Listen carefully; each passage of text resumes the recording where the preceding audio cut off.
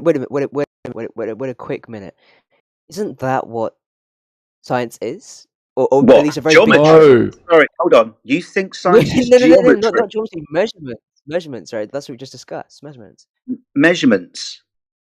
Yeah, of shapes isn't science. Measurements Wait, isn't science. Sorry, okay.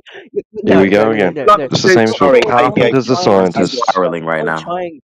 Aviator. In the math room. Aviator. In the math room. Aviator.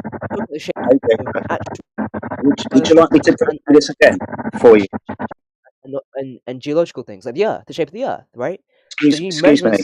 Aviator. Geology now. Would you like me to go through this again? Which is what science is. Aviator. Wizard, you're next. Would you like me to go through science again for you? No, I'm sorry. Okay, you lot are the most dishonest crew. No, Aviator, I've already told you. Would you like me to go through the scientific method again? I'm good. Okay, I'm good. No, you don't have to, because I heard you and I understood you. No, you much didn't. The first time. You're only Explain saying it that to to us shut then. him up. Explain it to us then. What's the scientific method? Lay out the steps. I don't have to. Because yes, you do. You're making a fucking claim. Bullshit, dude. We all see it. Just walk it back. I'm really not. Okay, we can walk it back as much as you want, but we can measurements. Measurements. So measurements. You said, Aviator. Aviator. You said measurements. Don't talk through me, sunshine. Aviator. Thank you. You said measurements. Which part of the scientific method is measurements? I suppose proving and disproving a hypothesis, right? If measurements agree with sorry, what's a hypothesis? Okay. Would you want me to get the Google definition for you? Or no, I've already fucking told you. I'm hoping that you've got some kind of recollection. I've already told you. What's a hypothesis, mate? Well, I suppose it would be simply an educated guess, right, of why you think this observation is the way it is. So you say, if you see that a car driving, well, you say, well, you're not. There's a you're not right. pushing the car.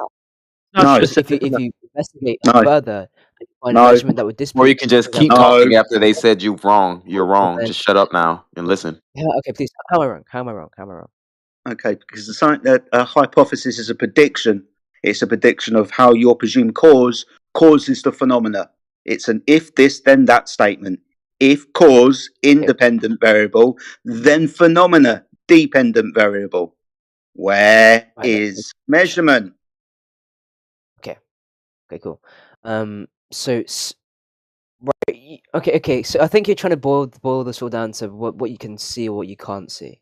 What the fuck are you talking about? I'm trying to help you understand what a hypothesis is, and that you're in a category area when you say measurements. No, he realizes that you're keeping him in reality and that he can't use fairy tale land, and it's fucking with his psyche right now. He's spiraling. He doesn't understand what's happening. Doesn't mean something's in fairy tale land, right? You can prove or disprove a hypothesis without necessarily seeing things, right? You can measure things. You're an idiot. You disprove or prove a hypothesis through repeated experimentation.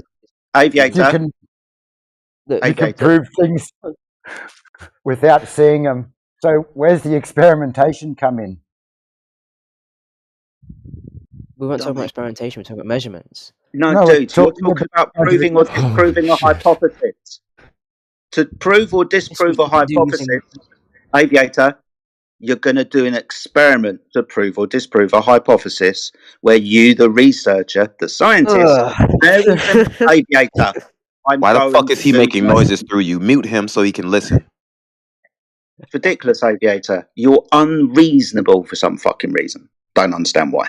So a hypothesis is tested for repeated experimentation, where you, the researcher, vary and manipulate what you think the presumed cause is to see if it causes the phenomena or not. A scientific experiment.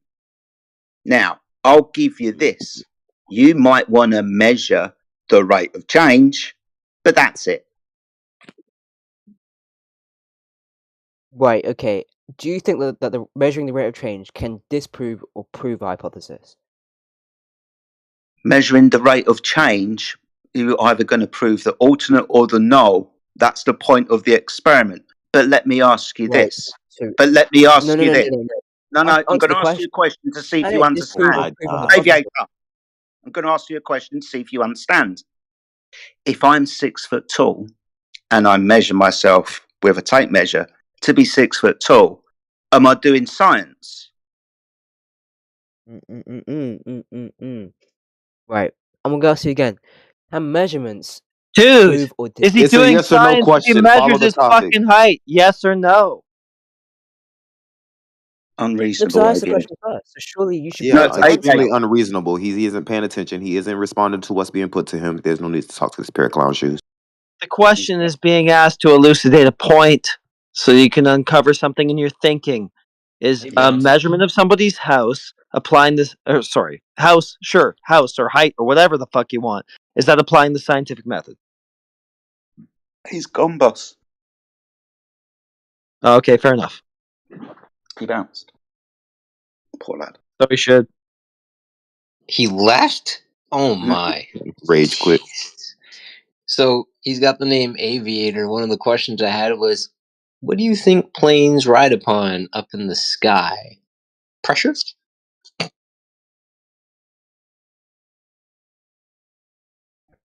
We wouldn't have got that far. He would have brought it back to science somehow. Consensus. Yeah, exactly. Observable reality means nothing to me when I have the glasses of science on my eyes. Go science, go! All the biologists and chemists agree the ground is curved. I wonder if I could go to a scientist and have him build me a house. I wonder how the scientist would actually begin to build a house if he was challenged to do so. Yeah, I'm going to use science to build a house.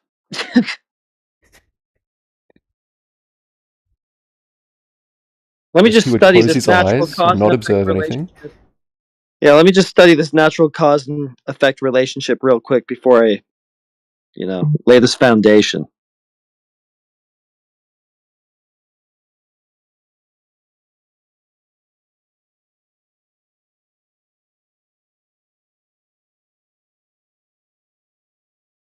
Yeah, you're not going to do that. I wonder if NASA builds their stage sets observing level.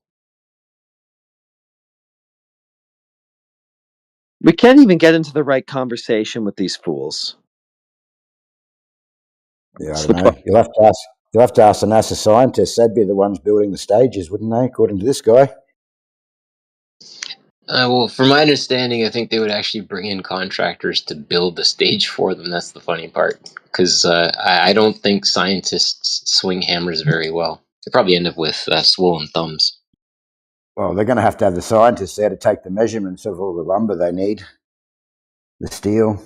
That would be a quantity takeoff, and I watch contractors do quantity takeoffs quite often.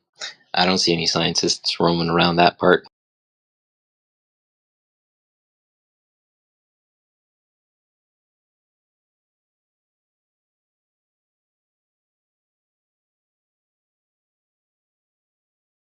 I will say, though, when mixing concrete, there's some science involved in that. Got to know how much water to add to the concrete mixture so you get the right air entrainment within said concrete mix so it doesn't crumble. The right slump. My man, talk about slump tests. Well done.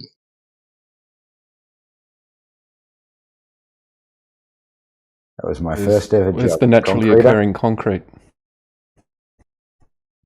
Well, I was going to say the slump test is actually a study of gravity working, isn't it? Sorry, the snickering was me laughing at gravity. It's engineering, technology. Not sure where the science is in it. As such, you have to drill down fairly deep into chemistry to start with a naturally occurring phenomenon.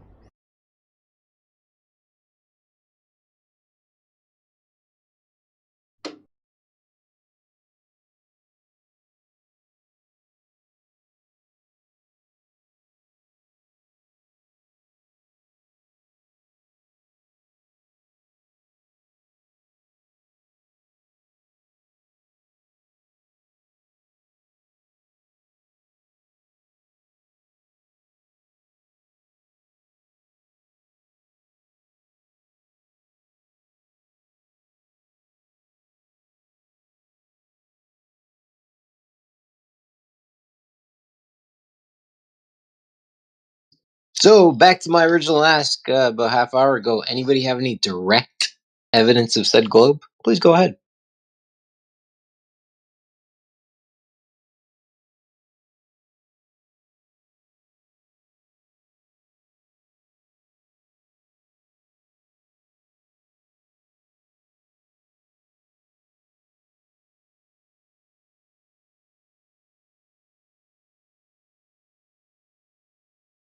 Where's Oakley when you want him? How come he didn't get that kid? That would have been funny. Oakley was in yesterday, apparently. Yeah, someone else said that too. Supposed to be coming in tonight as well. Oh, really? Interesting Yeah, it was times. a random pop-in last night, apparently. He should be here within the hour.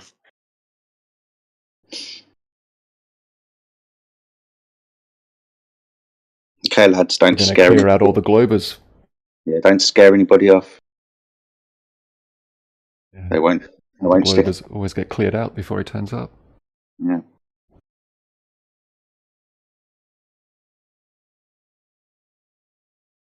I mean, with that the aviator guy, like, I mean, I don't know. Me personally, I would, I would entertain him to see like whatever point he's trying to make. And maybe it was his fault for like kind of beating around the bush and like not being direct. But I don't know. We know we're on the side of truth with the flat Earth. I would have just entertained him for as long as we needed to ultimately get to his point. Because he was just gonna end up digging his own hole. The issue is the phrasing. He was constantly trying to make us agree to his stupid statements. If he just said his stupid statements, he might have gotten somewhere. Trying to force us to agree with his nonsense is the problem. I mean, barely. He was even responding to the things being directly put to him. That also, so. I mean, like what? Like I could, yeah, I could grant like the consensus is that most people are globers, okay, and that flat Earth is a denial of the globe, okay. I mean, these are like little. They're not even concessions. You're just granting him whatever he's saying. But I would like to see where he was going to go with it because ultimately we all know in here he's going to end up digging his own hole and shoot himself in the foot. He wasn't going to have anything to actually substantially, demonstrate the globe. So My guess, he was going for why are they lying? Would be my guess. Was his direction. So? Well, no. But I think from the beginning, when he comes out and claims, do you agree there's scientific consensus? We all understand, that the majority of people believe it's a globe. So of course, 90% of science is going to believe it's a globe. He's trying to claim it in a way that scientific consensus means that there's been some sort of scientific experimentation proving this globe, which is where I tried to nail him down and say, well, obviously you believe there's some sort of importance to this, yeah? Like that's you believe right, that science AJ. has, science is going to prove something to us here. It's relevant to the topic somehow. And then, Gen Z come in and said, well, it's just completely irrelevant, because it's not science. But that's what he wanted to try and slip into that conversation every time. This was 2 hours ago, like a fucking repeat. I'm serious, but a different guy. The same exact thing. There's probably people still here that was here for that. Like, and I said to him, okay, yeah, 99% of all pregnant women agree that it's a globe, so there must be a global conspiracy, because that was his point behind it all. It's like, right, trying to get him to understand that he has to explain how some sort of relationship to science is relevant. Like how there is even a relationship between the shape of the Earth and science and scientific consensus. He couldn't do it, and he wouldn't do it. And this guy couldn't do it and wouldn't do it either. Yeah, that's how most people were taught. And T-Dub, I identify that every time. It's like he's really going nowhere, but he believes in his consensus and quote-unquote scientific proof based off of consensus, and it's just throwing him for a loop. He believes he's right because he has the consensus, and it's destroying his own. All the scientists must be lying to us. They must be hiding the truth. And all the pregnant women must be lying to us and hiding the truth too. But I mean, if I'm mistaken, I'm pretty sure I heard him say explicitly that, "Oh, just because there's a consensus on something, it does not mean it's true." I mean, those were his own words. So obviously he had something more to add. No, because he was just weaseling, dude. Yeah, because what I asked him was pretty directly. Then you would believe that this scientific consensus holds some sort of weight or some sort of importance, and straight away he said, "No, it doesn't, because it could be a question for religion. It could be a question for something else." So at that point, what is the point of bringing up scientific consensus if you don't believe it holds any weight yourself? All he wants to do is slip in the word science and consensus, yeah, and hope that that's what everyone takes away from the conversation. And that's why he wants to keep trying to push it in there to try and look like there's some sort of win on his behalf. He was just clowning, yeah. He was just trolling. I could hear him laughing at Jedi and what Jedi was saying in the background. So, you know, in the first instance, they just need to be pulled up, and we need to clarify what you're actually talking about here. You're talking about scientific consensus. What is the relevance of scientific consensus to the shape of the Earth? We've got to take it step by step. He was given plenty of opportunities to change his tact if he wanted to. He could have abandoned the claim of science and got to his point if he wanted to. Clearly that was not what he wanted to do. Yeah, and look, I mean, I understand, like, I mean, I don't want to like sort of discredit it by just simply waving it off as like semantics.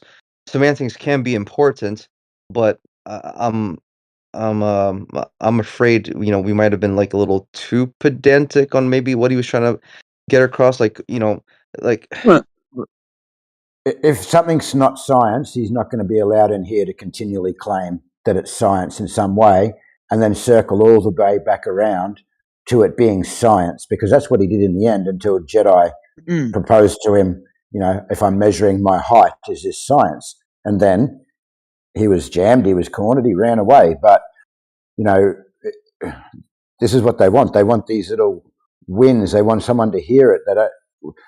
We can't let someone go on and continue on claiming something science when they've clearly been explained that it's not.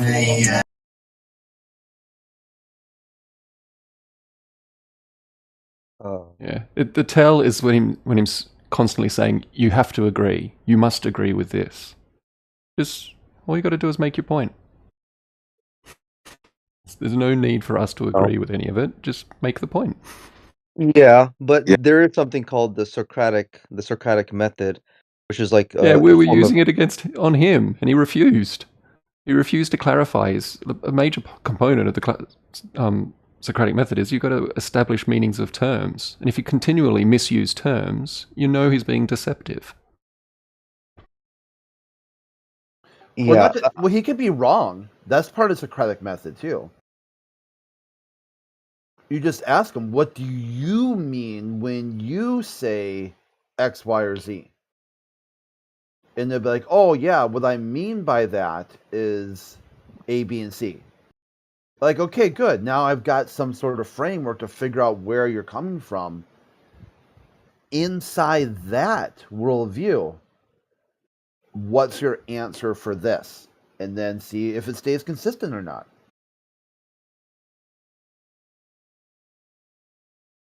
yeah, I agree that coming to an agreement on the operational definitions of terms is important to have like a clear communication between each other. Um, so I get you on that, but I don't know. I'm just saying because well, I I haven't been in these rooms as of lately. This is my first time popping here in a while.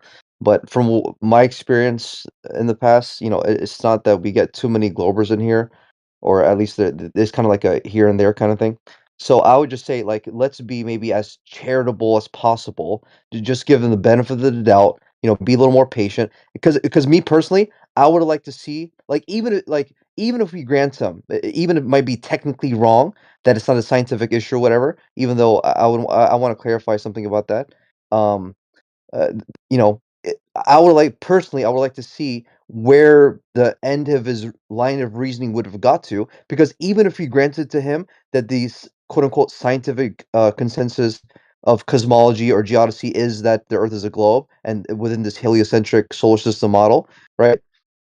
Ultimately, it would have come down to us requesting of him, like Killian here was saying earlier, what is the evidence? Give us the demonstration that this globe model is true, right? And then when it would have come to that point, we all know in here he would have had nothing, or I it mean, would have that's been part of the illegitimate. problem too. We give him that opportunity, and then like who just said it, he circled back to the thing we already refuted in the beginning, and it's like we're getting nowhere once we identify that. Then you know,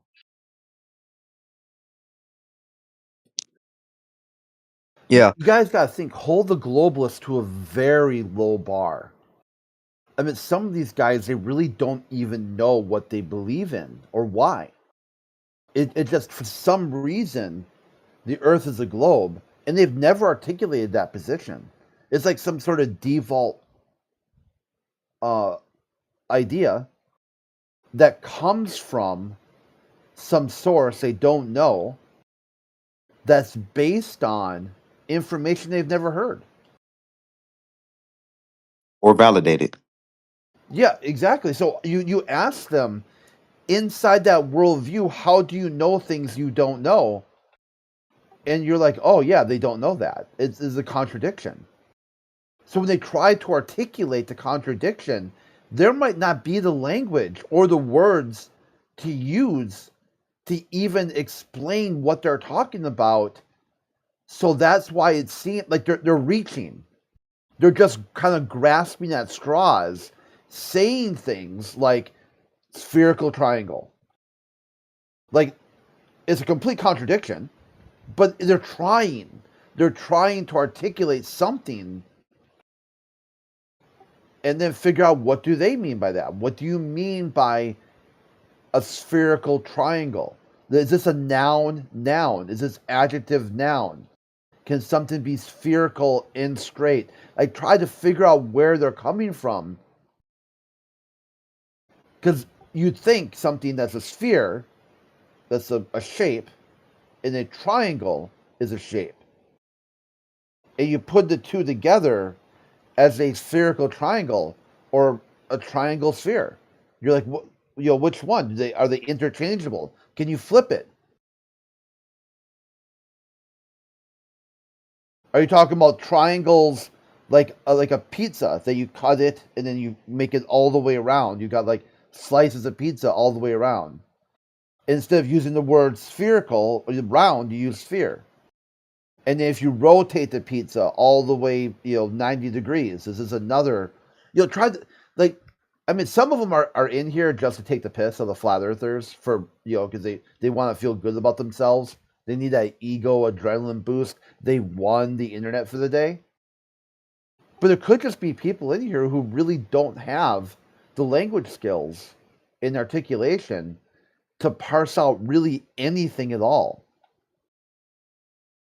Like, if you were, it might not even be this topic. They could just be not really sure about anything. Well, they're Jedi trying. did. Jedi Oh, did talk try to about clarify with contradiction in him. terms. Oh yeah, I'm not Sorry? knocking Jedi's approach No, no, no, to no. that. Oh, No, okay. so we did try to clarify that with him, but he just wanted to say, listen here, don't worry about that now. Let's just move on back to science, yeah? So he didn't want to clarify anything, but I could also hear him snickering in the background as well. So I think he was just a full troll.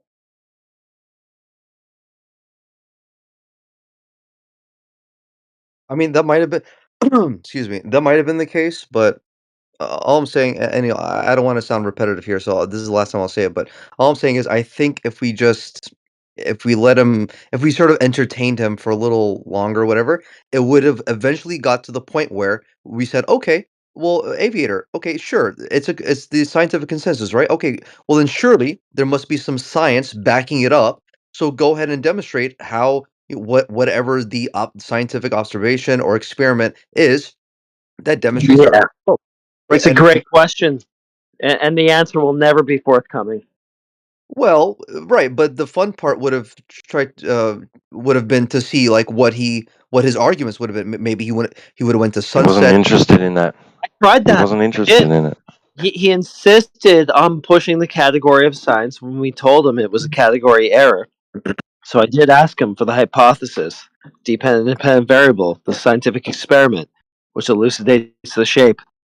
He left. He literally left when I Yeah, did let's that. not get into that right now. I don't want to get into that. Yeah. He didn't want to do that. Okay. Yeah, So- it's like, okay, fine. This is the hill you're going to go on? You're going to go out on this? Fine. Like, give it to us then. What's the hypothesis? No, he left right at that point. Okay.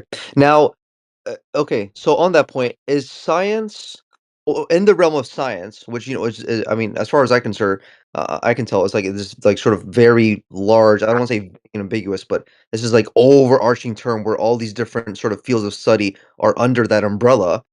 In the field of science, is it strictly limited to the scientific method where an actual sort of controlled experiment is taking place, or could it also be applied to just simple natural observations of the world without experimentation of those observations taking place? This is No. the crux of the issue. That's how the trick is done. They've confused everyone with these words. The empirical validity of the scientific method it's a very powerful tool, but it is very limited in scope. It can only deal with cause and effects relationships in naturally occurring phenomenon. And the word science has been abused into meaning all sorts of things, whilst trying to maintain the idea that it has this validity that only applies to the method itself. So sometimes people say, when they say science, they mean state of the art, total knowledge on a topic. There's nothing empirical about that. That's it's just very vague. Or that's another way they use science. An example's not coming to mind at the moment. But at the end of the day, it is natural science, because we're looking at the world, we're looking at the environment, we're looking at what's around us, and we're trying to answer questions. Why is that occurring? Why are we seeing this? Yeah. So this is natural science, and natural science is cause and effect relationships. And yes, it follows that strict scientific method. And if it's outside of that, then no. To answer the question simply, it's not science. Well, that's why he uses the word science but means something else, like scientia or knowledge. He just threw in the word science for a placeholder because he thinks he can't really know anything, but he wants to know it at the same time. So he switches the word to something else. And then when you hold him to it, like, hey, so what do you mean when you say science? What is that? Oh, gotta run. To your point about contradictions, scientific consensus is a contradiction. There's no consensus in science. That's not how this works. Or trust. Trust science. Believe in it. All these things are directly anti. Science is built on a lack of trust. You verify. You don't believe it. So when someone says trust and believe in the science, they're not talking about any science. There's another word they put in there. They just slap the science sticker on it. Authority would be one of those. Yeah, it's all based in the realms of metaphysics, is what it is. And then they claim that it's science when it's really metaphysics. Wait, quick question for Endless. When you say scientific consensus is a contradiction, in what sense exactly? Do you mean like in the strict logical law of non-contradiction sense, where there's a P and a not P, like a proposition and a negation? Science doesn't require consensus. Okay. Yeah, it's not a component of science. Like, the great discoveries often happen when there is no consensus at all. There's someone who's worked something out by themselves in direct contradiction with what people previously believed. The amount of And people neither who can believe... consensus disregard science. They're mutually exclusive. Well, you've got no choice in science but to agree, because it's not whether you should disagree or agree, right? Exactly. You got no choice. You at the end of your experimental result, and it's been repeated over and over, and shown that it's the only thing that can happen when you do X, right? Then there's no choice but to have a consensus. Well, it's either been proven or it's not. Who cares what you feel about it? Has it been proven or hasn't it been proven? And there's no point agreeing or disagreeing or singing kumbaya all together about it. It's either true or it's not true.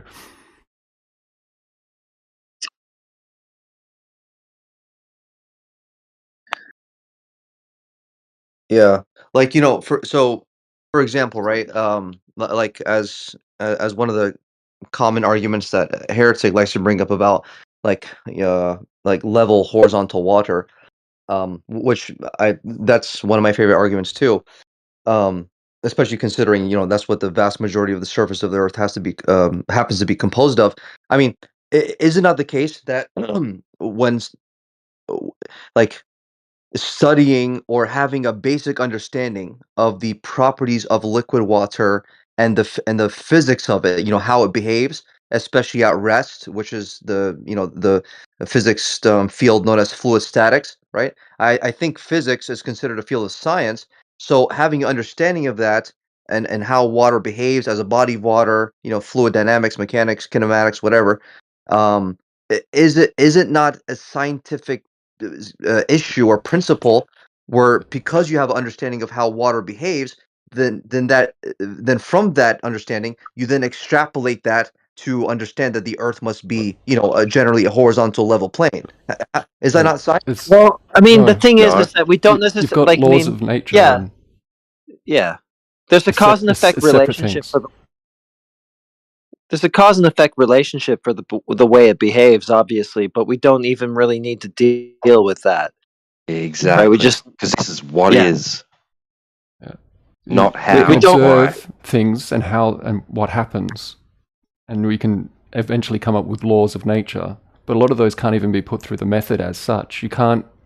It's like What's the cause of a lot entropy? of this stuff. You end up going down the path of the ontological primitives. Asking why entropy is a lot of these questions end up with why entropy. You'll never be able to work out that using the scientific method. You got no variables to grasp onto there. We can describe what happens. That's End of the that's tether. a separate thing. Okay, I get that. Yeah, at some level, I agree. There is almost like it comes to like such a foundational, fundamental level where at some point you can't keep asking the why question, right? It almost turns into a brute fact at that point where there's no further explanation beyond that point. This gets to the point I was making about the method is incredibly powerful, but also incredibly limited in what it can actually deal with. There's some questions that you can't put through the method. But that's not to say that we can't know things about reality that are impossible to put through the method. We can know a lot about how gas behaves. We can work out the laws of thermodynamics. That isn't to say we can work out what's the ultimate cause of these things. And that's really what the method deals with: cause and effect. Interesting. Okay. All right. And the surface of liquid at rest is horizontal, and that wasn't figured out using the scientific method. is that. Just measures that way. Wait, but isn't it according? I mean, I got notes on this, but from top of my head, isn't it like? Don't we know is like this the reason why a body of water at rest would seek a horizontal planar level is that's like all the pressure and the forces are sort of coming to an equilibrium, and that's the Why reason is why not important? I thought. Can you Wait, can you manipulate the water in some way and prove is that because of this particular thing, water is this? Just a lot of these questions just cannot be put through the method.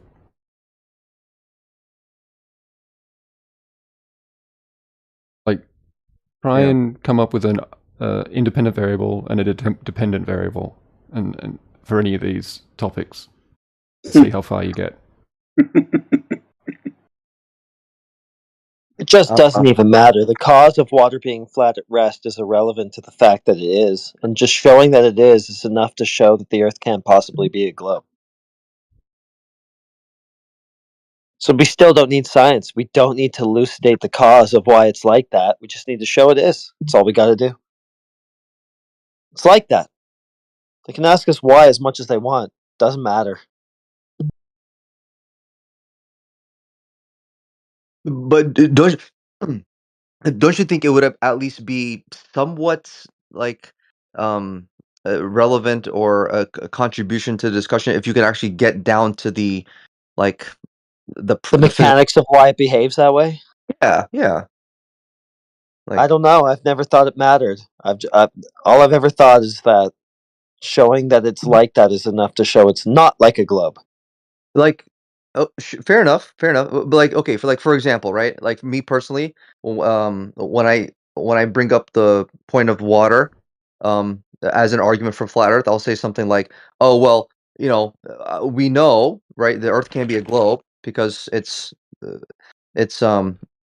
well, I'm kind of missing like the order I do this in, but I'll just say something along the lines like, all I know water to do is that it um, takes the shape of its container, and it does so by evenly distributing itself throughout the entire span or circumference of that container. And due to the even distribution, it is then reflected in a congruent manner on the surface of that water, which is ultimately observed to be flat and level. I mean, what's wrong with sort of going through that reasoning? There's nothing wrong with that. It's what causes water to behave that way. I would say the fluidity of its molecular structure that prevents it from holding a fixed shape like solid objects And what can. causes water to have these properties? Well, because it's in the state of being a liquid, and the molecules move around freely. Like they don't have a intrinsic shape to them. And why is it the water doesn't have an intrinsic shape?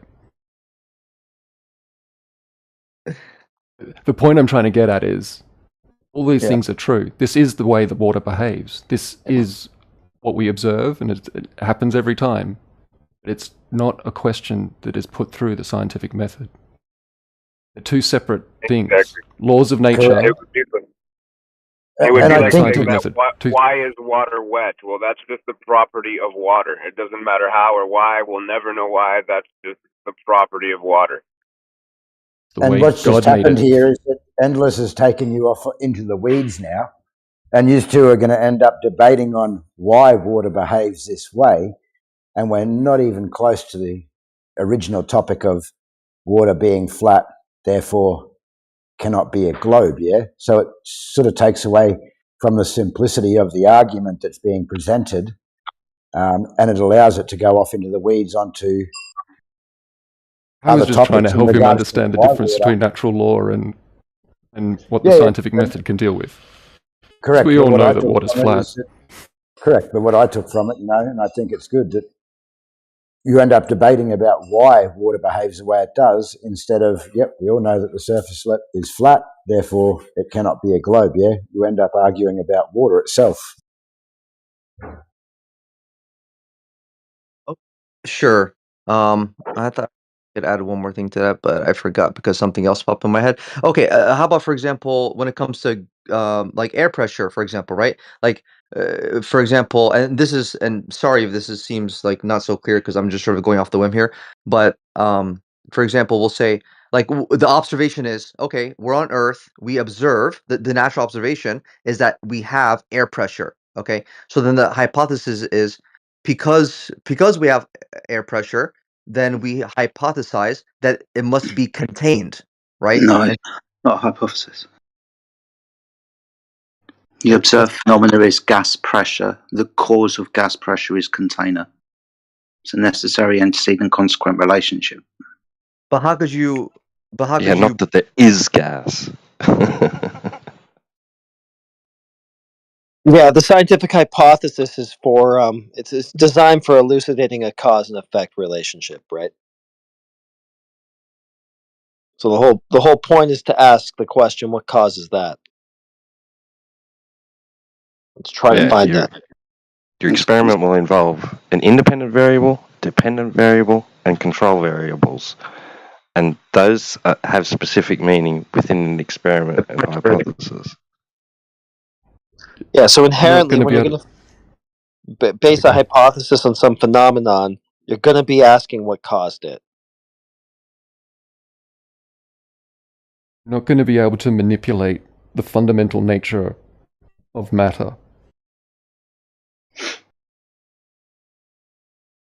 You can observe what it does, and if you can work out what it does all the time, every time, well, then you've got a natural law on your hands. But you won't find the cause of that. Hmm. Okay, it's interesting. Hmm. But You know, learning yeah. about this stuff like feels all sciencey, doesn't it? It feels like, like, oh, this is what people in white coats do, It's partially kind of philosophy as well, which is tricky. I mean, the thing is, there are components of science, like the rigorousness. Like, people see, by using parts of the method, they think they're doing the method. The method is the whole thing. If you're not doing the whole thing, you're not doing science. You might be being very rigorous in your measurements, and you might have some empiricism, but that doesn't mean it's science. There's multiple ways to prove things, and there's different levels of proof.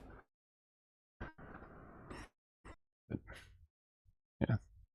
Right. Not everything is science, and often it is just one of the default words we use. It's built into how English is used in the modern day, and it's part of the trick. It's part of how everyone's got so confused about what's going on. Yeah, when you hear that, there's people who get too hyper focused on one thing and start talking about everything as this. Like you hear like a psychologist to be like everything is psychology, or sociology. Everything's sociology, everything's biology. They get into this framework where there's only one road, there's a one-way street, and it goes right through the middle of town, and that's it. Like you get tunnel vision, if you will.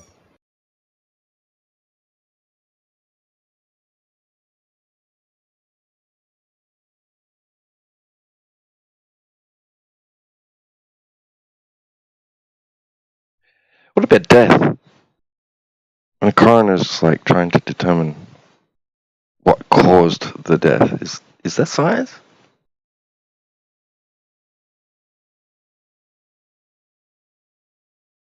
Well, they'd be doing chemistry, I suppose. What else? Depends if the death was natural causes or not. Yeah, if the person died, natural causes just being just a generic write up.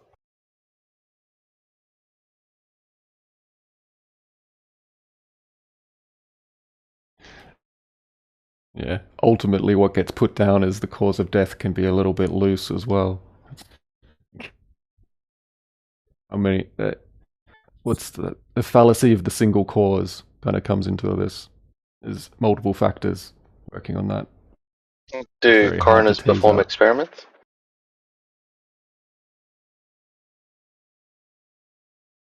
I don't know exactly what they do, but I'd say most of what they do would be observation.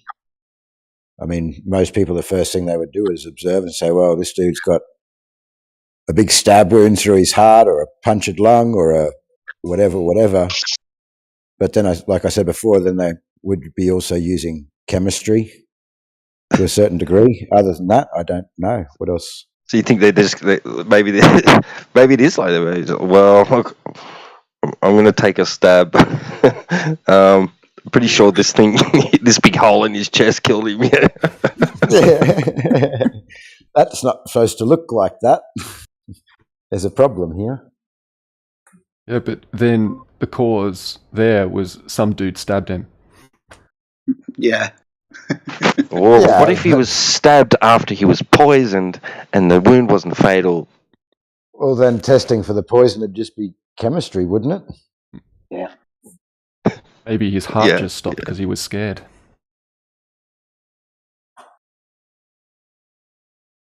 Yeah.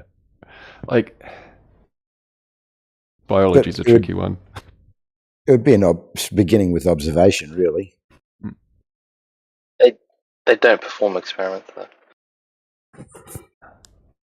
I mean, I could see them, like, if, I don't know, toxicology. I'd say there's probably a bit of scientific experimentation in toxicology, potentially. Agents and reagents. Like, yeah.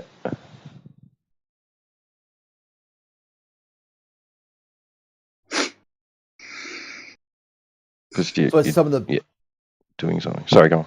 Yeah, some of the best poisons break down into like naturally occurring body chemistry. So the way they is really difficult for them to detect it. It's got to be some sort of elevated level that would be way outside the norm, enough to kill someone. I saw an episode of Forensic Files where it talked about this. They say we won't reveal which toxin was used for, obvious reasons.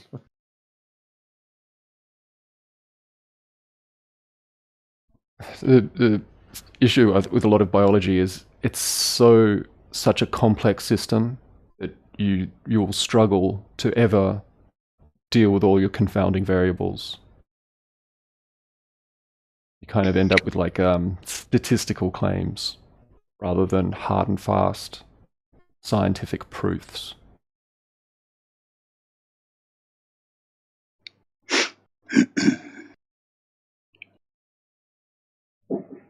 Got quite a few people that have joined the chat.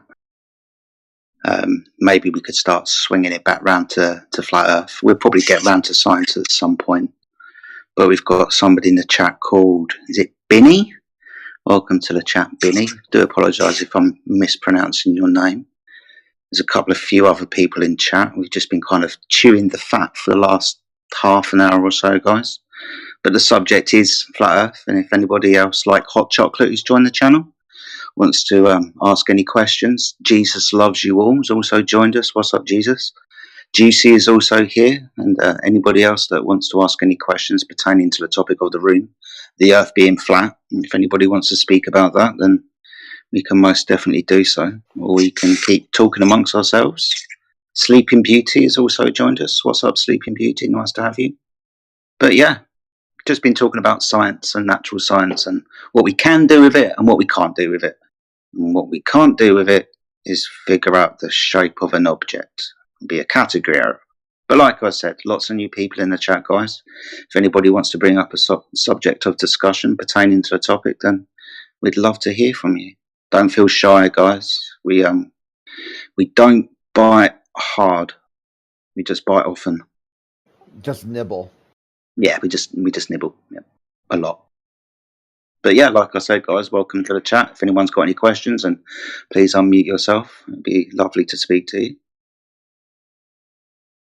I just thought I'd see if I could introduce other people, guys, being as we were talking amongst ourselves, just flicking through the room. I saw some people had joined and whatnot. But it's definitely an interesting conversation, figuring out what science can do, what it's used for, and what it can't do, and what it shouldn't be used for and cannot be used for.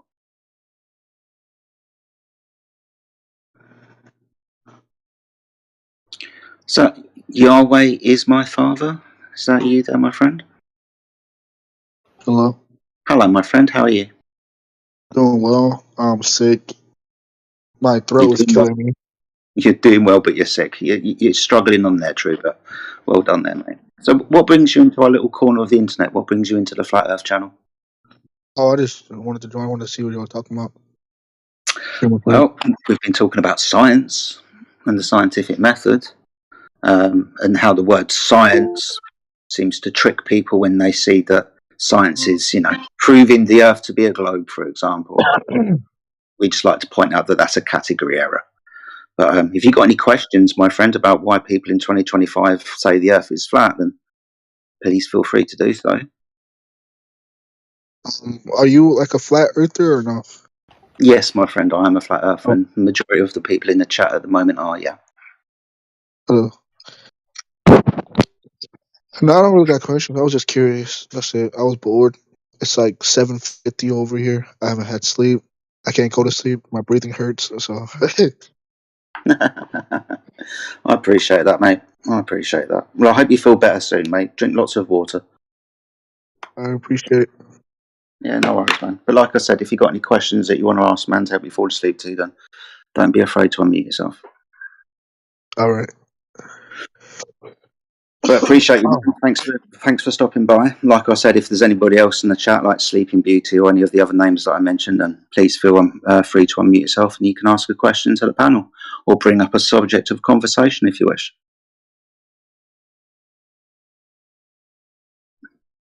Please don't all speak at once.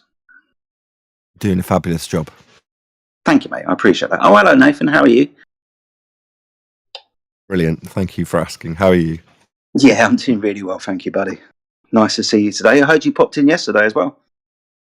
Yeah, I did a little surprise visit for an hour. How did that go? Was it fun? Well, yeah, it was all right. Good It's very stuff. calm. Oh, wow. You should have joined about an hour ago. All hell kicked loose. We were discussing with somebody about science and scientific consensus and all of this lovely good stuff that I know that you'd love to have gotten your teeth into, but we educated him and he ran away. It depends what's being claimed, really. The science question only comes up if somebody's claiming science. That is to say, they think they've got science proof for X, Y, or Z. It's as many flat earthers that do that as globe believers, so I don't know who you're up against when you hear the claims come in. As long as they're nature of Earth related, I'm happy to deal with whatever.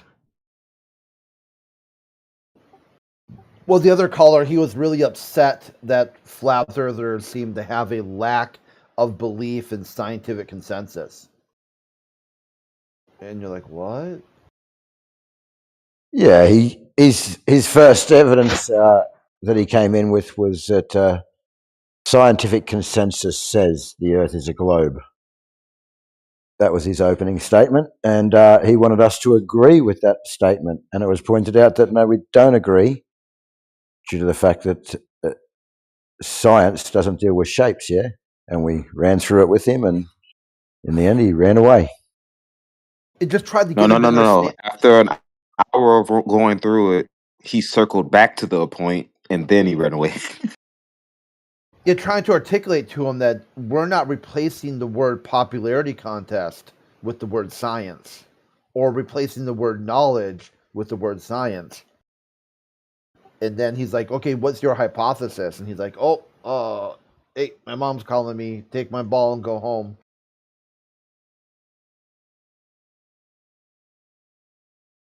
Like, he just wouldn't define any word he said. It just had some interpersonal definition that he held deeply as like a faith-based position that he wouldn't articulate or explain. It's kind of fair enough. If that's what they want as their standards, that's their standards, not yours. So, yeah, that was my take too, Nathan. I was on the limb there, but that's the kind of the take I gave. Like, do But I if you're going to accept communicate with consensus? somebody, No. you got to be able to agree on the words you're using. You know what I mean? And consensus and science shouldn't even be in the same sentence. Right. That's what I'm saying. He took another word out, which I said authority, and inserted the word science instead.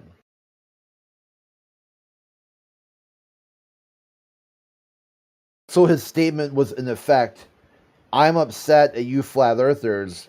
You don't trust the consensus of authority. That expanded out is true unilaterally for all anti-flat earthers. That's why they're anti-flat earthers, because they're annoyed that we don't agree with consensus. Us not agreeing with consensus means it isn't a complete consensus. If not everyone's agreeing, that annoys them, because that's their basis in reality, consensus reality. Well, it's actually a fallacy, if I'm not mistaken. It's the appeal to consensus fallacy. Exactly. Bandwagon. Yeah. However, but there's also an appeal to common sense fallacy, though. And if we base our observations and make our calculations of the nature of the Earth off of our common senses, that is also a fallacy. If you state it, but you don't back it with actual substantive evidence, then yeah. If you just say, well, it's just common sense, Earth's a sphere. Is it? What common sense would that be? No. Common sense would tell us that it's not a sphere. However, if we try to view it objectively, honestly, there's no point even arguing this, dude. I'm on your side. The sky. Did you take into account the sky? The sky? Yeah. Well, you wouldn't look up and outward to determine the shape of what you're standing on. Makes sense. Oh, I was. You said objectively. How? Then how would you look at the object? How would you look at it objectively in your subjective point of view?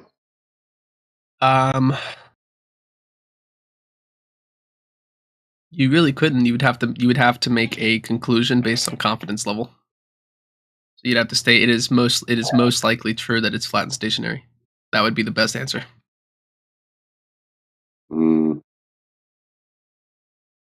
Like an Occam's razor, sort of. Exactly. Concept. Precisely. Yep. I don't think it is adjudicated by that. It's also, in my opinion, a smarter approach because the claimant has the burden of proof. So if you don't make the claim that it's flat, you don't have to prove it. You just state, well, it most likely is flat. It appears to be flat, but you're not making the claim. Well, what's the it that you're pointing to? The Earth. Okay. Oh, refracted. What did you want to say? Hold on, just 1 sec. No, thanks. Go ahead, refracted. The if, they shouldn't be put in an if statement. Just measurement. Measurement adjudicates what is. Not common sense, not anything else, just measurement. Get that? Saying logic doesn't really dictate this, measurements do. If you're going to talk about what is of Earth, you go to the measurements.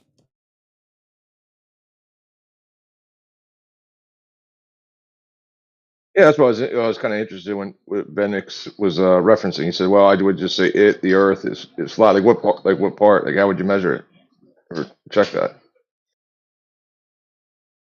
I mean, you could do a survey, plane survey, and the results that are as is would be your answer. You wouldn't have to account for an already established model. You would just measure the Earth as is, and then whatever the result is what your answer is. I like you. I like this guy. Yeah. So based on your measurements of Earth, Earth's flat. That's how it measures. Mm-hmm. Survey it, it's flat. Precisely. Yep. Yeah. Perfectly reasonable. I mean, you can, after you've measured it flat, say, well, it's only flat because it's a really big ball. Meanwhile, you can make that argument. Flat. You could, but it would be you could just. Well, the thing is arguing for heliocentrism is hearsay using a lot of hearsay arguments and you're using a lot of infallible claims, such as, "Oh, it's too big. You'll never see it. Oh, you're not high enough." Special pleading. Yes, yeah, exactly. Special pleading. And it's special, special pleading. pleading. Yep. In lieu of having any measurements. So they're apologising for the flat measurements and saying, oh, it's okay to measure it flat because it's a really big ball. It's okay to not see it bending because it's a really big ball. That's apologising for why it isn't demonstrating any sphericity. Well, there's actually a bit of a paradox here.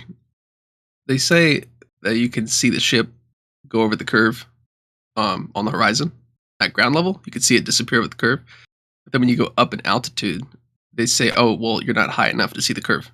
How is it you can see it at ground level, but you can't see it at high level? Does it make sense? How is it that you're whistling past the graveyard of requiring a surface level and an eye level parallel with it to describe the height of eye? Ask why it doesn't comport with their suggestion that when comparing parallel eye level with surface level, you can't see curve at altitude. You need a flat earth to make that declaration with surface level and eye level parallel with it, though, don't you? So you kind of, in asking, you're whistling past the fact you need a flat earth, make the assertions that there is an earth curve below surface level. Do you know what I mean? Mm-hmm. Earth curve, the assertion thereof, requires a flat earth be measured. And axioms with regards to eye level being parallel with surface level, those axioms must hold true to assert that you've got a orthographic representation of a low surface level earth curve. Mathematical only, of course. You need a flat earth for that mathematical assertion of earth curve. Well, not necessarily. I mean, if the Earth did curve and you measure the Earth, you would get the curve in your measurement. You wouldn't have to account or adjust for anything. Yeah, as an if statement, if Earth curves, you can measure it curving. In reality, the assertion that Earth is a sphere with a radius of 3959 comes with it an assertion of the distance to the geometric limitation they call Earth curve. The way that is calculated, as on screen for my audience now, is eye level and surface level parallel with one another. Surface level, more importantly than anything, because you're going to get your height off that. And the height that you get will have eye level parallel with it to do the maths, to calculate the geometric sphere edge below surface level. That's their maths and their rhetoric for their sphere edge. It is Well, true. you say, well, we could measure Earth curve if we had one. Yeah, we could, but we don't. And their assertion that we do comes in this maths format that needs a flat Earth, surface level, and eye level in their maths. Well, 8 inches per mile squared is a lot of curve. That's a lot. We should be able to see that. Really, no problem. That's a lot of curve. I'd agree, but they've hijacked perspective. What you see in terms of the recession of an optical representation angular in nature is hijacked and put into an orthographic view where surface level, flat Earth, eye level, parallel with it, that's a flat Earth, describe a horizon that's geometric below that surface level. And that's not optical, it's orthographic in nature. There's no perspective. What will be contrasted with it is the view that you get with perspective. They've hijacked perspective to call it Earth curve, but regardless, they need surface level and eye level parallel with it for it to function. You need a flat Earth for the Earth curve maths, basically.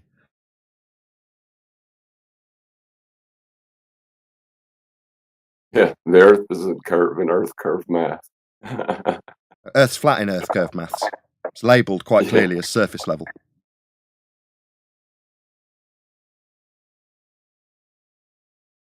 What do you mean it's so big that it's okay to measure it flat?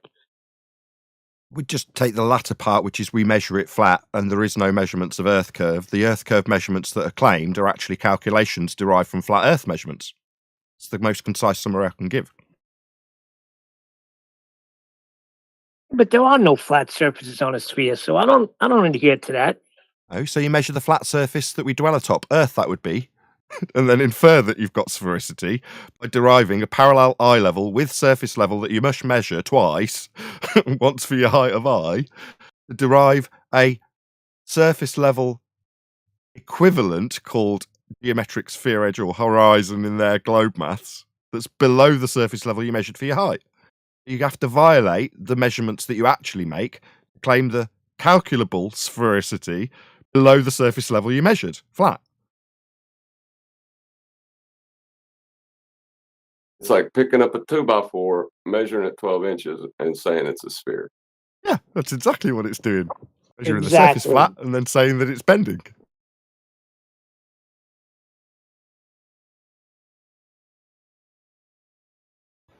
As I say, functionally, Earth must be flat for Earth curve maths because it's an axiom utilised within the mathematics. Surface level and eye level must be parallel with one another. Unless that is the case, maths falls apart. It doesn't work. Earth must be flat for them to claim there's Earth curve.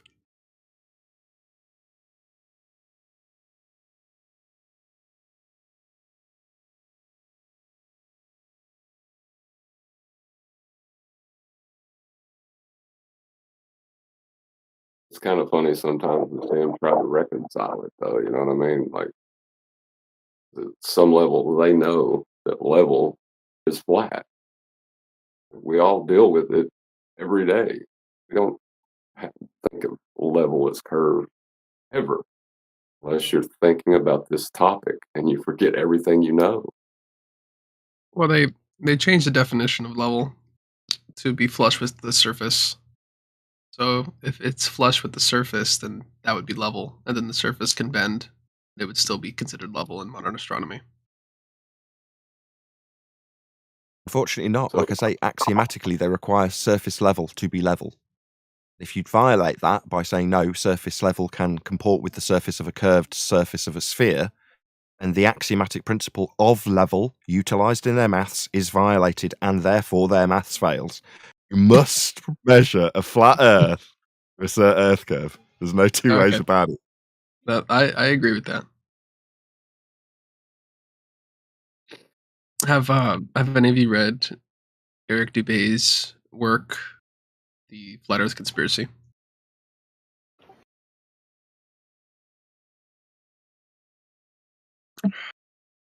what's the It's about a conspiracy? what's that? I'm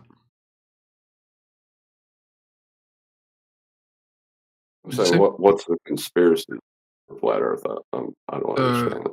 That's the name of the book. It's called The Flat Earth Conspiracy from Eric Dubé. He's a pretty well known author in this type of study. Uh, this one is about the history of where the flat Earth came from, how it, how over time they changed it to a globe, and it's very detailed. It's got a lot. It's got a lot of going on, a lot of history going on here. I think that the main issue that people have with accepting this is they don't understand the motive. You can explain the science behind it, but the motive is what makes it all come together. So when you understand the history of where this comes from, it makes a lot more sense.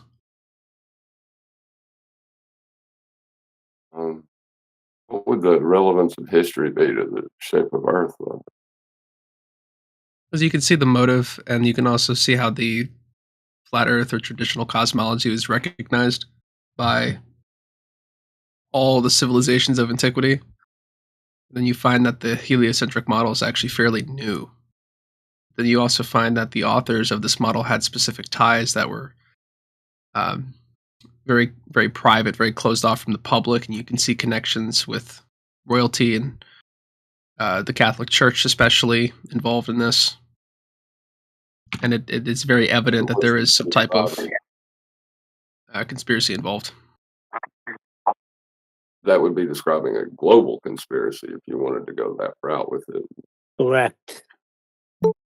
Yeah, I would. Well, I wouldn't use that word. I would say international instead. But yeah, it is. It is a multinational conspiracy involving a small group of, I maintain, Catholic priests out of the Vatican that have put this together, and then they propagate it through their universities.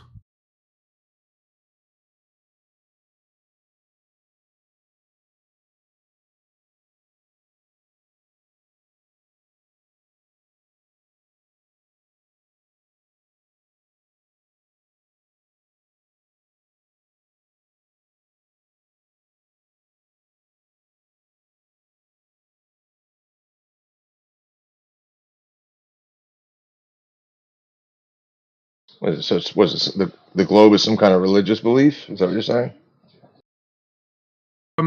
No, it's just an inaccurate model of the Earth, but it's propagated for particular reasons for the benefit of what I believe to be the papacy.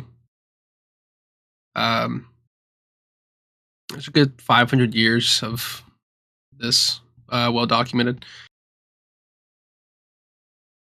And the heliocentric model has served as a key pillar for atheism. Atheism cannot exist without the heliocentric model. Welcome to Flat Earth Debate Live. I'm your host, Nathan Oakley, and if you are new to this channel, or you've not done so already, then be sure to subscribe. Hit the bell notification icon and join button if you'd like to become a Nathan Oakley 1980 channel member. Keep up to date with the Flat Earth Debate. If you would like to support the channel, there is a super chat that runs alongside each of these shows while they are live. There's also a coffee, Patreon, crypto, and thanks button in the info box below the video.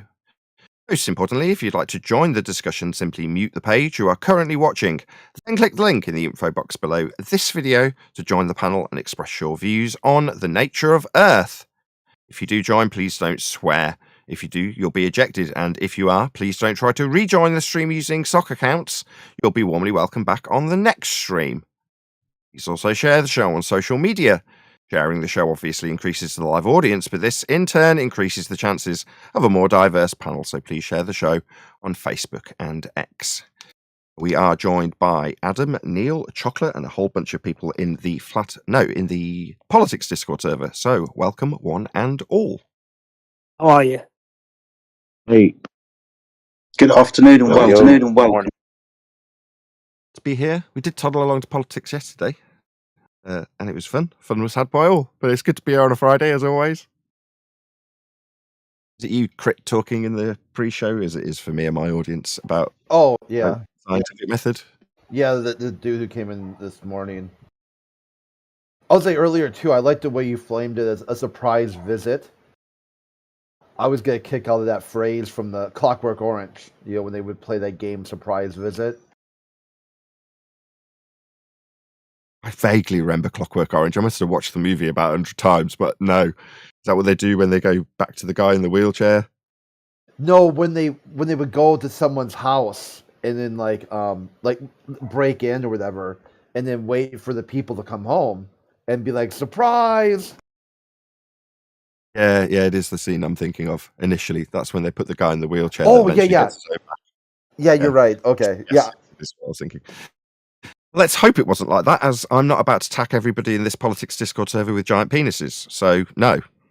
No, I just mean that phrase like invokes that, surprise visit thing where...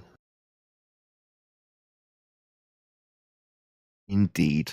We're here to tell you about science and the scientific method, so whether or not we get somebody bold enough to make a claim that the Earth is a sphere based on science or some form thereof is irrelevant to whether or not I'll be telling you about it today, because that's my main purpose in coming to politics or doing the tour generally beyond the server that I typically go into, which is the Flat Earth Debate Discord server. Obviously, politics have been extremely, welcoming over the last year. Keeping it up is no offence. It's good, nice being here. I always feel welcome. There's always somebody that wants to challenge the fact that Earth's flat.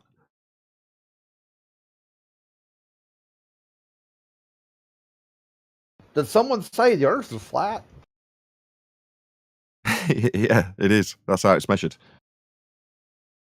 However, about 5 or 6 years ago, maybe even a bit longer, maybe 7 years ago, on the journey of Flat Earth Debate, we had a very nice gentleman known as Quantum Eraser teach us all what science and the scientific method was, so we all knew what it wasn't when people would claim that they got scientific proof of this, that, and the other. Doesn't matter what. So, in light of that education, many of you have joined since haven't necessarily received it. Did when you were in high school. It's just a good chance that you'll have forgotten it by the time you're in adult life. No, my statistics from my YouTube channel, most of the people watching are fully grown adults, if not all. Therefore, it's worth reminding people what the scientific method actually is for. That's elucidating the cause of naturally occurring phenomena. Something occurring in nature happens, you can say, what caused that? And then suppose a cause. Go forth and vary said cause and see if it causes it or not. That would be an experiment. In those few words, you've had the full process. Step 1, observe natural phenomena. Step 2, formulate a scientific prediction. That's otherwise known as a hypothesis. It's an if and then statement. If A, then B. Then experiment, which is varying your presumed cause, A, to see if it causes the effect, B. If you do, Tick, science, done. You've proven your cause of your effect. It is as simple as that. Very narrow, very specific, very difficult to adhere to. However, the outcome is empirical. To say, upon varying what you think causes something you observed in nature, if you vary it and it does cause it, that's its cause. Empirically validated by experiment. There you go. That's science. Anything that sits outside of that methodology, establishing a phenomena, asking what caused it, assuming you've got a cause and varying it to see if it does actually cause it or not, that method, anything outside of that is pseudoscience if claimed to be science. Say there aren't other means of offering empiricism. Scientific method's just one. If you claim to have hypotheses, theories, experiment, or science itself, that's to say you use the terms of science, allude to the idea that what you're suggesting is empirical, that's pseudoscience by definition. Claim of science that has not been through the scientific method is pseudoscience. Scientific method being observe a phenomena, assume the cause, that's your prediction, hypothesis, and then vary that cause, see if it causes the effect or not. That's an experiment. Done. That was easy. Nobody interrupted the entire thing. Wow. Thank you for your patience. Go home now. I'm done. With that, I'll say a huge, massive, enormous... No, I'm only joking. I was very good. I was on my best behavior there. That was I smooth. can't believe it. This room's rammer jammer. Nobody interrupted it. I got the whole lot out in one go. I thought that might take an hour. That transition was smooth too. It was like, oh, the show's over? It definitely isn't. 60 people watching. We've only just started.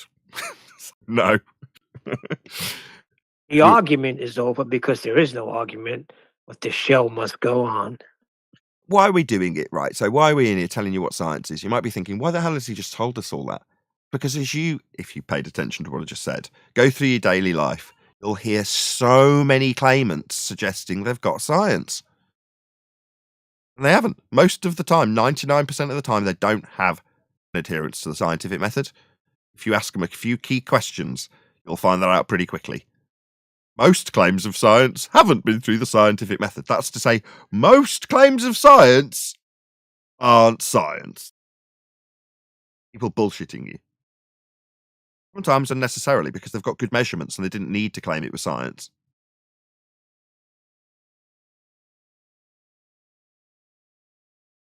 Most of the time you're being bullshitted by people who haven't got any empiricism whatsoever and they just want you to believe they're just so story. So they'll tell you that it's an experiment and hope for the best. Hope you don't see through the trick.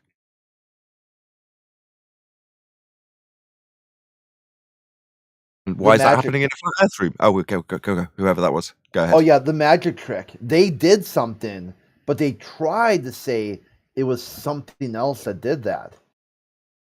You're like, no, yeah, you did. You set up an apparatus to move, and it moved, like, Foucault's pendulum. How about you don't do that? Where did you see that in nature? Perfect. So you're talking about people setting up apparatus, that's man-made devices, synthetic in nature, and asking, I wonder what caused that. Let's put it through scientific method. Well, we already know the cause. Man caused it. It's synthetic, not natural. Step one, observe a natural phenomena. It's natural science. As soon as a man makes something happen, that's a man making it happen. You already know the cause.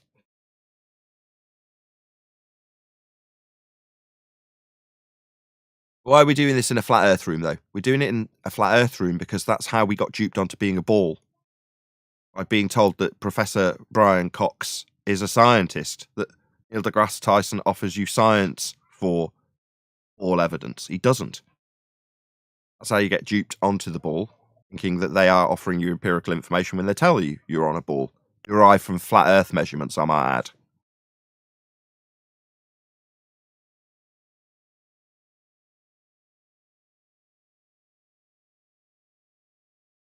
10 minutes in, said my piece. Almost 70 people watching though, numbers climbing.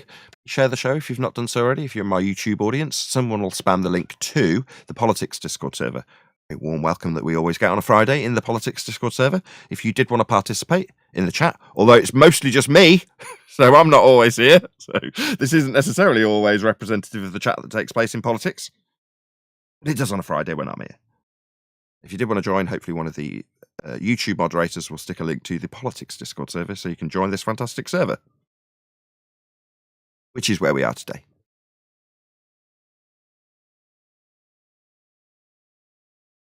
You guys in the mod team typically pick up on somebody who's spamming stuff in the Discord chat? Is that the case? Is there any questions lined up? Or is this absolutely jock room not got anything to ask or say about Earth being demonstrably flat in all regards? Surely somebody's got some questions. If not, I'm easy. Means my day's nice and easy. I don't have to fret or stress about telling people they're wrong about being on a ball. It's lovely. I don't mind. This is good, isn't it? My G Plus panel.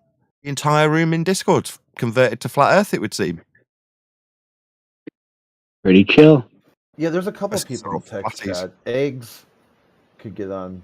I'm sure he's got something to say.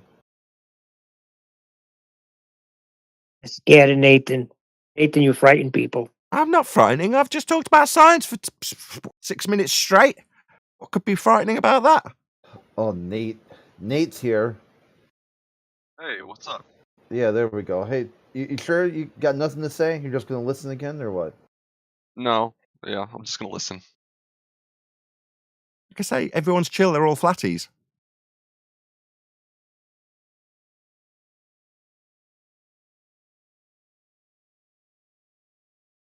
If I'm sat here in the silence, I'm going to start talking about technical equipment. I'm going to bore the pants off some people, I'm telling you now. Someone break your guitar. No, I don't play music.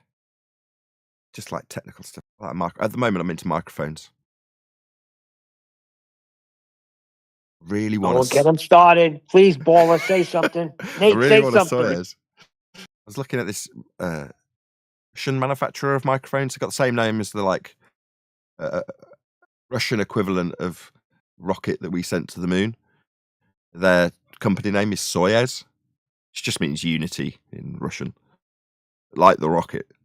They don't actually make rockets, but there's a company that makes microphones, and they've got a very specific microphone I want. Small diaphragm condenser. Overhead boom. See, you're all really keen to hear more. Let's tell us more about your microphone. Well, currently, I've got a Rode. You said they sent it to the moon? The Russians that claimed that, I don't know about Soyuz going to the moon, but it was just a Russian rocket. The news of today is apparently NASA is saying that Artemis 3 landing will not happen. The risk is too high. Annual safety report dropped just a few days ago, praised and underscores how NASA is pumping the brakes here and taking time to really get it right before undertaking the Artemis program, which was supposed to be 7 years ago. I don't like this at all. Yeah, NASA don't make microphones. They're more lenses than mics. They just need a little hope. Visual one. They need some Soyuz up in that. It's a visual scam, isn't it, with NASA, right? They're on the cutting edge of cinematography. I had no idea. Like, holy crap, really going to space is risky? Who would have thought? No, there is no space, right? Outer space isn't real. There is no sky vacuum to travel in rockets to, right? Let's just get that out of the way. Right, but NASA, what do they do? Well, they're cinematographers. That's what they actually are. They're on the cutting edge of cinematography. So, it's Barry Lyndon was a Kubrick movie shot in candlelight. Where did he get the lenses to shoot in candlelight? Not under giant, massive, incandescent bulbs. No, candlelight. He did an entire feature film with NASA lenses. Why? Because they're on the cutting edge of cinematography. That's why. That's what they do. They bullshit you with video. Sound isn't that important. In fact, the crapper the sound, the better. You know what I mean? So they're not interested in sound. probably the risk assessment is that people would firework. Why work and that's performing arts. That's what I studied. Yeah, trapeze. Performing arts, that's something else. That's a different skill set that obviously they have employees that have that skill set. Astronauts, right? They're performing artists. That's all they are. No, they don't. They're not even good at it. Well, You it can see depends. them stumbling all over the place. I don't know. They're duping millions and millions and billions of people. So I don't know if you say they're bad. We are in the know. It's like saying, well, you're not very good at that magic trick. And you know what? The magic trick, you know how it works. I do this on stage night after night after night, and no one knows how the magic trick works. They all think it's wonderful. You know how it works and tell me it's not good magic trick. Get lost. That would be my attitude. That's probably NASA's attitude to us. All right, you figured out how we do the magic trick. Get lost. That's their attitude to us. Well, let's be charitable here. It's not just NASA. It's every single space agency in the entire world that's in on this. They're all laughing at us, aren't they? They're all smiling to the bank, right? I don't know their motivation, but people are getting paid to do what they do. So yeah. Really? How much? I don't know. I don't get privy to their bank balance a lot. Shout out to Pablo. So you're making Are these astronauts still stuck in quote space? Says Pablo. No, there is no space to be in. That's why we can demonstrably call them liars. Thank you for the super chat. I'm just wondering. Put it this way, they're getting your taxpayer dollars. How much? Okay. I mean, it. Okay, right. That's interesting. I mean, we can track the taxpayer dollars surely to what they're spending it on, right? I don't know.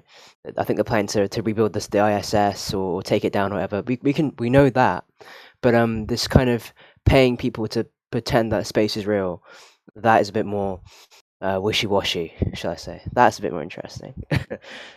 Wait a second. You think that in space is not wishy-washy, but the fact that they're acting is wishy-washy? Hold on. Maybe you don't understand the premise in terms of us calling them liars when we say they're actors.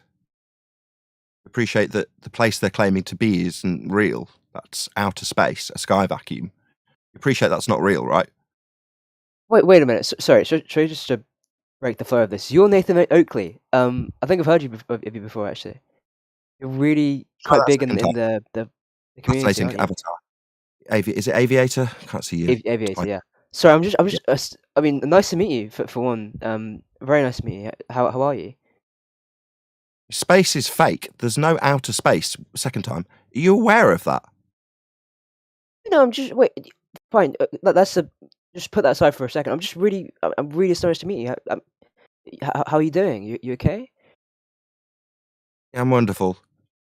So space, outer space, sky vacuum, that's fake. It doesn't exist. And anybody who's claiming to be in that area, an area of volume that the gas we're breathing at high pressure would be filling in line with natural law, if it were real, which it definitely isn't, making everybody claiming to be in that area a liar automatically, without question.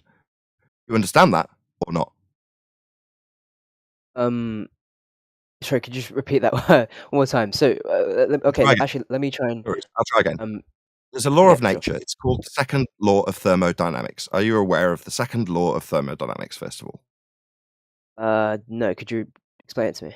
Or what goes to cold, high pressure to low pressure, things like that. You're aware of those sort of effects? High pressure going to low pressure, for example. Always going to cold, for example. Thermodynamic laws, right? How goes to cold, how high pressure goes to low pressure. Simple stuff. No, I'm not aware of this law, actually. Not aware that if you leave a cup of coffee out, it'll go cold. Oh, I'm aware of that. It's okay. It doesn't. I'm not mocking you for not knowing. That's fine. But are you aware now? I've highlighted it that if you leave a hot cup of coffee out, it'll go cold. I'm always aware of that. Yeah. That's called entropy. What about if you fart? Right. Okay. Right. I'm trying to educate you. You don't have to yabber through the top of me. It's nice that you're pleased to meet me, but you just don't need to talk while I'm talking. Are you aware that when you pass gas, that will spread out throughout the available volume? You're aware that that will occur? Yeah. Yeah. That's gas dispersion. That's called entropic dispersion. Entropy, that's a law of nature described by the second law of thermodynamics. Okay. So when I say I think there's a it law might of be nature, tricky. is it just me or is he talking while I'm educating him? You don't understand this stuff, so it'd be helpful if you didn't talk while I talk if you don't understand. I need you to say yes. Apologies. Sorry, yeah, that's fine. So I'm educating you on the second law of thermodynamics, entropic dispersion in this case. Gas fills space, okay? Sure, yeah, that's fine. So if the sky was a vacuum, a vast empty space for gas to fill, the gas you're breathing would fill the space and we'd all be dead. You'd have no gas to breathe because the gas you're breathing would... Is it just me or are you still talking while I'm talking there, Aviator? You want to pop yourself on mute while I educate you, or did you want to tell me how wonderful it is to meet me again for the 4th time? I was just on mute. affirming. I was just saying, Pop yourself on mute. that's That was all. But rhetorical. I can mute my mic if you want. Rhetorical. Son, it was rhetorical. Starting to lose my temper with you. Rhetorical. Shut your mouth. Put yourself on mute while I talk. I'm educating you. Don't understand entropy. Seems you're slow or stupid or something. I've told you twice to put yourself on mute. You're still not. Mute button. Oh, put yourself on mute while I talk. I've had to be moderated by one of the server operators because I'm interjecting my own discussion of entropy while you yammer through me. You pop yourself on local mute, Aviator. My microphone has a mute. I muted myself. You put yourself on local mute so I can see that the mute button is on yourself of your own volition while I explain it. Thank you. Oh my God, it's like pulling teeth.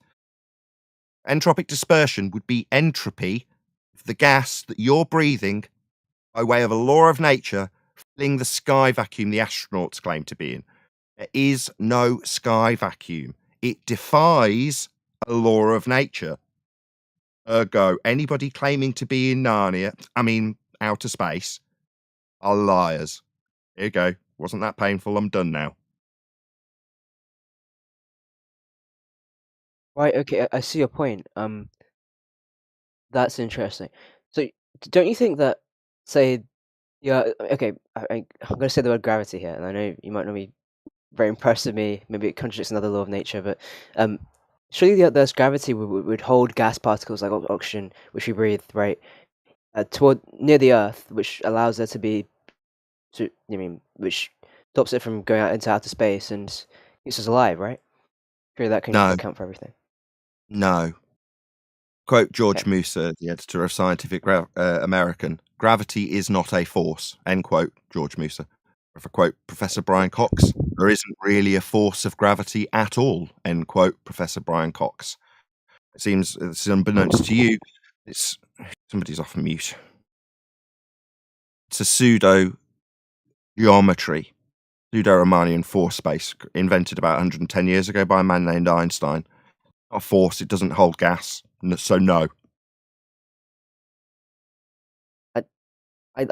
Okay, I don't have the best understanding of Einstein's theories of what is it? Relativity theory. or something like that. Not a theory. Not a theory. It's a theory well supported. I'm not denying that, but It's not a theory. It's a pseudo. Just say it again. Just listen up. Pin your ears back. It is, second time I've said it, a pseudo geometry. Theory deals with science. That's natural. Geometry. That's maths. Conceptual. Not a theory. It's a pseudo geometry and not a force to hold gas. Gas fills space. It's a law of nature. It's called the second law of thermodynamics. Meanwhile, your gravity, it won't be holding gas without containment next to a vacuum. That's garbage. A lie that you're told within a religion called heliocentrism. Necessitated lie to have Copernican motion. Oh, we're not in a sky vacuum. No, we're not moving around the sun. That's all maths also. Maths derived from measurements of an Earth that's flat. Sky's not a vacuum. Violates the second law of thermodynamics, and gravity's not a force. Pseudo geometry won't hold gas. Right. I mean, like I said, I'm not the most well studied on Einstein's theory of relativity, whatever it was. Not a theory. Like, I mean, Why are you repeating it? right. You're telling me you're not studied upon this theory. It's not a theory. What is a theory? Define theory. I'm going to continue now because you cut me off. So I'm not the most well Define educated on theory. that, but underneath Define it, theory. right? You've said theory twice, and I've corrected you, and you're Look, still look, saying it. look. Define it. You said Nathan, theory. Shut up. we can get into I'm discussion. telling you what, please. Dumbo. Don't talk through me. Find the word you used. You said theory twice. I corrected you. I said it's a pseudo geometry. Now you're insistent on Okay, using well, this word. fine. You're Define damn well pseudo define it. geometry. Why is he talking? You said theory. Define the word you used. Go. You said pseudo geometry. Define the word pseudo geometry. Go. You said theory. Not. You said pseudo Theory comes geometry. after experimentation. So And you if said you don't know what that pseudo-geometry. word means, stop. Is it just me, Aviator, or is it painful? So therefore, when I ask you to define the words you use, like theory, I'll define pseudo-geometry. That'd be mathematics that's pseudo. In this instance, Right. not real, meaning sham. Shut up! Ignorant boy. You feel that when you're telling me, disclaiming how ignorant you are of this stuff, that you've got the right to talk while I'm talking. Put yourself on mute. Stupid, insolent little boy. You've had to be server moderated again by the people who own this moderation team because you can't shut your mouth while you're being educated. Meanwhile, I've got to sit through you telling me how ignorant you are. Yeah, I know you're not that clued up about pseudo-geometry from Einstein. You asked if a force would hold gas here. Yes, I know you're ignorant. You think you've got the right to babble while I'm talking. I'm educating you, dumbass. It's not a theory. Now, Aviator, given you've had to be moderated by the team, you can repeat after me, because you've said it incorrectly twice. It's not a theory, it's a pseudo-geometry. You hear me?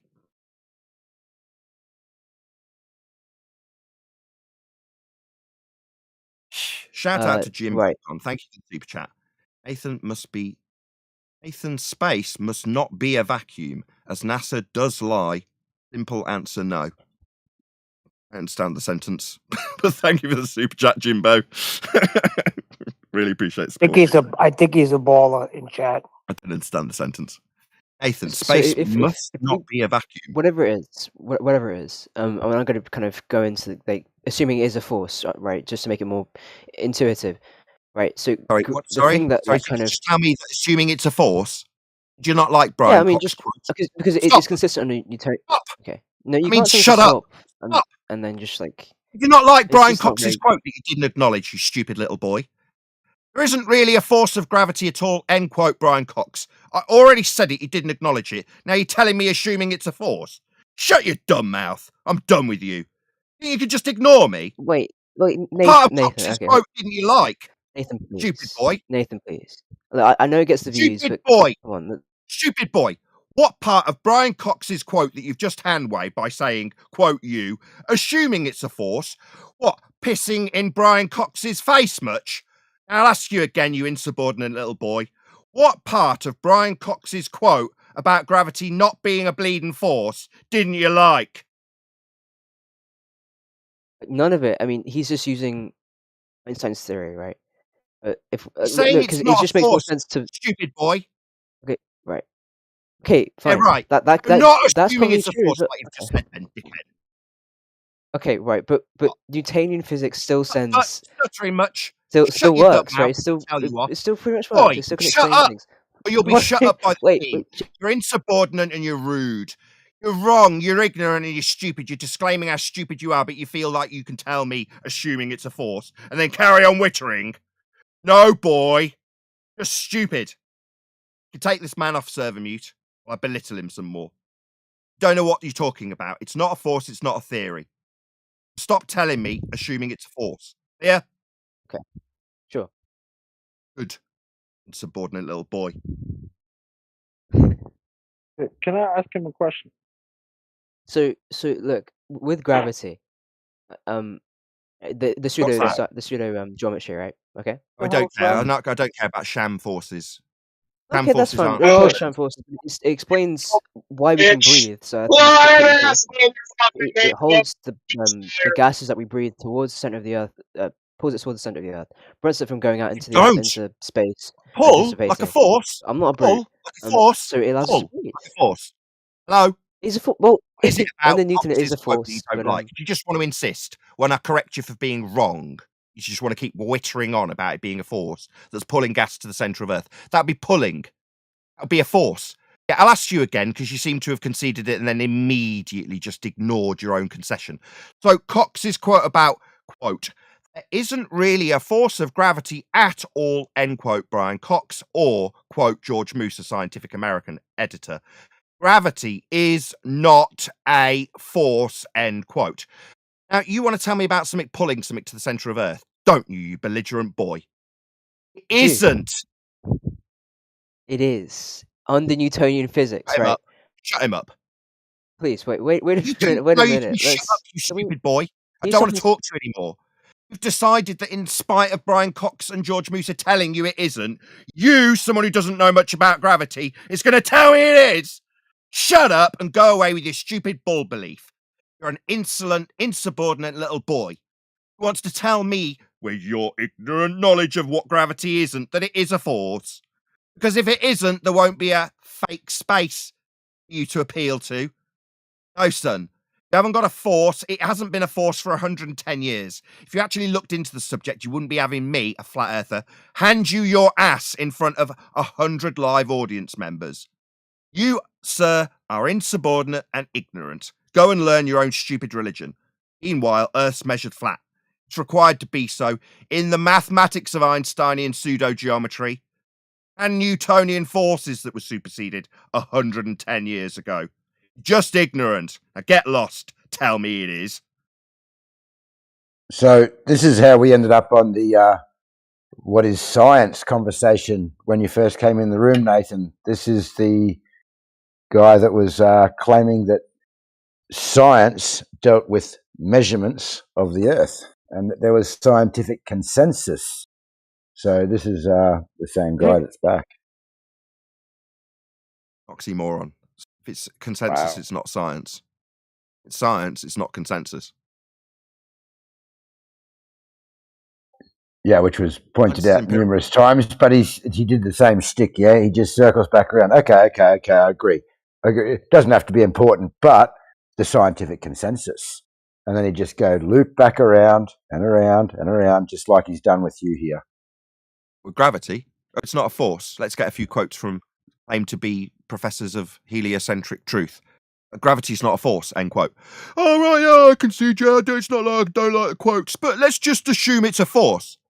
Dickhead. Aviator, you're a dickhead. What? Dickhead. Hello, dickhead. Do you want to respond to me? Take him off mute so you can understand. You're a dickhead. You're being called a dickhead. In the face of your own priest telling you something, you're telling me otherwise. Dickhead.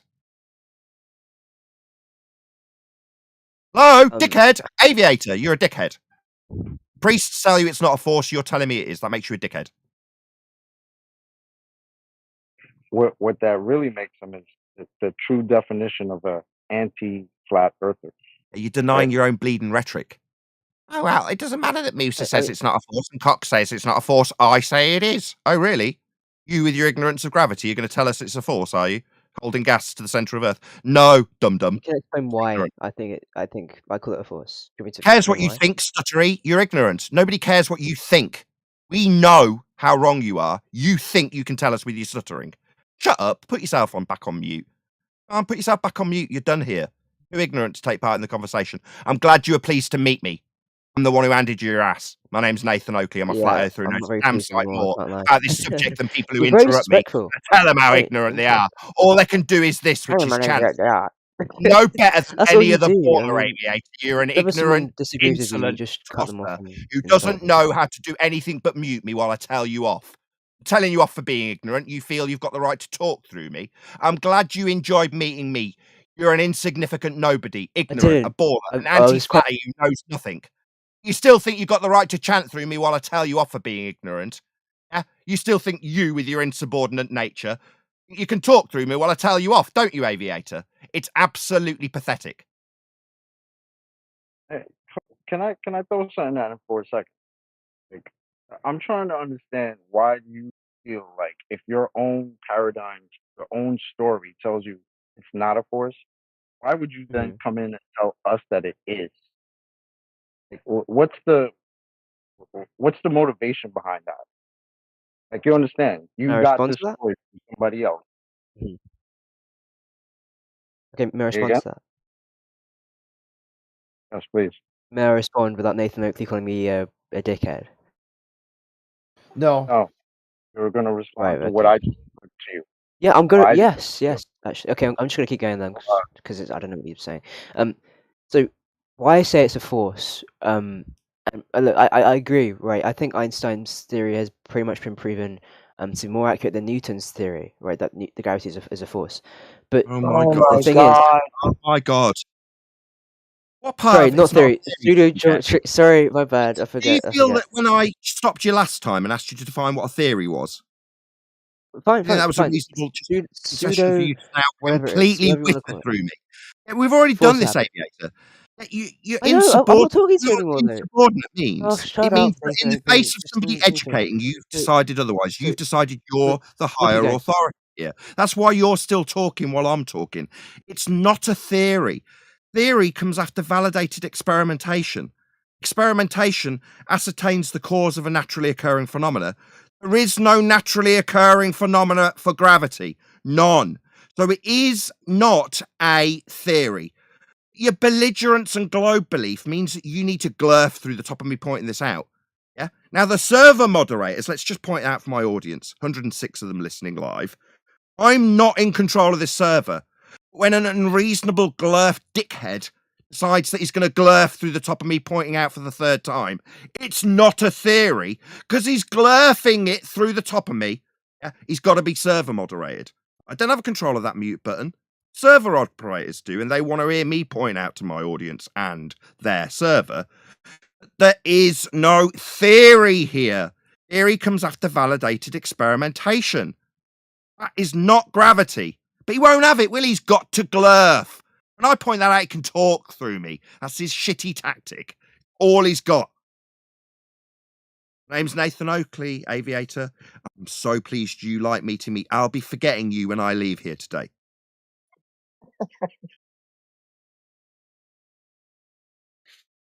Man, that is crazy.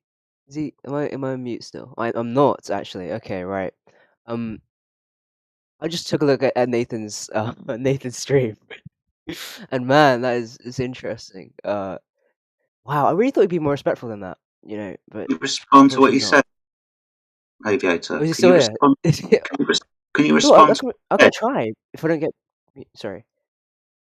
Just respond to what he said. Don't care what channels you're looking at. Just respond to what he said. Sure. Okay. Right. So the reason why I say it's a force is because under Newton's He's ignoring what you've pseudo asked him to do. He's not responding to what I've said. He's telling us what he's saying. We didn't ask you what you had said and whether or not we could understand it for it to be needing repeating again. We understand you've said it's a force, dickhead. I called you a dickhead for it because Cox says it isn't, dickhead. Yeah? Now, what you were asked to do was actually respond to things I've said to you, not repeat verbatim for the fourth time what you're claiming in the face of Cox. Okay, dickhead.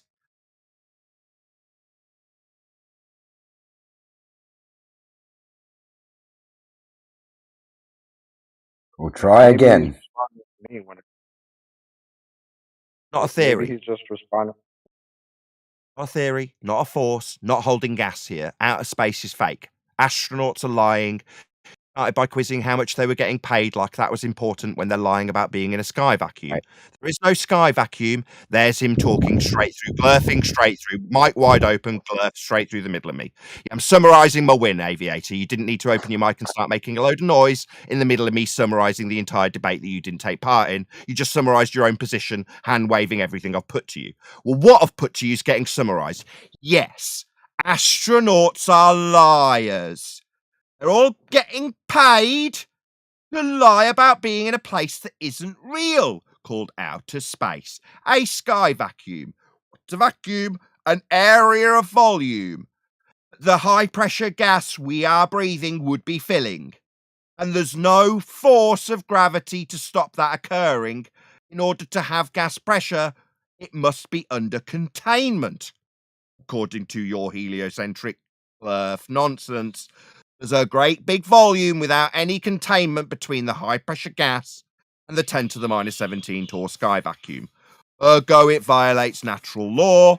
Ergo, yes, the men claiming to be in a sky vacuum are on high wire on a soundstage in front of very high quality cameras. Because that's what NASA do. They're at the cutting edge of cinematography. They're not going to Narnia, otherwise known as a sky vacuum.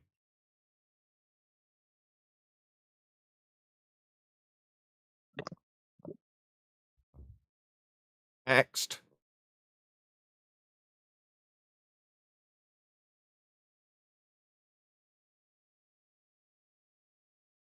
This is a lot more reminiscent of the typical Friday experience in Discord on politics. What? On politics in Discord. Yeah, that's right.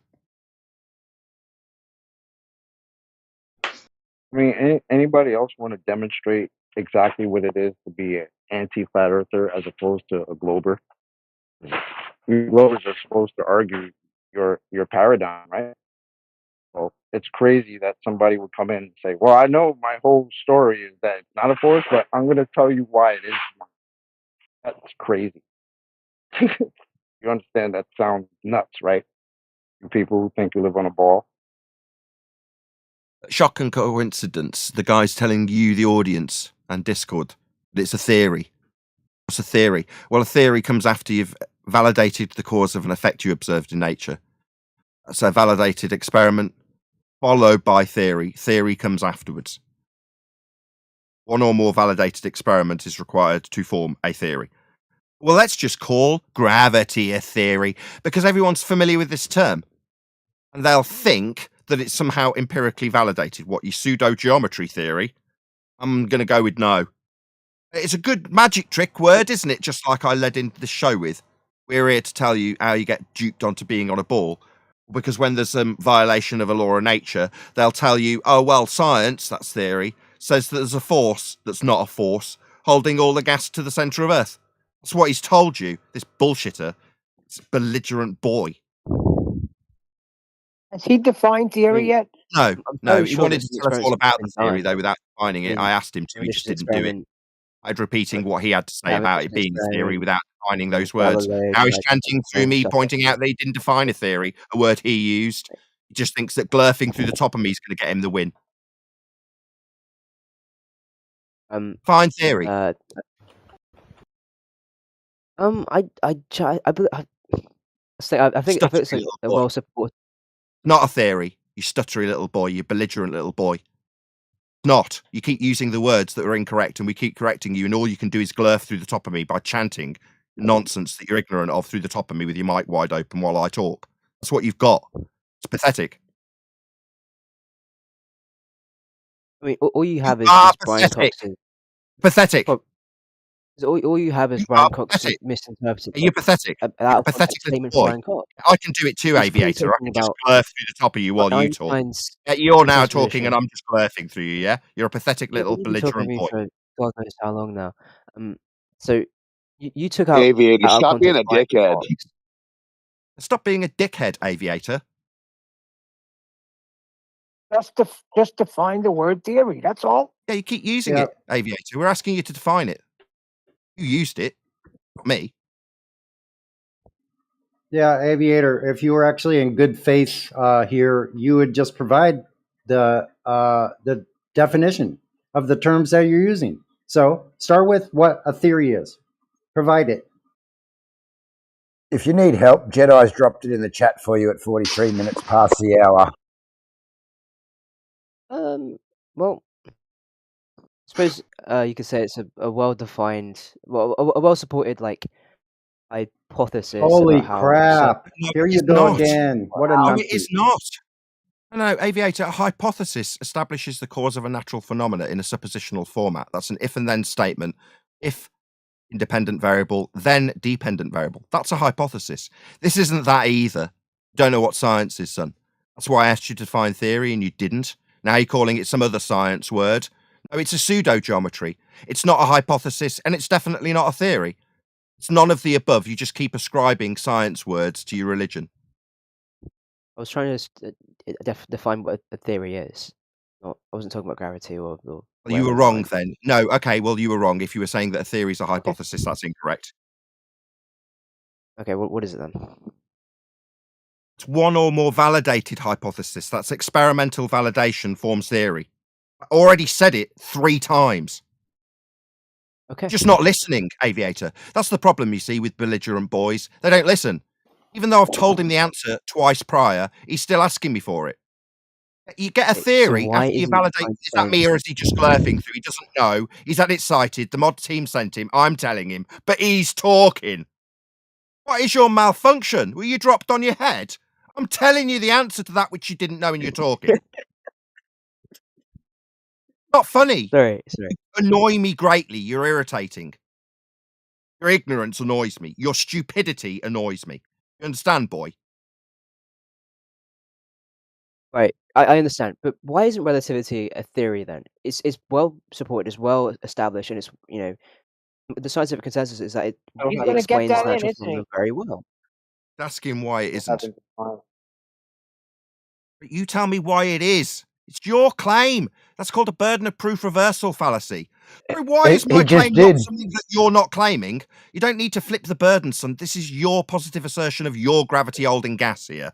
So, do you want to demonstrate that garbage, or do you want to glurf through the top of the question being put to you? I would expect you to glurf through the top of the question being put to you. It's your claim, your gravity, your theory that you didn't define. You went on to call it a hypothesis, which it isn't. You're not defining anything you say. It's none of the above. Well, the evidence he's put forward, the evidence he's put forward again is, hang on, scientific consensus. Yeah, scientific consensus again is your evidence. Right. Okay, Just calm like down, mate. Every earlier. time you hear the consensus, start piping up. Just shut up for a second. It's a No, well-supported I won't scientific. shut up for a second. I'm just clarifying again. I love it. Mate, just clarifying again that your evidence is scientific consensus, yeah? My friend, This is you're what it all completely relies on. silent. Unless I said the word consensus, just calm down. You got nothing to add here. I don't have anything to and you've add. got nothing to learn You either. don't. I mean, Belligerent by little virtue of boy. the fact that you own Aviator. maybe Belligerent a bit little of boy. He runs this room that you're in. semantics. He's hosting you, you stupid boy. He's hosting your dumbass. You're his guest. You unbelievable tosser. You belligerent idiot. You're his guest. So am I. Thank you for having me, by the way. Well, Oh my goodness. maybe you can That's clear up the amazing. scientific consensus for him again for the 100th time.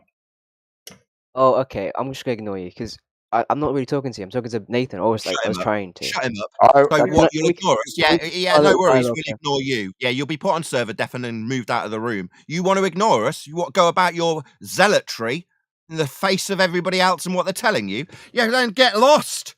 Go in peace and believe in a ball based on the consensus. Good for you, son. Good for you. Your faith has obviously satisfied you till now. And obviously, you don't need to be in a flat earth room telling them that they're wrong to get past your pain. Yeah, your concerns that you might be wrong. Yeah, you're just not going to listen. What, are you going to stick your fingers in your ears and go, la, la, la, la, la, it is a force? Good for you, boy. Good for you. Bugger off and believe in a ball. Here, where we know how Earth's measured, we'll appreciate the awful truth that you don't. Earth's flat. Size measured. Your ball faith, including but not limited to Einsteinian and Newtonian gravity, are based on those flat Earth prerequisites. Earth's flat, son. Go and share your pain elsewhere. Tell us you're not going to listen. Like I give a crap. I already dealt with that too. I'll forget you existed when this show's over, son. Meanwhile, you're pleased to meet Nathan Oakley. Yeah, I bet you are. You can share your pain with me again in future, let's hope. Meanwhile, I don't care who you are. Your pain's irrelevant to me. Go in peace. Believe in your ball. I was hoping he was going to say the body of science. Believe The whatever he problem wants. is, yeah, If we let him talk, if we let him talk long enough, he might have. look, the problem is he came in here doing this earlier, yeah. He's had this scientific consensus explained to him. He's had it explained to him that Measurements is not science. We've gone through everything, yeah? And what he does is he just circles back around and he has to slip those words in there. Science, scientific consensus, force. Yeah, he's got to try and get that last word in to have that win. He's just being slimy. Yeah, this is a guy where I said he replaced the word authority, popularity contest. He took those words out and put the word science in. It's like abracadabra or just some sort of magic word that he just adds in whenever there's a word in there that he doesn't like. He doesn't want it to be appeal to authority or some authority figure. He wants it to be something else. Well, he definitely won't clarify his terms, yeah? Yeah, because he can't. That's the thing. Like, if he would have, if he could, he would have by now. He doesn't have the language skill set or education level to articulate what he's talking about. It's like a parrot, who just hears a word and repeats it back. If you were to say, "Hey, what do you think that word means?" It would just look at you and says, "Peanut." You're like, "Do I get a treat?" Like, I said the word. It's like Pavlov's response. Theory? Yeah, Pardon just say me. the word theory and he gets his peanut. Say the word science and he gets his, That the Earth, Oh, sorry, Crit. Oh no, I was going to double down. Go ahead. was he claiming that the Earth was a non-inertial plane of reference rising at 9.8 meters per second with Einstein? I don't know. You can ask him yourself. I don't think he was saying That's what I that. was. And I would just like to just say one thing. This is how these Globers hide themselves. Like they have cloaked with ambiguity. Like they think they're going to cloud themselves over and hide away in a little corner with their ambiguity. And so watch this when it happens. They do it all the time. So you notice Aviator didn't present any information or definitions to define the terms he was actually using. He just diverted away from it, obfuscated it, and avoided the issue completely. So once again, ambiguity. He thinks he's got cloaking and that he can't be seen. It's amazing. That's the tactic. All they got is tactics, man. Literally, all they got. They don't have any argument. This is not an argument anymore. This is not even it's not a What was debate. the question? It's fact. Are you aware that there is a inertial plane of reference described with the 9.8 meters per second assertion that you're making when you say gravity? Non-inertial. Right, non-inertial. I believe so. I think I understand what you're saying. I think so. More welcome to ambiguity. Flat Earth. More ambiguity. You heard it right there, folks. And good to hear you, Chocolate. It's been a long time. Just so we round that out. Welcome to Flat Earth, Aviator. Thank you. I appreciate it. You'll need a horizontal plane of reference. Right. Mathematics requires a horizontal plane, Aviator. Sorry, what requires the horizontal plane? Gravity. Right. Yes, I mean, that's right. 9.8 meters per second. I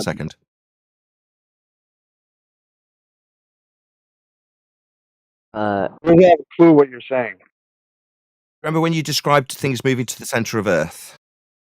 Yeah. It's actually described with respect to a plane of reference at 9.8 meters per second squared. Sure. Welcome to Flat Earth. I'm sorry. I don't. I'm not sure I'm following. You need a plane of reference, then. So you'll need a plane of reference. A plane. Oh, okay. Plane. Okay, yeah. That's quite funny. Nice No, one. not funny. But Earth will be described in those mathematics as flat, and a plane to describe 9.8 meters per second in the downward direction towards, perpendicular to a flat plane. are you being serious? Right. So, are you unaware? It seemed like when you agreed that you understood that this description was with respect to a plane that you did understand. Now you're asking if I'm serious, like you don't understand how Earth is described as a flat plane of reference in the mathematics of something moving at 9.8 meters per second, perpendicular to a plane of reference. Yeah, I'm serious, Right. boy. Earth's flat. Sorry, That's I why mean, I keep welcoming you to flat Earth. Your own maths requires it. I mean, they clearly don't believe. No, they clearly don't believe it has to be a plane, like an actual flat, infinite plane, because Belief. the It's same not a scientists belief. that say that In even your in a maths, globe Earth, why is so it? clearly it can't be I'm what it correcting him. means. He's still talking. It's not a belief. In your maths. Do I believe in the plane in your maths? No, I don't. It's just the plane. It's just in your maths. It's your requirement for a plane that you need in your maths. Not a belief.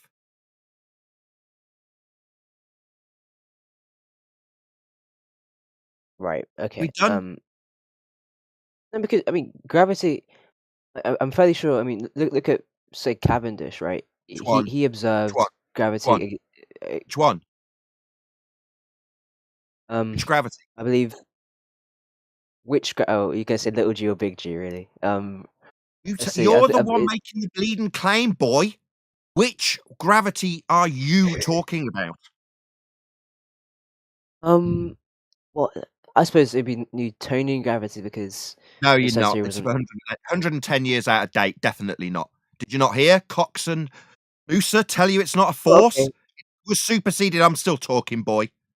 Superseded 110 years ago. Clearly, you didn't go into higher education with respect to pseudoscience of heliocentrism. You only reached a high school level, clearly, because you think it's a force and Newtonian. Oh my God. Get with the times, boy. You're 110 years out of date. No, we don't deal in Newtonian gravity. The new hotness of pseudo geometry, my boy. Yeah? And Newtonian requires an inertial plane of reference. So it's still flat Earth you're talking about. No, Newton is still very relevant though in today because I mean we still use it to send space probes Do we need to into go through Jupiter Cox's to quote? Mars. Sorry, do we need to go through No, Cox's quote? Do we need you to but acknowledge it's this for taken the out of fifth time? context. Very Fifth time, right? look, You belligerent little please, boy. can I, give me 1 Belligerent minute. Give me little 1 boy. minute. Give me 1 minute, Belligerent little please. boy. Hello? That means stop talking while you, the belligerent little boy who's decided to introduce a 110-year out-of-date force. What, to hold the gas here? Space is still fake, son. You haven't acknowledged that either. Still wittering on about what we can think about gravity. We know. We're not ignorant like you, son. We know better than you. Just give me 1 minute, please. Just without talking over Take me. all the time you need, son. You can believe in your bull nonsense for as long as you like. Take 10 minutes. Meanwhile, Earth's measured 10 flat. minutes. I'm gonna give you 10 minutes. I hardly doubt that, but I mean I can try. Right. So even though okay, so when we're trying in everyday life to figure out, say, the force of this object acting on another, or the speed of this car traveling from A to B, whenever we use Newtonian physics, right? Despite the fact that Einstein superseded it 100 and whatever years ago, we still use Newton because, by and large, he is accurate and correct. He's good enough. So, Really? when it comes to something like How many newtons in gas expansion? Where I does have the no idea. newtons fit into? I'm asking you a question based on the stupid shit you've just shed. So I don't want to hear any more nonsense. I just want to ask where we've got newtons in PV equals nRT, perhaps. Can you tell me? Actually, I did this in chemistry. Well, PV&RT. Well, it's like the combination of a couple gas laws, right? I forget what they're called, but I don't know they did it somehow. What's the V And what stand was the other for? thing you said? What's the V? What's the What V? is what? Sorry? V V is in volume, right? oh, right. So that would be the volume of the containment for the gas that we're breathing at pressure. To use PV equals nRT, we need a calculable volume. It will need a container for that. That violates a principle that you believe in with your heliocentric nonsense of sky vacuums, because the V in PV equals nRT would be space, outer space, the volume thereof. Gas would be filling it. That would be the volume, because there's no containment in your religion. V would be outer space, wouldn't it, son? You did this in chemistry? Wait a minute. What is gas pressure in your opinion? The force exerted on the walls of the containment. That's how it's defined. That's what gas pressure is, by the way. That's the definition of it. What's a theory? Could you define that? Wait, okay, sorry. Just so that we don't get sidetracked from this specific thing. Sidetracked? You asked me to define what pressure was, in this case with regards to gas, and I said the force the gas exerts on the walls of the container is gas pressure. I defined it. You keep calling nonsense, garbage, waffle, and pseudoscience theories. Could you define what a theory is, please? Time's a charm. I reject what you just said, though. I'm asking you to define something. Let's just put this guy on server mute. He doesn't want to play anymore. Piss off. I'll tell you what a theory is if you want as well. In a second. You stupid belligerent boy. You'll now be removed from the You discussion. sound very belligerent to me. You'll be removed from the discussion, belligerent little twat. Bye-bye. Nathan, if you take what he said as true, that they use Newtonian mechanics every day, and it's good enough, then that means the inertial plane of reference they use to calculate their downwards vector is good enough. The flat Earth they need is good enough. Newtonian Meanwhile, mechanics. it won't be good enough to describe gas dispersion, will it?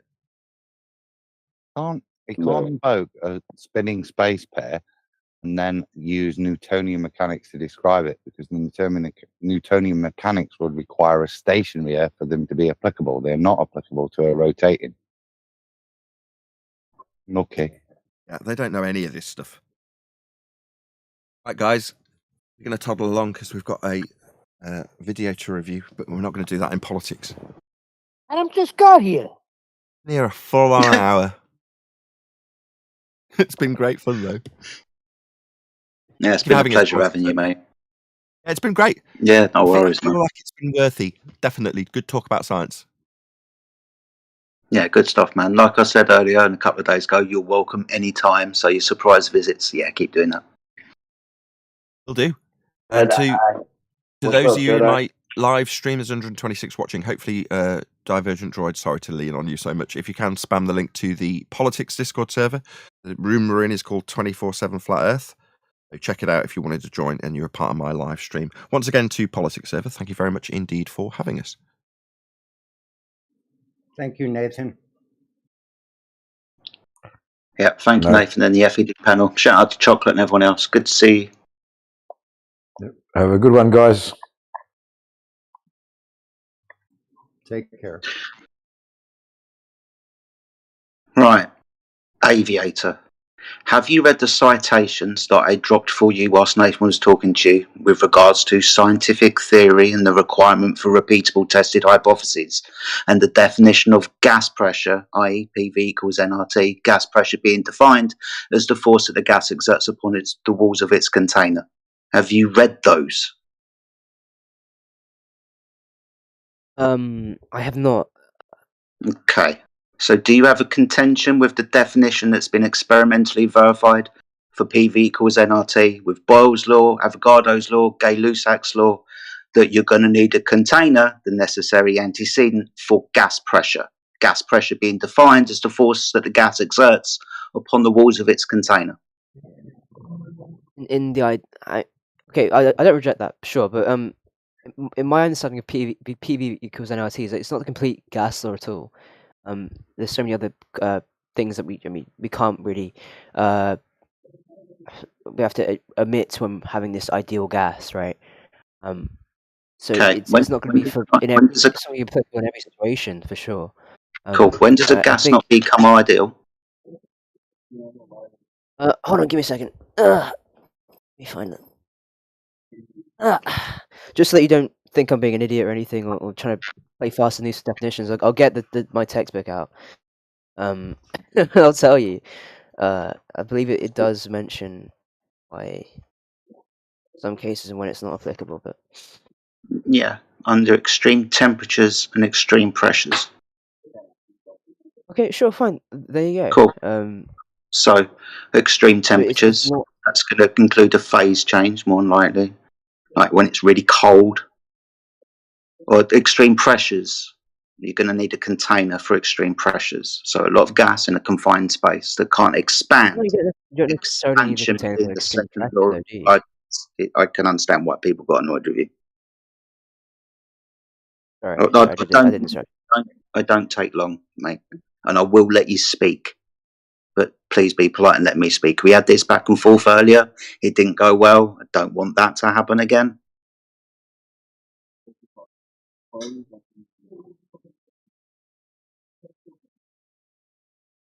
So you agree that you're going to need a container for gas pressure? Yes?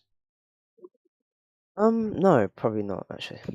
Probably not. So you disagree with the definition of gas pressure, the force the gas exerts upon the walls of its container, that's been experimentally verified. Yeah, no, I disagree. Because Okay. you can have gas between... Okay, sorry.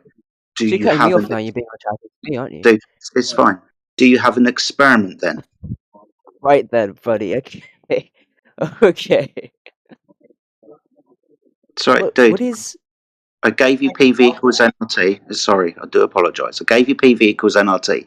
I gave you the experiments that went into them, including Boyle's law, Avogadro's law, Gay-Lussac's law, Brownian motion, kinetic molecular theory. All of these things experimentally verified and the descriptions there within. Now, if you disagree with this, do you have an experiment? Well, no, I don't. Okay. However, what I can say is, you can have a okay. If you think about what pressure is, right? Essentially, it is just particles colliding with each other to exert a force either on the containers of a wall or against other particles, right? So you can have gas pressure without necessarily having a container because they're still going to hit each other and collide and exert pressure on each other, right? So, you can have... So I mean, there's no issue with having gas pressure in say a vacuum, Sorry. I mean, Yes, there or is. air. What There's will no happen? container. Sorry. What will happen to gas in a vacuum? What will It's going to happen? spread out. Awesome. Yeah. So if there's an available volume to fill, the gas will fill it. Entropy will increase, and the gas will disperse into that volume. Correct?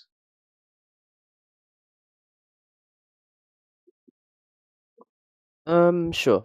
Okay. Awesome. This is our contention. Being as you believe there's a sky vacuum up there, and we understand that gases expand into vacuums and available space to fill, this is in accordance with the second law of thermodynamics. We're bringing up gas pressure, which will be stopping the entropy increase because of the physical containment, and by consequence of that containment, the gas is pressing against the limitation of volume and is under pressure. Do you understand our argument that your sky vacuum is a violation of that law? No, because you skimmed very quickly over your explanation for why we don't die instantly. So what is your explanation? Okay, what is a container? First of all, what is a container stopping the gas from going out into A container. A container. I can't tell you the physical makeup of it, but to have gas pressure, you're going to require one. Unless, and I'm going to give you a knowledge branch, unless you can experimentally verify not a container causing gas pressure. What is what is it? Wait, okay. Right, so you're gonna sit here and tell me, right, that because of that science is all about observation. You need to look at something and verify it, cause and effect. But you're gonna sit here and tell me you have no idea what makeup this container is. It It's has to gas be out there pressure. somewhere. Yeah, it's a necessary antecedent consequent relationship unless you can give me an experiment that validates your claim. Okay, well let's say, okay, fine, sure. I understand what you're saying. So what I'm gonna say in response to that is, we are alive now because of gravity, and it's an antecedent, whatever his claim. And unless you can give me an experiment to verify the existence of your firmament, which stops gas going out into space, then we can have a conversation. You're not going to reverse this burden onto me. I've given you the olive branch for you to experimentally validate your claim. I can. Why not? Aviator, please stop talking through me, dude. Right? I've given you the olive branch to demonstrate scientifically your claim that you can cause gas pressure with whatever the fuck you say that gravity is. Can you do so? It's an olive branch laced with poison though, because it's clearly going to be something you probably cooked up a script for, and you can probably No, I'm literally asking you for the experiment that validates your fucking claim. Now I'm losing my patience. Well, unfortunately, I'm not. I'm not too pathetic here. Basically, I can't really extend much sympathy towards you, seeing as you've been cutting me off for a while now. I'm just trying to keep you on track, mate. That's all. Yeah, keep your script, of course. I get you. Oh my god! Now I understand why other people were pissed off with you. Like, Shut I'm up, mate. probably one of the You most reasonable people, I do dude. a favour. Dude, probably one of the Literally, most just reasonable. I It's going to keep don't talking. care. I don't care. Go to Probably, Antarctica and probably one of the more reasonable people in it. Right, I'm giving you the opportunity to expand upon your claim and pointing out that if you're going to make this claim, then you're going to need to experimentally verify your claim. I'll give you the phenomena, the dependent variable of gas pressure. You're going to need to locate your independent variable to cause gas pressure. I can do so. I can put gas in a container, the independent variable being the container. By happenstance, it causes gas pressure. Can you do the same? You Of ran course you can't. away again. Of course you can't. Yeah, thank you guys.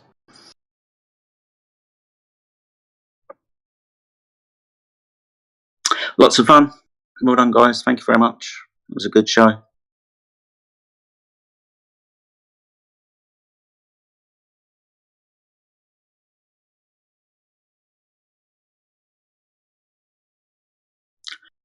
You may resume your normal business.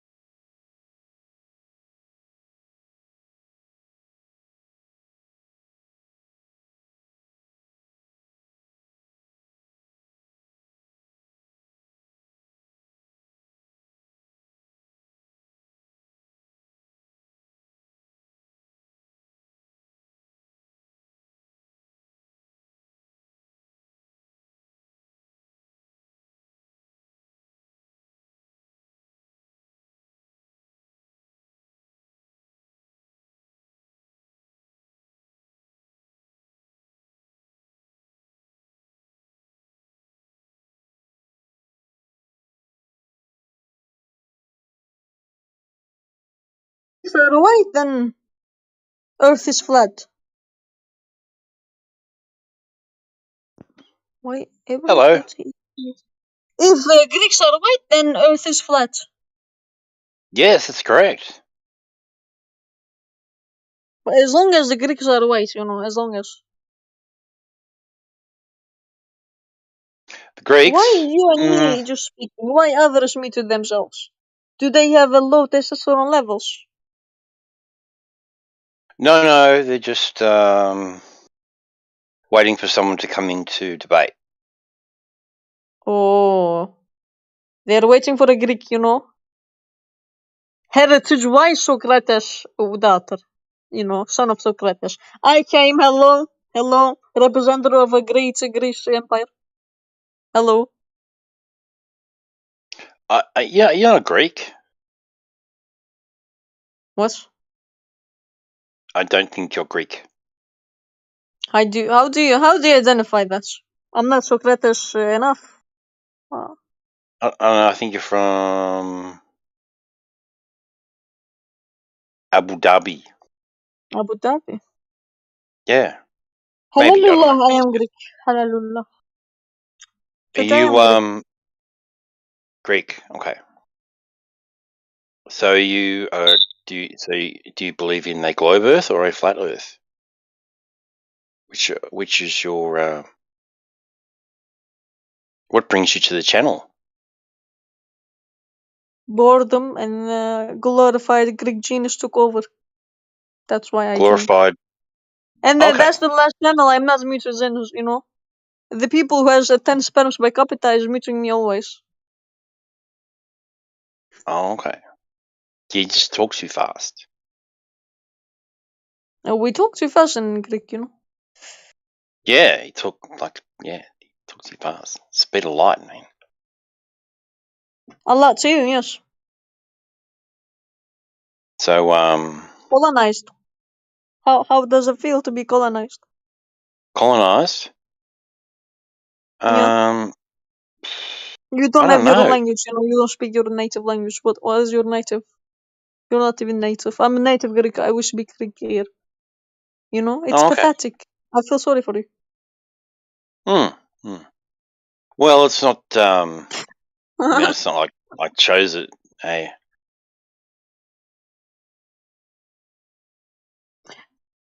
The words that people often use to insult me in English are actually in Greek origin, so they're literally trying to hurt me with my own gun.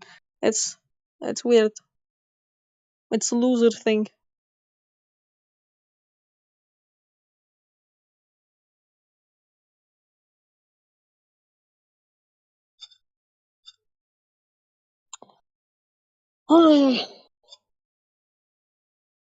Too many colonizers. This channel. There's a lot of people. Wow.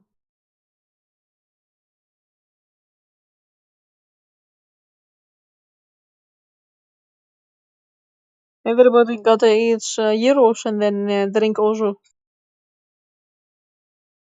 That's right. Yeah, and then you get chill. You get this mindset. Everything is cool. There is a sun. Maybe you don't have sun, but we have a sun. There is a lot of reason to be happy in the world. Yeah. Yes. I live in Australia. We get plenty of sun Turks. here. I shit on Turks. Every day. Shit on Arabs. Oh, okay.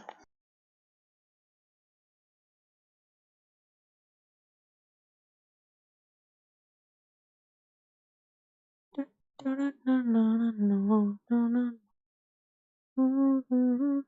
you know Earth's flat, right? Earth is flat? Yeah, did you know that? Measured flat Bro, consecutive. Socrates will torture you, Don't say this. Don't be American this much, okay? I understand. It's hard to not be American. But grow up, What's wrong with being American? They believe Earth is flat. How? Yeah, We it's got nothing to do with being American. repeated this argument like back in the days, thousands of years ago. And you still guys debating over. Grew up. Yeah, because Debate so many on people something still else, think it's a quantum globe. physics. Debate about quarks. There's a lot of to debate. Debate about Turks and Greeks and Arabs. Yes, there's a lot of reason. Why flat Alright. Earth? Believe me, Broaden up your horizon. we've all Broaden up been your in horizon. we've been in all the Turk versus Arab, versus Greek live streams, and yeah, we need to change. So we thought, so I thought, I'll try flat Earth. Yeah. Oh, okay. First step is you to realize how Greek people are, how glorified we are. First step, and the second step, you're gonna stop debating over some nonsensical things that is proven already. Next step. How? Yeah. If you Why don't do you develop, believe it's been proven where?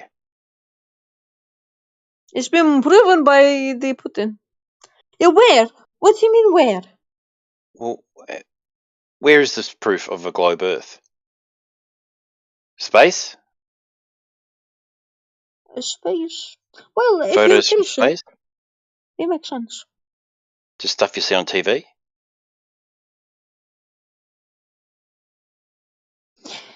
Is it the cartoon? When I see the Euros, I believe that the Earth is round. It's globe. So you believe Yeah, but it? they Because we didn't taste the Euros yet, it doesn't mean Earth is flat. How do you Give know it a it? shot. Give it a shot. I know it because I know my taste. I eat good stuff. In that case, I know the Earth is a square because I ate beans tonight. Yeah, you don't count. See how much that doesn't make sense? That type of reasoning? No, it makes sense Have when you you ever look observed the from curve, or what do you observe? Like, be intellectually honest. What do you observe?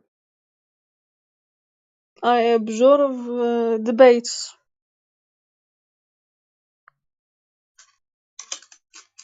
So when you look around you, you're claiming that you can see a curve. That's what you see. Yes, when I take psychedelics, I see. Ah, but I see pink elephants when I take psychedelics. Do you?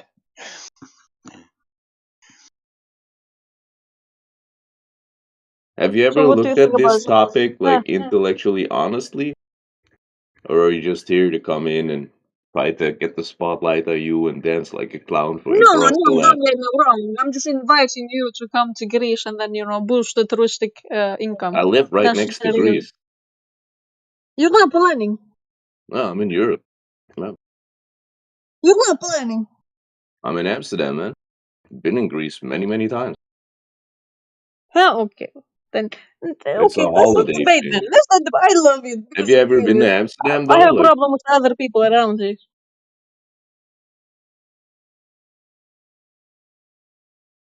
Then you're invited, you can. And I your role invite you will be to open up customized. the window and to look outside and try to point out for us the curve. Mhm. I invite you to do that. Show to Well, I us don't see the the oxygen myself, observable but there is curve. oxygen, so it's dumb to talk about the existence of oxygen when it's proven. And the Well, science goes like, have you proves noticed the otherwise. channel's name, though? Uh, genders, like male and This female. channels, this VC, the name of the VC. Have you noticed that? What is the name of the VC? Flat Earth, it says.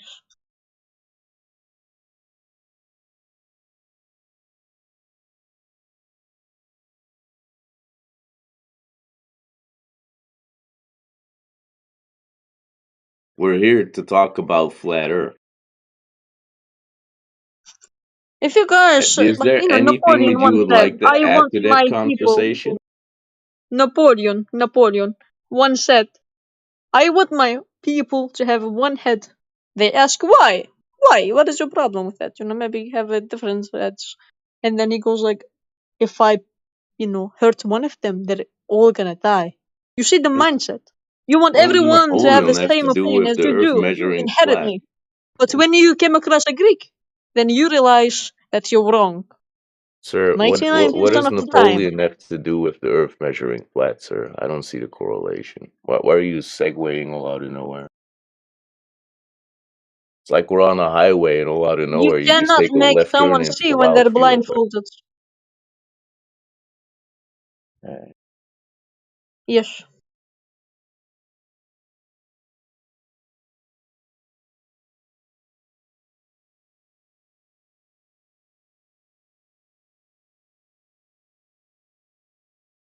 So do you believe the Earth is flat or round? What do you believe? What is belief? Explain me. What do you observe? What do you see? What do What I do you observe is feel? belief. What do No, you what I feel in your heart? observe is rational. It's called So sense. in your heart of hearts, what Senses. you observe is not something that you like to question. And You please don't don't talk even over know the me outside. description of some fundamental words in English. How Head were out. you Can able you to please communicate? stop over talking, bro? It's really annoying. I know you're here just for your own amusement, but I'm actually trying to enlighten you a little bit. If you entertain me for just a minute, you might figure things out for yourself. If not, then we're done with the conversation. I'll just keep you on mute. Okay. By all means. By all means. Have you ever perceived the curve? And be What honest. girl? What girl? Why would I perceive a girl? I am not a Well, I homo. mean, you're in a VC for Flat Earth right now. You're talking to Flat Earthers and you're asking us if we believe the Earth is flat. And we consecutively said the Earth measures flat. We observe it to be flat. So I'm posing the question to you, do you believe the Guys, don't. opposite? And if so, please don't interject one more time because I'm done after that. Do you perceive a curve? If so, can you point it out for us? Because we haven't.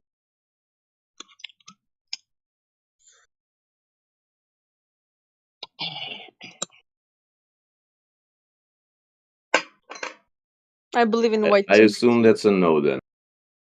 So instead of just yapping out of your behind and talking things you don't know of, be like me. If you don't know about something, just be quiet and listen and let others speak and educate yourself on it.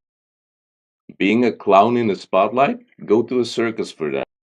Not here. You're Does that more make fun. sense? It doesn't make any sense. I know, that's because you lack parents that taught you common decency, but that's how it works in normal conversations, Hera. Something you'll figure out in time, over time, How is this when you related to my grow up. parents? Why are you underestimating my parents now? It's loser of you. Why would you do this?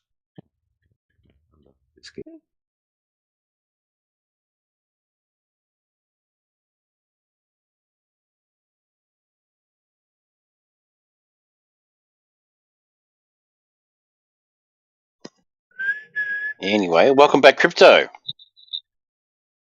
G'day. How are you, man? Yeah, not too bad. I'm currently in quite a loud environment, so hopefully my microphone is good enough that you can hear me. I don't know if I'm coming through clearly or not. It's just okay. Yeah, that's what I thought. That's why I hadn't unmiked. But yeah, I'm good. How are you? Oh, great, man. Yeah. Good to see you, buddy. Yeah, good to see you too, guys. I haven't been around in a while. I've been working very hard on personal stuff, business, man. fitness, that kind of thing, all that good stuff. So haven't been around Well, much, but here I am now. good stuff. As long as you're all right, man. I did notice you've been away for about a month or so, something like that. So I was starting to worry, but you're a big lad. You can look after yourself. I am a big lad. I'm smaller than I was.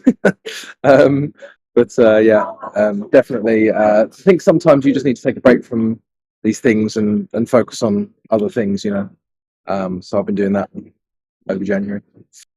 So anyway, how's everyone? How's everyone doing? You guys all still keeping it flat, I hope? Yeah, we're good, man. We're good. Nothing's changed. Same shit, different day. Still flat, yeah? Oh, hell yeah. That was never in doubt. Standard might have dropped a little bit with the amount of the type of globe Earth believer that comes in. Standard's been pretty low, I think. But apart from that,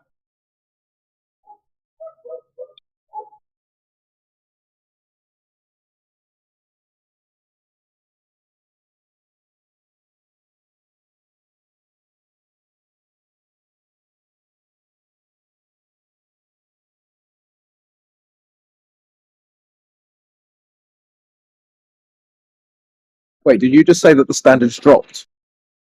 Yeah, of Glober, not a flat earther, of Glober. But the standard was already on the floor. I don't know, like how did it get lower? Yeah, I know it sounds stupid, but yeah, we're definitely wiping the ground at the moment with these people. We're in the negatives now, are we? Shit. Yes. Oh man. I didn't think that was possible. I did hear some gaslighting as soon as I leapt in. And I was like, okay, cool. So we're being told something's proven, but we're not being told how it was proven, which is the same thing they were doing 10 years ago. Pretty much, yeah.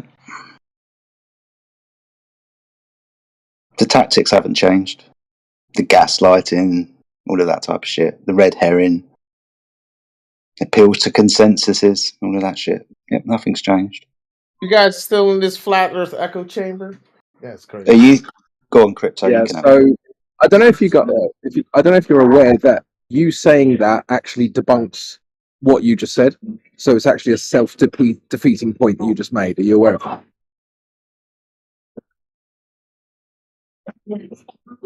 Yeah, that's what I thought.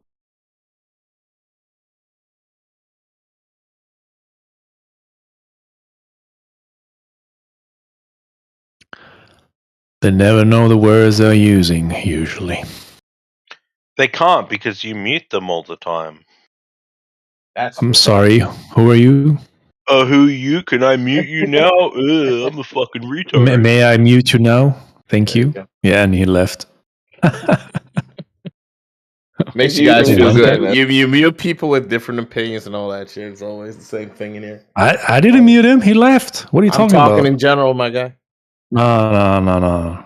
Yes, you guys. We do. all not the same. So relax. That's Relax. true. But yeah, I'm generalizing because it's you guys in this Yeah, chat. yeah. It's about Yeah. courtesy, It's my fallacy. friend. Don't do that. Yeah, don't if you're care. being kind and courteous, there's no reason to get muted. If you get obnoxious and you get toxic, just Well, because you're being that's your insensitive. opinion. What is Like right obnoxious, now. right? Like right now. What See, you're that's doing what I right mean. now. For other people, it isn't. So, Of course. I wonder if he's got a point to raise. None. not really. It was just funny to listen to you guys moan about shit. See, that's what I mean. None. Just for his own amusement, he's going against the wind. That's why you get treated like that and muted at the end. You'll figure it out when you grow up. No.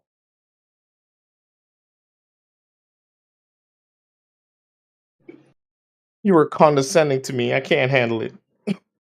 Good luck. Well, if you act like a kid, you get treated like a kid. What can I say? Always leave. Well, he left on his own terms. My mama Nobody used muted to him. tell me, Yeah. if you want to be Not treated even a like an claim. adult, act like an adult.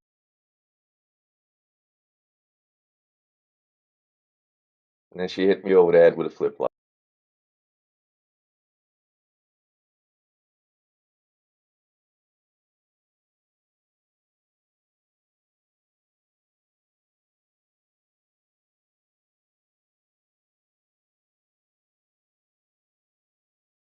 Damn, I haven't seen crypto in a while, man. Where have you been? I thought the Globies kidnapped you or something.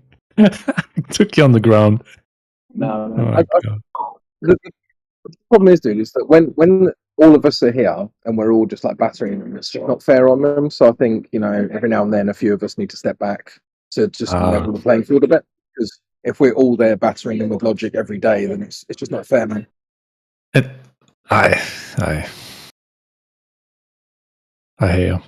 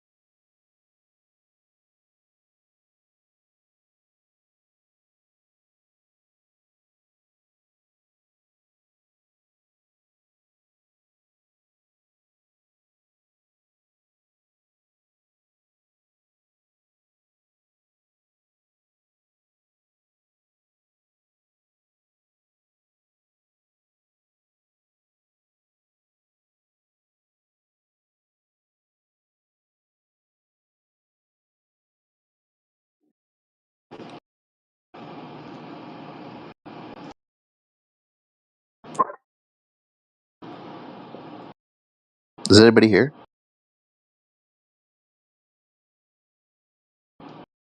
Yeah. Yeah, bro, what's up? Why does the Flat Earth channel have the most number of muted people? Because we're listening.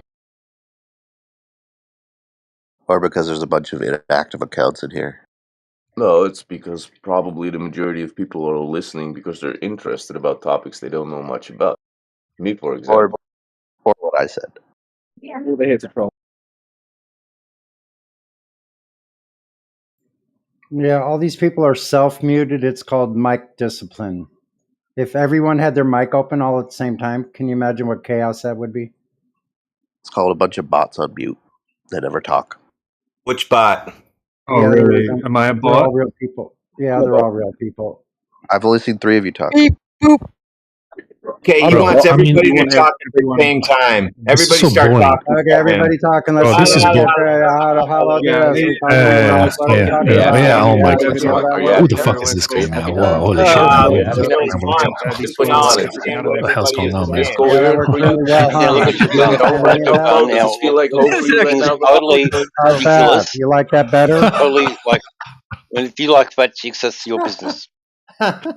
The hell was that? I muted a couple of people just to get some sort of control over the room. What the fuck was that all No, about? that was on purpose because that guy was whining like a bitch coming in here asking why we are on mute. I saw a bunch sorry, of people sorry, mute. DJ. Yeah, he was being a beta. Mute the wrong That's person. why. Yeah. Yes, I just wanted to apologise to DJ. I just started muting everyone that I saw. No, So- you're good, bro. You're good. Yeah. I thought- Reflex, bro. You're good. Good, I muted about good 5 people reflex then. there. Started muting. Yeah, bleep bloop. I'm definitely a bot. I don't know if you guys know. I'm actually a sophisticated AI that was developed 10 odd years ago. Just appeared on the internet. God dang. Okay. Yeah. Yeah, he's the British Sorry- version sorry, guys. 2.0. Like he's an awesome version of AI. Yeah, it's got that unique British accent. It's like perfect. Yeah, MI6 development. So That's right. Rogue AI. There were Escape 14 Google. accounts that didn't speak up during that barrage of voice. 14 in this one channel. 14 You know, inactive accounts in one Bro, channel. can you make an argument instead for the sake of the topic of the channel? Is like you're Well, boring. the Earth's round and you You need bore to me. promote your channel numbers. You to promote bore your false me. theory. That's what You bore argument. me. You even worse than the guys who are on mute. Make it look like flat Earth is popular. Yeah, you even worse than the guys on mute. Dead theory. Make it interesting if you're gonna speak, man. Flat Earth is a dead theory. It's the bottom of conspiracy. Okay, You're basically okay, the that's furry your opinion. conspiracy. Next, what's next? yeah, that's a cool opinion, bro. Do you want to back that up somehow? Is it an opinion that the planets are real and that they orbit the sun? Planets are real. Look at this guy. that has nothing to do with the surface of Earth. Why don't you stick to the topic? It has everything to do with it. Why are there a bunch of Oh, really? spheres orbiting So the around light. the solar Oh, system? so hold if we're not on, hold a on. sphere So you ourselves? made a statement. So I'm gonna stop you there. So the lights in my ceiling have nothing to do with the floor I'm standing on. You disagree with that? Yes. Good. I want you to go to the fucking hardware store and ask them to help you measure your ceiling lights We're so not you can talking put about your flooring ceiling. in. You We're numpty talking dipshit. we're talking about space and the Yeah. spheres in it. Yeah, you're retarded. You're looking up at the sky to determine what the floor is. Yes. You're retarded. Yes. That's retarded. No. They're all Yeah, spheres up there, then go to the hardware store and do what I said. which means Tell it's them you need likely to we're a help. You sphere need help here measuring. too. Shut up! I'm talking. So go to the hardware store. Ask them to help you measure the ceiling lamps because you want to put tile flooring on your entire room. You're not making any sense. Go do that and see what they tell you. You're talking about hardware stores. I'm talking That's about the space. same thing that you're doing with looking up at the sky to determine what the floor is. No Same flat thing. earther wants to talk about space. That's why they say it isn't real. Yeah, you're talking about space because you're avoiding the topic of this They're channel, all which is spheres that the we Earth. observe up there. The ground you stand on has nothing to do with the lights in the sky. It does. Okay, explain logically, walk us through how All the right, I lights in the will. sky have to do with the ground. 99% of all of the things above are spheres, which Okay, means we're great. likely on How one are thing. they similar to the ground you stand on? Are there, when you look up at the lights in the sky, do you see trees, rivers, valleys, cows, cats and dogs, Do you people? think, Do you see those things all when of you the look things up in the are sky? round, but we're flat? So they have nothing in common. Great. Thank you for your concession. Unless you want to try again. How are they in common? How are the lights in the sky? What do They're they all have in common spheres. with the ground you stand They're on? all spheres. I was almost done speaking before you started. So how are they alike? The lights in the sky and the ground. What do they have in common? They're spheres and we're a sphere. Okay. Do you have proof that Earth is a sphere? Where's your evidence? We've So taken not the pictures of fucking it. lights in the sky, right? We've taken pictures of it from space. So your silence just proved the point. When I I had it asked up you there. proof of I the said globe, there's pictures of it. the only thing, pictures can't be falsified, huh? Not every single one of them. Okay, You so which believe ones? at some point that one of those pictures they took were real. Listen, you ever heard of Rob Simmons? Nope. Okay, Rob Simmons is the premier artist for NASA, and he stated in an interview that 17,000 images were created with his artwork, including the blue marble, which he created through his imagination of what he thinks the Earth would look like from space. Using flat data, they wrap it on a ball, and then they have layers, and they change it through artistry and graphics manipulation programs. Yeah, they're composites. They're not pictures. So you have a fairy tale. You have no proof that it's real. The Earth doesn't measure curved. So you have a flat Earth you live on, and everyone else does, and that's objectively measured, testable, observable, and repeatable. That the Earth is flat, stationary, and contained. That's it. Who made it?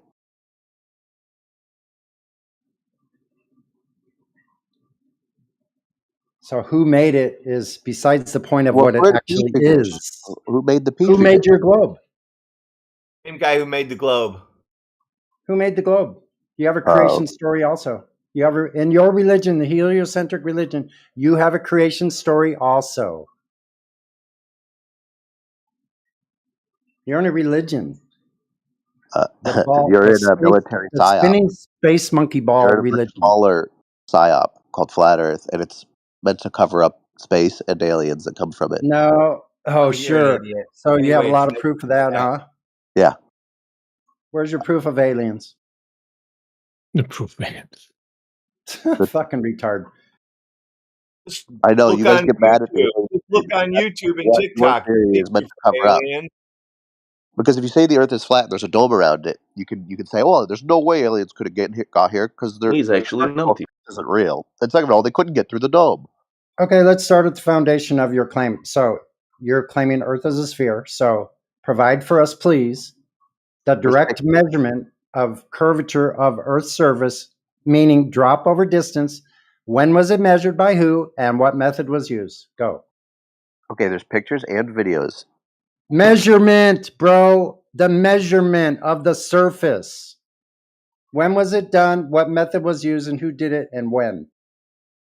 They took pictures and videos of it. When did they measure it? You understand the difference between a picture and a measurement? You think every video Sonny, is how do you explain satellite imagery? How do you explain satellite images above a flat Earth? They're real. They're just images Oh, really? Dude, you can look at your own house on Google Earth right now. How do you explain that? We're not saying there isn't mechanical devices up above us. They use satelloons. They do all sorts of things. Yeah, there's stuff above us with technology in it. Big deal. That's above a flat Earth. Do you know how they get the locations telemetry data for those devices up above us? Do you know how NASA does that? No, you don't. So you have to have a flat earther educate you on your own fucking religion. So I'll tell you how they get the telemetry data and the locations, exact locations of those devices above us with satelloons, aircraft, different things like that. They use elevation angles from a flat horizontal plane of reference. So you don't even know that. What's an elevation angle? I'm just curious. Holy crap. Okay, so here we go. We'll educate you on what an elevation angle is. Yeah, Like, what is your problem? Like, is this a have you debate ever or is heard this of just a you being a douche? Have you ever heard of a sextant? Yes. Okay, so when you zero your sextant in the eyesight, what are you using as a reference for zero? Like the surface. I don't know. The horizon as a flat plane of reference in order that you can get an elevation angle to luminary bodies above us, the lights in the sky. Each one of those lights in the sky has an exact geographic position on the Earth's surface that repeats exact to the same spot by the second every year. So if you're in a spot and you're directly below at the zenith, or the luminary bodies at the zenith directly above you, 90 degrees from the surface, that location, that GP, geographical position, the following year to the second, that body above us is at the same exact location on Earth as it was last year, to the second.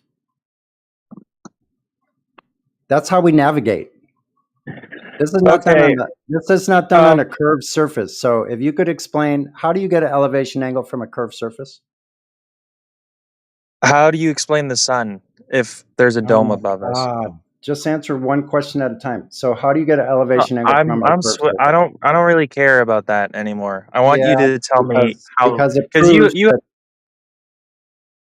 it proves that the Earth is flat. We navigate this way, and you can't do that on a curved surface. So we measure Earth as you just angrily, disingenuously argue and mute your opposition. What argument? You have no proof of the spinning globe. Dude, I want you to tell me where you think the sun is.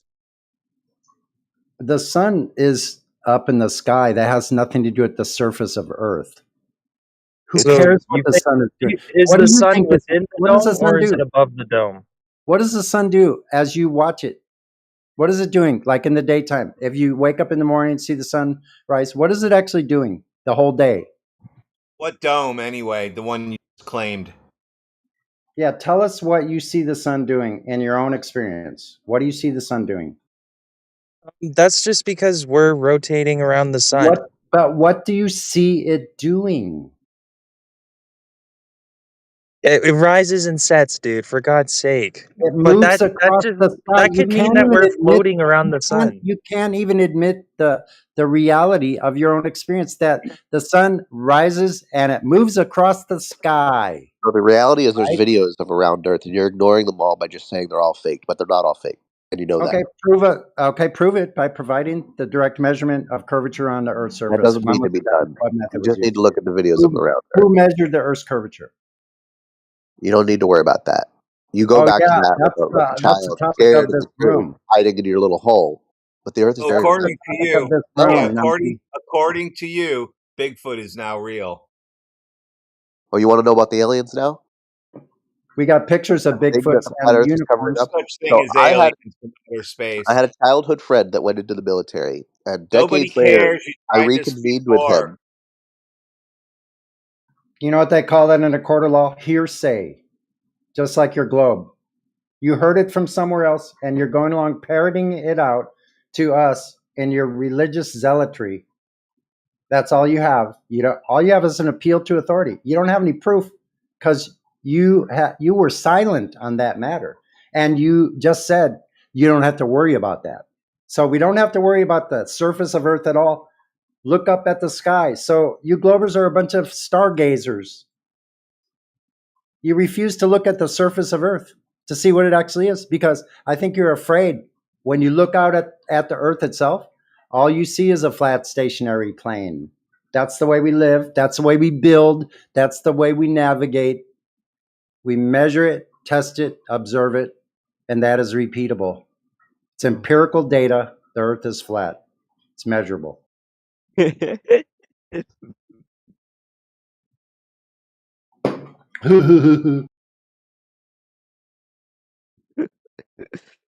Yeah, and your nervous laughter is not proof of the globe. Thank you very much.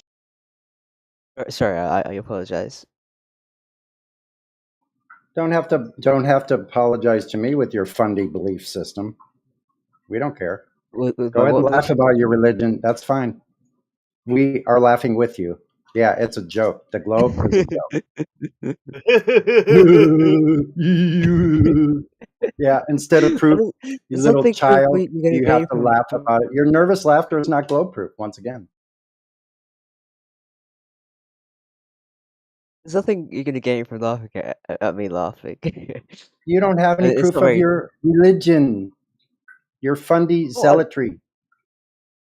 well, yeah, well, I feel like going through the experiments and going through all the refutations of flat Earth isn't going to be You very don't have any fruitful because we're experiment going to pick up What something else. experiments? Yeah, You what don't have experiment? any. You Well, couldn't give for any one, experiments during Nathan's or when Jedi was asking you, so you're done. You have no experiments. I was being muted. I was being muted every 30 seconds. I couldn't get anything done. What is it? What is an experiment? Define it. You just said it, so define it.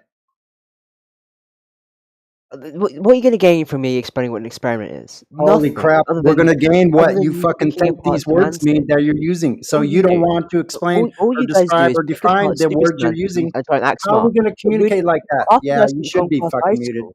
Shut the Everyone fuck up. you believe in the Shut flat the Earth. fuck Shut up. up. You're a I'm not numpty used to that. dipshit. I'm And not. Nathan I'm not. proved it And you're to Humpty Dumpty. You're everybody, the chucked whole off the world. bloody wall, mate. This is You're fucking absolute prat. recorded. You're all prats. You're all bloody prats. You don't have any proof for your globe.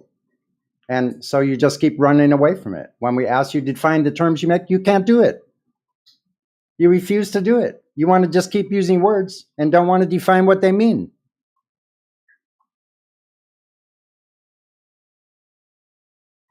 That's the way you would like to keep it. So you could just like trying to pull the wool over people's eyes. Well, we see it. We were Globers too. You forget these Globers, you forget that. We all grew up thinking the same thing you do now until we looked at the earth ourselves. That's what made the difference. We looked ourselves and checked it.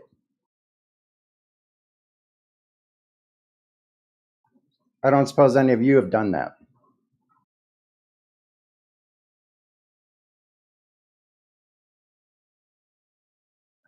Oh, what a shame they're all muted now, so they can't answer.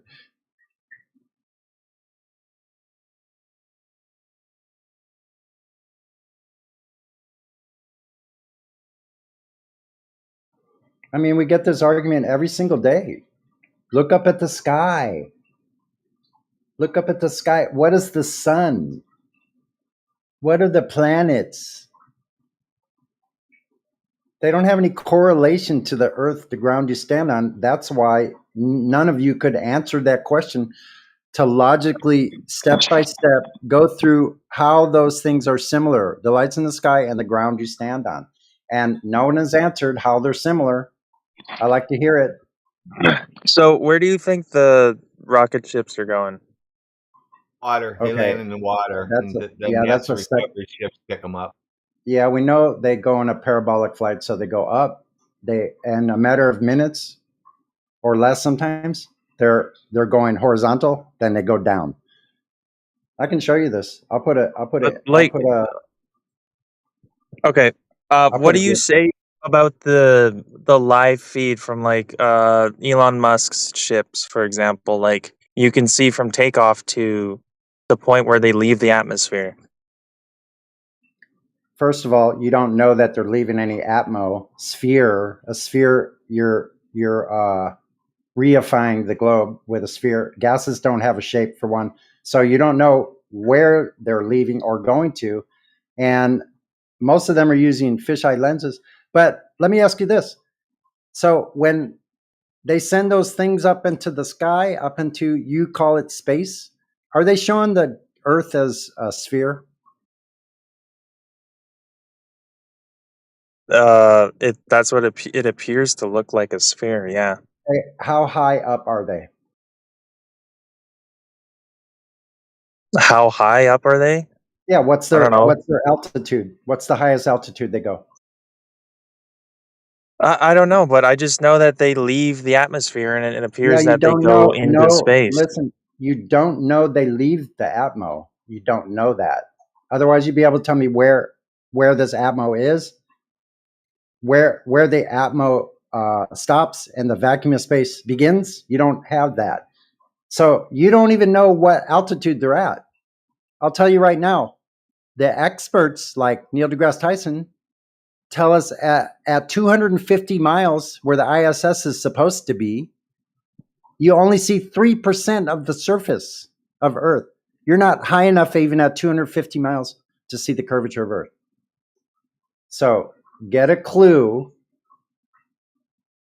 Come on. You can't see the curvature Dude, of Earth from that height. Don't worry about it. He's got the talking points wrong, but that's okay.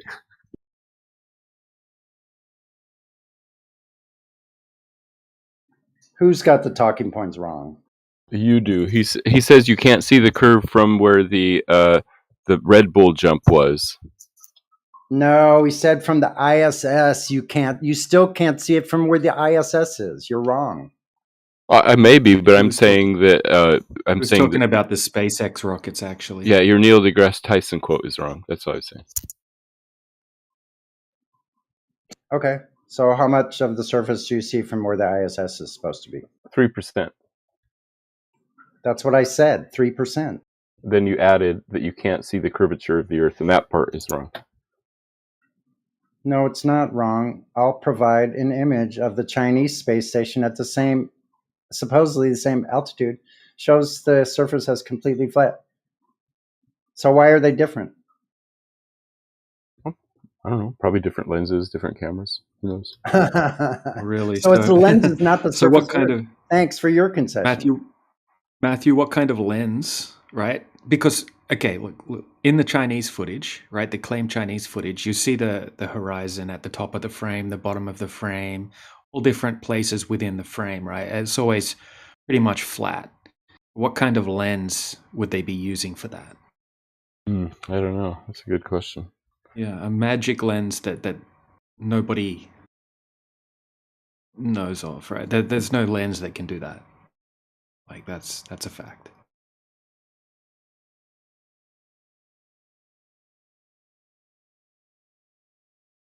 So would you agree that NASA's probably using a fisheye lens? Not a fisheye lens, a wide-angle lens. I think so, yeah. Yeah. So that's not something we should really use as evidence of Earth curve. The other guy, right? I'm not sure you probably wouldn't use that as evidence of Earth curve. Right, and then we have completely contradicting footage from the Chinese.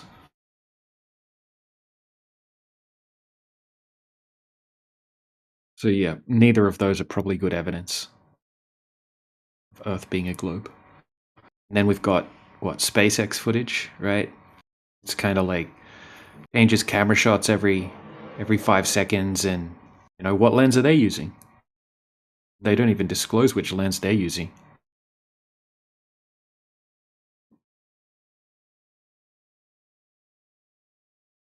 Is the guy still here that we were talking to? He's gone.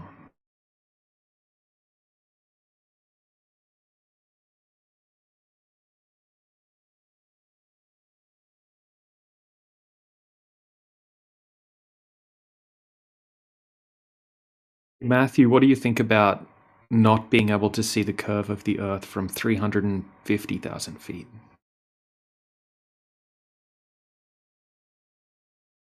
I think that sounds about right, because still 350,000 feet, you're fairly close compared to the size of the alleged sphere. Yeah. So you would back Neil up on his calculation. So he said that he doesn't think you would be able to see it either. Yeah. I mean, I haven't That's been good. that I high, appreciate it. but I don't. I think he's Yeah. right. Mm-hmm.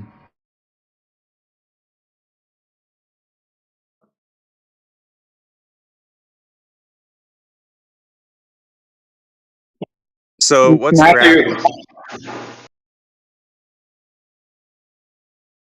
Can anybody explain gravity? Gravity. I mean, you want me to explain why things rise or sink on a flat stationary Earth within a closed system, right? That's kind of what we're claiming here. So, I mean, if you want gravity, right, on a globe, you have to have gravity on a globe, right? You need to be able to explain how you've got oceans sticking to the outside of a globe, and all of the globe model basically is reliant on gravity. All the things that defy common sense, right? You'll say the word gravity, and that will explain it. Okay, so on a flat Earth, right, doesn't move in a contained system, we could easily explain why things rise or sink due to relative density, right? So it's pretty easy. So if you've got something that's less dense than the medium of air, right, that's the medium everything's in, air, right? So very, very light medium. So most things are more dense than the air. So if you've got something less dense than the air, like a helium balloon or something like that, right, it's going to rise if you release it, right? If that object, right, like the helium balloon, were more dense than the air, it would sink because it's more dense than the air. So obviously the medium can't support it. It's more dense than the medium, so it's going to sink down to the ground. So things with mass fall. Is that what you're just saying? They rise or fall depending on the density of things? Yeah, depending on the density of what the object's made up of, like which elements it's made up of, it's going to be more or less dense than the air, right? So if you change the medium, the behavior of the object will also change, right? So if you get a medium like liquid mercury or something like that, right, and you hold like a steel ball in the liquid mercury and you let go of it, it's going to rise because it's extremely dense medium, right? Most things are less dense than the liquid mercury, right? Or you change it to water, that steel ball will sink, right? It's just depending on the relationship between the object and the density of the medium.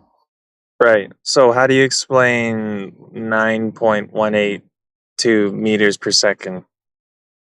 Yep, that's it, like an agreed upon average. It's roughly the rate at which things fall when there's no resistance, right? So if you get like a vacuum chamber or something like that, things will drop at approximately, right? It doesn't always fall at that exact speed, but things will roughly, drop.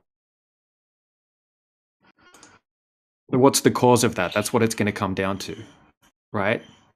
So obviously the things that are falling need to be lifted up to fall in the first place, right? Nothing just falls by itself, does it, right? So firstly, an object's going to need to be displaced, right? So just let's say we have a vacuum chamber. We have a rock sitting in the bottom of the vacuum chamber, right? It's never, ever going to move, right? It's only going to fall at that rate if you displace it, right? So you would have to exchange some of your energy. You're going to lift up the rock, right? And then it's just going to sink back to its equilibrium, right? Its natural place of rest. Okay, that's great. How do you explain waves now? Because aren't waves like the product of the moon's mass influencing Waves them? are no. Waves, you can look it up. Waves are just caused by wind. Or the tide, rather, or something? I don't know. Yeah, Isn't that what they say the tides are. Yeah, they say the tides are caused by the moon. But I mean, if you look deeply into that, right, start looking at tidal nodes and things like that. Like there are some locations that don't have any tides. Right, it doesn't really work. I mean, you've got 2 high tides a day, right? You've got high tides happening on the same time on the other side of the Earth, that the moon's on, right? And you look into the globe explanation for it, it's almost laughable. Their explanation, it doesn't really explain tidal nodes. It's a very bad explanation.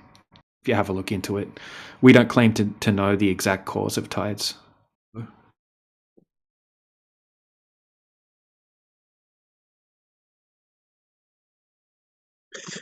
But okay, so where we're like coming back from, to man, like this is where.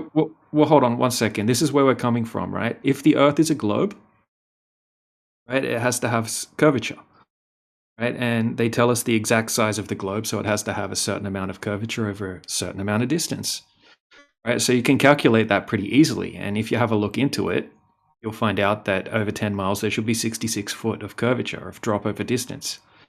Right, so we can go and perform tests and try to test for that curvature. And when we go and do that, we can't find it.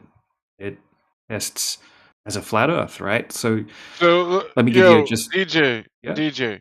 Yeah. Mm-hmm. If you were on an object as big as the sun, how would you measure it?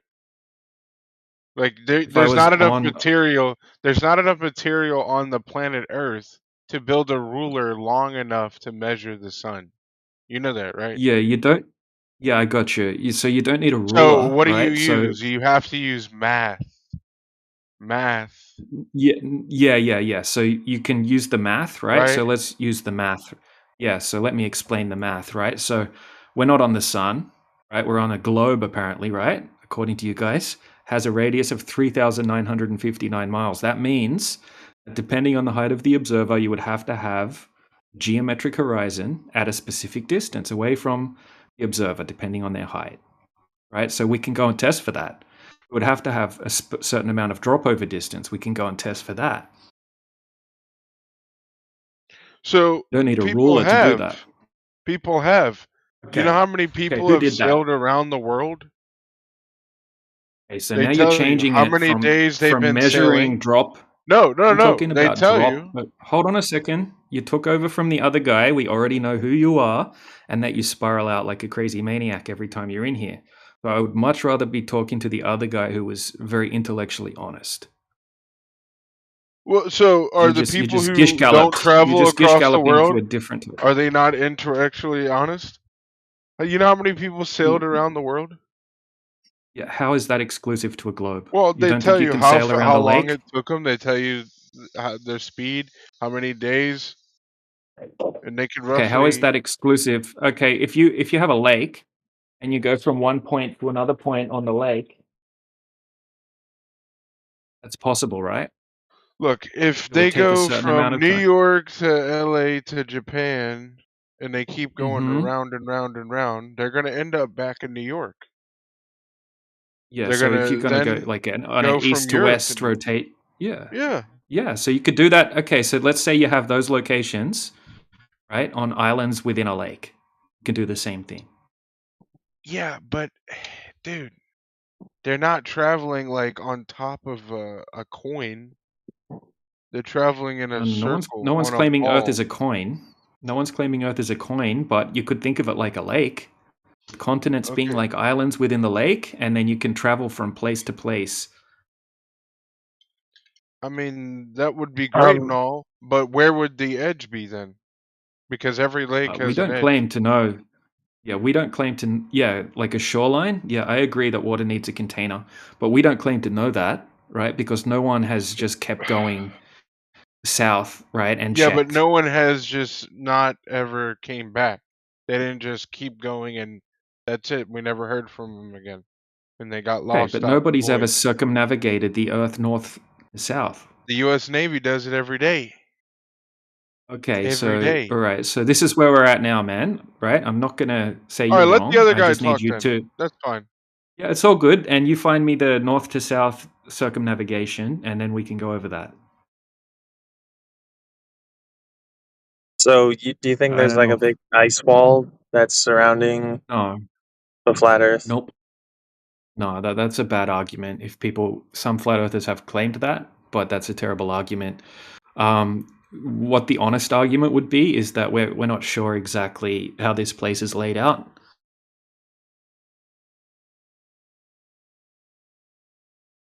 We're not claiming a shape, right? This isn't like flat shape versus globe shape. This is us testing the surface of the Earth, right? That's what we're talking about by flat. Surface is flat when you test it, right? Like a topographical plane. Obviously, there's topography like hills and stuff, but over large bodies of water, we can't find any curvature. And then the globe side's the one claiming the shape, right? And they give us the exact dimensions or the exact radius of the shape, so we can go out and test for it. Okay, wait. DJ. Listen. Mm-hmm. DJ, can you hear me? Yeah, I could hear you. All right. So, the ancient Egyptians, their sailors stated when you travel in different hemispheres, you see different stars. And you can't travel in the same means in the same places, right? Because you don't have those Yeah. stars to use. So, what do you say about that? Right? If we're on a big lake, how could one side of the lake have different stars than the other side of the lake? Where I say because of this. the lake is a round basketball and the stars on the bottom of the basketball you can't see versus the stars on top of the basketball. right? No, I Visually, got you. can't I see have it an because answer. of the I have an roundness. answer for you. Yeah. Just let me know when you want me to answer. Go ahead. Go ahead. Okay, so as you move away from the North Star, right, Polaris, due to perspective, it looks like it's getting lower and lower in the sky. Right, so when you get to the equator, due to perspective, you can't see it anymore, right? Because it's merging with the horizon due to perspective. Because, you know, things get lower as they get further away from you due to perspective, right? It's perspective convergence. So even the way it's described on a globe in the celestial sphere, that's how we see the sky, right? So you'll see the sky. This is how they describe it on the globe, right? So the celestial bodies basically are projected into a celestial sphere, right? That's an imaginary dome that you would see, right?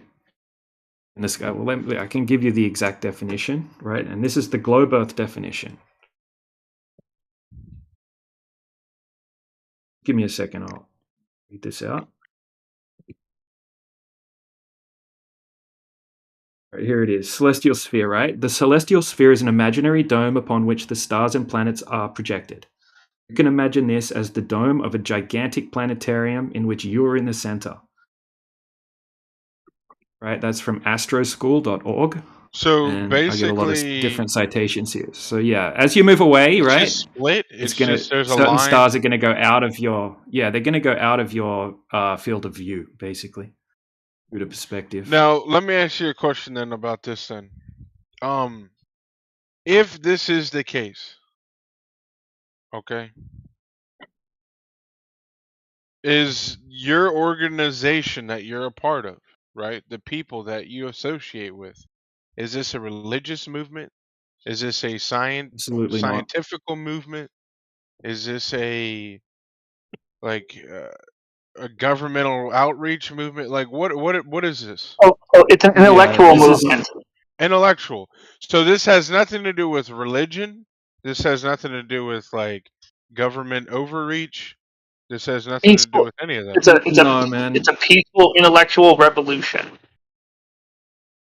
Yeah, so what I would describe this as is a bunch of people that are skeptical of the globe model. Right? It's as simple Skeptical as that. because of government overreach? No, skeptical because the mathematics that they provide us, right, for the globe don't match reality. Simple as that. And there are some people, right? There were some people that are Christians. Let me finish one last thing. I just wanted to address the religion thing. Sure, some people are religious, some not religious. But yeah, some people, we have Muslims, we have people from all different religions, but we don't talk about that, right? And that's faith-based. We keep this empirical, right? This is empirical evidence that we would present in this channel, not faith-based evidence. Even though that, like the holy books or whatnot, do describe the Earth as a flat stationary system, but that's not proof, is it? That's just something that's faith-based. Well, where did they get it from? If you think that's the case, where do you think? Well, they got it probably from observing reality, right? Objective reality. We all experience a flat stationary Earth, right? And all ancient cultures believed in a flat stationary Earth within a contained system. So that's probably where they got it from. And it's obvious reality as well. Like, you've never seen the curvature of the Earth. I've never seen the curvature of the Earth with our own eyes, right? We've never felt it move. And that's the way it is. I mean, it's only because we were taught this theoretical mathematical model from a young age that we think it's a globe. Other than that, we would know it's flat. I mean, obvious. All right, so how do y'all wait? How do you flat earthers feel about when, like, with pilots, like airplane navigation, they use circle routes, which is the shortest distance between 2 points on a sphere? Yep. So if you have a look into it, right, I actually know a aerospace engineer who works for the government, and it's also in the FAA. And they all align with spherical models of the Earth. Like all of their fuel. Yeah. So just let me explain really quickly, right? Because even the aerospace engineer I know, who's a globe earther, right, he said that all of their calculations when they design the aircrafts assume a flat stationary Earth. And if you have a look into the training manuals, pilots are also trained to treat the Earth as flat and stationary, right? They say it's for simplification purposes, right? Obviously, they still think it's a globe in many cases, but to fly a plane, right, they get taught to treat the Earth as flat and stationary, and the plane is designed to fly over a flat stationary plane. And in regards to the paths they take, right, they don't necessarily take the fastest path from point A to point B. They have like air highways, basically. I forget the technical term, but listen, they take advantage of jet streams. Those air towers, those control towers, they all are like different airports are in different time zones. Correct? Yes or no? They're in different time zones. Correct? Yes or no? Yeah, we have different time zones. Okay. But yeah, some are. I mean, you've got And those towers have to know the weather, right? Because they tell the planes, right, you can fly, you can't, whatever. If you go on your phone, you can go on the weather app and look at. Wait, hold on. You can look at when the sun is going to set and when it's going to rise. Right? This is general knowledge. So, because the Earth has time zones, right? I know when it's going to set on the West Coast. I know what's going to rise on the East Coast. I know what's going to set in the mountain time zone, like in Colorado. That's another thing that proves that the Earth is a sphere because of time zones. Okay, so if you're talking about time, I think you're talking about like day and night cycles, not time zones. Dude, the Earth's rotation in a sphere that's shape all good. causes That's all different good. parts of Right. the Earth to Okay, so receive sunlight at different times.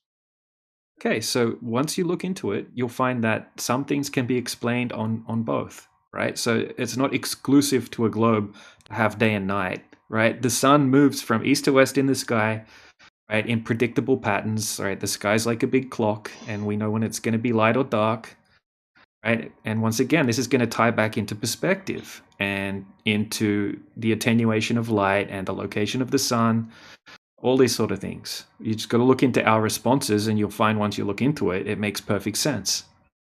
In most cases, right? We don't claim to know everything about the sun.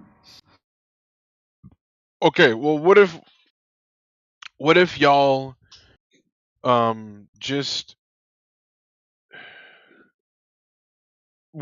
just had some way to understand that the world was a globe and that was just to travel? Like, have you ever traveled like around the world? Yeah, I travel a lot. So have you been to everywhere are humans allowed to be? No. Okay. Well, look, if you travel around South America, North America, Africa, all these places, where else is the other land? You know what I mean? Like, there's nowhere else to go. So, like, yeah, I'm not sure even what other Christopher land. Columbus, bro, when he sailed around we the don't world, he's claim like, other. damn. We don't know if there's other land. Yeah, we don't think that there's like other land that we would claim to know about. So, like, if we're in this giant lake, at the edge, there's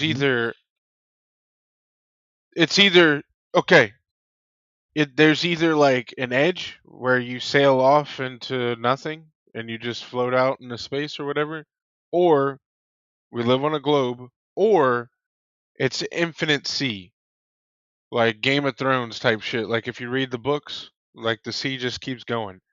So, which one do you believe? Because, like, if you had all the money in the world, maybe you can spend your entire life just sailing around all fucking day and night. When you interrupted me a second ago, buddy, what I was going to say has to do with what you're saying. So I think you probably want to hear what I have to say because it might help you with your thoughts of this. So as my friend here was just pointing out a second ago, you observe the Earth is flat, you feel it is stationary. But a third observation is that every time we see gas pressure in the consistent X value form, it involves two things: a container and a fixed volume. And so, since we have 14.7 psi at sea level, that's our consistent X value. You know, if someone could demonstrate gas pressure without a container due to gravity or due to anything else, then we'd have a logical reason to think that the gas pressure we're breathing right here, right now, may exist due to gravity or something else. But without that demonstration, as far as we know, we're inside a container since we have gas pressure, and no one can demonstrate gas pressure without a container. Isn't that just the atmosphere or something? Yeah, so that's the idea. The atmosphere. Not only does the atmosphere keep oxygen in for us to breathe.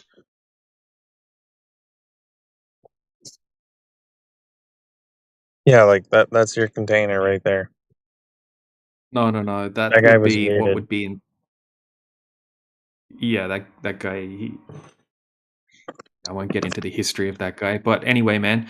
Yeah, we have air, right, which is pressurized gas, which we're breathing, right? And as far as we know, we need a container to have pressurized gas, right? Gas pressure requires a container. It's in the definition of gas pressure.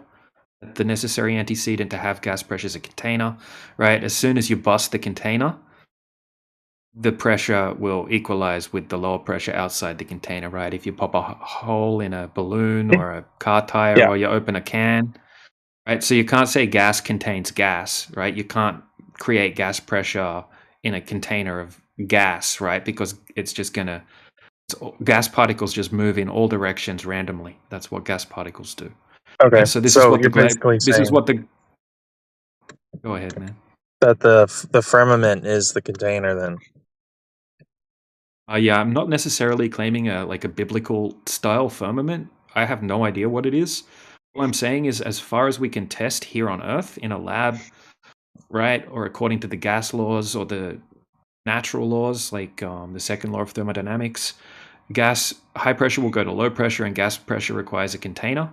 We know we have gas pressure, and we can only validate that gas pressure requires a container, right? But the globe model's claiming that you have like a powerful vacuum, right? Outer space, deep space is claimed to be a 10 to the negative 17 torr vacuum, more powerful than any vacuum we can create here on Earth, right, in a container, and that we have a 14.7 psi gas pressure system, right, that we're breathing here, right, and there's no solid barrier between the two systems, right? And when we try to set up like a practical demonstration of that, as soon as you release the valve between the vacuum chamber and the high pressure system, high pressure will instantly just fill the available space in the vacuum chamber.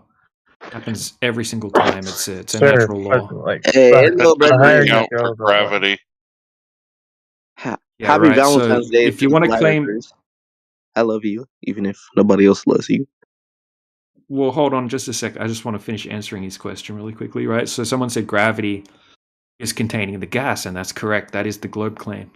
But if you look into the definition of gas particle movement, you'll see that it very clearly states that gas particles don't have a downward bias, right? They don't have a directional bias. Right? They just keep moving in straight lines in all directions between collisions, right? Unless they collide, they bounce off each other, or they collide with the walls of the container, right? So gravity isn't pulling the gas particles down to the Earth. They don't have like parabolic arcs, right? If a gas particle goes up in the air, it doesn't get pulled back down to Earth. So the higher you go, the less air there is, though. So how high, in your opinion, can you travel before there's no air in this I'm not container sure, that man. we're The in? highest that I can get to is about 45,000 feet maximum. People have gone up to what the Blue Origin height, 350,000 feet and whatnot. So yeah, I'm not sure. Like the globe has some bold claims, right? But we can't validate those claims. So what we do know is that we have a gas pressure gradient, right? That's the main thing that you need to have the gas pressure gradient is the gas pressure in the first place. And as far as we can tell, you need a container to have gas pressure in the first place. Most of the gas is just being created at ground level anyway. Like nearly 100% of the gases that make up the air are created at ground level. And then they distribute out, right? And then we have all these different cycles, which is like all the gas cycles, the weather cycles, temperature cycles and stuff. So we live in like a big ecosystem, a dynamics ecosystem.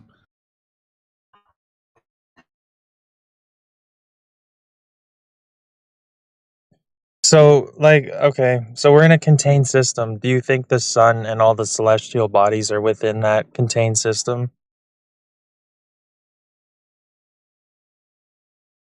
What's that? Sorry. Do you think all the celestial bodies are within this contained system too, or are they outside of it?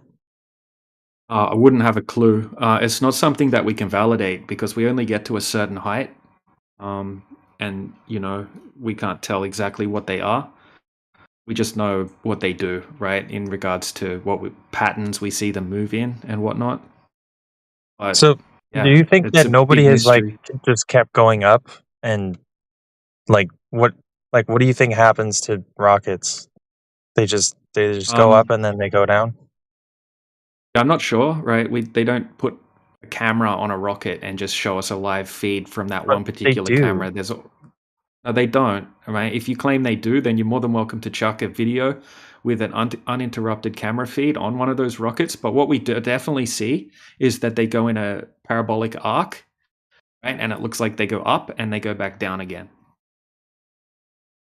That's Okay, what so we what do you see. think I'm is not claiming happening to. at the top of the arc? What do you think is happening there to make them go back down? Well, the force that was generated from the rocket engines, comes to a stop and they come back down again. The same as a rock. You throw a rock and it comes back down again. Once the energy that you put into that rock runs out, it's going to fall back down to the earth because it's more dense than the air. Right? And they kind of shoot them from, yeah. That's what it appears like. I mean, you watch like little kids, right? Little kids who aren't like quote unquote indoctrinated, right? They go and watch these launches. We've got some interesting videos, and the little kids freak out. They're like, "Daddy, the rocket, it's not working. It's coming back down to Earth." And the dad's like, "It's okay. It's meant to do that." It's like that's what it looks like they do. We've got tons of like GIFs and things like that. It shows it looks like it goes up and comes back down again. That's what it seems like it does.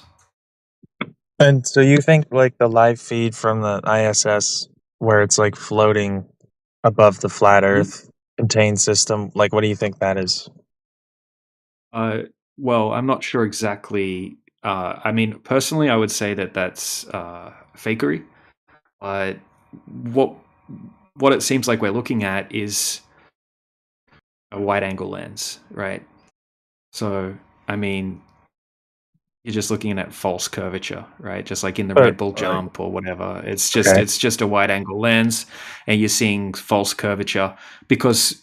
And how do I know that? Because have a look at the Chinese footage, right? From their space station, they claim it's the same height, right? But they show a completely flat horizon from the main cameras but from you're their just space station.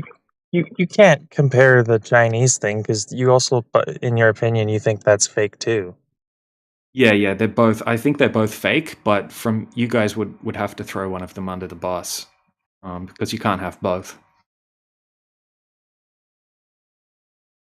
Even Matthew, right? Matthew learns. I'm not sure if he's still in here. I think he's gone now. But yeah, he's a university professor. He's a globe earther. He's a mathematician or math teacher. And yeah, he agrees that it's just a wide-angle lens that you're looking at from the ISS. That's what he says. What's keeping it And up if you there? do the math, I don't know exactly what's up there. There's so much fakery, man. If you have a look into the fakery behind like ISS footage, right? They get caught using green screens,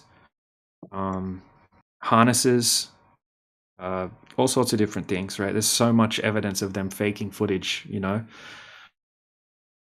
So I don't think it's the height. Whatever's up there is the height that they're telling us, and it's not in the place they're telling us, right? Because what we would say is that you can't have outer space. You can't have the vacuum of space like is claimed in the globe model, because you can't have a gas pressure system next to a vacuum without a barrier containing, right, separating the systems.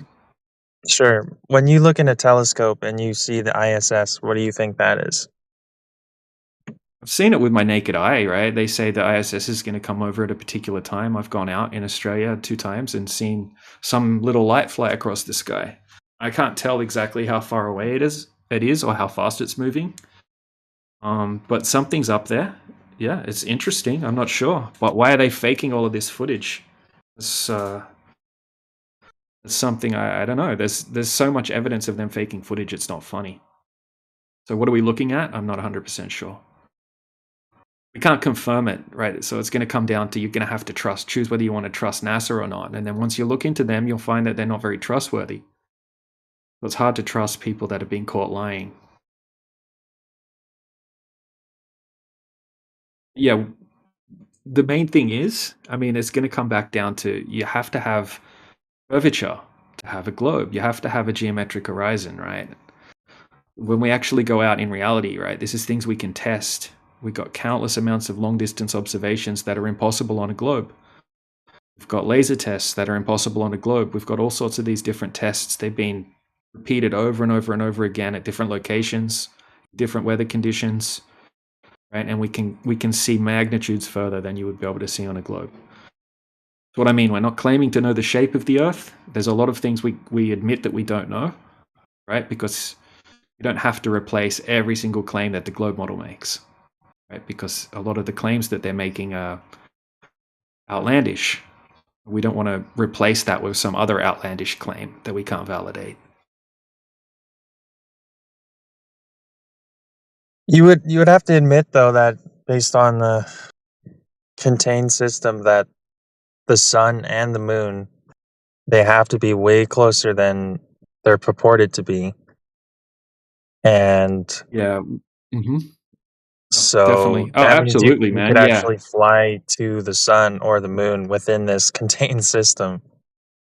Well, not really, because they would be much higher than what we can get to. I mean, what's interesting about the sun is that the sun that we see appears in an apparent location, right? So the sun that we're looking at isn't like the actual location of the sun, right? That's been 100% validated, right? Sometimes the sun looks like it's embedded within the clouds. Obviously, it's not, right? But yeah, the sun's very interesting, and yeah, same with the moon. They're both mysteries, right? We don't know exactly how big they are, what they're made up of, what medium they're in, and exactly how they work. But yeah, the sun definitely can't be 93 million miles away, a big burning ball of plasma gas inside a vacuum. Like I could show you images now where it looks like the sun is local, right? It looks like it's embedded in the clouds. But obviously it's not embedded in those clouds, because if someone else looked at that same sun, right? That looks like it's, from my point of view, I look up, I'll see the sun. Sometimes it looks like it's like embedded in a deck of clouds, right? It's only lighting up that section of clouds, right? But then someone 100 miles away, 100 kilometers away from me, they'll also see the sun. They can't see those clouds that I see the sun looks like it's embedded in, right? They'll see the sun. Maybe there's no clouds where they are. So they'll see the sun and there'll be no clouds around it, right? So that those lit up clouds are only lit up from my point of view. So it kind of works like a reflection, like reflected light, right? Like if you go to the beach and you see the beam of sunlight going across the surface of the water right to your feet, right? That's only there. That's your personal light, right? Someone standing 10 meters down the beach, right? They can't see your light that you can see, but they'll have their own beam of light coming to their feet. So it works like the sun works like that, in a sense, right? It's like each person sees it unique to their own location. If that makes sense. It's called uniform illumination. There's demonstration of achieving that by shining a laser through a prism in a pyramid shape, and it will uniformly illuminate a a plane or a flat ground or a flat wall uniformly. So there's a lot of phenomena of the sky, like the sun and the moon, are definitely mysteries because you cannot go to the heavens above and dissect all of the variables. You can dissect the mechanisms above to be able to say what are all of the variables that will cause the effect that you're observing from the ground. Yep. So the sun and the moon move like clockwork, and when you're looking at the luminaries and the cycles that they move like clockwork, You're looking at the hands of the clock. Maybe you're looking at the numbers, the seconds, minutes, hours, months of the hands of the clock, and maybe you're looking even at the dial, but you cannot see behind the dial and see the gears that make the clock tick.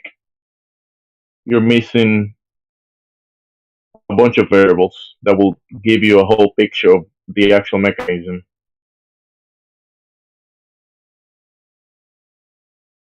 But you definitely can look at the hands of the clock moving, and it's been known for a long time, for many generations, that the luminaries move in cycles, and they're used for, tell the times, the seasons, bunch of different things, even positions on the ground. You can tell your position on the ground based on the movement of the luminaries and their positions above you. So used for navigation. But it's obviously a design in place, like a construct. And when you add up the contained environment plus the movement of the luminaries, you can tell it's a construct, a designed thing. So the antecedent to the gas pressure that you guys were talking about, because based on gas behavior, the gas will expand in the medium and behave that way, then it's gonna push again the walls of its container to create pressure. So there is a container in place, obviously, because you have gas pressure. And then an antecedent to the container will be maybe a designer or someone that put it in place. How do we And the explain antecedent to the meteorites? design, the antecedent of the sky, the antecedent to the movement of the clock movement of the luminaries will be some type of designer as well. Meteorites. When you look at that research, all sporadic meteors come from a specific areas of the sky called radiants, and there's 6 radiants. One is called the helion, which is near the sun. Then the antihelion, which is the opposite side of the sky of the sun. There is the north toroidal, which is the celestial north around celestial north. Then there is the south toroidal, which is celestial south. And then the north apex and south apex, which are 2 radians above and below the celestial equator. So the meteors, what you call it meteors, are not random events. They're also part of the configuration of the sky that have cycles and move But within that mechanism. where are they? Are they coming from outside of the contained system? Like, where are they coming from? You gotta try to make a separation between the observed phenomena and that what that could be in reality, and then separate the fantasy ideas that they put, and they say, hey, those are big rocks falling from outer space. But you have a valid question, actually. Where are they coming from? I told you the actual observed phenomena that everybody observed from the ground position. All of the meteors come from 6 specific radiants, 6 specific positions of the sky. What does that mean? And how does that mechanism work? And what is actually happening is you're looking at light. Have you ever seen shooting stars? It looks almost like some type of light or electric effect, some type of Yeah. discharge. So what is that exactly? Is a good question. And I wouldn't discard pieces of rock falling from the sky, like iron and magnetic material that falls from the sky, reportedly, allegedly so. That wouldn't be out of the realist level, things that can happen. Because, there's a bunch of uh, whatever the sun is and the moon and those lights over there might be some effects that might be causing certain materials to form into this rock material, and some of that stuff can fall to the sky. But there's a lot of phenomena of the sky that each phenomena is separated, different. So the specific one that you're asking about, meteors, those might not be rocks falling from the sky. You might be looking at an electric effect that is being sourced from the radiant sources. So you're looking at a light, a plasma of some sort. There's rock falling from the sky. Sure, there might be some rocks falling from the sky, but not all sporadic meteors. You can tell it's rocks falling from the sky because if you look at the daily showers and the nightly showers, I mean, why aren't those meteors falling on your head and hitting people and hitting cities and houses? Yeah, maybe one little rock fell here and there, sure, but it's not as you think it is. Like, I mean, people think it is like thousands of rocks falling from the sky, from outer space. Yeah, it's an interesting phenomena, but there's a lot of unknowns about it. But it's not random, like I told you. It's also moving. It's also in cycles with the movement of the luminaries. And there is a high season, like a high and a low for the observation of the meteor showers or the sporadic meteor observations. And it also has to do with the new moon and the full moon.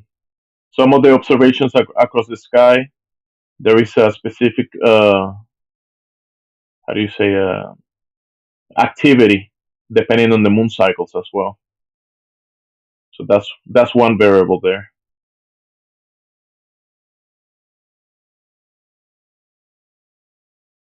So it's like clockwork, just that it's a clock that you cannot dissect and break down like the Swiss watch that you hold in your wrist. You can break apart the Swiss watch and you can say, "Hey, this makes the Swiss watch tick," but you cannot do that with the heavens above or the loom of the sky, all of the layers above. You cannot break it and dissect it to tell what is the cause of the effects completely, because there are many effects. So the combination of the phenomena that we observe, there might be a bunch of variables, and it's a bunch of things put together to cause the effect that you're observing. Just like the Swiss watch, there's many gears causing the movement of all of the hands of the clock, right? Many watches have like a moon timing, uh, the seconds, the hours, the minutes. You can see other dials, other hands of the clock. Many clocks have a bunch of hands, not just the three for the second, hours, and minutes.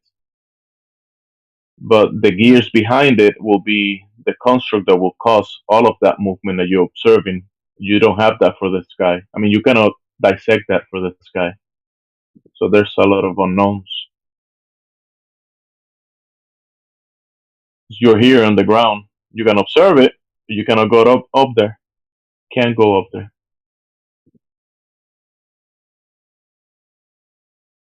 You're in a contained environment.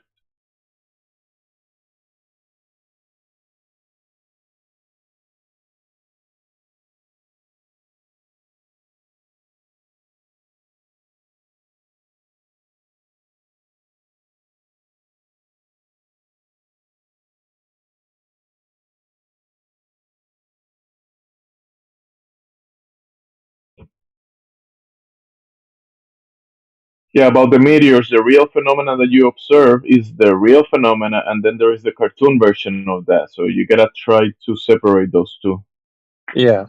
because they're not the same. I feel like if you believe in the contained flat Earth, then that also like validates the Bible, and it just brings into question a whole bunch of other things. Like what happens if you just keep going north, or what happens if you just keep going up? And it seems like it's kind of hard to believe that nobody has done these things yet. Actually, you're being gaslighted. I mean, obviously, I mean, if you look at many of the military operations, like Operation Fishbowl by the Americans or Operation Dominic, I think it was by the Russians. Dominic means of the Lord. The Americans fishbowl of the Lord, and they threw the biggest bombs up to the sky to see what just I don't know. They were crazy. Tried to break the sky or map it. I don't know. And they also did the digging under the digging the ground was that the borehole. The Russians, they dig like 7 miles, 8 miles for 10 years, or even longer than that, and then they travel across you know the waters and the land and did operations to explore. Well, they conquer many nations, right? If you look back in history, all of the wars and then all of the explorations of the lands and going across the place. So they have been looking across, up, down, and across. And when you see these equipment that is being launched up to the sky, there is the real stuff that is done, and that stuff has to be done correctly to be able to work to launch things up there. Like I wouldn't deny that there is flying balloons very high up, and some mechanisms that might be using electromagnetic tethering or even quantum levitation. You cannot discard those things because there's stuff like that that works in reality. What you discard is the fantasy version, the gaslighting that they tell you, yeah, we live in a spinning water ball that goes against everything you know, all of your God given senses, everything, all the physics that we know of water, horizontal, vertical, Gauss laws. The globe goes against all that, and they saying we're launching this technology to this fantasy place. It's almost like just a gaslight or some sort. So you are kind of like looking at the fantasy version and get confused. But there is definitely research being done in reality. So some of the launches that you see of equipment to the higher layers is definitely studies and trying to see what's up there, including the nukes that they launched over there for over 10 years,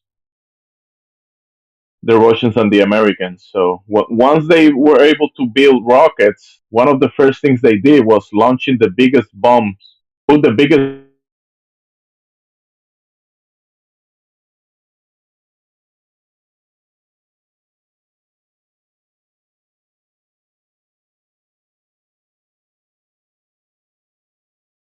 My boy got cut off.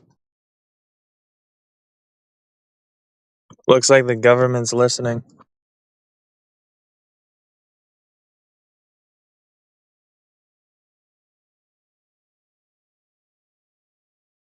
Well, yeah, I mean, look into it, man. No one's ever kept going south and then come back around, the other side of the globe and come back to the same spot. No one's ever done a north-south circumnavigation, whereas countless people have done east to west, right? Because east and west are just circles.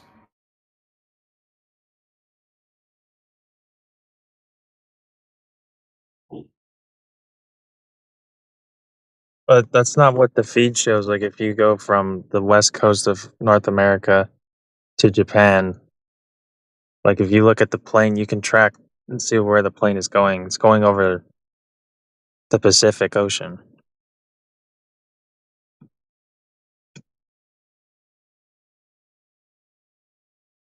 Yeah, But what do you? I anyway, don't see how. Yeah, I know, but that how does that works just fine on a, like on a flat plane. not if you. No, it doesn't, because you'd have to draw up a different world model where all the continents are.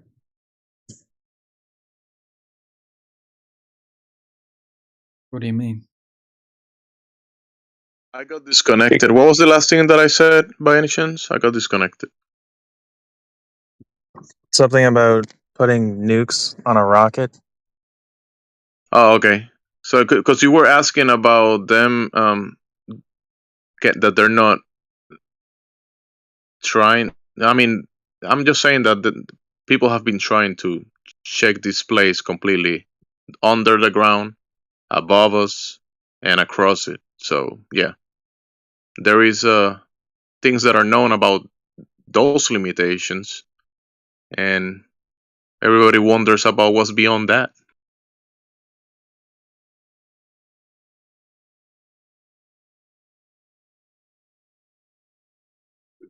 Can I just quickly say something? Do you know? You said what is it? East and West Coast of America. If you watch a dash camera video footage inside people's cars, you can see there's many people on YouTube been driving across the east and west of America, and you can see the dash camera footage that the surface of the road never curves down. So I don't know if you want to have a look at it. I mean, if the Earth was a globe, the surface would be curving down over distance.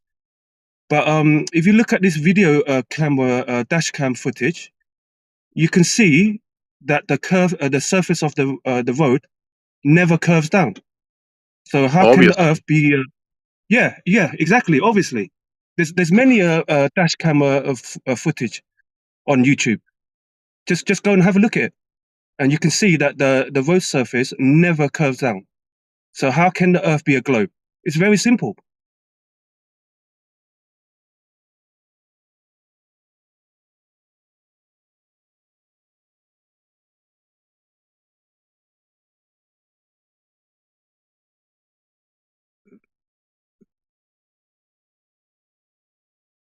I mean, the lack of curvature is definitely a thing, but even claiming that there is curvature and that the water and the gas pressure is in place in a spinning ball through the vacuum of space is just complete nonsense. Impossibilities all over the place.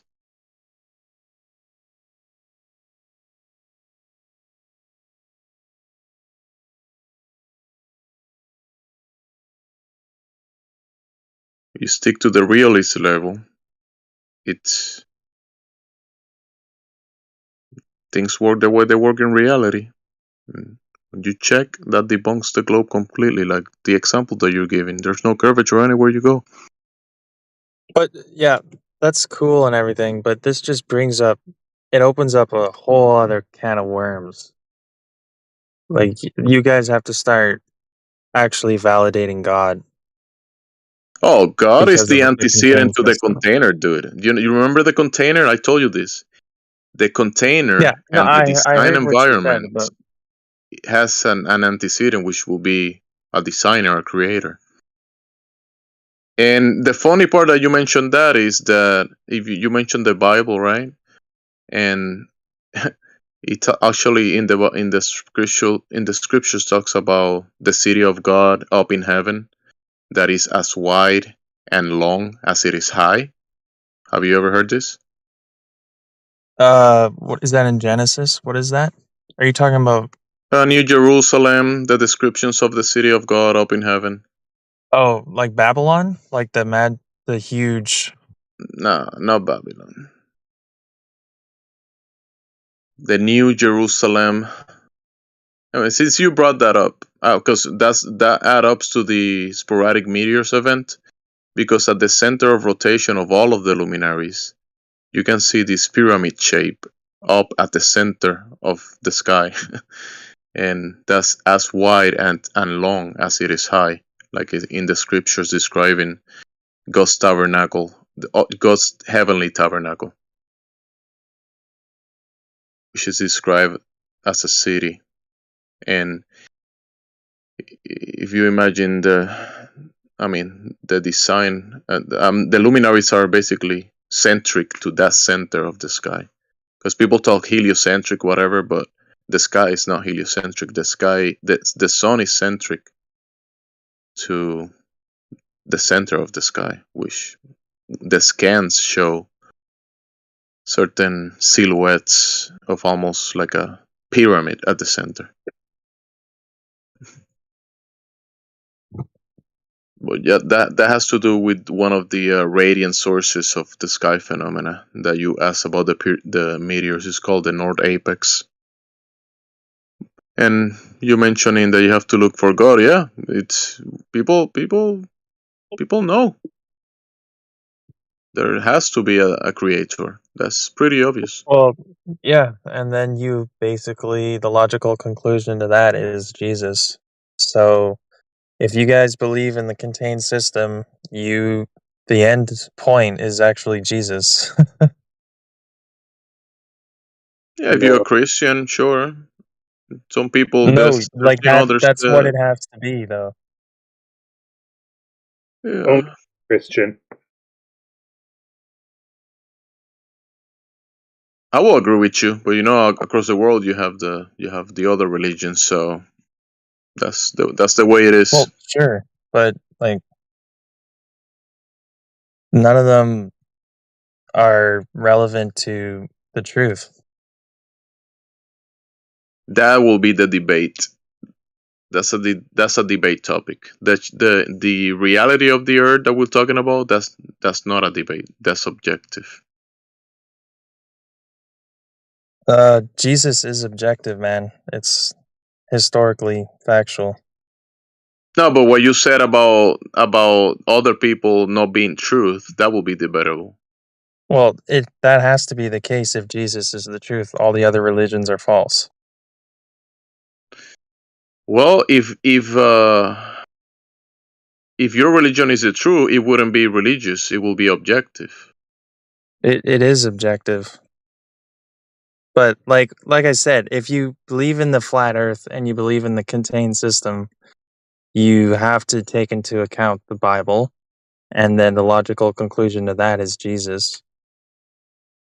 Right, we It don't seems have like to a do pretty that though. Hold natural on a path. second. Yeah, look, for sure, like like it fits in with ancient Hebrew cosmology, but it also matches like just about every ancient culture's depictions of setup of this place. It just matches reality, right? It just so happens to be that Bible talks about, you know, reality in the same way that it's proven to be, basically. But I mean, we don't have to bring religion into this argument, right? Because it triggers a lot of people, right? So we can just stick to the facts, right? Things we don't have to apply faith in, right? Like long distance observations, laser tests, all kinds of different things like that. But it does. Ultimately, you're correct. It's just that, you know, people will kind of debate your opinion about it. That's the thing. And the room is kind of not for that. Yeah, I'm not saying it's wrong. That's for sure. I'm just saying that we don't need to use something that's faith based here. It's objective reality, testable, repeatable.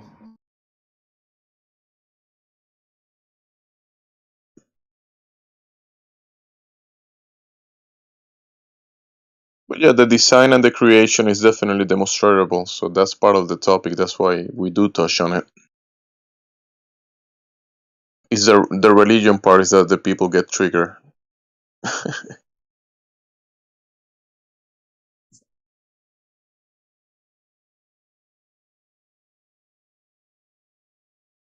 Yes.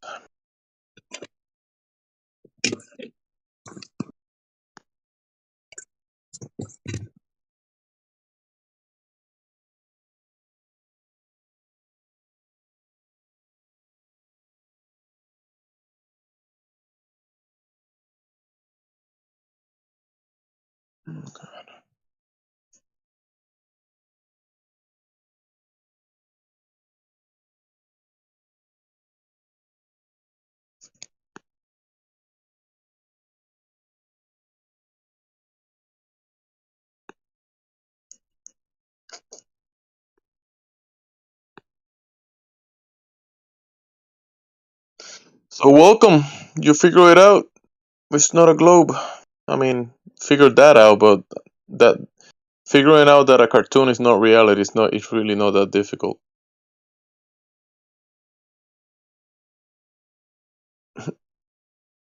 Pointing out and discarding the fantasy as that and just as a fiction. For some people, it's difficult, but if you're using your God-given senses, it's really not that difficult.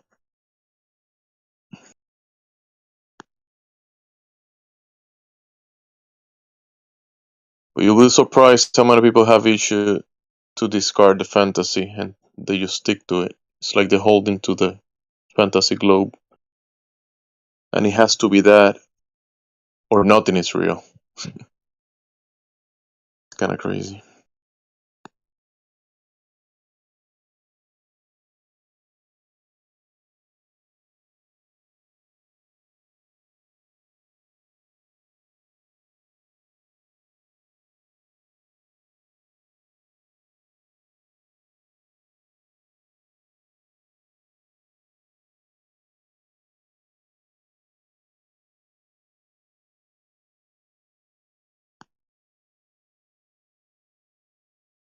What happened? Did you guys mute him or something?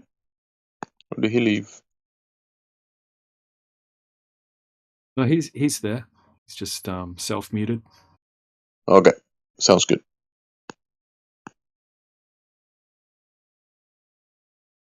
Oh, Miguel text me. Let me check on Miguel.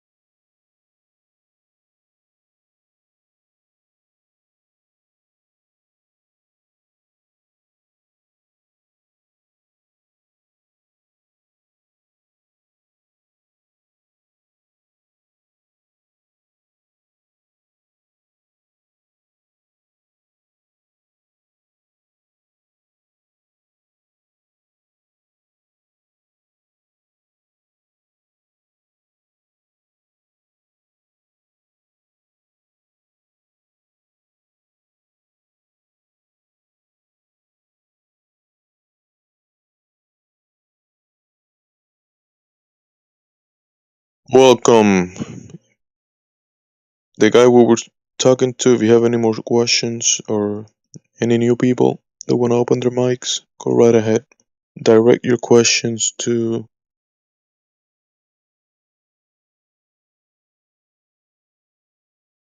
the Australians.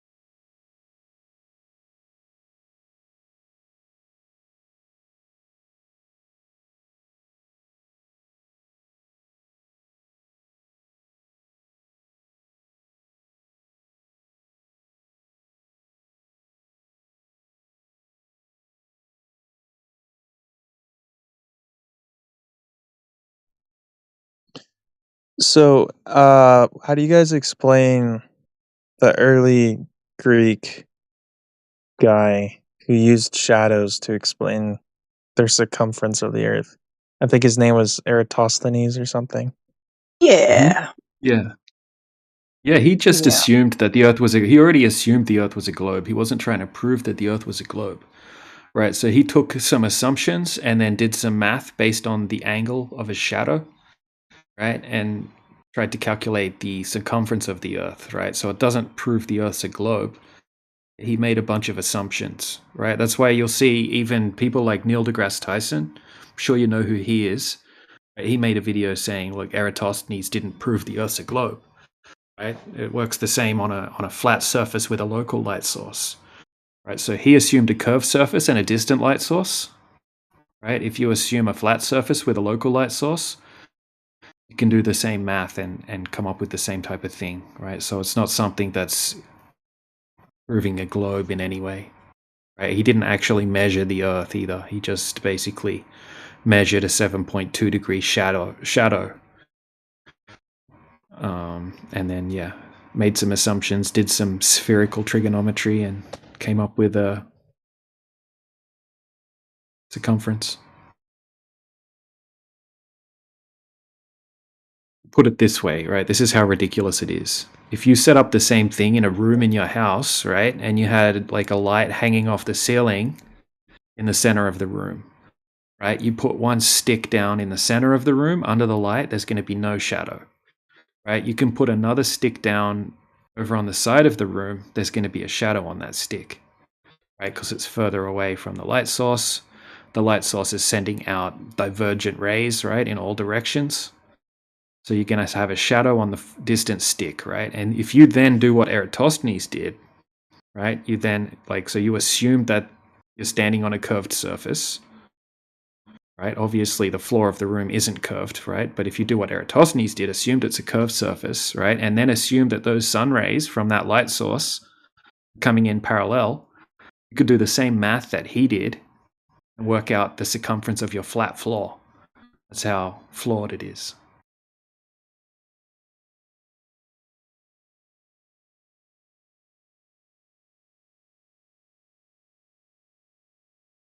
And then the list of problems with that goes on and on.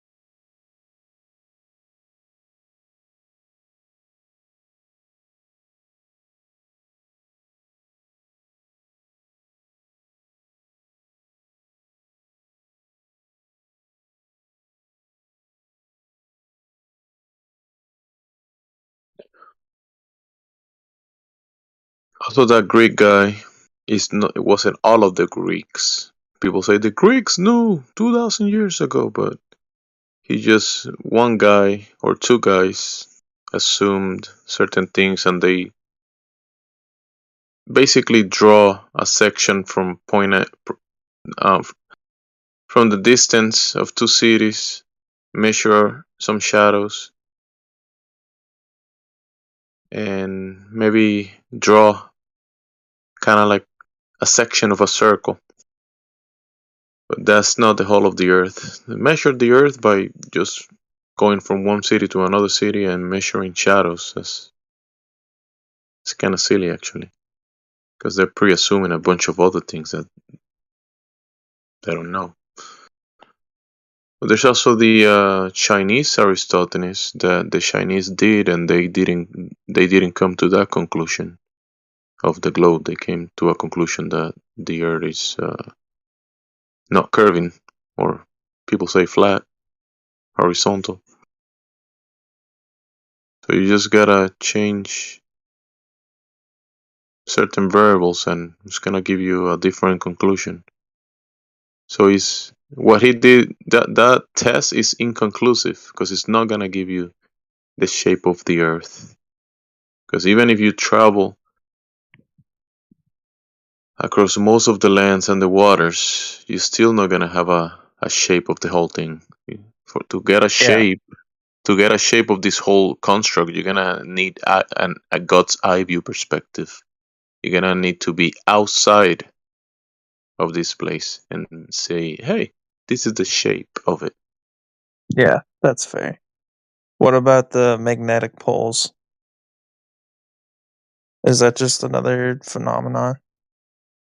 I could give That you a has few nothing to things and do. then I could speculate a little bit because the magnetic poles, remember, when you think about this, you think about the magnetic pole on the globe at the top and at the bottom. But then you gotta take into account geographical north and geographical south that are locations on a map.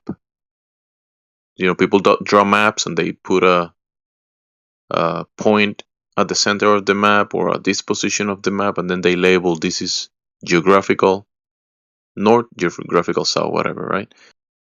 Then there is magnetic north, which is not geographical north. It's other position that moves from position during the year. It could be thousands of miles away from geographical north. And the same thing with magnetic south is a position that is thousands of miles away from geographical south, and it moves positions as well during the year. And then there is also celestial north and celestial south, which the globe believer says, look, when we see celestial north and celestial south, that means that we're in a ball, because I don't know, they come to that conclusion because they're saying you're at the top or at the bottom of the ball, and that's why you see the stars doing that. So yeah, the poles are an interesting thing. If you want to speak to it from the realist level, it's people use the celestial north to, draw angles based on positions, based on the sun position, to be able to tell their location on the earth, star positions. So if you ask about the North Pole, that's a geographical position on the map. But if you're asking about the magnetic one, that's another position. Just hopefully you got that something, at least make some differences from what all of those things mean.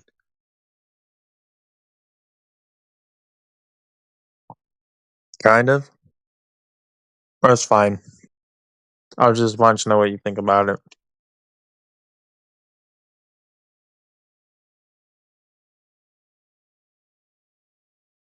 Yeah, if you think about the poles on a map, those are positions on a map, geographical positions that people say you can go to this position, and we draw and we put a pole right here, and this is the starting of the map, and you start from here, and from this position you draw lines, and then you can say latitudes or longitudes, because allegedly the North Pole, the geographical one, supposed to be 90 degrees below celestial north.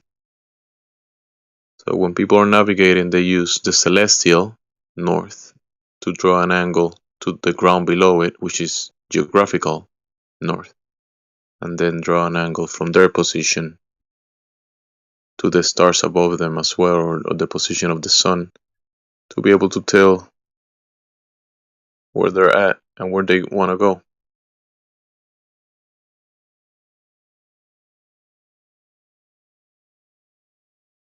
Then the compass will show you a pole, right? If you grab the compass, that's a different position than geographical north.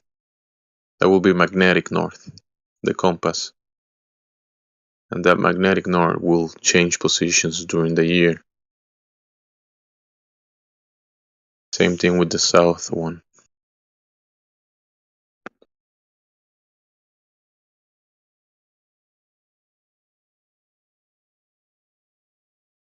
There is many variables on that topic that maybe other people can add to it, or you can do some more research about it. But the basics is that there's many claims about there's the poles on top and below the globe, but we know that's fantasy. I mean, at least some people do know. So it could be poles could mean something in a cartoon, and you could ask about that, the poles on the cartoon, or poles that are used for navigation, to locate positions on a map, and then the poles that are used to use the compass. So there's multiple variables that you have to take into account and make some separations about what that actually means. What are you trying to do with that information? You want to navigate, you're going to use certain stuff. All right.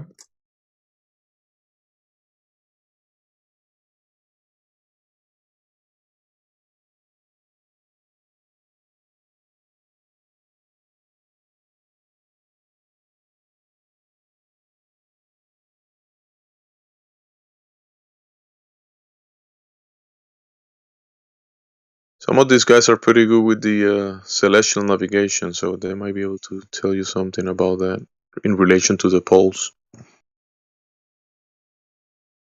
If anybody want to tell him anything, it sounds like not many people are active at the moment, but that's a good question about the poles, and it's an interesting one. It's just that it could be very specific in relation to what you're trying to do with that information. Yeah. And celestial navigation works if it's done correctly, and that's something that is practically used in reality. And if you're drawing angles, straight lines or horizontal lines from position to position, that by itself debunks the globe, because you cannot have horizontal lines on a curving surface, because the horizontal line will have zero slope and the curving surface will have slope.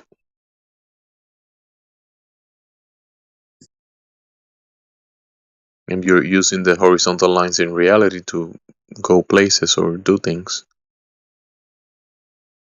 You cannot have that on a curving surface. That thing that you're using, the horizontal line.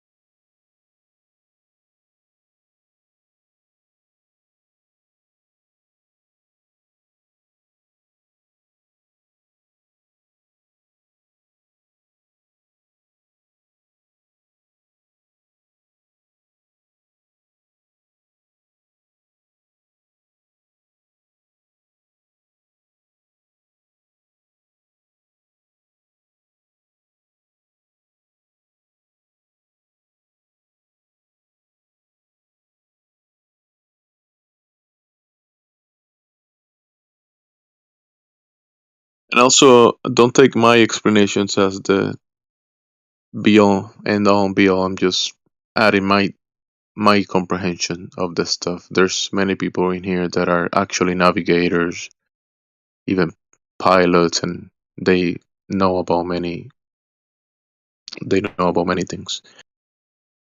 I'm just saying the things that I know of.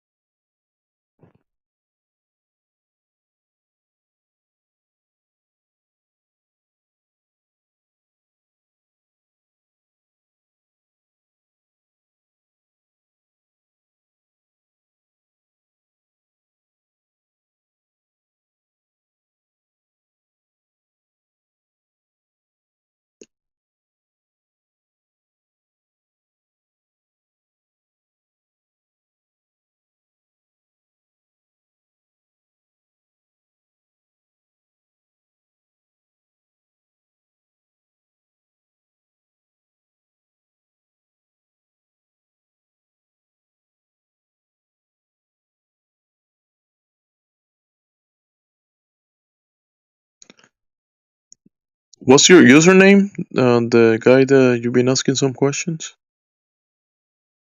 Do hope.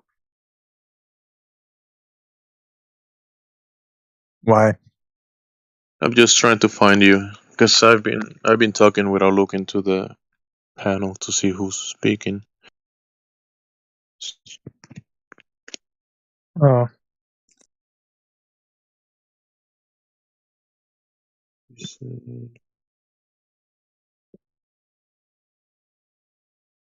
Wait, which one are you? Do Hope?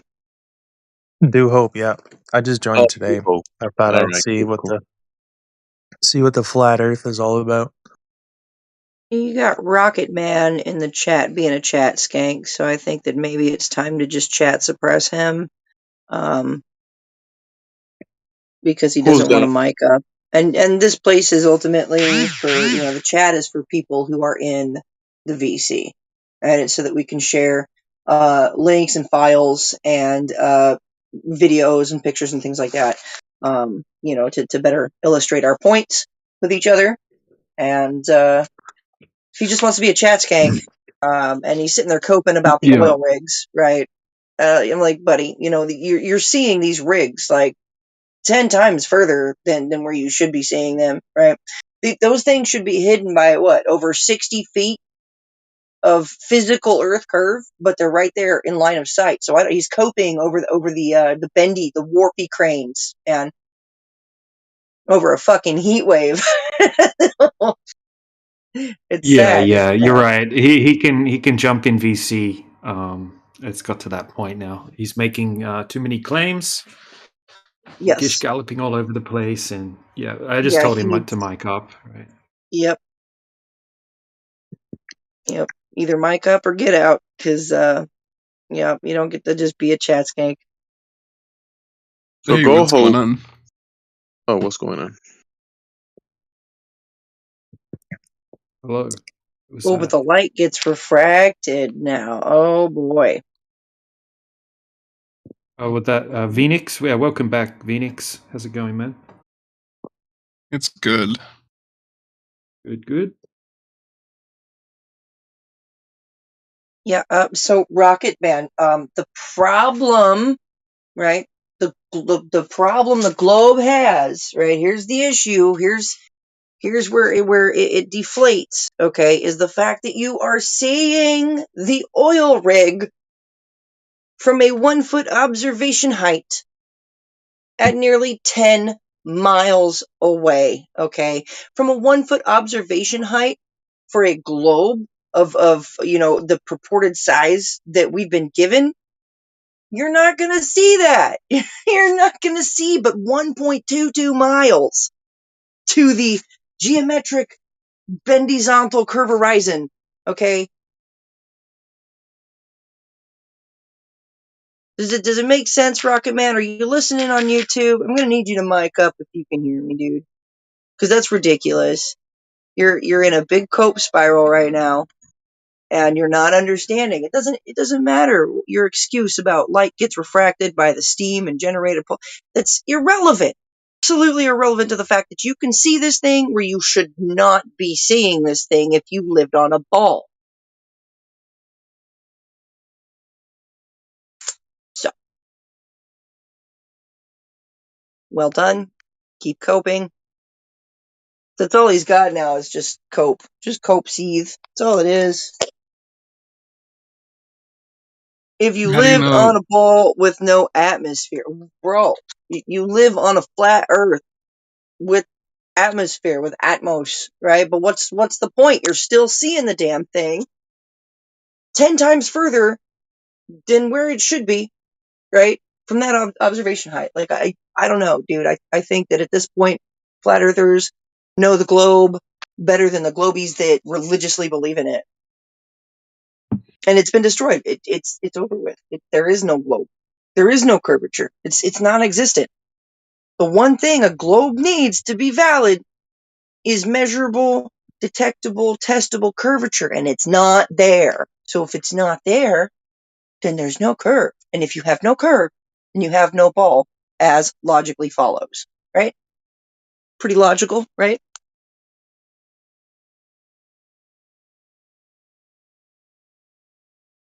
Well, the globe will be anything but logical. Of course, yeah. I mean, it's held up by nothing but theories, right? Like theoretical physics and there's things that are in absolute violation, right? The globe is an absolute violation. Just the idea of it is in violation of many natural laws. It's dysfunctional and completely broken inside and out, really.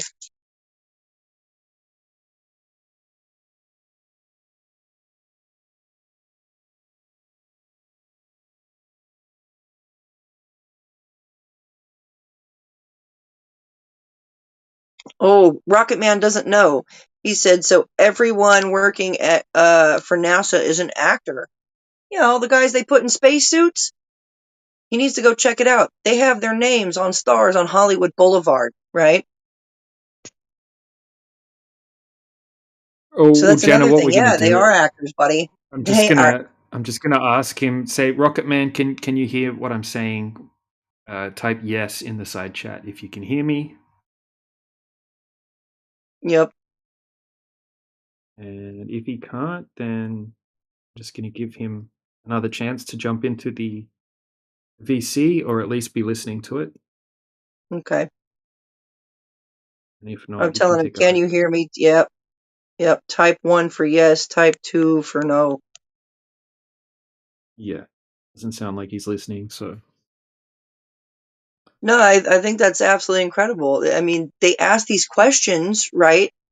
And in his mind, the answer is surely not, right? Surely not. They cannot be actors. Oh, well, some very famous astronauts with their names on stars on Hollywood Boulevard with the rest of the actors, right? Even Donald Trump. They're all actors. So, yeah. As much as that might hurt him. All right, time for Rocket Man to go. He did not answer anything that I told him. He just, because I said, guess what, Buttercup? That rig should be hidden by over 60 feet of curve. He said, are you saying that this picture is the same rig, puts it behind a wave that's 60 foot high? No, you can still see the base of the rig that's closest to you. What's happening further away is there's compression that's happening. So, you see your horizon is still perfectly horizontal left to right. You've got no curve left to right. So yeah, he must think that he lives on a paper towel roll. Yep. All right. Rocket Man says he is you are not in my VC, so no. Okay. So he's in his own VC talking shit in here. So he's got somebody in his ear in his VC probably telling him what to type in here. We can go ahead and get rid of him now. Yep. Bye-bye. Biggie Cheese, you came in here, you wanted to understand our arguments. Yeah.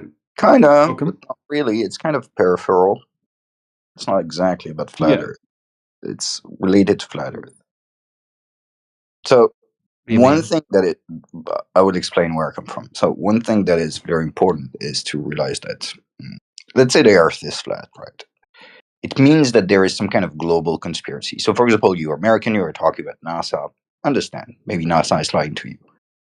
But that also means that China is lying to you, that the USSR is lying to you. That also means that all the countries in history have lied in one way and have agreed to lie for more or less the same reason since, I guess, when was the first globe established? I think in ancient Greece, which means that for... Well, not really. I mean, it was proposed back then, but it wasn't really until the Roman Catholic Church, right? The Jesuits went around the world and the Roman Catholic Church around 500-600 years ago, they went around the world and basically implemented it into mainstream education system.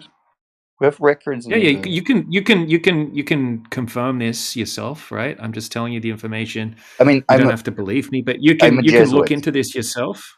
I'm a Jesuit. Okay, just whatever you. you're- Okay, you're- that's all good. That's all good. Whatever you want to be, that's fine, right? The thing is, most people aren't lying. Most people are just regurgitating the mainstream textbooks, right? But Sure, if you want sure. to look into who's lying or not, I mean, you can look into blatant fakery of footage from space and things like that.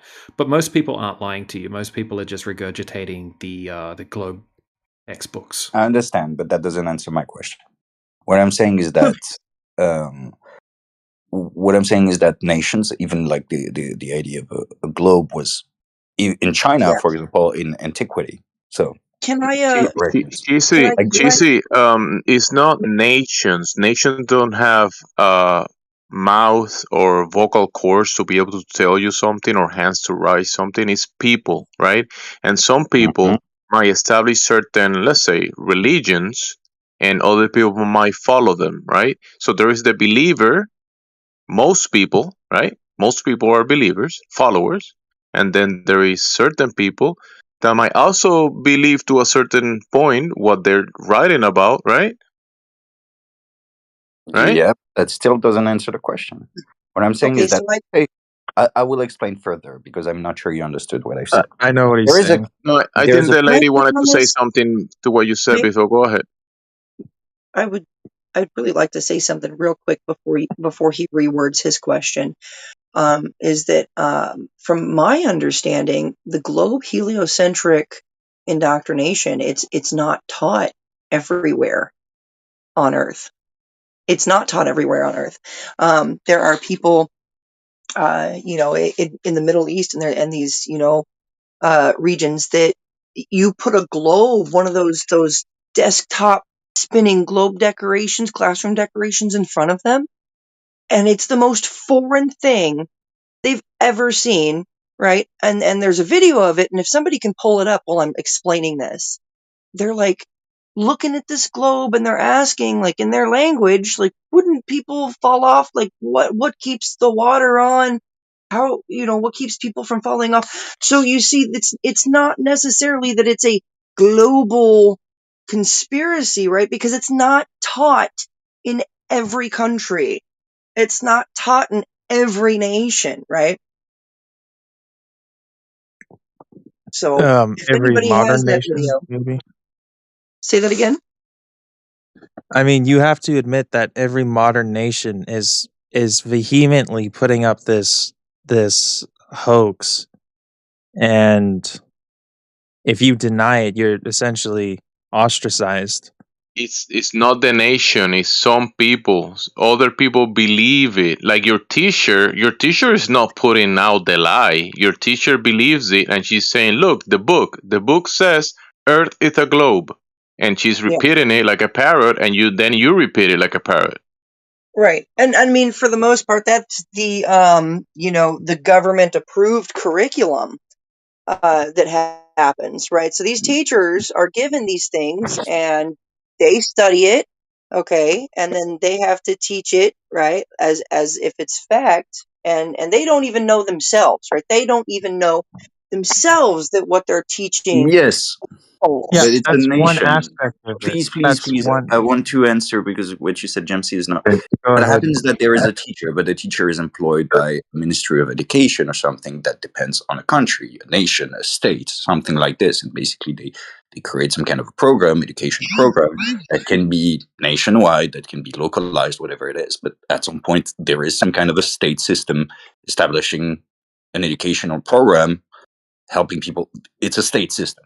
It's sure there is a But teacher telling you this. They are everybody part on of that this. curriculum, listen, everybody on that curriculum, to the top to the curriculum, who has first-hand knowledge that reality is not what it is, that is something else, and they put it on the book. Who has first-hand knowledge that Earth is a spinning water ball to the vacuum of space? Of all of those people that you mentioned, who of them has first-hand knowledge?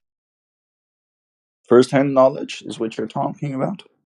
Yeah, but you're saying all of these people, from the teacher to the top of the education on the nation, the number uno guy, from all of those people, who has first-hand knowledge that Earth is a spinning globe in the vacuum of space? I'm not sure what you mean by first-hand knowledge, but it's not really my question. So none of them has knowledge about this. They all believe it then. This isn't my no, but it also like it depends on what you mean by first-hand knowledge. The question, it's also not Like my. the people that actually measured the thing to be a globe, the people that actually went to the outside of it and looked from the outside of the globe and said, "Look, it is a globe." Okay, let me put it this way: does China have satellites? So, yes. Many China nations have satellites, but you gotta make a difference between the actual devices that you can send very high up, right? And No, the wait, cartoon wait. version. Listen, bro, relax. There is a You don't let difference. me finish. Yeah, You bro, don't let you're me saying finish. China has satellites, but you need to make a difference between Why the I'm real saying this? stuff, the real equipment, and the fantasy equipment. What? Okay. So Real wait. quick, I right? want to finish because you cut me off. So China has satellites. China is also antagonistic towards the U.S. When you say satellites, okay, define see, satellite. What is I make that? a sentence. You But cut me wait, off. define Dude, you satellites. gotta let What him is that? talk. Dempsey, you gotta let him talk, bro. Bro, this is bro. We need to know what we're talking about. We need to know what exactly he means when he says satellites. What does he actually means? All right. So do you agree that China claims to have been on the dark side of the moon, for example? I don't think China has been to Narnia. I don't think China. I don't care. Nobody in China can go to fantasy That's and not my tell you this is question. how You don't fantasy looks. listen. You don't listen. What I'm saying is that they claim to have been to the That dark will side be, of the moon. bro. That will be a contradiction Oh to natural God, law. please. They claim, whether it is true or Yes, not. it's a They claim. claim. Yes, They claim. it's a Okay. It's a claim. But those are They claim. It's baseless a claim. It's a assertions. claim. Wait. It's a claim. I'm not saying it's true. I'm just saying they claim to have been to the dark side of the moon. Please really listen to the words I'm saying. You got me off after I've done like 3 words. So I'm listening to you, bud. I'm listening. what they're saying is that they have had some kind of presence in the sky or in its space, whatever it is. You can say it's not true. They claim to have so. What I'm saying is that I don't understand what China would align with something that a lie that NASA has created, especially when those two countries or the USSR have been almost at war and nuclear war. I don't understand Well, why. okay, hold on. Let me stop you there, man. It's like the races, okay? It's like horse races. And although all of these governments, right, are, competing or warring with each other, they're making bets with each other at the end of the day, right?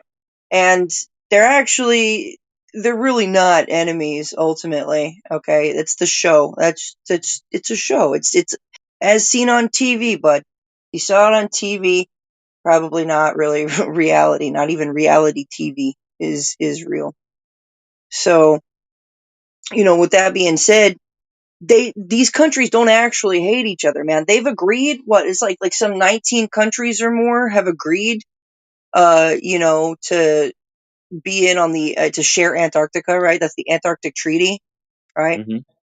And to keep that off limits. So do they really hate each other, or are they actually able, a small, powerful, rich group of people? Do you think, that's all it could take? That's all it could take for them to be like, yep, we're going to say the Earth's a globe. Funny thing is, be willing to bet that most all of them know that it's not a globe. Correct. I mean, one thing is where I would disagree is that, for example, I'm going to talk about European powers like in the 19th century. So in the 19th century, a lot of European powers agreed to share Africa. Like it's called the Berlin Conference. They came together and agreed to share Africa. And a few decades later, I'm French, the Germans sent my grandmother to the death camp. So just because you agreed on something at some point doesn't mean that you're friends.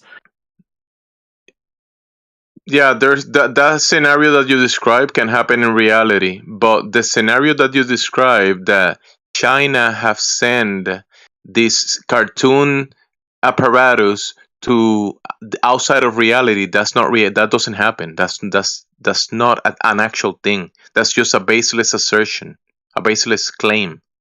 Yeah. Oh, funny thing too, Jimsy, is actually if we go and we pull up globe Earth images from all of these different countries, from like China, Japan, from Russia, they're all different. They're all different continent sizes, different colors. The ocean is different colors. The continents different colors, different sizes, different kind of orientations. And so you can find this and be like, wow, like each one of these has literally like they're all living on a different Earth. It's almost Yeah, it's because almost like the, you can't. the artists, but they're different different. artists that are putting the Yep. information. Different artists with different It's almost like in a cartoon it's makers. almost like in a mod. It's almost like in a modern age they can't hold one single conspiracy together. Can I offer up a visualization that helped me? So Think about Something that it, helps me man. understand this See? I want to explore. Let's say you're right, and I want to explore this. I really. Let's say you're right, and all the governments kind of agree to get like together. No. How does my that gosh. work exactly? So Like let the me 19 Hold on, I've been governments. wanting to jump in for a while. Hold on a second, Biggie. Right, what Oh, you're doing when you're saying Biggie. nations, you're saying China, you're saying the governments, you're assuming like it's a big hawking thing, right? Like the country's talking to us and they're making claims. No, right? The government is compartmentalized, right, into all these different groups on a need to know basis. So when you say China is lying or China's doing this, no, most people would have absolutely no idea. Right, even when you're saying like the government, right? That's a huge amount of people, right? Compartmentalized organization. Most people would have absolutely no idea. It would come down to but only a there is tiny also amount of people. Sure, but there is also an issue is that when you talk about satellites, etc., in the you deny it, but in what is presented, it's No, bro. Stop doing that. That's another Sherman. I told you there is a I'm not. difference. Bro, You don't know what I'm there is a gonna say. difference between the real equipment that can be sent high up with balloons, electromagnetics, You don't know quantum what I'm gonna say. levitation. There is that stuff. And then there is the cartoons that you spoke about, sending it outside of reality that You don't know go what to I'm the gonna back say. of the moon and then show you the Earth as a globe. Those are not real stuff. Sure, you don't know what I'm gonna say, so let me finish. That's the main issue. Let me finish. What I'm gonna say is that there are a lot of people who are connected to this for different reasons. Can be defense, so for example, the ability to spy on your enemy. Economic interests, so you can send whatever it is for in the sky for communication, telecommunications. They all use You balloons, see, I'm not high finished. altitude airplanes, and all that stuff works in reality, not in fantasy. I'm not finished. That's not a big deal. What you're actually trying to say, they're gonna spy on the nation or military. All the military That's not what I'm depends. saying. The That's not what I'm military saying. depends in reality, bro. When the military is doing something, they don't use the globe.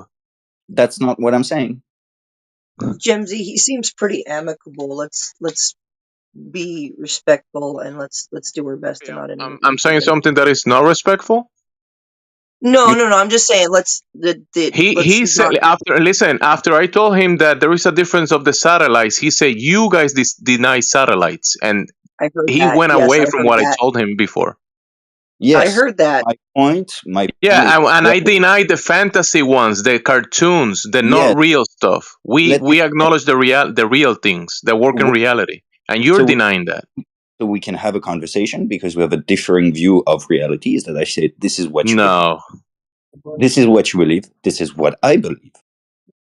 That's exactly. This isn't about beliefs, though. This is the problem, right? In a debate, it's very important to define terms you're using. So when you say satellites, right, if you're claiming that you have these devices or whatnot in outer space, right, we're going to say, okay, that isn't possible because of the second law of thermodynamics. You can't have gas pressure next to a vacuum without a container, right? So you would have to validate that you're able to have such a thing as the type of satellite that you're talking about in the first place. Just sure, but first let me finish what I'm saying, because we have been going around for like 10 minutes and I've even made my point.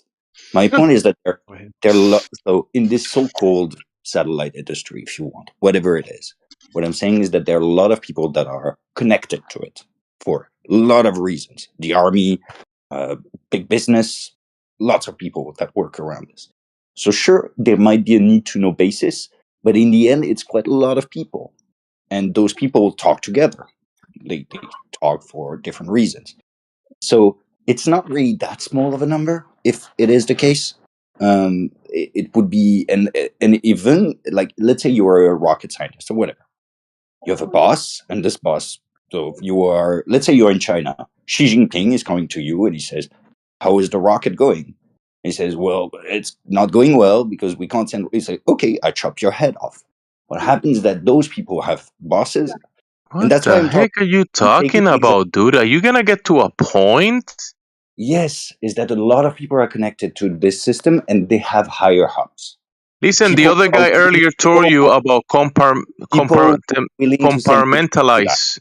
You know the governments are compartmentalized, and whoever is building a little light for a device that is gonna be sent on a balloon, that guy built the light, the other one made a screw, and they put things together, and then you know who launches that stuff up to the sky? It's not themselves that build the little light. They don't launch it. I know. Oh, there you go. So there is a separation of this the chronology and the steps that are being taken to launch some of these things. Yeah, I mean, there is a huge specialization in work. Yeah, and you know that a lot of this equipment is attached to helium balloons. Do you know that? What equipment exactly? The equipment that you're talking about, the satellites, they're called satelloons. That's not what I've seen, but it may be. Sure. That's not what you've seen. So show me the satellite that you're talking about, so we know what we're talking about exactly. Show me the one.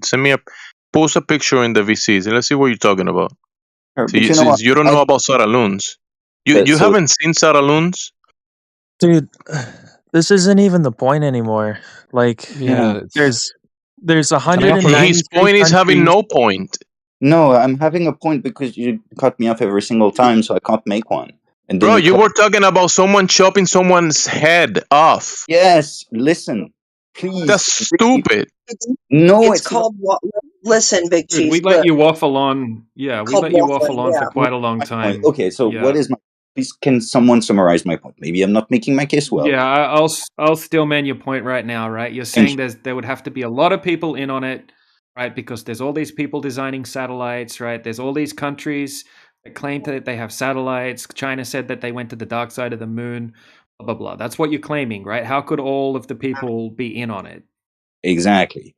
My question is simple, is how then does that work that all those people come together and agree on something? Even Can I when offer up an example that might help you here? Are with one another and antagonistic towards another.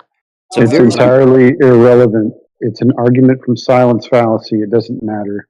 You want to give us another point that matters, or are you just going to keep waffling? It actually does matter because it means that the whole world is literally conspiring to put up a deception. No, we've Yes, you guys are actually missing the point. And I Go ahead. Someone is asking for the mic. Whoever asks for the mic, go right ahead. It's goats. So I just want to offer something up that helped me to understand this. Are you familiar with the business world or the general structure of businesses and how businesses work?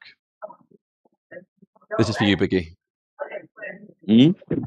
Yeah. So are you familiar with the structure of how a large company might work? I'm talking 15,000, 10,000 employees plus. Yes, so let's imagine companies like this. Yeah, same. The way you spoke, it came across that way. So this might land because it helped me.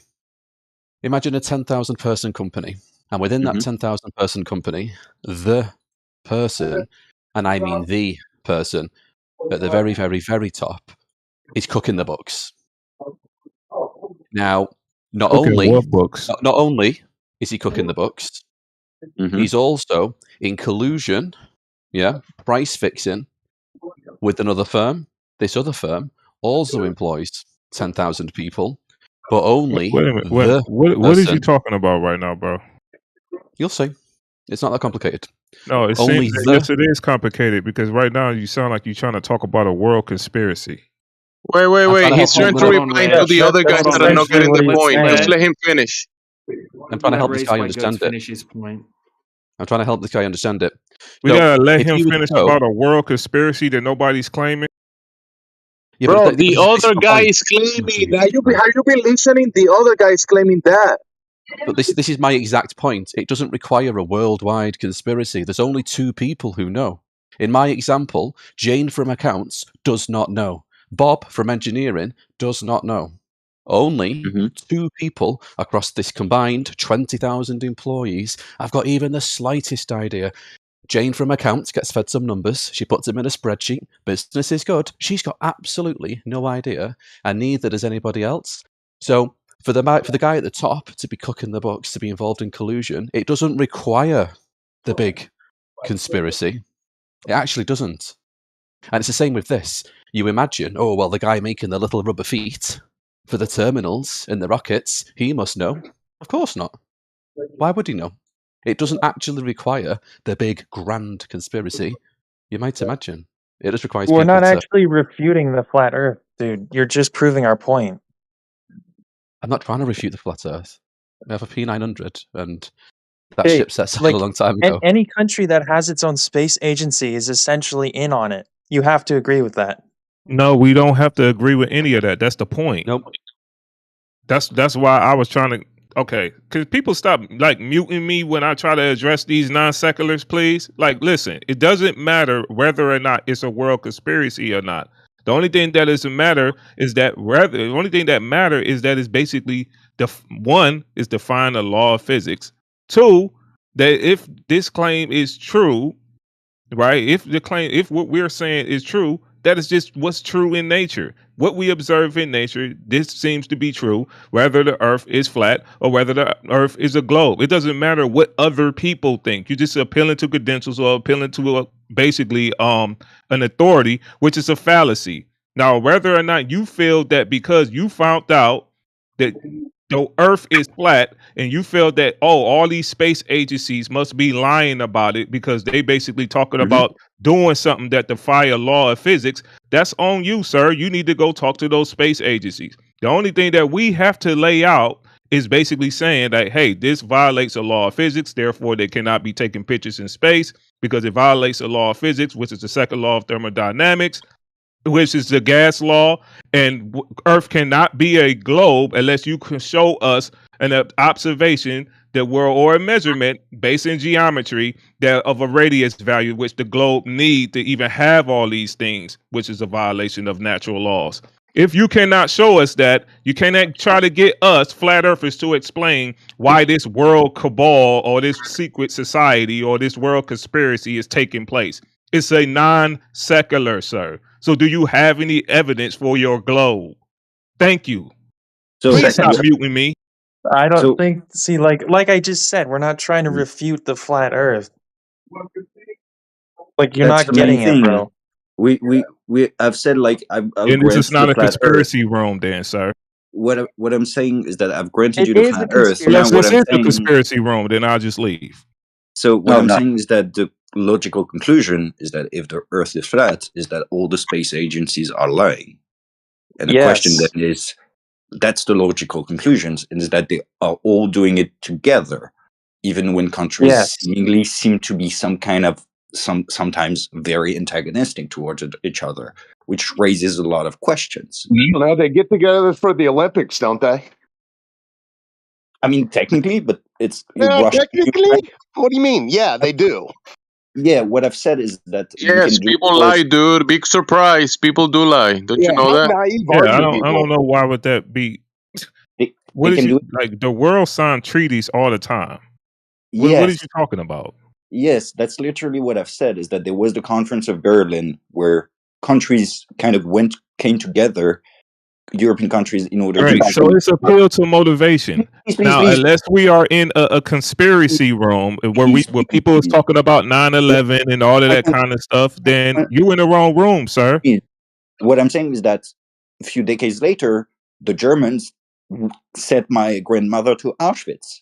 Like, it doesn't mean that because you sign a treaty. Is he listening? No, he's not listening. Wait. Biggie, Just because you sign a treaty. Biggie. Are you listening to us? This is a flat Earth room. That's what it is. It's 24/7 flat Earth. Either you're here. understand. We're talking Wait a about minute. the Hold flat on. Earth, Wait a minute. Should he be muted? Because now he's talking over me. if either you here to basically present evidence of a globe which has a radius value and space, which basically a space vacuum, and people taking pictures from there and show how that actually abide by the laws of physics. Either you here to prove that, or you here to support flat Earth, pretty much, because that's what this room is. Now, anything other than that, you are in a non secular, because that's not nothing that have nothing. It's not supporting neither argument. You're just basically speculating about what people's motivations are, which is an appeal to motivation fallacy. It's not an appeal to Or motivation it's a fallacy. conspiracy room now, since I'm the one that's being muted. Well, it's kind of the main thing is that what I'm saying is that it leads to a conspiracy eventually. Then yes, it so you leads. The speculating logical about a conclusion. conspiracy, so you rinse and The repeat. logical conclusion is that it leads to a conspiracy. You're And so the rinsing and question is, repeating. It doesn't matter. wait. The question is, how is this conspiracy organized? Why does it exist? And I'm not even talking about personal motivation. I'm talking about like all of that will be discussed in the conspiracy room. I've There's let a you speak. conspiracy I've room let you you could go speak. to and talk I've about let you that. speak. I've let you speak. So what I'm Biggie, you said Yes, nothing. you rinse and Biggie, repeating what you just nothing. rinsing and yes, repeating. because you don't what you just- answer it. Because you don't answer it. Yes, yes, I don't have to. It's a non Because secular. yes, you refuse to answer it because it's kind of an issue for you. No, it's not. It's a non secular. Well, it's not an it's issue at all sequitur. because the It's only not argument, secular, yes, it's sequitur. First of all, great. But the It's a second of all, non secular because it's not relevant. and you just don't want to admit it. That's it. Great. Okay. It's a non secular Biggie Cheese because it's not relevant to the argument that we're making, and it's not relevant to the evidence that we're presenting. What other people's motivations are, whether it's the whole world, whether it's government, whether it's space agencies, it's not my argument. Well, eventually Not relevant. You butt with them. Doesn't care. Not It's relevant. we're the politics server. Hold It's on, unless we're going to need so to you move on agree from that this there is topic. something It's going. Hold on, Yes, but Biggie. it's the Biggie, flat Earth room in the hold on a politics second, Reg. server. Just a second, bro. Look, I'm just going to put an end to this circular topic at the moment, right? Biggie Cheese, if you're claiming people are lying, go ask them why they're lying. We have empirical evidence that the Earth isn't a globe, right? If you want to present some evidence that the Earth is a globe, right, go ahead. If you want to ask us questions about certain things, go ahead, right? But if you want to ask people that are lying why they're lying, go and ask them, right? You're just appealing to. Also, there's quite a bunch of fallacies that you're using at the moment, dude. So, we want to discuss the Earth, right? Not why would they lie. Okay, so I'm going to unmute you, but don't go back around in circles again, dude. It's just that too you much. don't want to talk about it. And listen, all I'm saying, Biggie Cheese, is that there is a room for that. Like you can go to the conspiracy server and they talk about that all day. I know, because they're flat earthers and they think about this seriously. Not most of them. Most of them not flat earthers though. So you could have all these arguments in that room where they speculate about that crap all day. They talk about 9/11, they talk about aliens and all that. You could talk all that all day, but right now we're talking about the reality of what Earth is and what we observe. Do you have any evidence of your globe? I don't think I'm going to convince you. I just wanted you to know your explanation about what. No evidence for the globe, then. Not for me. Right. Does anyone else have any evidence of the globe they would like to present?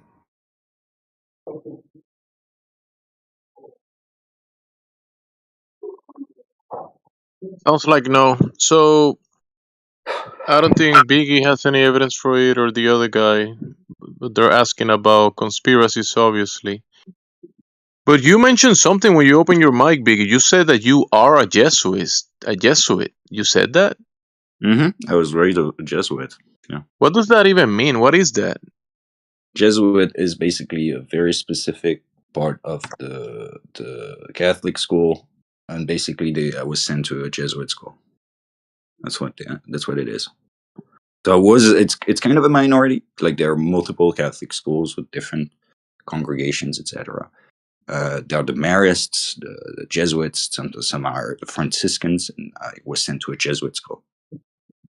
Do you know about Georges Lemaitre? About who?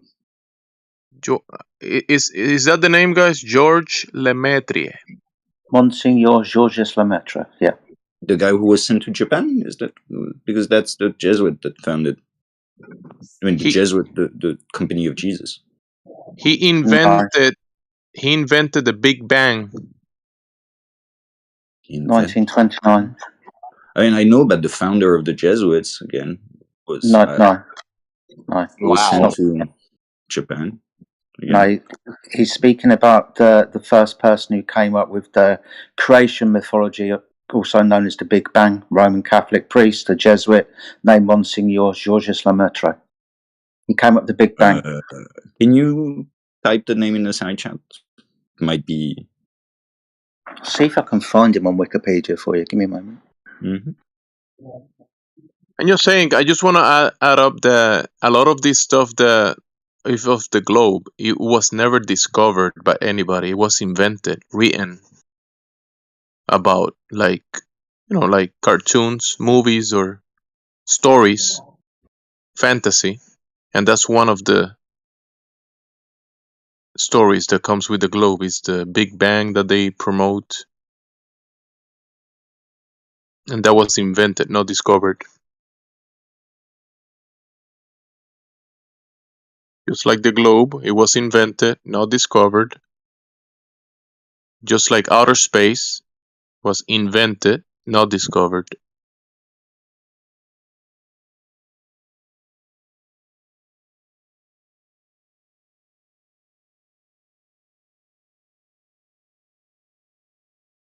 Oh, yeah, I know him.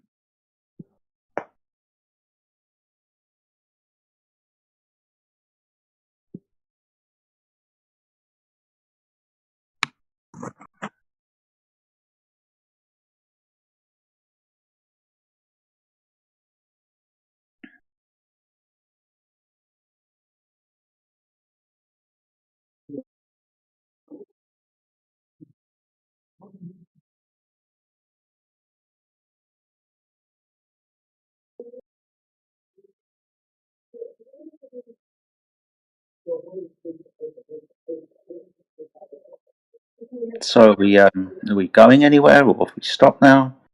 What happens next?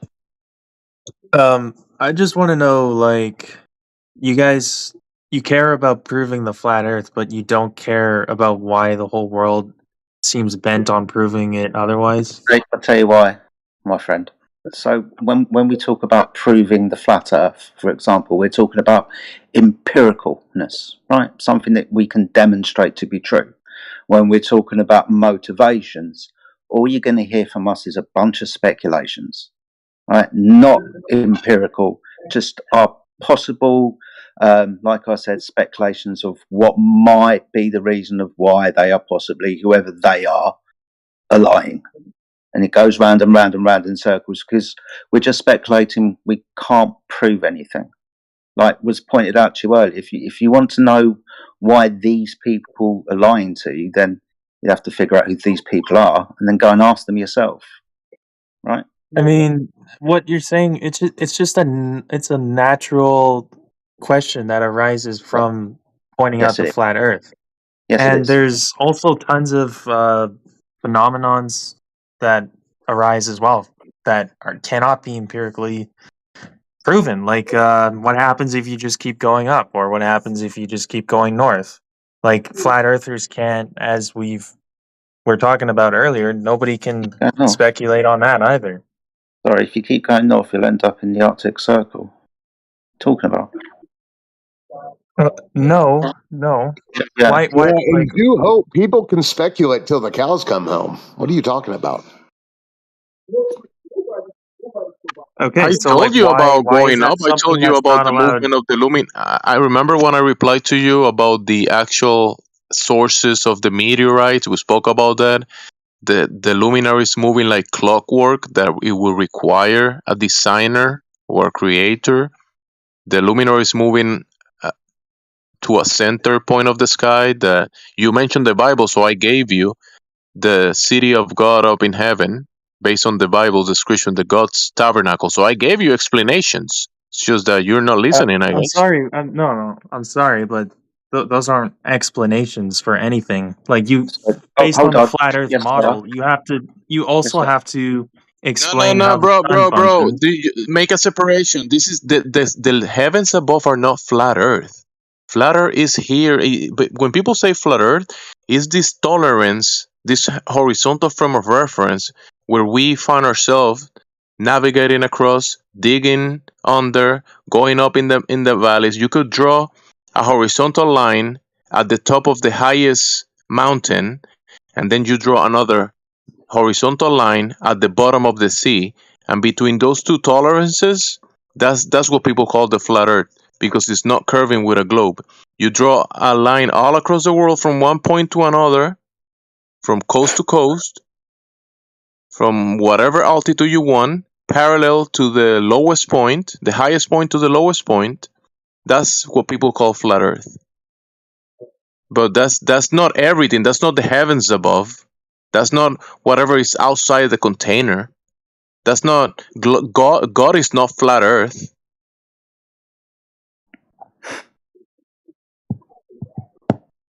You think people are claiming that everything in the universe is these two little words that are just a description, an aspect of a surface? No. Whatever. I mean, you can talk about the surface if that's only what this channel is specifically about, but like you Yeah. also it just brings into question everything else. So that's all I'm saying. Yeah. And nobody can and everything aside from the surface, you can only speculate. So Yeah. Do you know why? Because we can access the surface, we can't access the heavens. I can't go to Jupiter. I can't go to the sun. I can't go to the moon. But I'm on the earth. So I can verify this. I can't verify that. Do you get it?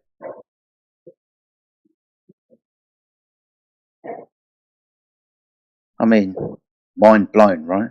I don't think you get what I'm saying, but yeah, I understand what you're saying. Okay. So what are you saying then? Well, I guess you haven't been listening. I don't know. Well, earlier on you said that we can't explain things like what happens when you go north. I said you'd end up in the Arctic Circle, and you spazzed out. And what happens if you keep going past that? Like, you don't know based on the flat Earth model. Sorry, what flat Earth model? What do you mean? What flat Earth model? You There's, I said guess, based on the flat there's Earth a model. bunch of different flat Earth models. Okay, so you said based on the flat Earth model. Now you're saying there's a bunch of different ones. I'm asking which one are you talking Based about? on the one that you're using, I guess. Sorry, I haven't. No one in this room has given you a model. No one has. Put your hands up if you've given this man a model of the flat Earth. I know nobody's hands up. So, dude, be honest. No one's given you a model, have they? You've got one in your head, or you've found one online. I mean, it's a simple question based on the fact that the surface is flat. How Okay. far does it go flat for? That's the layman question. Okay, so that's unverified by us. We don't know how big Great. the Earth is. Okay, so great. Yeah, and that's what I was talking about earlier. Cool. If Yeah, you we assume don't. the Earth, or if you believe the Earth is flat, then it just brings into question everything else. And I don't see why that's a point of contention in this channel. Good. Well, So you're you need demanding some omniscience. clarity then. You just need clarity. No one's making a claim to the dimensions of the Earth, i.e., how big it is. We're not making that claim. We're not making a claim to the shape of the Earth. We're just measuring and describing the surface of the known world. I told you this earlier. You asked about the shape, and I told you to have an actual shape of the whole construct, you're gonna need God's eye view outside of it, and we don't have that.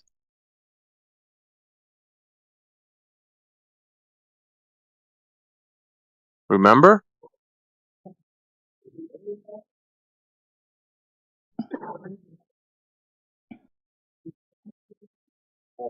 He dipped. He dipped.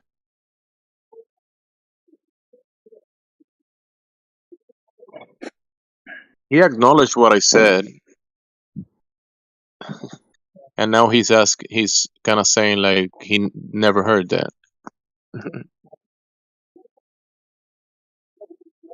It got too real.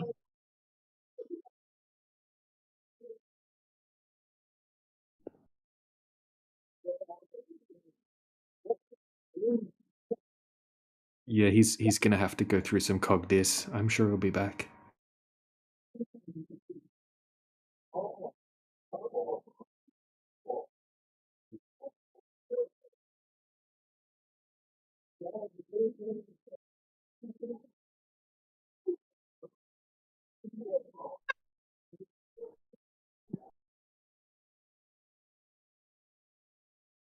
So Biggie Cheese, I'm not sure what you're talking about when you're talking about discussing implications of a flat Earth. Well, what we've been talking about previously, but I don't think it's worth. Okay, so you're making a claim. You're making a positive claim that all these people are lying, right? So who's lying? Give me a name. Name one person. Persons or organizations? No. Name one person. Persons or organizations? Did you hear an S at the end of person? I mean, what I'm talking about is mostly governments. Okay, Not so necessarily name one talking person. about like Okay, governments. We already went over that. Governments Yeah. are a No, giant we did. group of But that's people. the point. Is So that which people said we don't want to discuss this. which person out of the government is lying? Give me a People name. said we Name should one. not discuss it, so it did not happen. No. I'm discussing it right now. Okay, Right? You can't name one person, can you? Lie You that can't name someone one knows person. the truth and is lying about it. So when you say government, so you say NASA, you mean the guy that cleans the toilets is not telling the truth about he's lying So, about cleaning the I toilets? He don't works for care. NASA. What I'm talking about agencies and their functions, so institutions and their functions. So you work But as an who's institution. lying in it? How do you know they don't believe it? They just It believe it. doesn't matter if it's one dude or anything. It's a machine. It's a system. That's what I'm talking about. A system is there to promote a So are you specific. saying that the Jesuits are lying? When Lemaitre said Big Bang, was he lying? I'm not even talking about Lemaitre right now. Just Lemaitre, from what I understand, his studies were mostly solitary. But It's funny how you avoid that question. Well, maybe it was funded by Well, the Catholic Church. Maybe it was funded by the Catholic Church, but I'm not sure. I don't know about Lemaitre specifically that much. I know what he did, but I don't know his life history. I don't know at what age he had his bar mitzvah or whatever. So I don't know that much about the Asking guy's us life. about other people lying. We don't know who you're talking about. Just tell us who's lying. Who? Who's The lying? government. I'm talking about systems, government agencies. That's Listen, the point. how about you want to? Do you Or want to even know the truth? businesses. You know who So, doesn't lie? Elon Water. Musk. Water. Let's go with Water this. is not lying. Elon So if Musk. someone is claiming that water is doing something else that it doesn't Sure. go with the physics of water, You know what? you Elon just Musk. listen. Elon You by Musk. looking Elon at Musk. I've given water you a name. listen, hello, I've knowing given you how a name. water behaves, and you know that guy drawing you stories about water on the outside of a spinning ball, you know that's a lie. Okay, so or a belief. Elon Musk and Jeff Bezos, they both have a space agency, and they send, as they say, they send satellites in orbit. You know what they say when they got in the airplanes and went up? They didn't see the curvature of the Earth. They still say they send satellites in orbit, and you said satellites not exist. So you're missing the point. The cartoon version that you see on the movies, in the cartoons, that fantasy next to the fantasy cartoon globe, that doesn't exist. The real stuff that you can send in balloons or equipment that can be sent very high up, sure, that stuff exists. So, but do you agree that that stuff stays within the contained environment that we're in, the container. Okay. Do you agree that the balloon is filled with gas, and eventually the gas will go away and the thing will go down, right? And then you have electromagnetic. Then we have electromagnetic tethering, and when we also have quantum levitation. Huh? We have other devices that can flow in Quantum different levitation? mediums. Okay, can you send me stuff about quantum levitation? Go. You can research it. But this is the Go thing. ahead. Send it to me. Nobody's denying that people can send equipment very high up, and the equipment might do certain things. But the fantasy globe that is being shown to you, the cartoon version of reality, the cartoon is not reality. Water is not lying to you. I just want to see also, like, okay, so I was asking him for a name. He's thrown out a name, Elon Musk. Okay, so what now? What do you want us to go and ask Elon Musk? Or do you want to go ask Elon Musk why he's lying? Like, what's your... Not specifically. What are you Elon Musk, talking but about? he has people working for Well, him. what's your point? Yes. What do you want us to do? Do you want us to debunk? What are you No, asking? my question is more: have you thought a little bit about this? I understand that you can't go to Elon Musk and say hi, but eventually, like, you realize that there is Elon Musk working with the American government, working with other corporations, etc. There is a whole system in place. That's literally what I was talking about, not just guys. Okay, so now but what? there is a whole So now system. what? Yeah. Yeah, no, There's some but people exactly. lying. So Now what is the question now for you? what? Now what for you? Okay, Now so what? now we test Both- the Earth. We test the Earth, right? And it cannot be a globe, right? That's the result of the tests. Is it cannot be a globe because of the tests? Okay. That's what. So do you agree that this means that all those people are lying or No. creating Sorry, smoke no. screen? No. They no, believe Sorry it to too. jump in. Do apologise. Sorry to jump in. You say all these people. We're trying to point out to you the compartmentalisation and departmentalisation of the organisations that you're talking about. You might have one person, for sake of argument, let's call him Elon Musk, and he knows the truth. Doesn't mean that he's number one, number two, the person in fucking finance and accounts know the exact truth, like the industrial military complex. People make decisions, the grunts to go out and do the killing. The grunts have got no fucking idea what the fuck's going on. That's down to the admirals and the majors and all of those types of things. Right? So it's not everybody within these organisations that are lying. The majority of these people are just going through the motions, believing what they're doing is true, like everybody else. Sure.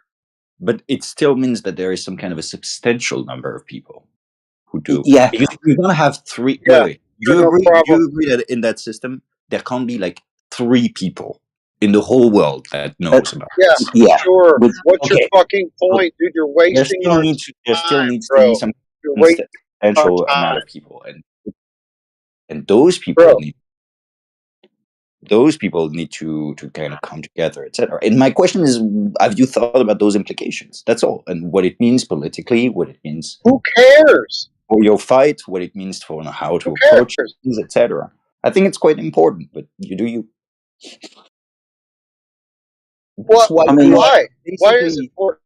Maybe why you haven't thought about this is why you are on a Discord and they have billions. That's Oh probably my God, going to bro. go too far, dude. I'm just saying. No, again, we're talking about the empirical, demonstrable truth that the Earth is flat. The motivations for people, like why are they lying? That's not within our remit. Yeah, we can't validate why these doesn't people matter that for you're shit claiming. Yeah, we can't validate it, right? So we can't prove it to you. So what's the point, right? What we can do is test the Earth, right? And I've told you that we have countless amounts of evidence it's not a globe, but not once have you asked to see anything, right? That shows that you don't even care about that evidence. You just came in here with a question in mind and you're trying to stick with it, even though it's a ridiculous question. We can't validate why these people are lying that you're claiming are lying.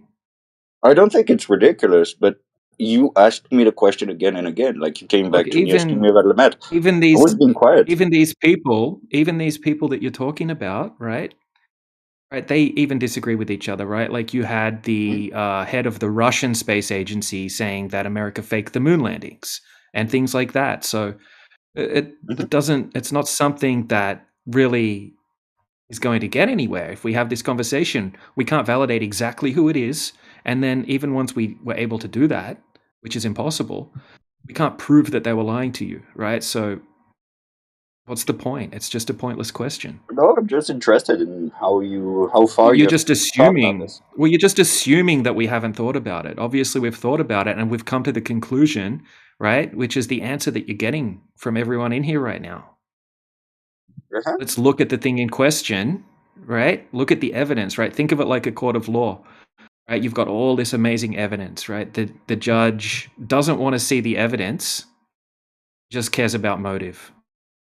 That's ridiculous, Who isn't here it? actually You know? believes the world is flat?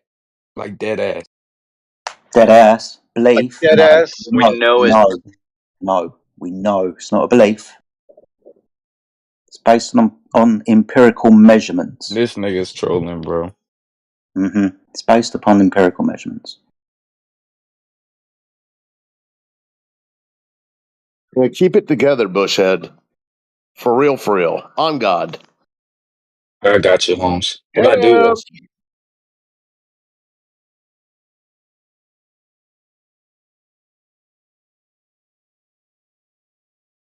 So, Biggie Cheese, do you know that the Earth's a globe, or is it just something that you believe, right? You believe the Earth's a globe because you were taught it from a young age, or do you know it as a fact? Again, I was being quiet. It's just a really simple question. He struggles with simple questions. I know this conversation would lead nowhere, so I was interested in that's why I was interested in leaning to This conversation a little bit is going to go nowhere, yet you ask this type of question, showing that, because of your standards, it's not going to go anywhere. It would go somewhere if you asked more pertinent questions.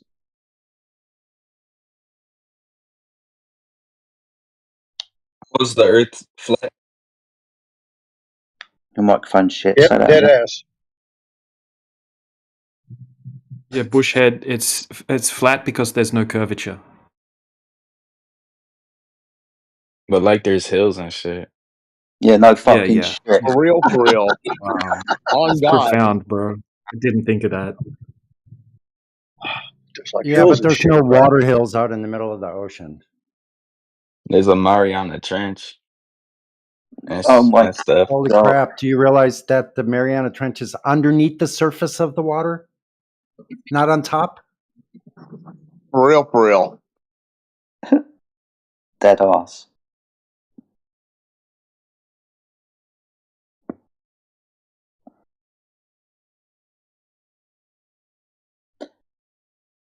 Wait, then why is it colder in the North and South poles, but it's warm in the equator? Because that's where the sun is. The sun moves between the tropics around the equator. Doesn't go to the North Pole, doesn't go to the South Pole. It gets quite close.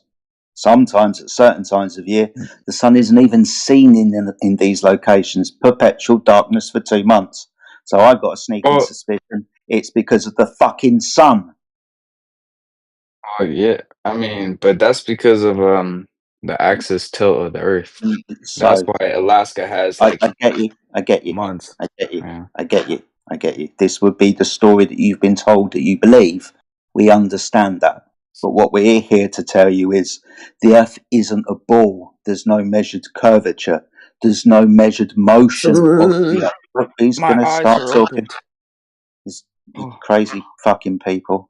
Thanks for enlightening me. Thank you. I didn't even get a fucking chance, mate. You started spurging out halfway through what I was fucking saying, you insufferable little man. Just fuck off. You got no place here.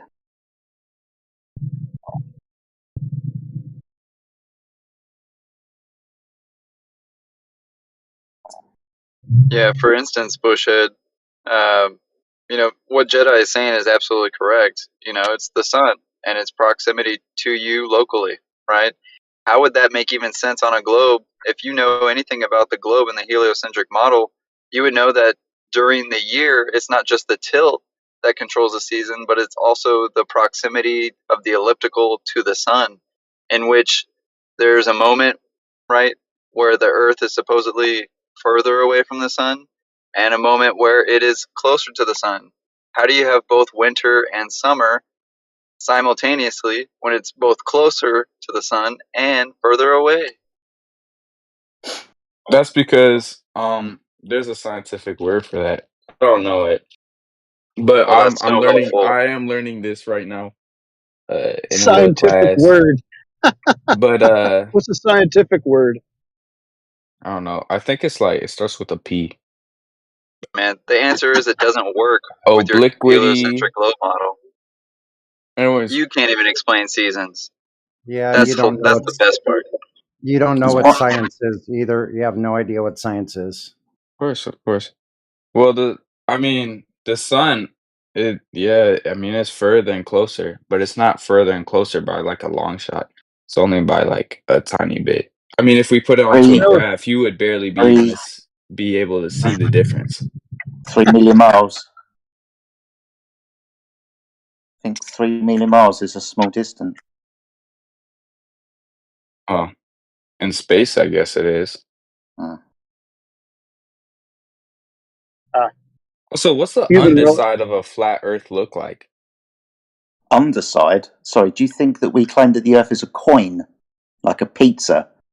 What else would it be?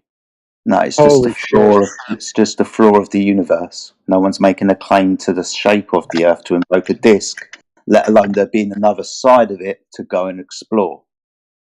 So, what happens if you dig through the Earth?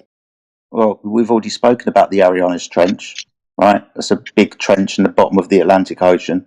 We've tried to replicate something like that called a Korla super deep borehole drilled by the Russians, where they got to a depth of about 7 miles. So we've only dug down 7 miles, mate. I've got no idea what's beyond that limitation of which we've dug.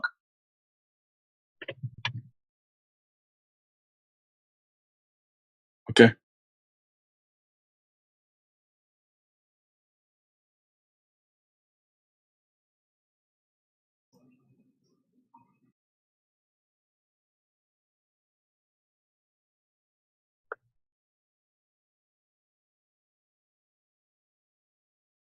But if you're seriously here to learn, my friend, then I suggest you ask more questions.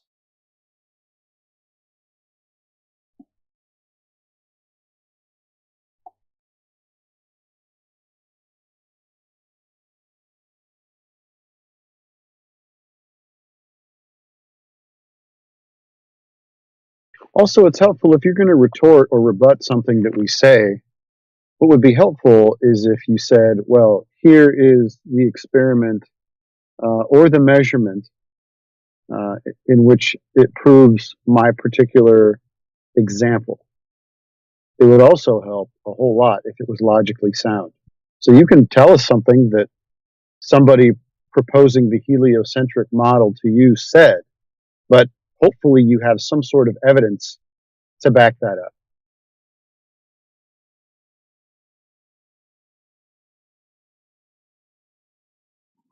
Preferably not not just what somebody said, but what somebody did. More importantly,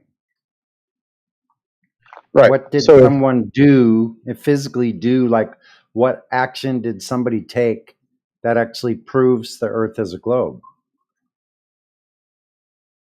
So, to all the globe believers in the room, there's a claim on the table made by the people who promote heliocentric non-existent model that the sun is 93 million miles away from the Earth. Do you have any evidence, or did anybody present evidence to you as to how that distance was measured?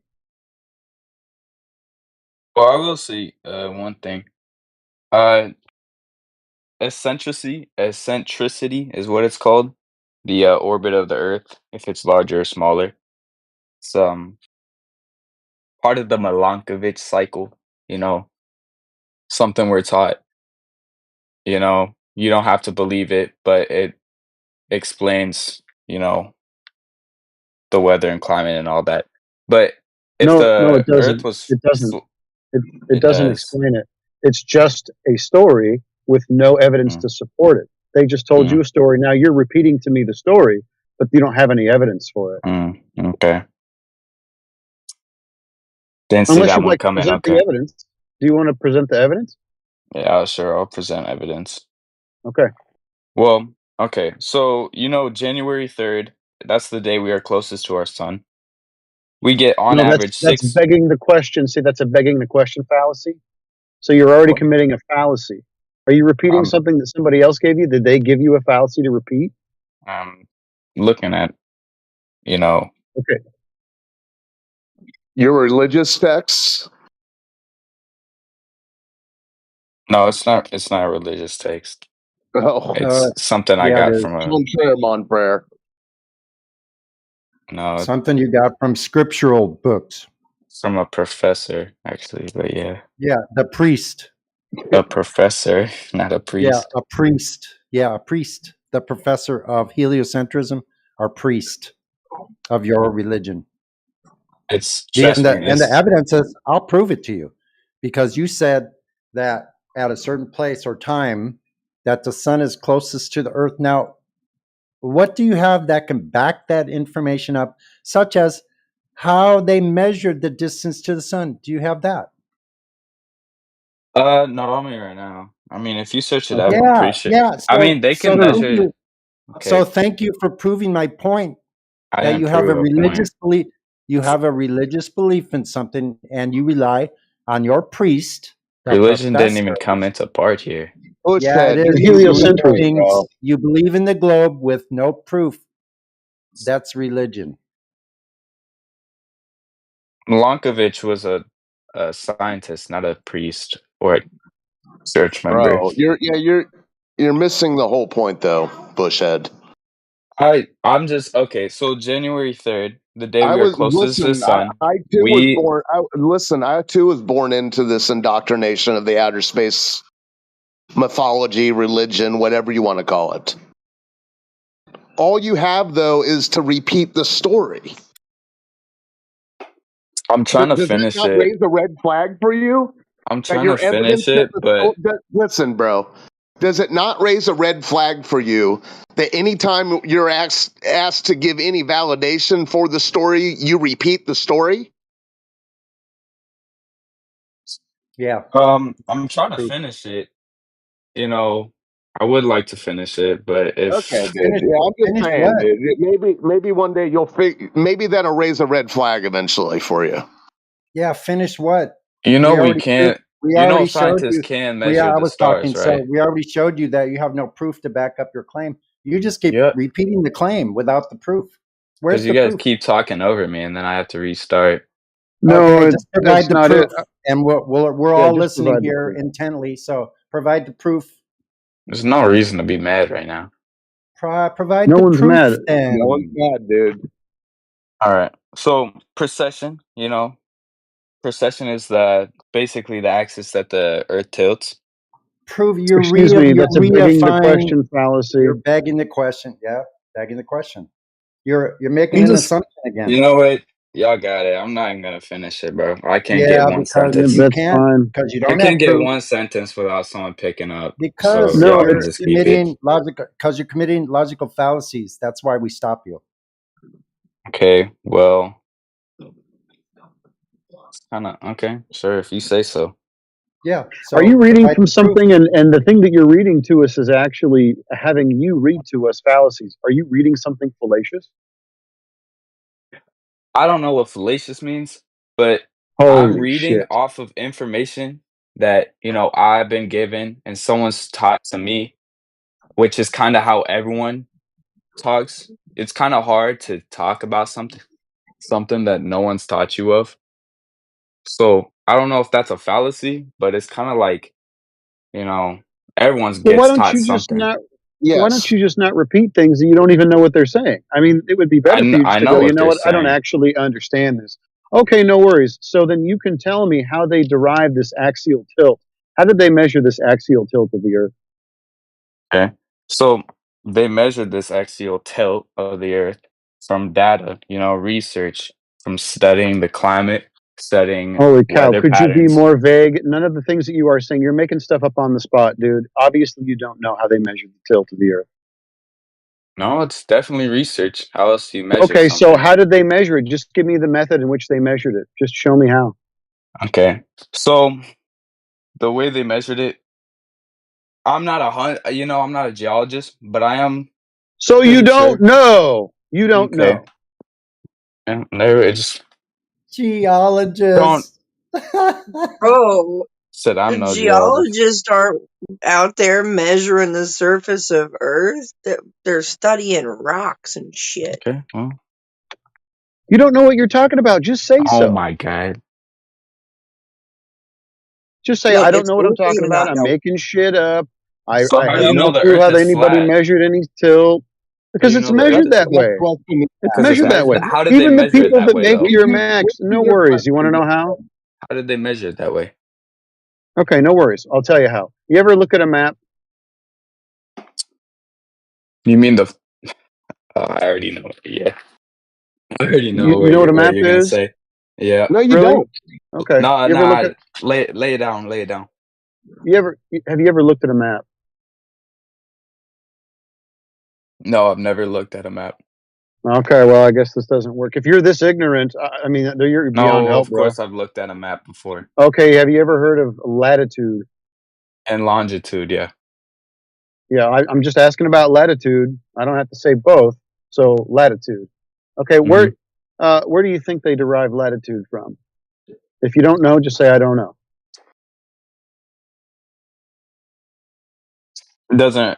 Can't remember right now, so I'll just say yeah, I don't know. Okay. Well, latitude is derived from an elevation angle to Polaris. The further south you go from Polaris, It's Vega. Vega. Well, there's Polaris and Vega, yeah. No, Polaris is the star that they measure to get an elevation angle to get latitude. No one brought up Vega. I don't know why you're bringing up Vega. Polaris is the North Star. And they derive the latitude on Earth from an elevation angle to that star. That elevation angle requires that there be a GP, which means a geographical position directly zenith to that star. And then where they measure from is along a straight horizontal flat line to the observer who's measuring it. And then they measure an angle to it. That distance, no matter where it is from that GP, is a horizontal flat distance. All the distances of latitude on the Earth are measurements of the flat Earth. So the people who make your maps, they measure the Earth flat. That's how I know. I'm not sure how that works, but okay. I have a more normal, non-scientific-y question. If you go around the Earth, and you land back where you first started, if you travel all around the world, how does that work if the world is flat? Did you Wait go a east or second. west? Hold on. Right. Hold on. You mean to tell me that you Oh, can't go in a circle? Let's say you set up a racetrack, right? On your flat kitchen floor. And that racetrack is a circle. What are you talking about? How does that work on a flat Earth, bro? You Okay, mean to tell me it can't work on? Wait, you mean to tell me it can't work on a let me flat re-say that. Let me re-say that. Let's say you're heading north the whole time, Earth? and you keep walking, just same direction, Well, that doesn't north. happen because there's been nobody who's ever done circumnavigation north to south. So your Bingo. hypothetical isn't even possible. Okay, east to west then. East to west. East Yeah, and east west to west. circles I around just explained poles. that. I Sorry. just explained that. No, you It's didn't. circles, bro. Because east to East, west isn't a sorry. fucking circle. Excuse me. East and west are circles around poles. Do you know what a compass is? Yeah, it's a circle Good. around a pole Good. because the Yeah, Earth yeah. is No, round. dude, please listen. Right, I'll try and help you for some fucking reason. So you understand that compasses follow magnetic field lines, right? And they point to north, right, or south. Yes. Yeah. Yes. Good. So if you get a magnet, put it on your kitchen table, and get a compass, your compass is going to face the magnet. If you walk in a circle around that central point, the magnet, with your compass always facing north, you will go either east or west, demonstrating that east and west are just circles around poles. Now you can go in a circle around your fucking kitchen with a magnet on it. Doesn't mean that your kitchen's a sphere. As Jenna just pointed out to you. But it You're doesn't just mean it's traveling in a flat either. circular. You're just traveling in a circular path, following east or west. That's all it is. Magnetics travel in a circle, right? Like a magnet, there's a circular force around it. Yeah, that's field magnetics. lines. Field lines. Yeah. Yeah. and your compass will follow the field lines.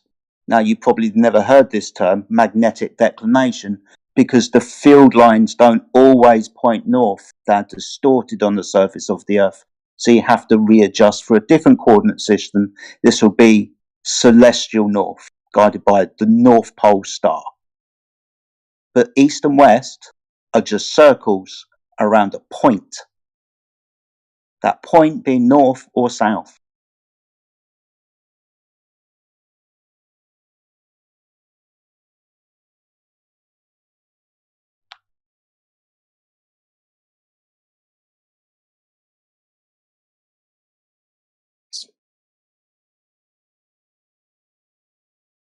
I mean, shocking, huh? No, not really, but it's You cool, I think you guess. need to be in a sphere to travel in a circle, do you? I want to go back to the east and west thing. If you just travel in a straight line, which Then you, has been done before, it would be, I mean, if it's just flat, that would be impossible to get back to where you were. yeah, but east and west are not straight lines, are they? They're circles. Okay. Then So let if me you say travel in a circle, you're going to end up where you started from. You've east and invoked a west are straight. straight lines. If you Okay, go go on then. 270 degrees, keep Go on going then. 270 degrees, you'll Go be on then. going in the same direction the whole time. Go on then. Tell me what happens when you do so. Because at the moment it's just in your head. If you travel 270 degrees, keep going that way, you're going to end up in your same spot. 270 degrees with reference to what? North, east. Okay, so that would be a north, east, fucking southwest. circle then. If you're referencing north, that's a point, and you're going to be going around in a circle, not a straight line. Try again. I feel like, well, if the feel earth was like- flat, then north, east, south, and west wouldn't be a circle because North, sorry, the east only and west reason north, circles. I Just think not you're listening. thinking that because north, if you travel north, you're going in a circle because of the earth is fucking flat. But You're not listening, are you? You are literally not oh, picking up. Buddy, just I'm do a all circle. ears. Just go to a basketball court and do a circle around, the center of it or around it. You can do a circle Yeah, but you're around not going surfaces that are not northeast. curving. You're not going in the same direction the whole time. You're changing your heading. So listen, grab a map, right? You grab a map of a projection of the world, and that map is flat on a piece of paper, right? And you put that flat map on a table, on a round flat table in your house, and then do circles around that table now. You're going around the projection of the world. Because you're changing your Around the heading. map. I don't get it. You're changing your heading. Yeah, that's a circle. Because you're changing your heading. You're adjusting to north, right? Which means you're not going in the same direction the whole time. You're changing your heading. Go on then. So, Bushhead, are you looking at the text chat at 55 minutes after the hour? Miguel Sousa posted an image there showing a compass. Do you see that? You said where was it? It's in the side text. It's in the main text for this room. If you go to where it says flat earth, and then off to the side, there's a little text, open chat. I don't use Discord a lot. Let me try to find it. So just find the open chat, go to 55 minutes after the hour, shows North Pole circumnavigation. Shows a GIF there. It's helpful if you're watching these things because I also posted right before that an image of a magnet, an actual flat magnet with north in the center. And then Miguel Sousa, his GIF is right after that. It's showing you exactly what we're talking about. Oh, yeah, you're changing your heading the whole way around. I'm saying if you go... No, hold it. Let's stop for a second. So in Miguel Sousa's, you notice how the magnet is in the center. If you're moving around the center, yeah, you're heading in the same direction, east or west. That is, east or west is a circular motion around the center magnetic pole. That just raises a whole lot of other questions. Well, we know water is flat and horizontal, so how many questions can you have? We know water doesn't curve. So that's the only way a compass could work, by the way, is on a flat plane. Oh, along it with can many work. other- It can work on a circular plane. Okay, But so let's not on get a into that right now. I okay, wanna ask something else real quick. You know, um, how come? Wait, how is gravity the same in the middle? Is gravity just under the? Is gravity just under the Earth, or is it like in the middle? Like, No is there a such thing. core? No such thing as gravity. No such thing as gravity. I Well, did do you not want, see do you that want- one do you- coming. excuse me. Do you want me to explain why I make that statement? Sure. Cool. There's no scientific experiment that proves that gravity is the cause of anything. Okay. None whatsoever. Not mass Then, attracting mass. Not Einstein's general and special relativity. and why There's is no. the moon spinning around us? Well, fucking hell, dude. That's got shit all to do with gravity, mate. Well, it's I'm got just shit trying to. all I'm, shit Bro, all real quick, everything to do with gravity to me. concentrate on the ground and the physics that you can verify. Because if you haven't figured water and density and those kind of things and gas pressure, if you haven't figured that yet, you're not gonna figure out the moon or the heavens above. So concentrate on the things down here that you can check and verify. Well, that's just avoiding everything. Like, that's just avoiding the question entirely. No, that's just acknowledging reality, not avoiding anything. Because, bro, if you're trying to say when you said the moon, then you have to imply that the Earth is a spinning ball and the water is on the outside of it and spinning, Okay, and that's not the reality that you observe. So so you have how to is the figure moon out a ball then? And how is it spinning around us? the, the moon is an observed phenomena that you observe, but the ball that you see on the cartoons, that's a different thing. That's wasn't on the cartoons. Now, when I you mean, look at the sun and the moon and the luminaries, you observe the phenomena of the luminaries, and they move like there's clockwork, right, across the sky. That phenomena, then you draw it in these illustrations and cartoons, and you think that what you're observing with your God-given senses, your eyes, you think those cartoons are the same thing, and now you are kind of, what cartoons are we uh, talking about? the cartoon, the solar system cartoon, those cartoons. The diagrams and such. Oh, You okay, you you diagrams. kind of put it. You kind of put in mentally. You kind of like put in the observed phenomena that you see in reality, and then the cartoons that that people draw and show you in movies, cartoons, and that kind of stuff. And you put in those two together, but those two are not the same. That just doesn't make. Never mind. Okay. That's why you gotta stick to the ground first. Figure what water does, and then they just explain you navigation that you had no idea, and now you kind of like figure out that you can actually navigate I through have a no circle. idea. You're right. Wait, so how does wave? Wait, why does water wave then? What's up with that? I mean, why? Wind, Wind. Okay. pressure, weather systems, the rise and Interesting. fall of tides, boats. Yeah, the rise and fall of tides. You know that's caused by the moon, right? No, It's got a lot to do with the moon and the no, moon's it doesn't. gravity. No, it doesn't. You saw that in a Sorry, cartoon. excuse me, this is a misconception so many people have, but a little bit of research will tell you that it's just a correlation that the moon is sometimes in the sky when the tide is up.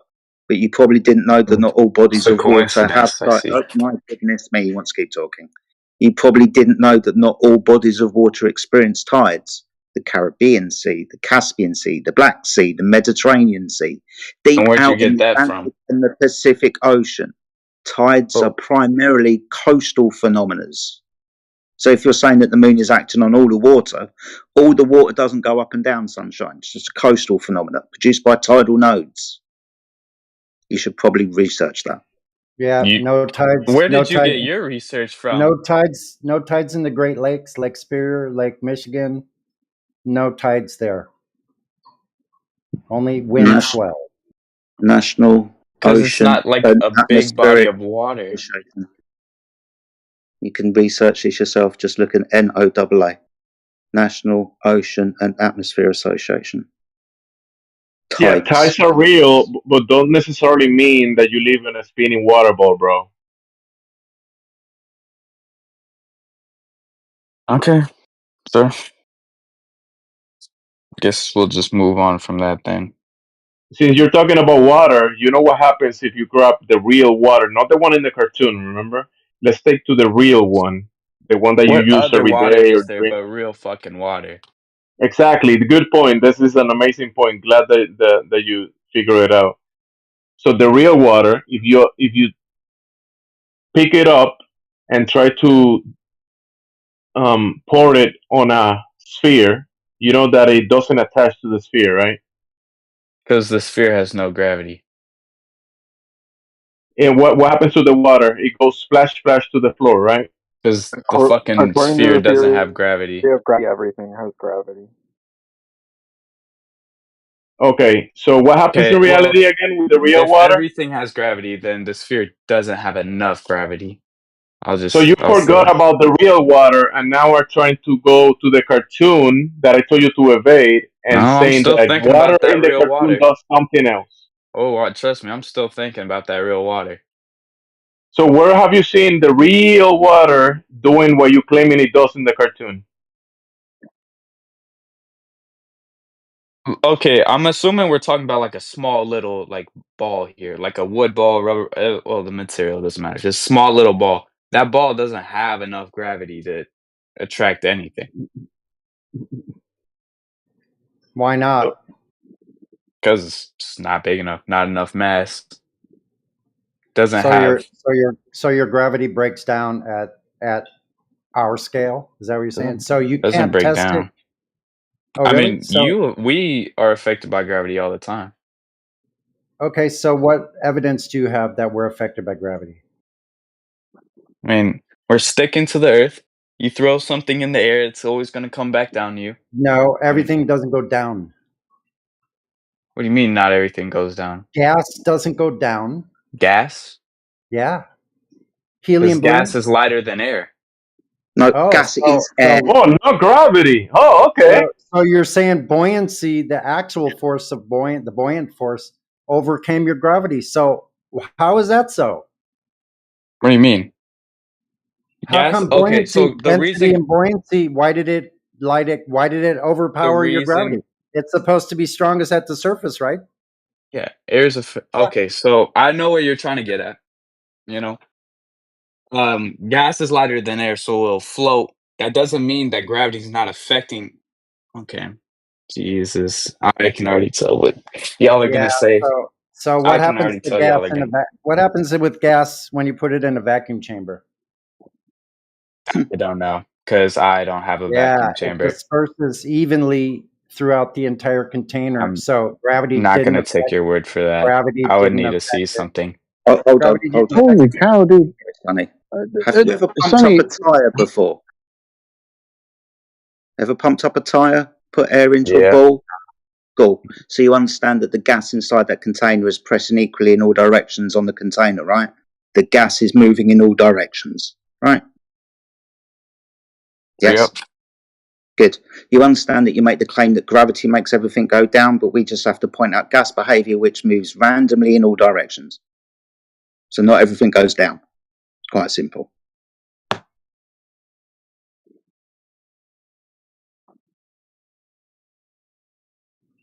So all you have to do is change the medium that's surrounding whatever you're talking about, Y'all and not believe in the it atmosphere?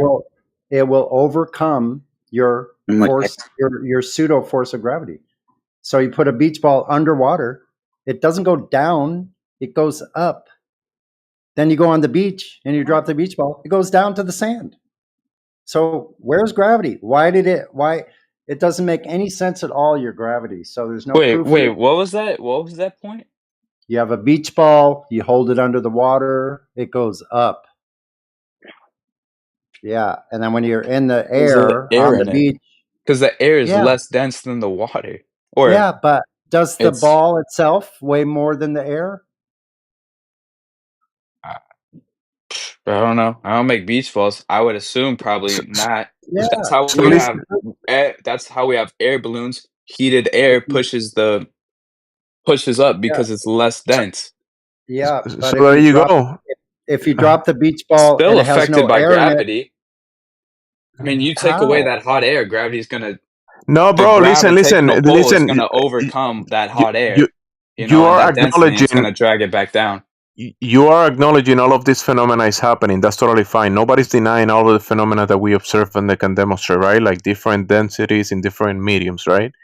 But the thing is, you're taking that the stuff that happening in reality and saying that is being caused by something that is being described in a fantasy. You think that the warping Can't and just bending of call it a space time. fantasy. No, the remember the globe thing that you need. You're saying that we have a globe because we have gravity. You don't have the globe in the first place, right? You don't have the water on the outside of it either. And now you're saying that this gravity that is causing the globe, that is what's causing the phenomena that you observe in reality. So you're just bringing things from the story that you don't even know what it means and how it works, and saying that it's causing things in You reality. can't just say I don't know how it works. I literally just fucking whatever. But I want to bring it No, back to no, but the. listen, because you listen. All of the other variables that you can take into account and demonstrate in reality and manipulate the medium, the density of the objects, all of those things, right, are in place, and you acknowledge that. Nobody's denying that. But then you're saying that the cause of that is some other idea that you cannot demonstrate. It's I only want to in also writings in a cartoon. want to talk about that thing that Flat Hulu just posted. There is not a single source here. What the hell is Neo-Human Eve? I would not even. Who's actually What? trusting something called Neo-Human Eve? But that's not important. I just want to tell y'all sources. Let's check some sources. Anyways, Listen, bro. going back to In the rea- map you thing, know that another thing. flat You know map. another thing that you're missing to have all of these phenomena that you're observing, even the gas pressure, right? That you spoke about with the other guy. That the gases are going omnidirectionally to all directions, right? To have that gas pressure that you breathe in the air, and you ask the atmosphere, right? The atmosphere is a contradiction of terms because gases have no shape. Okay, cool, bro. Atmos is air, right? And it's pressure. And to have that pressure in the first place, a container is required, and you don't have that in the globe either. Yes, you do. No, you don't have a container around the globe. Yes, you. Yeah. You don't. It's No, you there's don't. ozones, There's no physical atmospheres, boundaries geospheres, separating part biospheres. I atmosphere. mean, the world is just Right. one giant Hold fucking on. circle, Hold no on. matter how you play. But Hello. let's not get into Hello. that. I want to ask a Hello. question about Oh, no, let's you get know into that. that. Just relax, dude. Just relax. And Oh, I got my let's get into little that. slippers on. I'm relaxed as hell.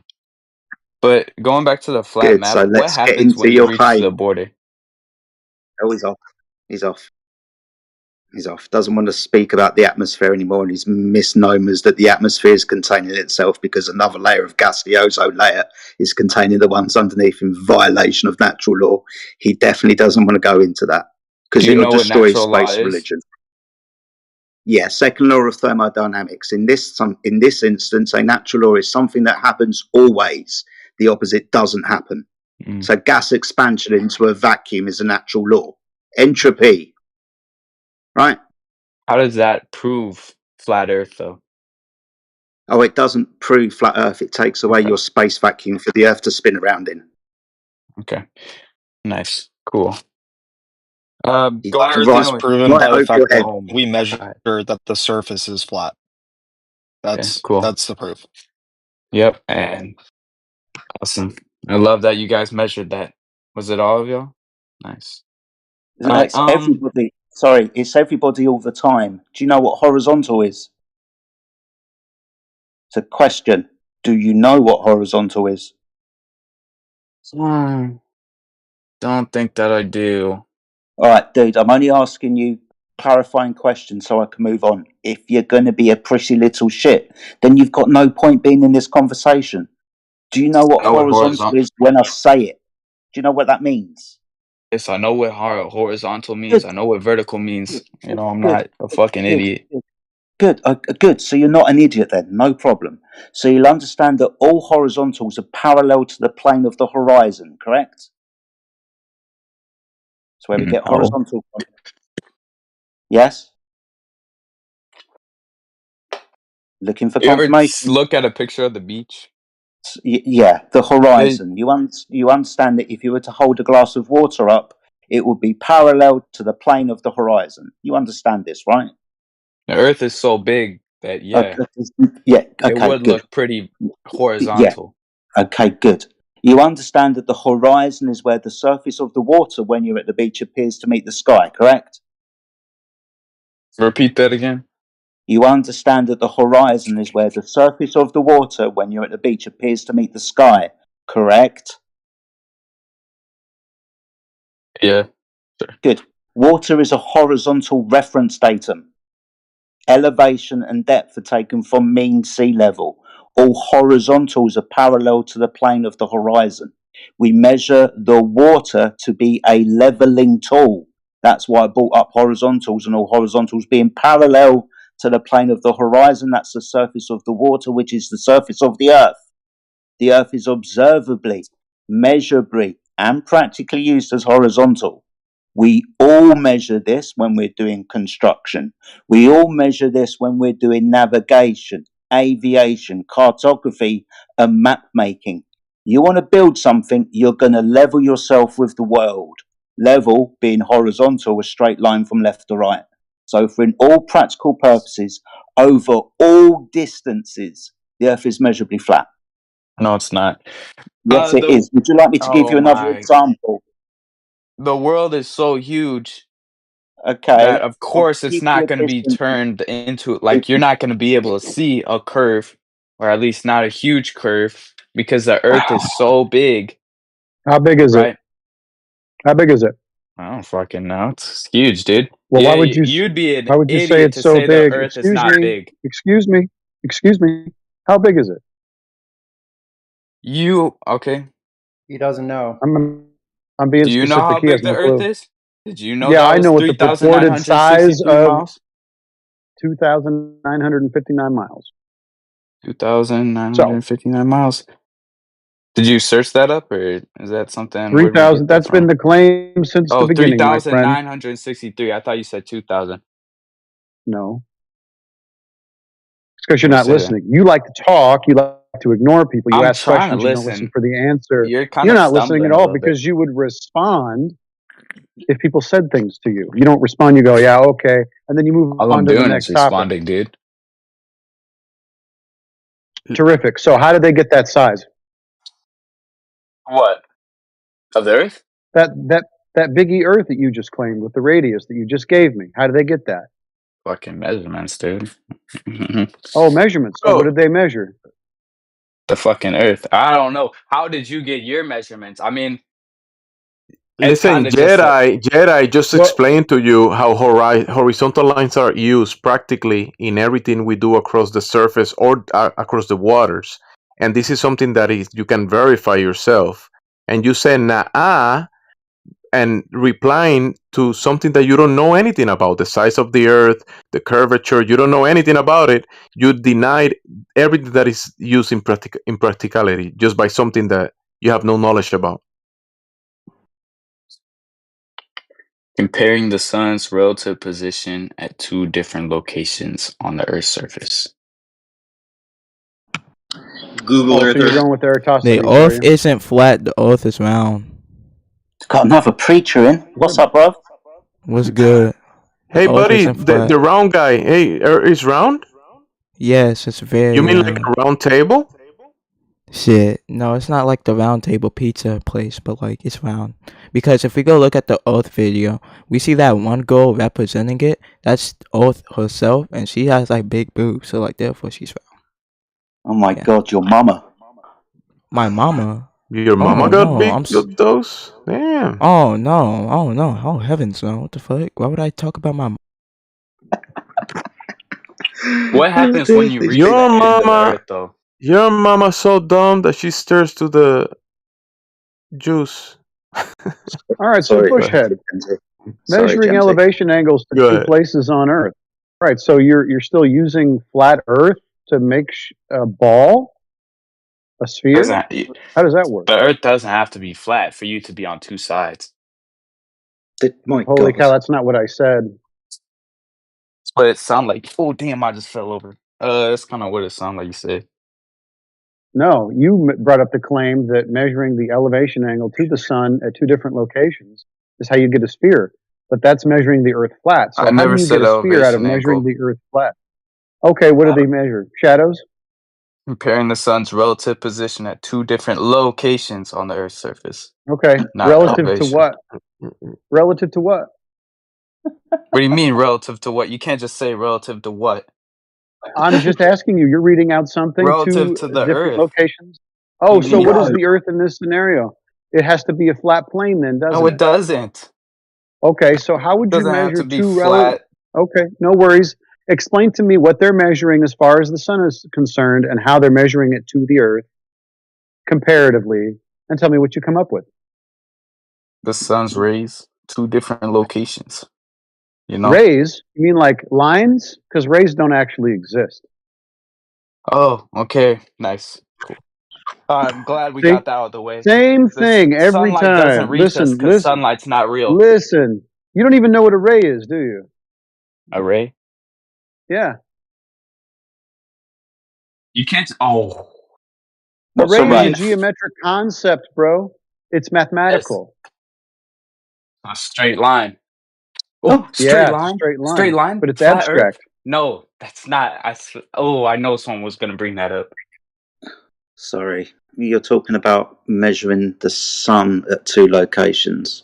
We're talking about the practical method of doing such. Okay. To describe, for example, the sun. You can't just say everything is impractical. Well, we're going to be. I didn't say impractical. I said practical.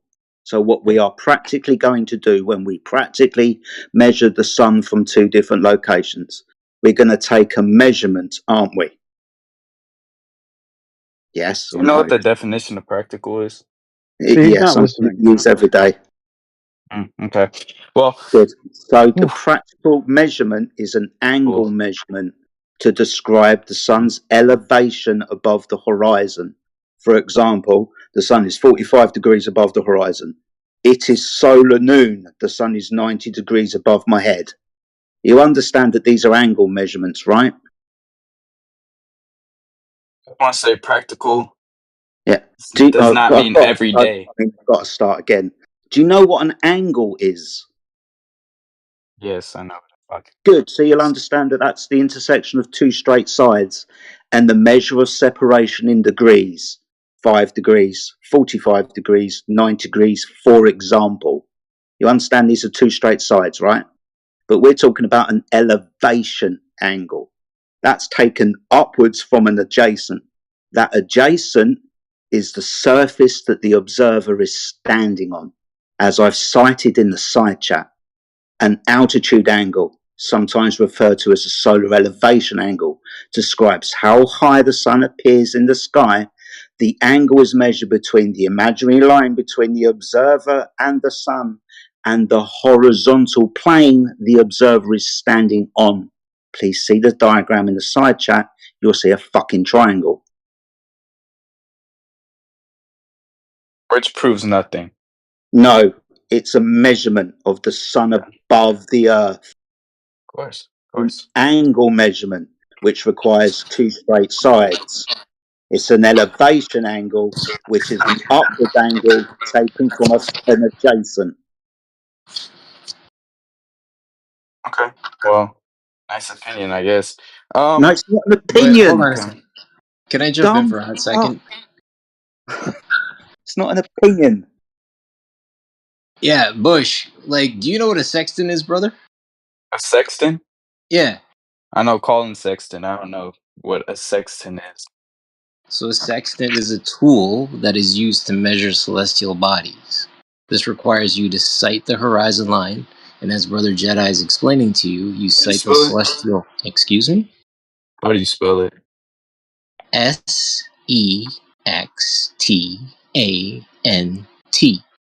Sextant.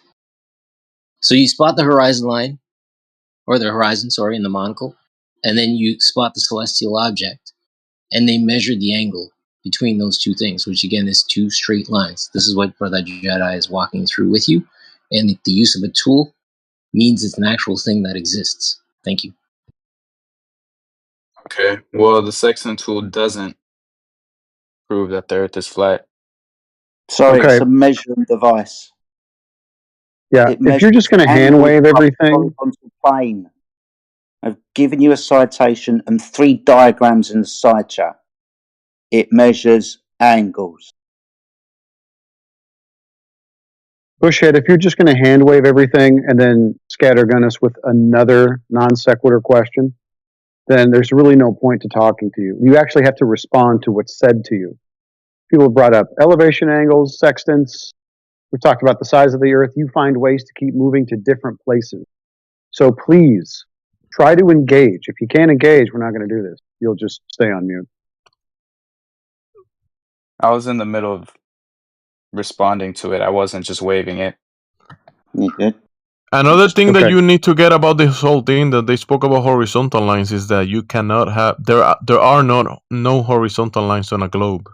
So we have horizontal lines like the horizon in reality. We use horizontal lines for many things, including navigation, but you cannot have those on a globe. So that's one of the points. Go ahead.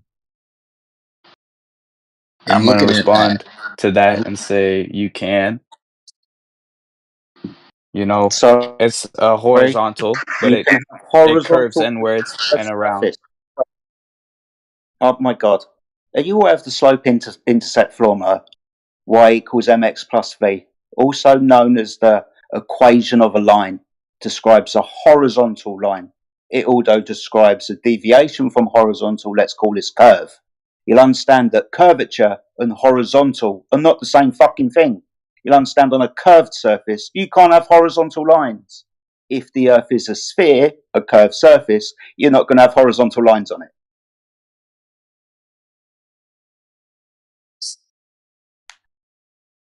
I think I'm having a hard time understanding that. What, horizontal and curved are not the same thing? Yeah. But then maybe you need to go back to remedial school. Yes, just insult me. But it's not an insult, dude. I asked you earlier, right? Do you know what horizontal is? You were a bit of a prick for a couple of minutes until you said, obviously I know what horizontal is. Now you're struggling to understand the concept that curvature isn't the same as horizontal. Please forgive my fucking attitude when talking to an idiot. You're trying to do this to act smart and you're coming off as fucking dumb. Maybe it's some kind of sorry, my friend. Maybe it's some kind of protection that you've got to do for your cognitive dissonance. Just grow up, be a man. Stop being a pussy.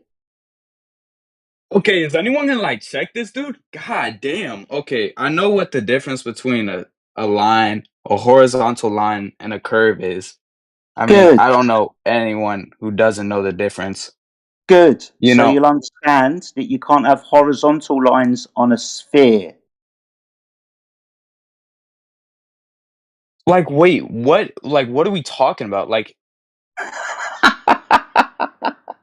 I think maybe I'm like misunderstanding. Like, what do you mean? A moment ago, you said can't that we could form have a a curve with horizontal lines. line Is that what you're saying? on a curve. Like, you can't form a curved line with horizontal lines? You said earlier that you can have horizontal on a curve. No, I you never cannot. said Not even that. down to the. Oh, really? Because I never said that because I never even understood what y'all were asking. You said, all right, I'm going to go get the clip. Okay, is this... We'll see what you all said. You can continue with Jedi. This is a sphere. It has 0 flat surfaces. Flat. So we're just going by what we see. So remember when they were talking to you about utilizing horizontal lines, Gerard mentioned construction. You know, when you put a first brick, foundation, you use horizontal lines. Then as he took it, they've been taking it to navigation, drawing horizontal lines and angles to the luminaries, celestial north or the sun, drawing these horizontal lines to be able to navigate across the world thousands of miles, right? From position to position, horizontal lines being used to do that. And then a curve on a sphere, you cannot have a horizontal line on that, but you in reality you're using horizontal lines to navigate or to for constructions on a bunch of different things. So those things that you're using in reality, you cannot use those on a sphere, on the surface of a sphere. You So know, in in reality you construction, they have that, also but in fantasy you don't have it. use gravity. You know this, right? They also take gravity as a part of how they Yeah, build things. yes. So the Okay, downwards cool. vector, which is vertical, being perpendicular to horizontal. Gonna need a flat Earth to Yeah. start talking about up and down, dude. What? Just a minute ago, y'all were saying gravity isn't real, and Dude, you keep bringing up construction. You know, God's sake. I'm giving you the vector of downwards, which is perpendicular to horizontal. You know what perpendicular is? 90 yes, I know. degrees? Oh my god, Good. bro. Good. So when you say vertical, that's perpendicular to horizontal. No Not perpendicular. shit. What? Yeah, and horizontal. You cannot have a horizontal on a sphere. Haha.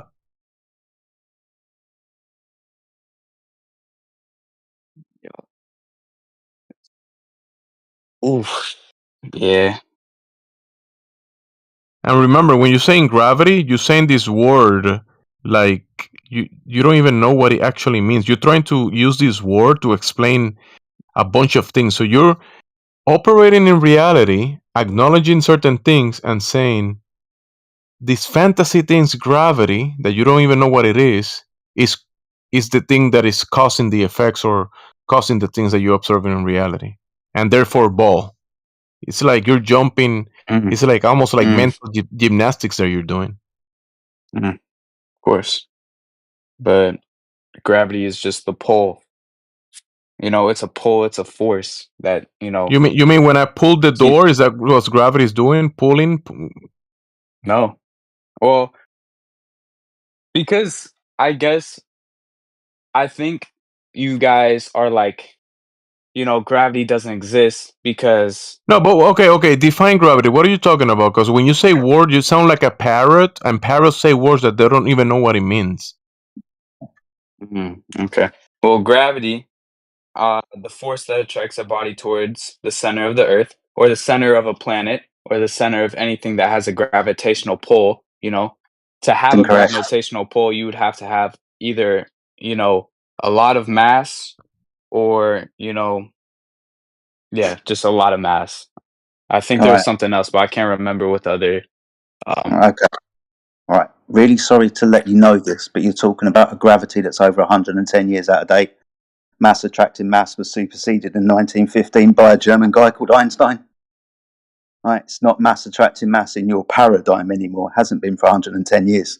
Gravity in your And paradigm why isn't it? is the distortion of a pseudo-Riemannian space-time fabric. Holy shit.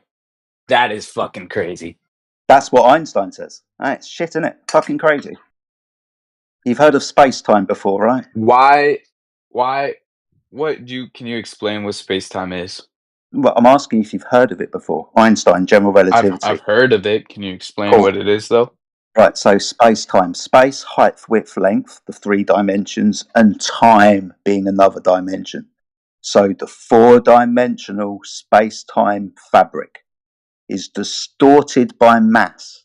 It's not mass attracting mass anymore. It hasn't been for 110 years. But why isn't it?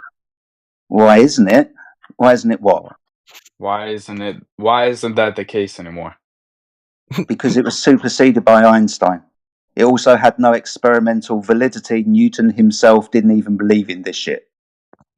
But if you read his So trinket Newton with didn't you believe understand in that. it, yet we're talking about the same Newton who believes in gravity, No, he laid the didn't. Sorry, principles of gravity, He didn't, did dude. measures on gravity, wrote Dude. about gravity, the guy who's known for fucking gravity.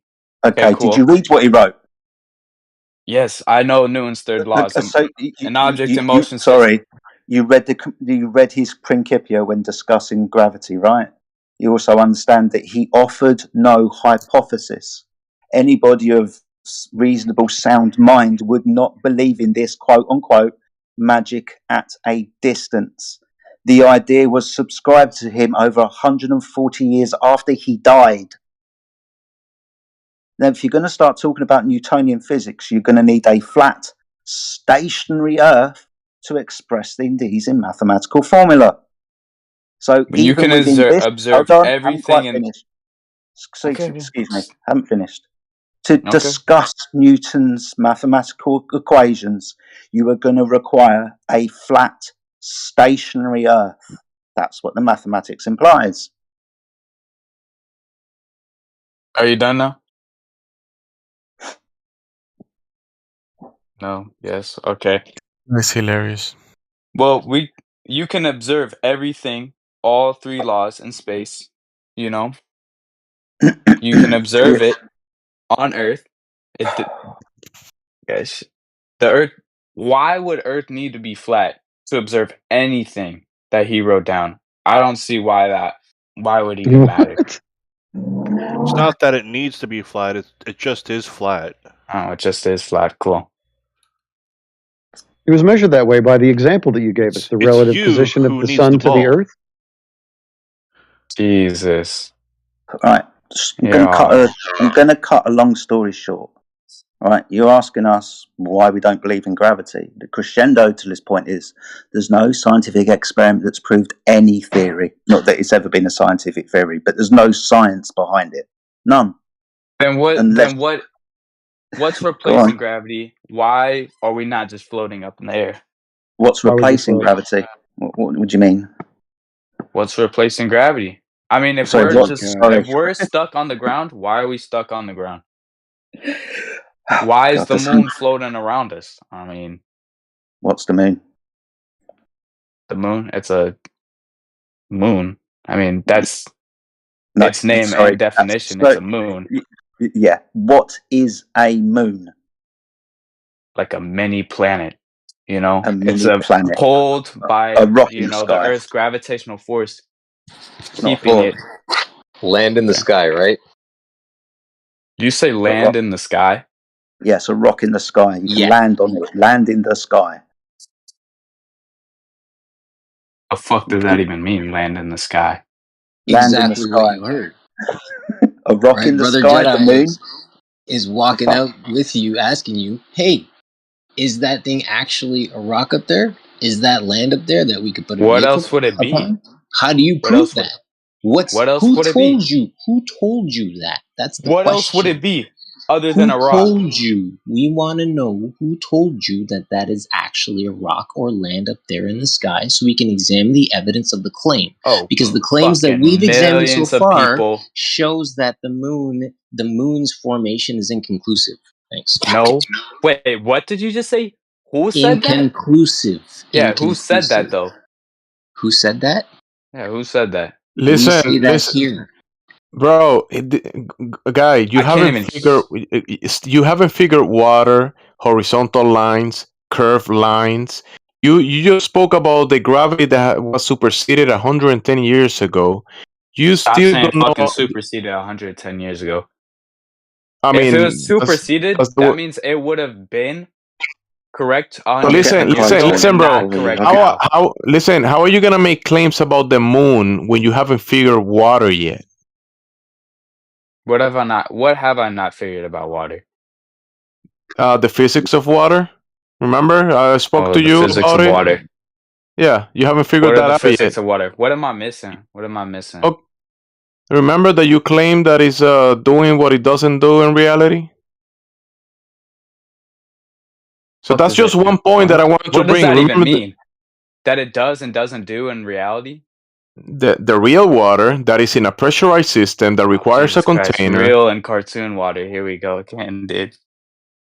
bro, the real water that requires a pressure to be able to be in liquid form, right? If you don't have the container, right, you wouldn't have the gas pressure, and that pressurized system, if the water didn't have that, the water will evaporate What do to you the mean wouldn't available have the volume. gas pressure?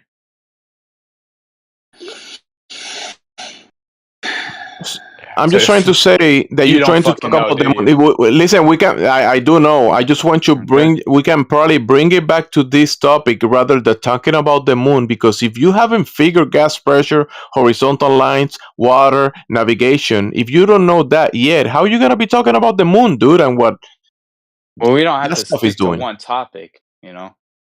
You don't Yeah, have but to you have to stick to figure. something. Listen, you have to We learn don't the have to do ABC. anything. Listen, you have to learn the ABCs without singing first, right? Or you first you learn the singing, then you learn the ABCs without singing, then you go to page 1, page 2, right?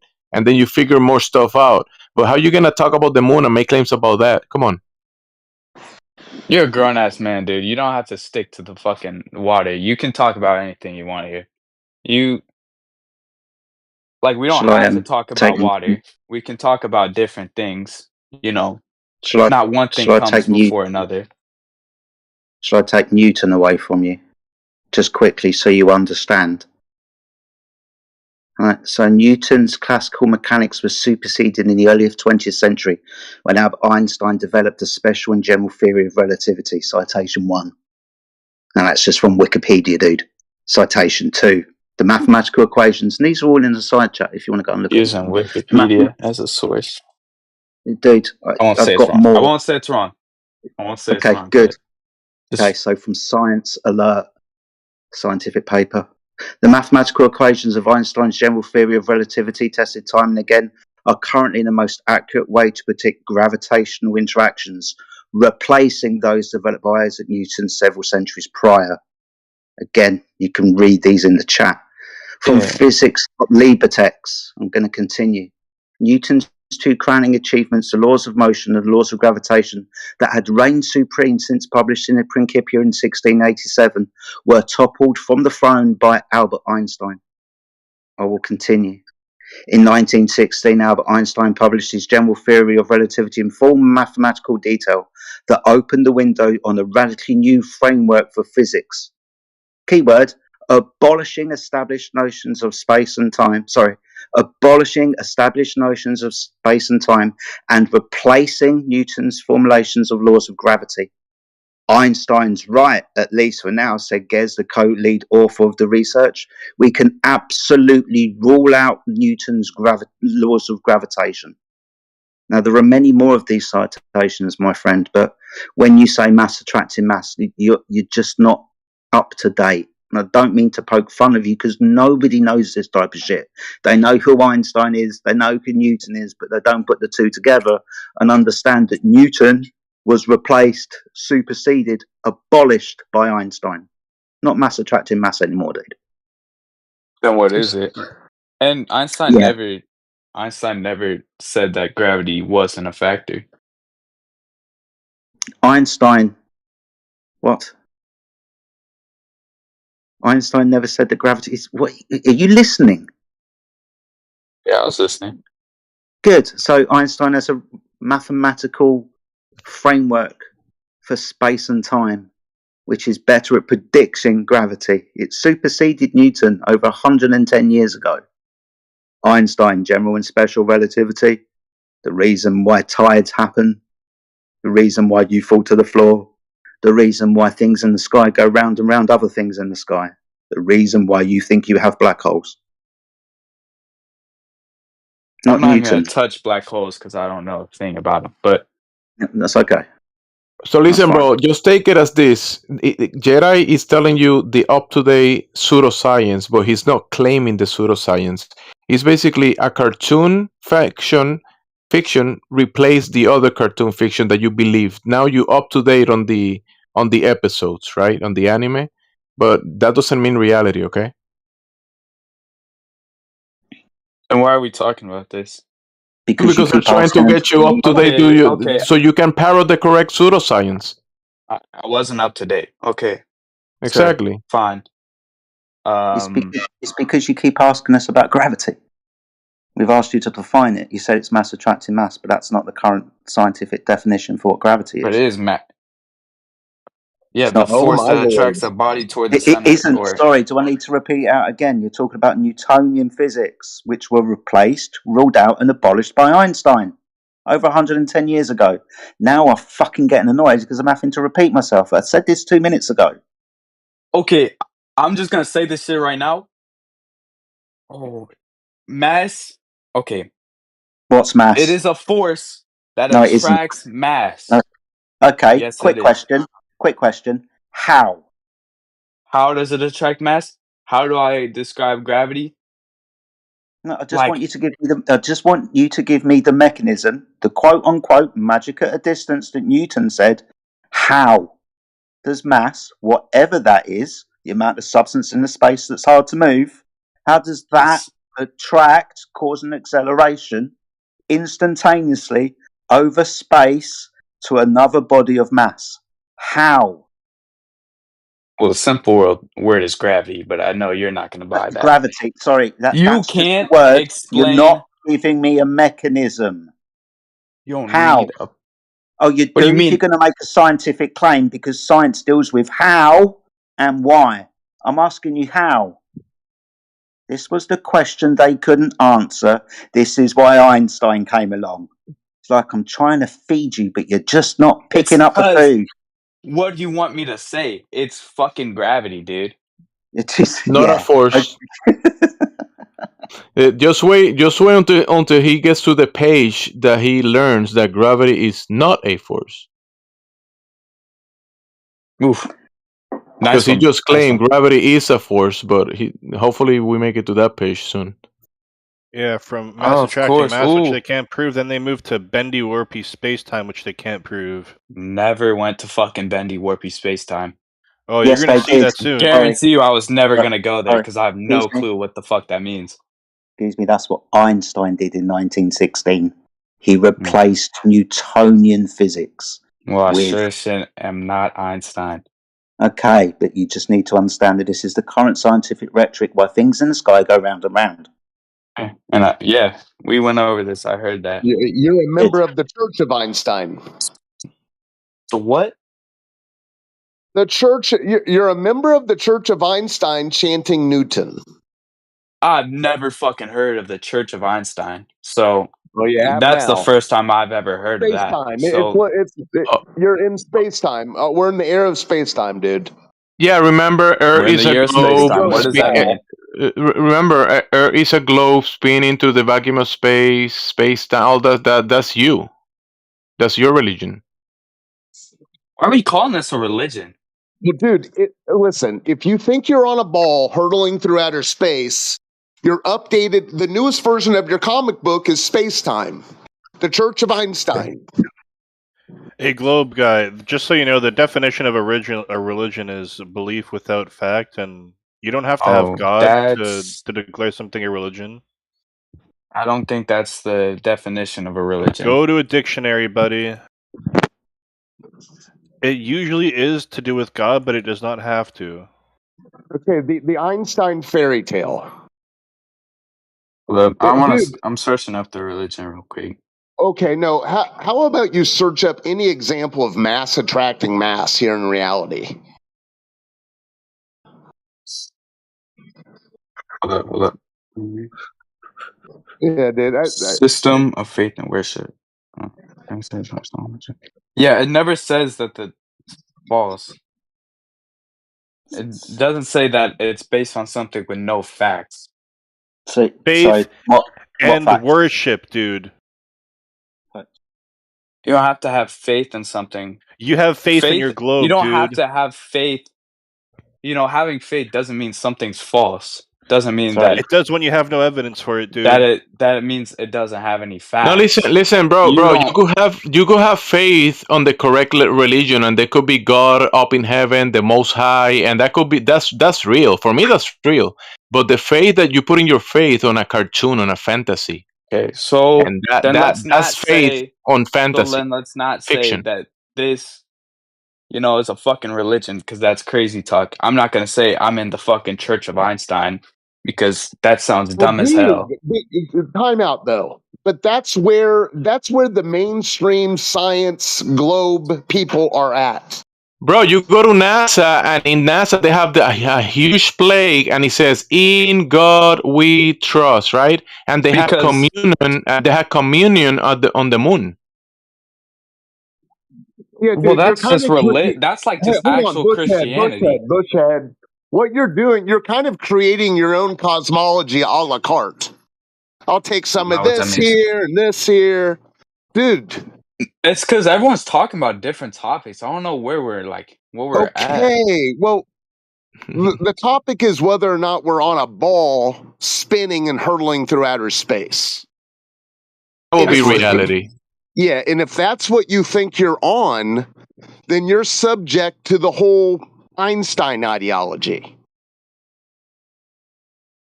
You don't get to make up your Okay, own story. I'm not making up my own story. By chanting Newton, you are. You know, Newton like is still applied. Like we still, his laws aren't false. You're going to need a flat, stationary Earth to apply these. No, like where did you get that from though? Where? The mathematical expression, three laws of motion. Mathematical expression of what? The three laws of motion. Yeah, why would that ever have to work on just a flat Earth? Because the Earth isn't moving underneath the objects that are in motion. That's not how the mathematics describes them. So the Earth is stationary to describe these types of mathematics. Duh. What? Just because he didn't like? I'm just telling you what the math says, dude. I think you're like digging too much into it. Sorry, you wouldn't even know These what I laws was have digging into. nothing to do with the Earth moving under it. Sorry, so explain to me where in Newtonian physics the Earth is in motion under objects in a velocity, please. It's not, because why would he include that? He's not talking about the Why Earth. would he include that? He's Yeah, talking about because that's what we observe and measure, is it? Why would he include that? Being as the Earth is rotating on its axis and going in an orbital path at 66,000 miles an hour, why even bring in the motion to the fucking... What are you talking about, dude? I'm trying to figure out what the fuck you're talking about. I'm taking Newton away from you, so you hope you understand that you need to be comparing the current scientific rhetoric, which All I right, can fine. also take away from you. I haven't said dog ass about Newton in a hot minute. Good. So bye Newton, I guess. I don't. Yeah, exactly. Bye Newton. There's no point defending it. Okay, I'm not So fucking bringing up Newton. Okay, dude. So why'd you bring up gravity in the first place? That's what happened about an hour ago. Because okay, that was like, yeah. Because gravity, I feel like, is a big factor in this, is it not? We can talk about something else. We don't have to talk about gravity since it's getting everyone's panties into a twist. Because we have we have the actual phenomena, that the stuff that happen in reality, but you're trying to bring, like I told you, some cause of these effects as this Newton thing that you already moved away from. You actually thought that the cause of these effects that you're observing was the Newton fantasy, and now you're moving on from it. So now you know that you still have the actual phenomena that happens in reality, but Newton has nothing to do with it. So you learn something. I feel like that just gave. I mean, sir. Yeah, sure. I learned something from this. Are we gonna talk about something different? That's progress, bro. Sure. That's amazing. Sure. And you're conceding. This is you. Actually, you're being honest, and you're being cool. For the most of you've been a cool guy, but you conceded to this point, and that's good for you, dude. I'm not calling anyone an idiot. I don't think anyone here, is fucking stupid. Awesome. What else do you want to talk about then? I actually have no clue. I'm gonna get something to eat though. All right. Well, after you've had something to eat, you're welcome back. All right. Have a good one. I'm gonna eat a burrito or something. Gas pressure when you come back. Gas pressure. Remember that. Gas pressure. I don't know jack about gas. Well, after that burrito. You beat me to it. I You thought. took it from me.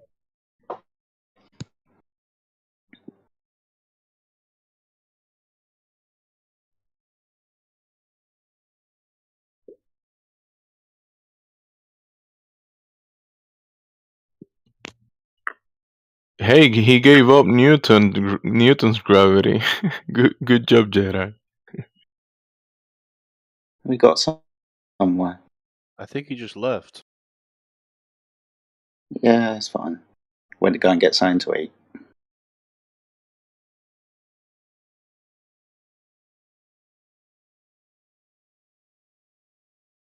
But now we haven't got any toys to play with.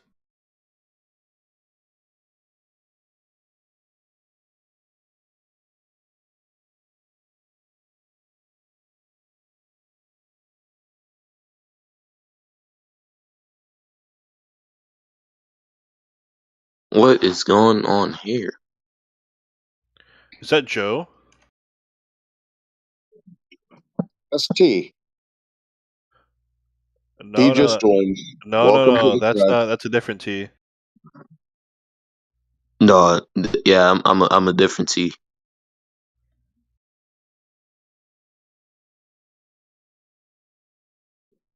Can you make Oolong? a T with curved lines?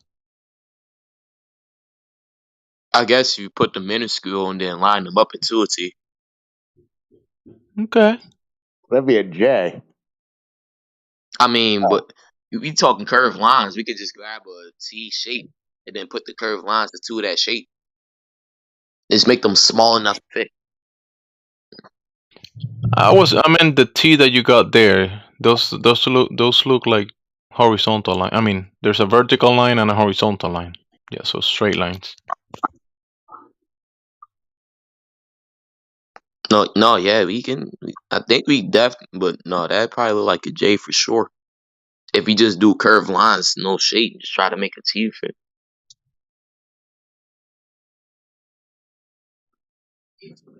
Well, that might be an L. You know the difference between straight lines and curved lines, then? This conversation sounds like an L. Okay, you'd understand the difference between straight lines and curved lines, right? Yeah. Good. So you understand that you can't have a horizontal line on a curved surface, right? They're two different things. Wait, you can't. So wait. Horizontal is like flat, straight, right? Yeah, from left to right. Yeah. Wait, so you can't have a horizontal line on a basketball? No, it'll become a tangent. It won't be. It'll only be on the surface at one point. Wait. Like if you get a ruler, if you get a ruler, Wait. if you get a ruler. Oh, okay. Go on. Wait. So wait. You know about electrical scooters? Electrical what? Sorry. Electrical scooters. Scooters. Like Yeah, you I'm know, aware of them. like normal scooters, the ones without like not the sit down scooters, but like scooters you gotta use your feet and stuff like that. I get you. Yeah. Like they got a flat board and some wheels, which are curved. Okay, but the board is in between the two wheels, right? True that. Good. So I'm asking. What I'm trying to point out is curved lines and straight lines are different, right? Yeah. So if you have a sphere, you're not going to be able to have a straight line on a sphere, are you? I mean, I could just put a piece of paper on a basketball. I'm pretty sure it wouldn't fly away, right?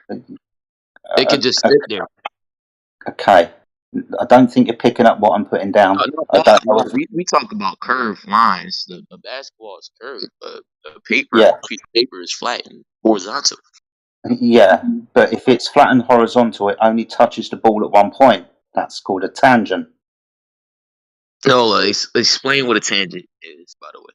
Right. So if you have if you get your basketball and you get a ruler and you put your ruler horizontally on top of the basketball, that's mathematically expressed as a tangent. Straight line, horizontal, touching the curved ball at one point. Now you'll understand with this that you can't have a horizontal line on the surface of a curved ball.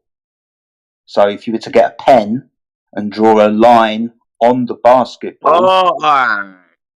you get it, yeah? Okay. Cool. So you can't have horizontals on a sphere. Do you get it? But wait.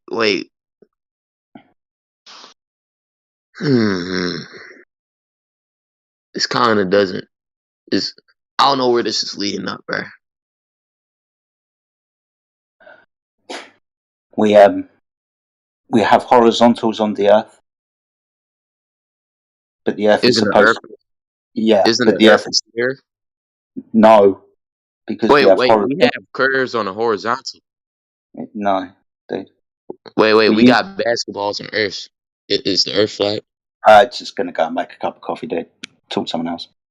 All right, never mind. I mean, I was just about to bring up this explanation because wait, what if we just do reverse? Would that make the Earth flat? Since we can't, find horizontals on the curved thing. Yeah, water, when contained and at rest, is horizontal upon the surface. 70% of the surface of the Earth is water, and water is used as a horizontal reference datum. Therefore, the Earth is not a ball.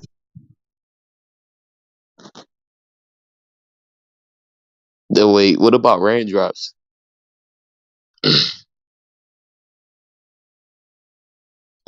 That's because of surface tension, dude. That's because of surface tension. All right. So wait. I just want to understand this here. You can't have a horizontal on a curve, right? Right? Horizontal line on a curve, it can't work, right? Correct. There No, are you no can only have a horizontal tangent. lines on a curve, on a sphere. So you can, but you can have a basketball on the floor, which is horizontal. Just trying to understand here, Okay. right? Can you repeat that? Said you can't have a horizontal line on something that's curved. You can put it on top of it, like on the basketball. You're gonna have a tangent, but the straight line is gonna be away from the surface. You're only gonna have it's only gonna be touching it on the tangent. Remember? Okay, hold up. So I just Basketballs are round, dude. You know this. Basketballs are round. Yeah, they're not a series of flat surfaces. Yeah, I'm just trying to understand because Ball. You're just dying to talk about basketball. I mean, I get it. I mean, no. Yeah, I mean, I'm black, so Well, I'm white, and I'm dying to talk. I don't think so, because if there was, I don't think there's white or black people. You know why? Because if there was black and white people, there will be gray people. Gray. Yeah. Yeah. So there's no whites and blacks because there's no gray people, unless you're talking about aliens. Well, what they've done to the NBA All-Star format, they're definitely taking into the gray area. But that's neither here nor there. A ball is around a ball. The basketball is on the court, flat. So there's a difference between those two things. Yes. And the peach baskets are on poles. I mean, what happens? Hey, what happens if the basketball court is not horizontally orientated? What happens to the ball on top of it if the court is not horizontal? That's there wouldn't be anyone rolling the ball out when they're trying to kill time or eat up time. They wouldn't be able to do that little trick where they roll the ball up the court and just protect it so the clock doesn't whatever they try to do, preserve or the ball would roll off the court. There you go. Wait, so wait. I'm still trying to understand here. If we got a basketball, yeah. Wait, so go ahead. in reality, my bad. Yeah, I just had to finish my thoughts on the All-Star game. They've turned the All-Star game into a East versus West. Now it's a 4-team tournament. I don't know what's going on, but So listen, bro, the basketball court on the east of the United States, that basketball court is horizontal, right? To the Okay. horizon. Right. And then it's parallel to the horizon at the sea level, right? And then you fly it on an airplane, you go up in altitude, go horizontally to the west coast of the United States, and then go down to the other city and go to that basketball court on that city. How many miles? What is it, like 6,000 miles away? And that basketball at the other side of the country is also horizontally placed and is parallel to the other one. There's no curvature between those two basketball courts. Hold on, explain. Hold on. I gotta hear that one more time, bro. Okay, you're on the East Coast. There's a basketball Right. court, Right. and before they set up the basketball court, they use a leveling tool, right? And they put a Right. brick, and that brick is Okay. horizontally placed, right? Right. And then they put another brick, and then at the end of the last brick, they put the basketball court on top of that, and it's completely horizontal, a horizontal floor, right? A surface, a level. It's level, right? Right. And keep Correct. going. So now you go to the next basketball court, to the next town, and that basketball court is also, even if it's up in a hill, is parallel to the other horizontal, to the first court, right? Okay. So it's horizontal, and then you go to the next basketball.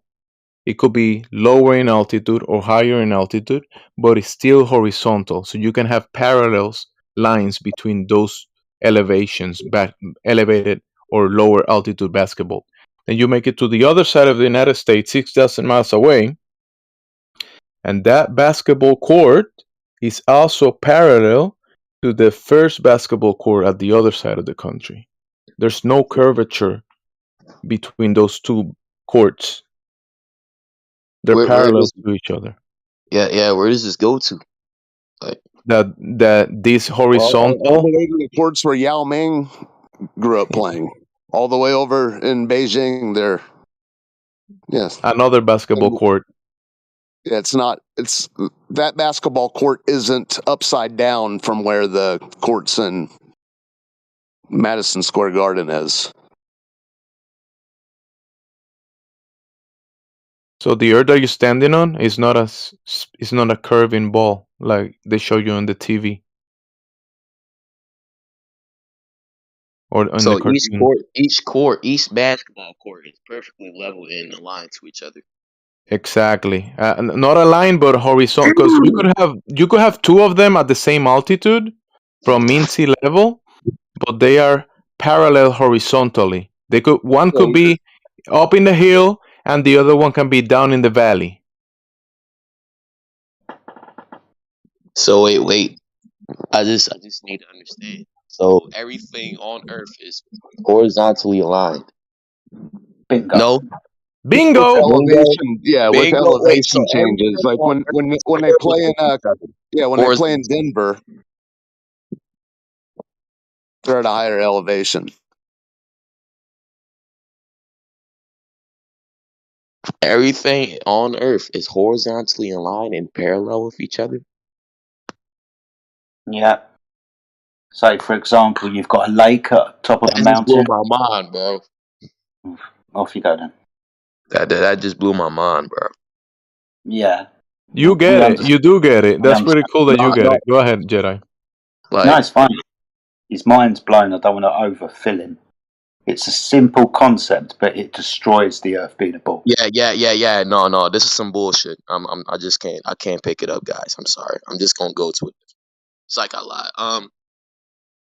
Let's just keep going off this. Everything on Earth is parallel aligned. So look, the flat Earth, right? That's we're inside this little little ball, right? If I'm correct, right? Because Where's here's this? yeah, Oh, yeah. The no. firmament, right. Hopefully I don't believe this.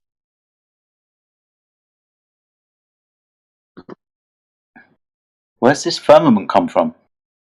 No. Look, I'm just trying to make sense of this. The Earth, everything on Earth is parallel aligned. Yeah. Even basketballs with each other. If something is But, made unparallel with something, it can't be parallel aligned. right. Imagine you've got a lake at altitude at the top of a mountain. Now that lake is level upon the surface. That lake surface, being horizontal, will be parallel to mean sea level. It's like having shelves on your wall, they being parallel to the floor, and the floor being parallel to water. All horizontals are parallel.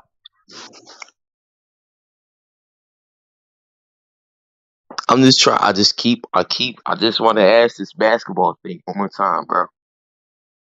I know, bro. All horizontal things are parallel aligned. That's what y'all said, right?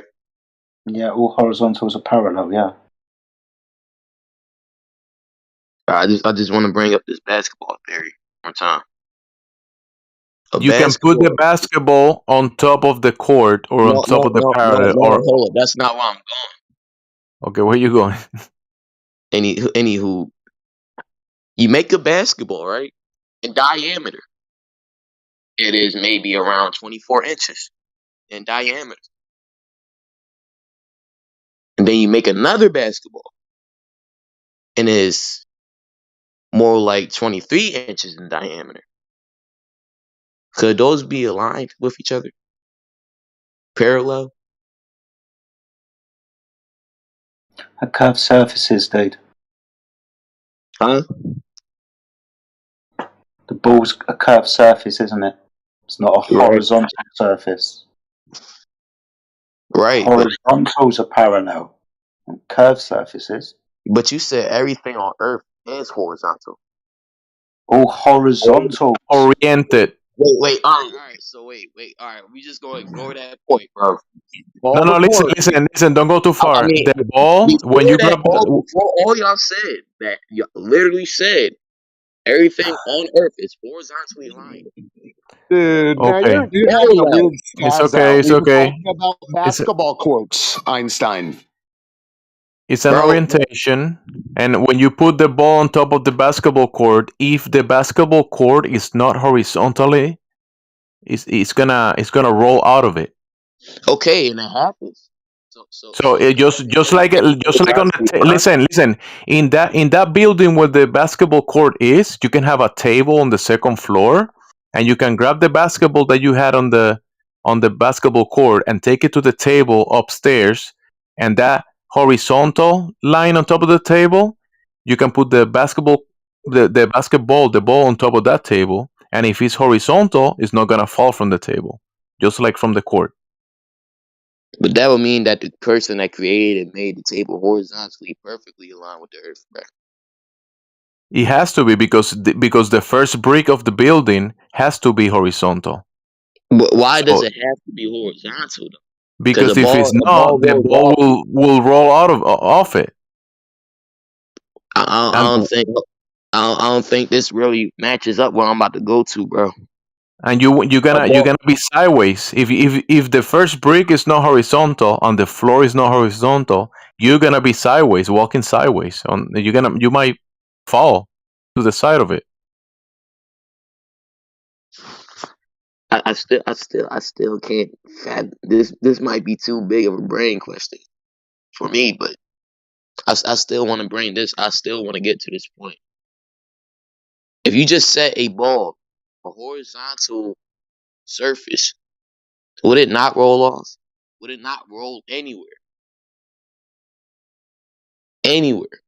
And we're talking about live, like only if it's tilted, and that wouldn't be horizontal. Only if it's still. If the horizontal, when you grab a table in your house, the table, and you put water, a cup of water on top of the table, right? The floor below the table is also horizontal. The top of the table is horizontal. But if you tilt the table or tilt the house, what happens to the water? It starts, spilling. Yeah, exactly. So Okay, but wait, hold on. that That's the earth orientation, core, that the basketball. horizontal, that the water is orientated on top of the table, that water is orientated to that horizontal. That's the same horizontal orientation of the sea, of the ocean, or the lake on top of the mountain, or the basketball court next to your town, or in your town, But or the wait, next wait, wait, town. wait, wait. Before you get to this full point, bro, you just put a ball on the ground, a natural earth surface, it will roll regardless, bro. I don't think that's how it got to come to terms with weather. Even inside of a house, a ball probably would still roll regardless. Or matter of fact, no, that probably would depend from somebody acting upon it. Well, if there's wind, if you're outside, if the basketball court is outside and it's horizontal and there's no wind, it's not gonna roll. But if wind hits it, then it will roll because of the wind. If it's not tilted, it's not gonna roll, and it wouldn't be horizontal if it's tilted away from the horizontal. If you grab it Right. and throw it So across weather now weather does come into a play with this. Okay. yeah, high pressure, low pressure, yeah, that might affect the ball on top of the court, the horizontal, and push it. Sure. It's horizontal. This horizontal. Yeah. So So wait, listen, you wait. can have a basketball court next to the beach, next to the sea.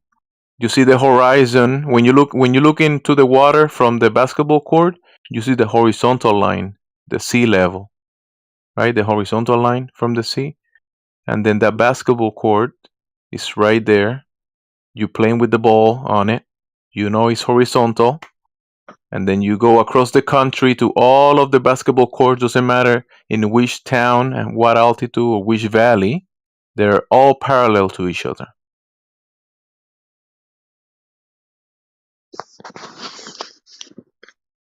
So the reason some stuff aren't horizontally in line with each other is because of levels, right? Yeah, level. There's different Mhm. levels. Some Right. are higher, others are lower, but they're all horizontal. And you But they're cannot have all horizontal. horizontals on a globe, on a sphere. So therefore, the place that you're standing on is not a sphere. But bro, we literally have hills and roads, bro. So is that That's just a topography. horizontal? Remember, if you want to build a basketball court on a hill, you level the hill, right? You Yeah, level the no, hill. hold on. That's not where I was going. If we just roll the basketball down the hill, or just let it It's sit gonna, there near a hill, it's gonna roll, right? yeah, it's gonna roll. Yeah, it's gonna roll down the Okay, hill. Yes. wait. Why would it roll though? Because there's just levels to it. It shouldn't roll. If Hold it's on. just flat. Broken. Please don't confuse horizontal with I'm just trying to perfect understand it. smoothness. If we got On a that, hill, bro, if we got a can you hill on listen to me for a Earth second? horizontal, Please don't confuse horizontal with perfectly smooth. Don't confuse the two. but she keep telling me horizontal is bro. Horizontal, yes, is an orientation, and all that topography that you're talking about is measured against the Earth's horizontal frame of reference. So, not smooth, horizontal, flat. Wait, then wouldn't that make the Earth bumpy? Obviously, it's bumpy, and it's measured against a horizontal plane. The Earth is flat. Even the topography map makers, they measure the Earth flat. Man, bro, I just want to understand it, bro. T, do you have a Bumpy do roads, you have a even bumpy roads are horizontal. Do you have a hill in the middle of the USA 200 meters? Okay. Do we have that hill? Let's say one of the hill in the middle of the USA. Yes, we do have hills 200 meters high Uh, in the U.S. Yes, we do. and it's what that means 2 meters 200 meters above the sea level. Sure. But how far is sea level from that point of middle of the USA? 3,000 miles. And how elevation change on the sphere on 3,000 miles? I'm confused. Does elevation change on the sphere on 3,000 miles? What is it, like a bunch of miles? Let me see. One. It will be like what, like 20 miles? Okay. Or maybe more. It's the same like on basketball. 50 miles. If you move on the basketball on that inches, it will drop away. How you have sea level on the sphere? You cannot have sea level water on the outside of a sphere. Everybody knows that. And he wants to understand that there is understanding. You cannot have sea level on the sphere. There is understanding. Do you understand that? Okay. But we have sea level. Reality, yes. That means or we have sea level or we have, but sea level that cannot work with the sphere. That means we don't have both sphere or sea level. All right, so you can't have a sea level on a sphere. No. Correct. All right. So wait, how does that work on a flat Earth? Does the water fall off? Can you tell me what is level? Is that flat or curved? Level is definitely. Well, doesn't that depend though? Is it level curved or flat? I don't think it just fit any of those ranges. I just think it's leveled to an extent. It's leveled. You cannot say it's flat. Like, but if you want to say is it level, flat, or curved, what you will choose? I can't really choose either, bro. It's I only can. like I can. What do you think a level is, It's bro? for sure, 100% sure it's not curved level. That means I have another only option. But wait, it don't fit any of those ranges. Can you tell me what is opposite of curved? Opposite of curved, flats. And that means that level is. Wait. So wait, are levels opposite of curves? That's what you're trying to say. Is it level curved? But wait, it doesn't fit any of those ranges. No, I'm asking you, is it level curved? I mean, it's not curved. What it is then? Neither. What? This doesn't really work on either range. That means level is leveled. Yeah, it's just leveled, huh? Yeah, but for sure it's not curved. Yeah, I mean, yeah. And that's it. Sea level. That means sea in big body of water leveled, not curved. If you don't like flat word. But wait. How does that work? How does that work? But now, did you Does not water get? fall Jesus. So now, when you go to remember the East Coast that we spoke about in the United States, you go to the shore. You go to the shore and you point towards across the Atlantic Ocean, and the other guy on Europe can point towards you, and you point it at each other. There's no curvature between you and the other guy because it's a level of the sea. Wait, and you so I can point see it that guy. across the ocean. No. What was that? I can see that guy across the ocean, right? No, you cannot see in, but you still can point at each other. Just like two communication towers can connect. Marconi,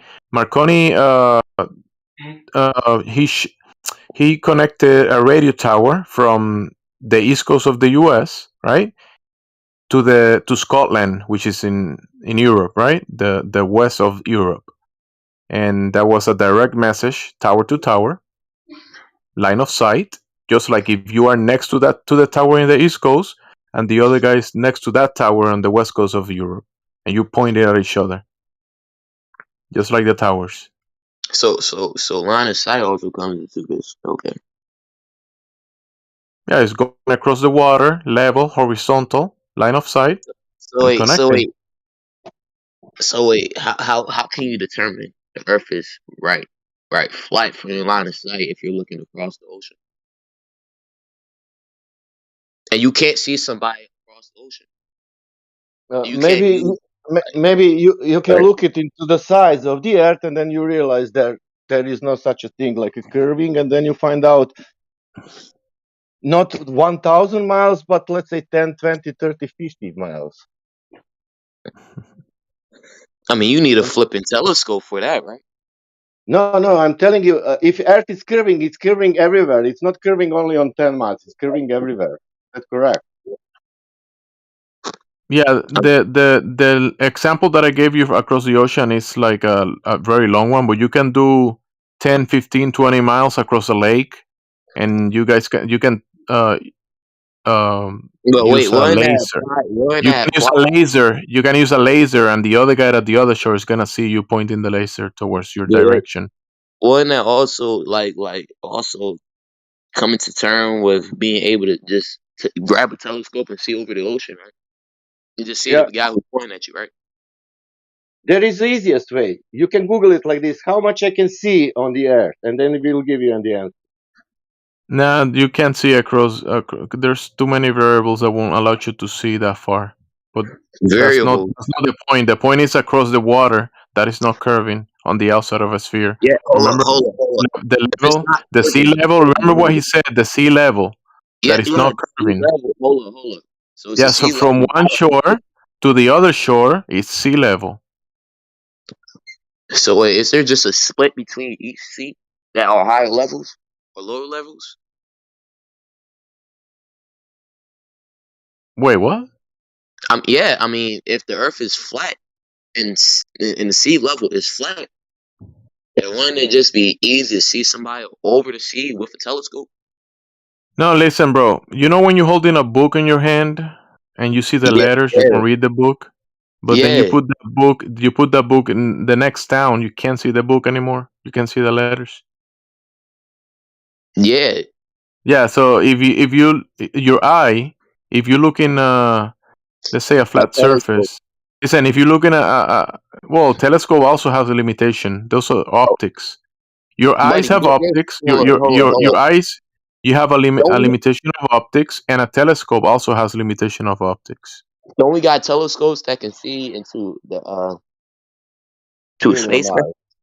Yeah. That yeah, we can see the sky Yeah, then phenomena, but then wouldn't that be then able some. to glide across the sea level, right? It'll be able to glide across, right? Since it's flat. Now think about it. I know I'm thinking about it. I'm breaking this up. Remember the lady on the weather channel that says today your visibility is 3 miles. Remember, because of the weather.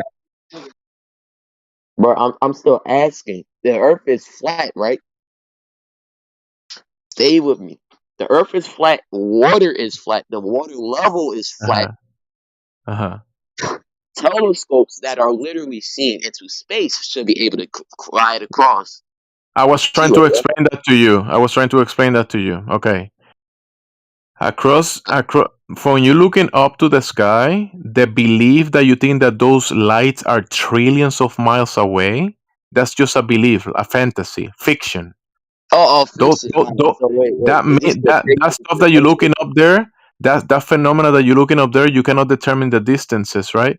How can But you hold on? How is it fact how is it fiction? Explain you, that before we keep going. no. The stuff that you're looking is real, but the fantasy of the globe, remember the globe that they tell you Hold those on, you things said are fantasy. light years away, and you're looking back in time. You that's away from the point because you're trying to ask why can't you see Europe? That's in your point, and you gotta explain to me how. Because you're saying it's fantasy fiction. How can I determine if it's fantasy fiction when I believe it's fact? You can't explain if it's The fantasy fiction. Why would I believe that?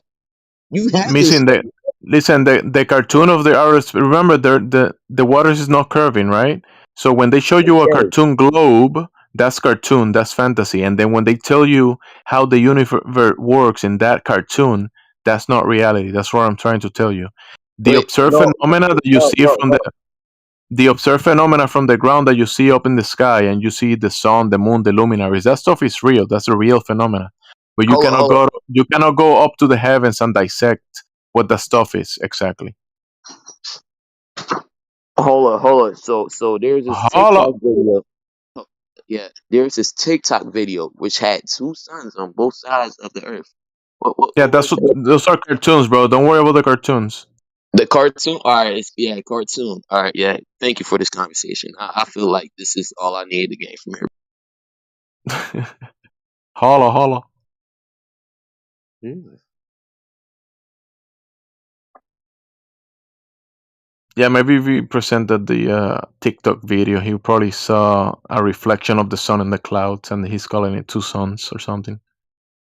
No, I think James they see things because he see. There are claims they are seeing the stars in the sky. That mean trillions of billions miles away. That means that you can do that on the Earth also. You can see the 1,000 miles with the telescope for sure. If you can see 1 trillion miles, just Yeah, I couldn't point. bring that point home with him because he was like being kind of silly. Yeah, but he's believing that he we would have that if somebody didn't. But we have only infrared, and that is how much, from the Earth, 300 miles, not more, 250, and from the air it's 1,000, but still with infrared. Yeah, And that's when I mentioned the limitations of the eye, he said, "No, with a telescope, you're gonna be able to see the other guy at the other yeah, side of the sea." because you can see the star, man. Of Yeah, because you course. can see the stars. Yeah. The problem And was he wasn't listening to you. He was muting you with his voice. He was just cutting through all the time. And I don't know, somebody like that, it's pretty hard to explain anything to them. I'm almost certain that he got a few points, but he wasn't 100% into the combo. He got the horizontal and the parallels and stuff, and he also got what Sasha said about sea level. But then when I mentioned that you can point from one side to the other side, he was like, "Wait, but you should be able to see the other guy at the other shore, 3,000 miles away." No, that conversation was for perspective, but we couldn't get into it because he thought that because you can see the stars, that means that you can see billions of miles with a telescope. yeah, that was about the sea level, not about how much you can see in distance. But across the water, the perspective, the weather conditions, and all those things, he still hasn't added those pieces of the puzzle yet. And it's very difficult to say that level is flat because that's even to choose from curved or flat. No, I will not choose both. I will not choose. I will stay on. I don't know what it is. Level is level. Yeah.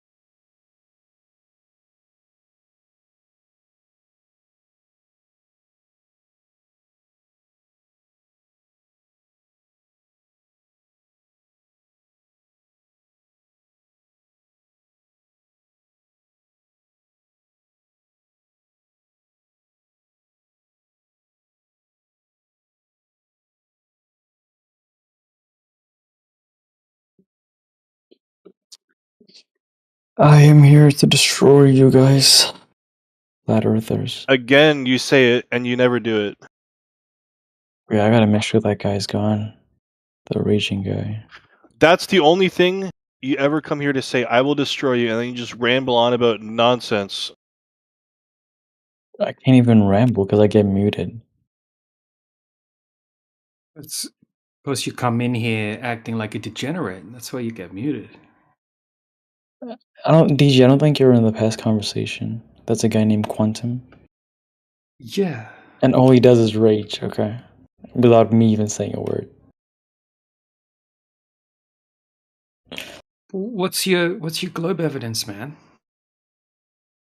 Let me pull it up. 1 second.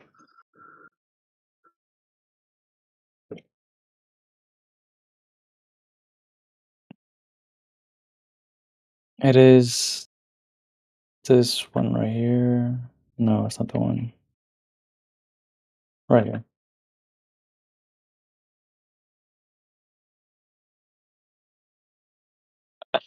There it is. Yeah, It's yeah. that picture So from cool. NASA. Right. Yeah, I know all about it. Right. So how did you validate that? By seeing its source material. Okay, so you just believe that NASA is telling the truth, and that's it. You can't validate it any further than that. You just believe NASA, you trust NASA, and that's it. Also irrefutable, right? The fact of the matter is they are an Well, agency I specifically mean, you could made. easily right. So this image here would be very easy to fake, right? It doesn't really look much different to all the other ones that they just made in Photoshop. Right. So, I mean, you can believe that it's a photo of the Earth from space, but you're never going to be able to validate it to be true. It's just like a faith based thing. Well, we don't know if it's fake. You're the one making an assumption that it's No, fake, no, right? no. I'm saying because NASA's been caught lying about a whole bunch of different things, I don't trust what liars say. Right. If you want to Okay. trust NASA, then that's not like proof. Like it's just a picture. Dude. Okay, I don't think I spoke to you before, so you're not the guy who keeps saying it. When you make the claim that NASA has been caught lying, are you talking about within like a conspiracy, like YouTube videos, or like is there an actual evidence to back up the fact that NASA has lied about anything? Yeah, yeah. There's countless amount of videos that's obvious lies. Oh, where? Because I ask these people, they keep repeating that, and I'm like, send me the video, and nobody does. Yeah, there's huge compilations of them being caught using harnesses, green screens, faking shots during the Apollo mission. Green screens. Yeah, green screens. Yeah, harnesses, obvious hairspray. Yeah, all sorts of different things. Right? Like I could show you a video right now. Right? It's meant to be Chris Hadfield. Do you know who Chris Hadfield is? He's an astronaut. I guess I do now. Okay, so right, he's on the ISS and he's showing people this is how we brush our teeth on the ISS. Right? So when he puts the toothbrush in his mouth and starts brushing, it comes up on the screen, fast forward, right? And then all of a sudden he starts brushing his teeth like crazy, like basically so you don't have to watch him brushing his teeth, right? But the problem with that footage is there's some stuff floating around in the background. Right? So when he starts brushing his teeth, they fast forward the footage and he fast forwards. Right? But the stuff in the background doesn't fast forward. It just keeps floating around at the same speed. Is there a video? Yeah, I'll put the video up now. But all I'm saying, man, is there's like hundreds and hundreds of these like bloopers, right, where they messed up. I'll just find it. One sec. Okay. So this is really weird for me because whenever other times when I come on this video and I'm talking to Quantum or the T-Dub guy, they always make the claim, and whenever I ask them to like show me one thing, they just get mad. So this is like the first time in 2 minutes, we've made longer progression than I have with any of the other people. So if you could show me like just a video. Yeah. Okay. Yeah. One second. I'm just trying to ban this guy that's like put this $50 link thing in the chat. it looks like he's already gone. Okay, all good. Yeah, have a look. The video's in the chat there, right? You can find this video on YouTube if you type in like Chris Hatfield brushing his teeth or whatever. But yeah, you have a look at it, right? You'll see something floating, and it's like they're using 2 layers, right? Like a green screen type situation, but they forget to speed up the background layer when they speed up the foreground layer. So yeah, have a look at that.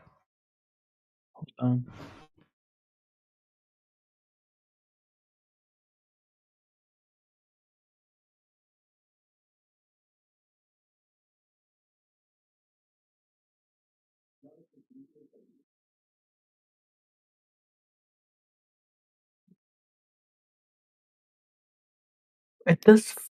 Maybe I'm tripping. Hold on. Is there like a YouTube video about this? Because I don't know. For me, it Yeah. seems Yeah, you as can if it's watch a little. the full video. I think if you just type in Chris Hatfield brushing teeth ISS, it's usually pretty easy to find, right? And you can see more of it than this as well, and you can watch it in HD. I can see. Okay, let me watch the video. I want to hear the commentary on this. Yeah, go for it.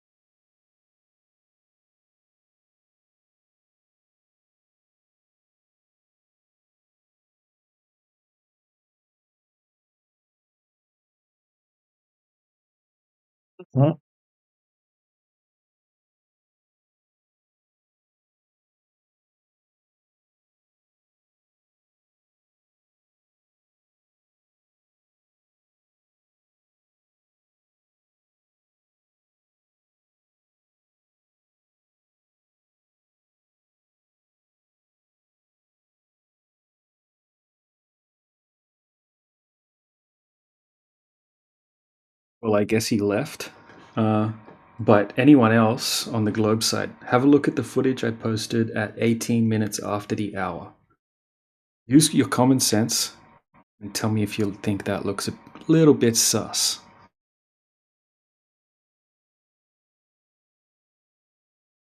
And yes, this is actual NASA footage, believe it or not.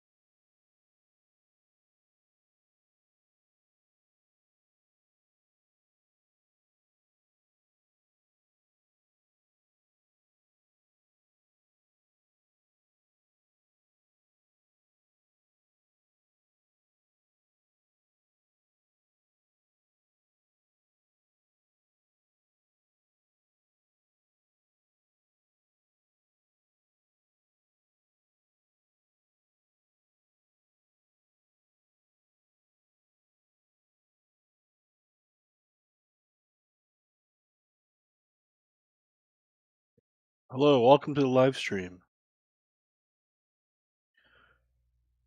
Who joined? Dank. Hello, Dank.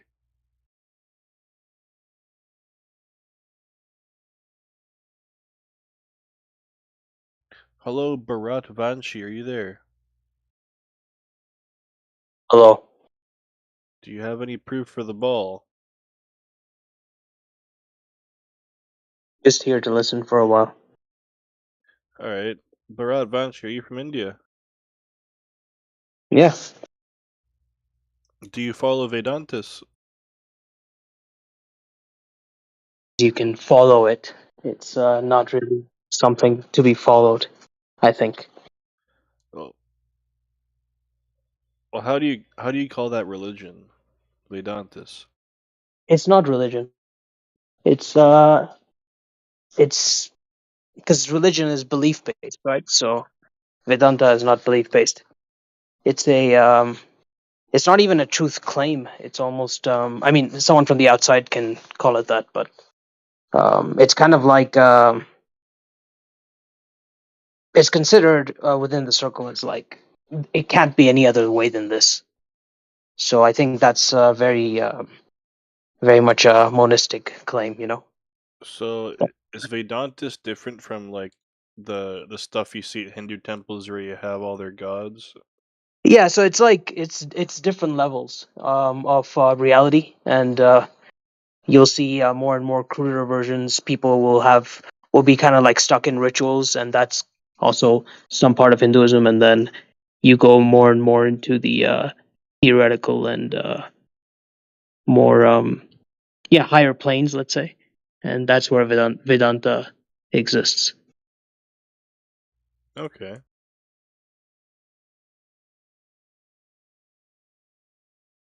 What do you know about it? Nothing. I like going to Hindu temples.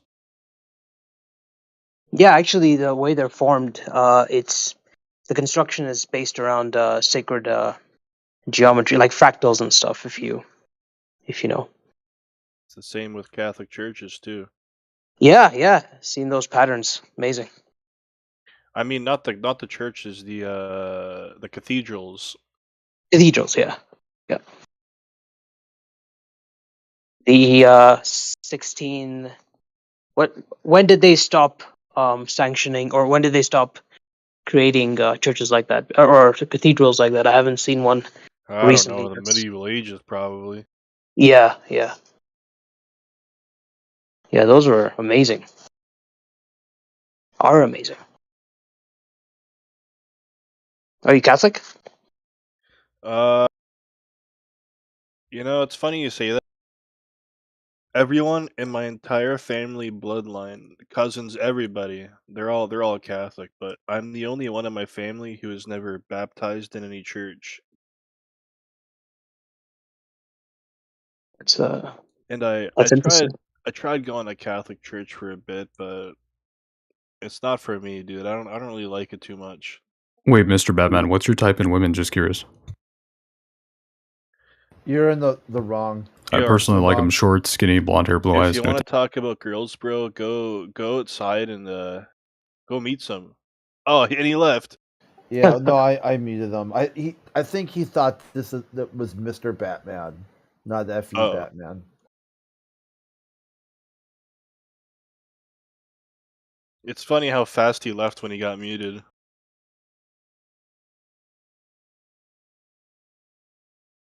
Yeah, I get muted, but I keep coming back. It's very entertaining.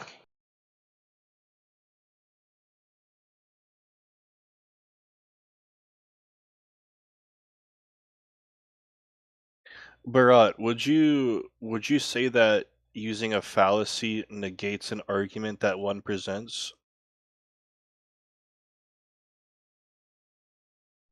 Like any fallacy, or Yeah, does it have to be relevant? Any fallacy. If I present you a fallacy, then my argument is not valid. Would you say that statement is true?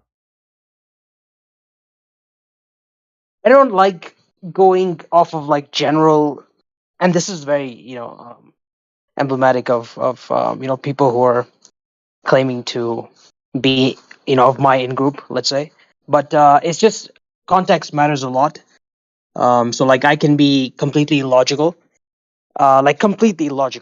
but then one day I see, like, let's say, oh, there's a threat behind you, and I point it out, even though I'm an illogical person.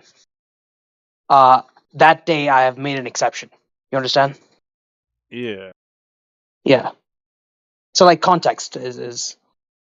But I mean, if you can put it into an example, like I'll probably agree with you like 99% of the time, I guess.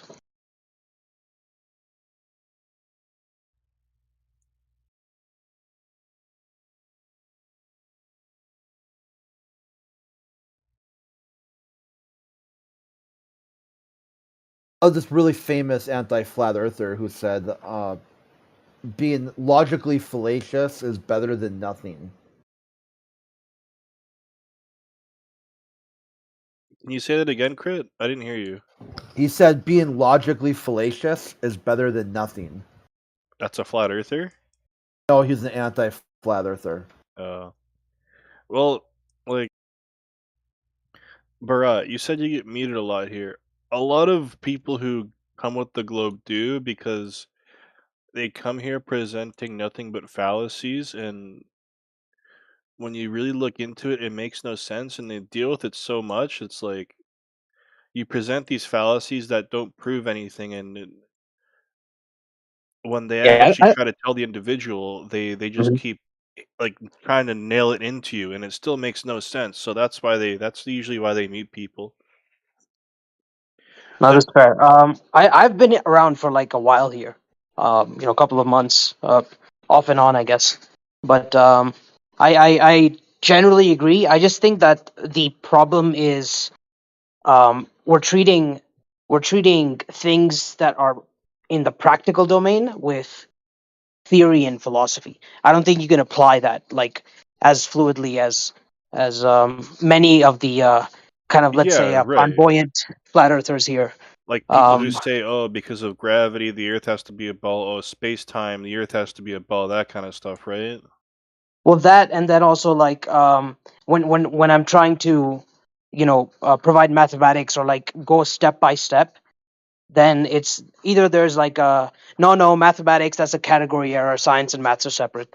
And I'm like, well then you're just like you're removing the basis on which or you're not even removing, you're denying the basis on which the proof that the globers are talking about exists for the Well, globe. Barat, do you think triangles are circular? Because that's actually a very big mathematical paradox So I with will reality. put it in computational fluid dynamics, and this is not just like Yeah, jargon. yeah, you're No, gonna use this is not jargon. This is not jargon. The way they simulate things in these softwares is they identify like key points, and then it just turns out to be the case that when you're rendering different resolution images and so on, triangles approximate things like very well. You understand? yes, as well as polyhedrons. Right, exactly.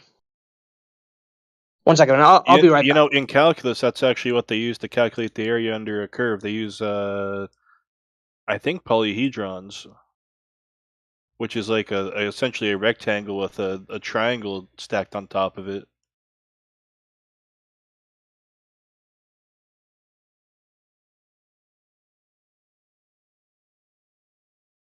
Or no, sorry, trapezoids. It's a trapezoid.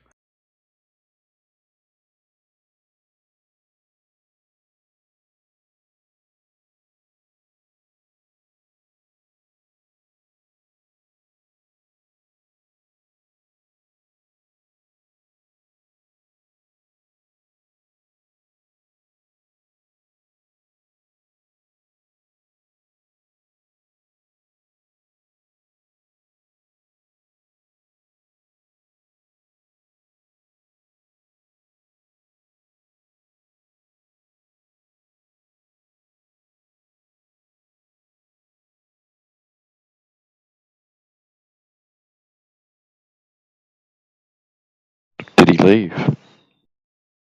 No, Barat's Yeah, still he said here. he's good. He said he'll be right back. He had to leave Oh, for a okay. second. Oh, it's Bharat Vanshi.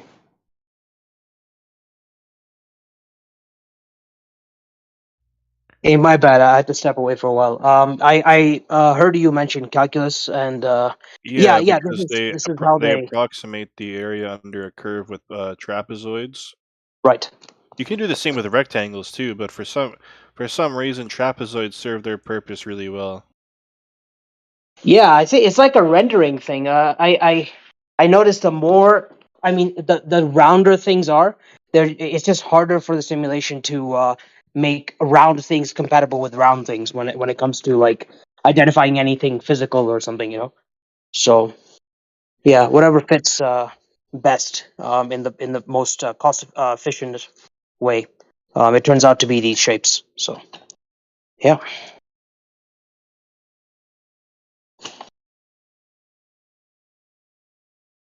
So you see, like science and mathematics have this thing. So it's not a category error per se. Well, in reality, it's not principally true. What do you mean? I mean, those simulations have real world consequences, and yeah, like they predict Yeah, actual. because they can approximate your reality, but it's not going to give you the real thing. Well, I mean, that's not what science is about. It's about perfecting, iteratively. It's not about giving you theoretical answers, theoretical perfection. What type of science? Natural science? I think that is what I think that's what he's currently referring to. Oh, really? That's not right then. Natural science just deals with validating cause and effect relationship or I don't think falsifying it. it doesn't do causal relationships. It never does causal relationships. Natural science, that's all natural science is. That's all natural science deals It's with not is causal. cause. It's not causal. Yes, it only deals with cause and effect relationships. It's a in nature. hypothesis, and then another theory will come and displace it. So it's not causal in a like a permanent sense. It's like causal until we find something better. You know? Absolutely, most definitely is permanent. Do you know how many revisions every theory has had? Like almost every theory in trying to understand the Theory in what sense? world. Theory as in I'm not sure, but I think. A scientific theory, in a Yeah, technical sense. yeah. What do you mean, like by scientific theory? Do you mean like I'm not sure, but I think that sort of theory? I Is that said what in you the mean by technical theory? sense. No, in the Yeah, all technical right. sense. What's a scientific theory formed and based on? What's it? How is it formed? What's it based on? A bunch of hypotheses. That have been tested, or you can just make up some hypotheses and that's a scientific theory. No, it's there's a rigorous process of testing it. So you get your theory after the testing of the hypothesis?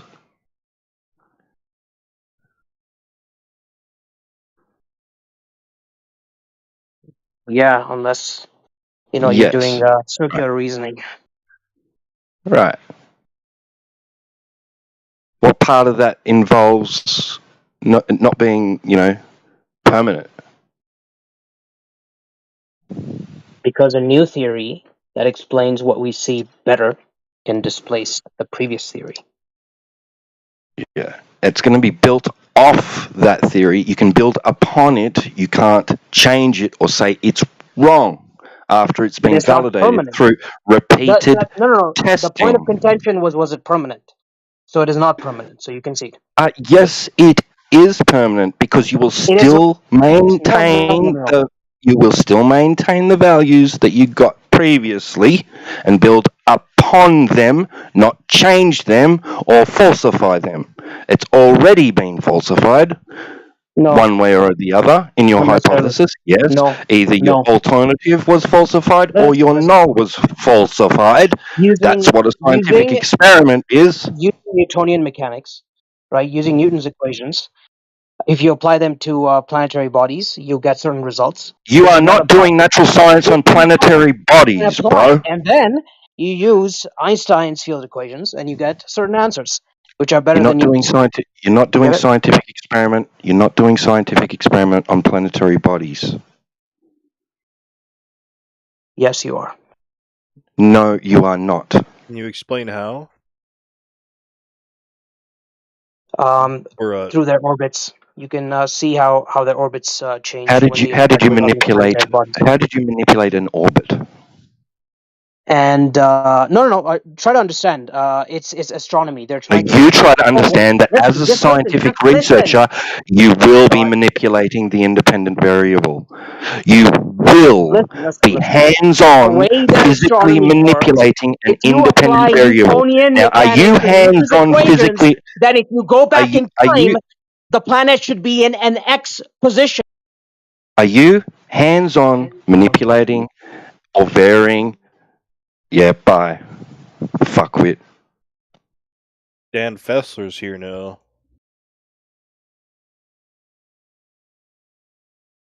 Yo, just listening in while I work.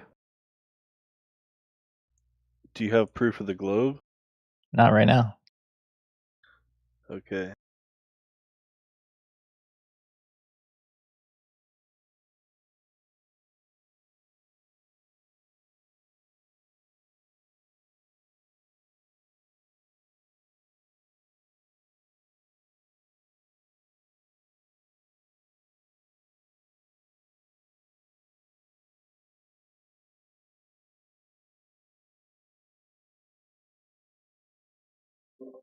Didn't mean to crash the party or something. I feel like as soon as I joined, everybody shut up. No, the baby left because he got muted.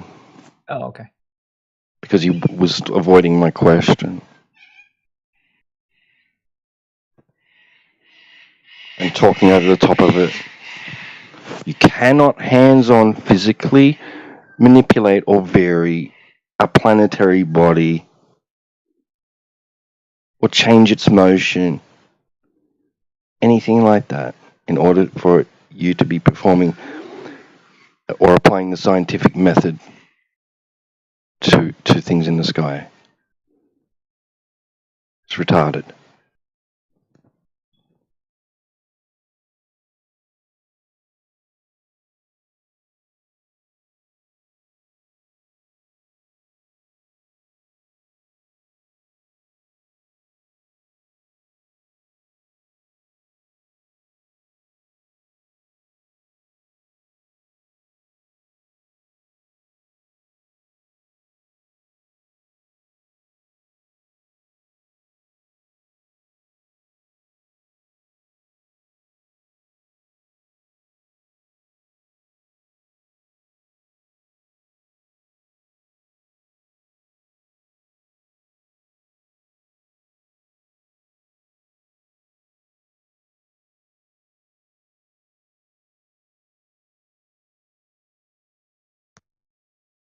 Checking of the mic. So would you say that when Doc Brown helped Marty McFly go back to the future, which he described as a No. I wouldn't describe anything that happens in a fictional fucking science fiction movie as being anything relating to the real world. Hey T-Dub, I joining. If you want me to, I'll try to steel man that Glober's argument so you can finish what you were telling him. What were y'all arguing about? Oh no, it's because there was another guy in here trying to say that he can perform scientific experiments on the sky, and then this guy came in saying something about, do you think that when Doc Emmett did such and such in Back to the Future with Marty, do you think they were doing science? Yeah, trying to claim astronomy is a natural science. So I'll steel man the astronomy claim. We've got big ass telescopes, so of course you can science the sky. Prove me wrong. Yeah, just like Aristotle, right? Proved the Yeah. Earth was a ball just by looking at the sky. Yeah, all you do is look at the moon, man. That dude was the man, wasn't he? He was the man. The problem is that you're going to need an independent variable. That's something that you're going to physically manipulate as the researcher in order to produce an effect or a change. And you're not going to be able to do that through the telescope unless your eyeballs have some sort of magic powers to be able to do something physically to things in the sky. But T-Dub, I can physically manipulate the telescope. I can, like, increase the focus and shit, so... So then you'll be saying that telescope causes something. It's got to be manipulated. Because Yeah. your independent variable will be your supposed cause. So if you're going to make the telescope your independent variable, then you're saying, well, I think telescopes cause, X. Telescopes cause pseudoscience. How about that for hypothesis? Yeah, there's a hypothesis. If telescopes being pseudoscience. Then you wind up with black holes and farts on Uranus and all that kinds of stuff, right? Yeah, independent variable. I observe retards in nature misrepresenting science. Yeah, I wonder what the cause of that is. Cause would be textbooks backing them up. Would be one cause. If it's in a textbook, it must be science, man. Come on, man. How could they put it in a textbook if it wasn't science?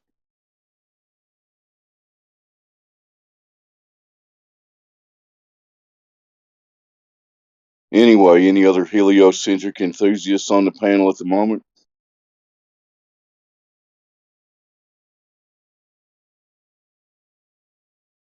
I know that one guy's here, but he said he's at work and he can't defend the globe at the moment. Go ahead. I didn't mute you, Knockin'. It wasn't me. Someone else. My favorite glober. Yeah. Someone else caught your stupidity before I did. Come on, Nuck and Fudge. Give him a chance to talk. He's got globe proof, I promise this time. He does.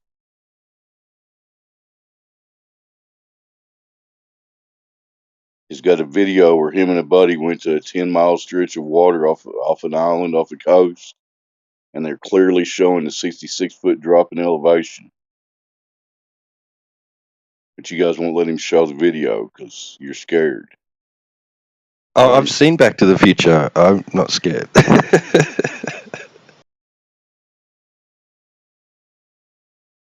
when Doc Emmett... Well, the globe, TW, would be that simple for a couple of idiots to go to a beach and do that. But they never do that. They just sit and cry about refraction, and it looks flat, but it's really curved. Promise me. Just trust me. 20. You know what? Let's get Joe on the line. Maybe. What was that? The name big.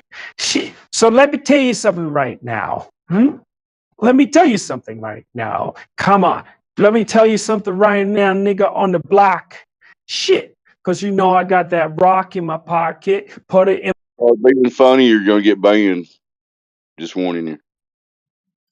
Yeah, you're in the wrong forum. This is not the rap forum. Yeah. You could at least be funny if you're going to troll. Because when Sonny comes in here and trolls, he's funny. Right, Sonny? I don't know. I don't know if I troll. I don't know if I'm a funny troll or not. Like, I'll leave that up to the audience to decide. So thank you if I am. That's great. I must just be funny naturally. I think you're a funny occurring phenomenon. That is part funny. I think you're a funny troll. So good job. Awesome. I'll work on that. Try to be a more funny troll. Like, yeah, but if you're going to insult ways with stupid shit, at least be funny. Is that too much to ask? You know? I do hope you brought globe evidence. No, I haven't come back with sufficient globe evidence. Oh man, I really Dang. had faith in you this time, man.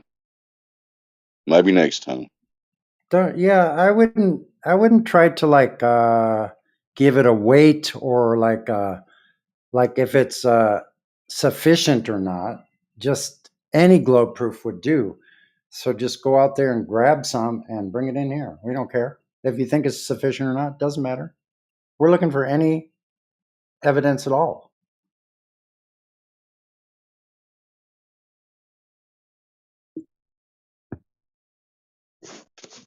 From any source. Yeah. Earlier I wasn't I had a discussion with people and it seemed like whenever the topic kind of deviated from just the surface and proving the surface, people didn't like that. But what I was Right. saying is that once you accept the surface is flat, you by virtue of that, you're brought into speculate about everything else that is implied by that. And people didn't like that. Well, you're not forced to. You don't have to. No, Nobody's you are forced forced to. speculate about anything. What do you mean forced? How's anybody forced to speculate? Explain. Because it follows a logical line of reasoning. Because if the surface is flat, that means we live in a contained environment. If it's a contained model, that implies a whole other host of things.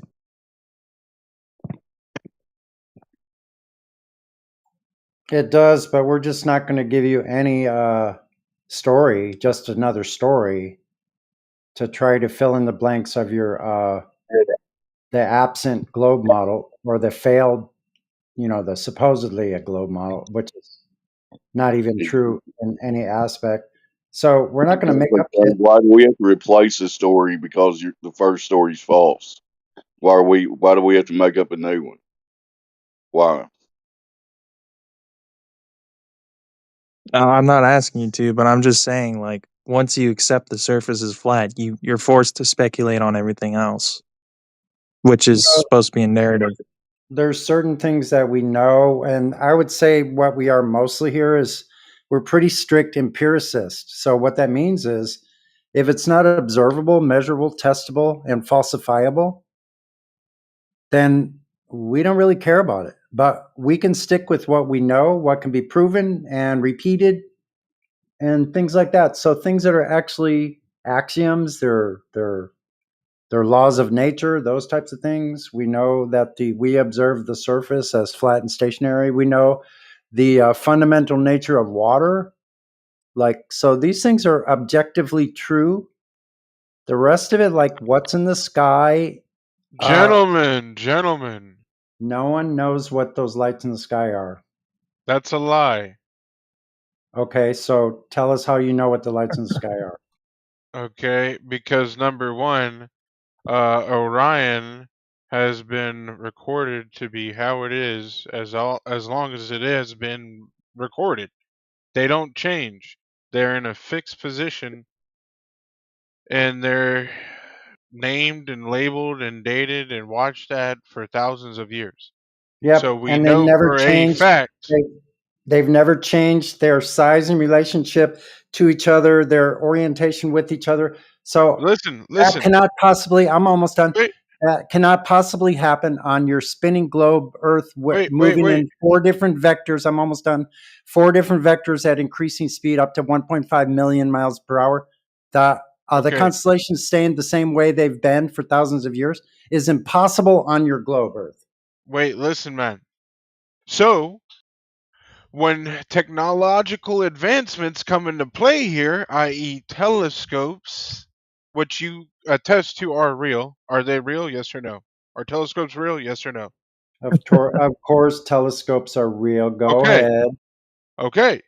So, with that being said, we can monitor things at a distance. The greater the telescope, the greater the Thanks, monitoring. Captain Obvious. Like, So we are fucking able to hell, look man. at these objects and deter what they are.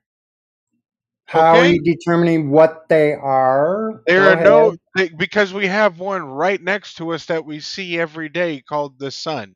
And how do you know what it is? By looking Because at it. stars are just like suns, man. They're all So over you're the place. presupposing that the sun is a star when it's nothing like the other lights in the Indeed sky it that is. you call stars. Indeed it is.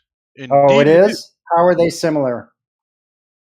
Because, like I said, it's like the sun. They're If you both see light. water, if you see So you water, can't tell me how they're listen. similar, though. If I see water Interesting. in the rainforest or in Africa or in it doesn't matter. It's all water. It's all the same. Now They're you're all gish it's fucking galloping, water. scattergunning, and If you red see a herring. star in the sky, they're all Hey, stars, Cont, man. You know how many stars are Yeah, in the known universe? yeah, Trillions. you're assuming the consequence. You're not Trillions. really saying anything, buddy. You're just not even Cont, saying anything. All you I all told you're y'all they're doing. stars. What do you mean? Oh So yeah, We you're have great. one right That's next to us. profound. Thanks for We have that. one right next to us. Oh great. Hello? you don't know that's a star. All right, can I so ask you, okay. U.S. Wait. Can I ask you Have one you ever been to question? the beach? Have you ever Can been to you the hear beach? me? U.S. State Department, can you hear me? I have, and I can hear Well, you. can I Yes, ask you one question, man?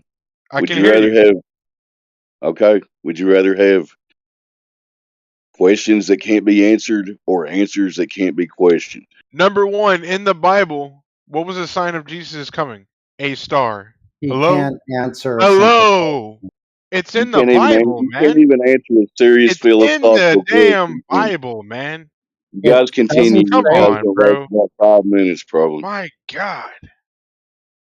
it Go doesn't ahead. say what it actually is, though, does it? Angels aren't stars, genius. Oh my There's a God! clear You just description you're in the just like Bible. you're like straw man in straw man heaven. I'm stating the obvious. Obviously, what? Obviously, you're muted Obviously, he's a troll. for gish galloping. Yeah, you don't have any example of what a star is other than a light in the sky, and you don't have any similarities between what we see as the sun and other lights in the sky. We're You going to go can't back to Do Hope. explain how Let's they're do similar. hope. Do hope. At least can be What can at least about be me? honest a little bit. Can you do hope?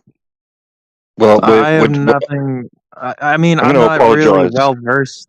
I'm not well versed That's fine. in Just the let me rhetoric. So apologise I for just that rude bastard coming in and having interrupted the conversation that we were having with you and other people.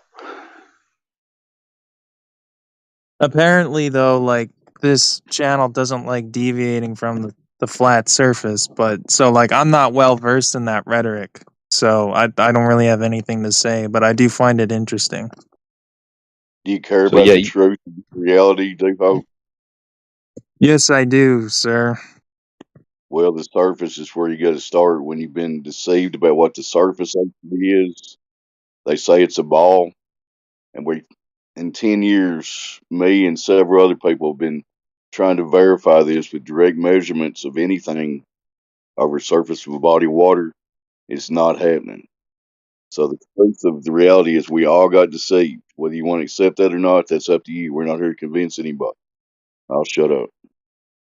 Here's one thing that comes to mind is if it's no longer a globe model, then how do we know the continents are where they are? And if they're not that way, then what do you guys think it looks like? Well, how we know where things are is because that's the way they've been mapped. The globe that you so believe in does not exist in reality in the way that you think it does. It only exists in the conceptual way. The globe is nothing more than a glorified protractor above your head. We have the northern hemisphere, which is a set of stars, and that gives us a map in the north, and we have different set of stars in the south, known as the southern celestial sphere. And there's more map down there because we mapped all the ground flat using elevation angles, taking an elevation angle to stars and planets, the sun, etc., which requires two straight lines So we measured the Earth flat to create a globe that only exists in the sky above your head and not below the feet that you walk on. Right. So if you measured all the surface that, if we've measured all the surface that currently exists, then why can't anybody who believes in the flat surface tell me what is beyond as far as you can go north? Like nobody knows. Some people say it's an Arctic wall. Other people will give you a different Okay. answer. If you look at a map of a way that we navigate planes, there's somebody had around here a World War II map for flight routes, which we navigate around the North Pole. Okay. So if you went beyond the North Pole, you would be heading south away from the North Pole. There is a central place on the map, which is the North. And if you cross over it, you'll be going south. Okay, and what happens if you keep going south or whatever direction you're talking about? No idea. No idea. Well, see, like this is where it starts to become. Why is that a problem for you? Why don't you tell me where the edge of your universe is? You know, your universe that's expanding into nothing? What is it expanding into? Can It's you a show me what problem it's for all No, flat can you show earthers. me what it's expanding into? You got the same problem with your globe. You live in an ever expanding universe, but you can't tell me what we're expanding into. Okay, so then you concede that the surface is an ever expansive surface, and we haven't mapped all No, of it. I never did that. I never said that. We know the known Well- land and the known waterways. We have them mapped, and they are mapped, and they're mapped into the stars above your head. It's called celestial navigation. It's how we navigate, aviate, and map our world. It's into the stars above your head.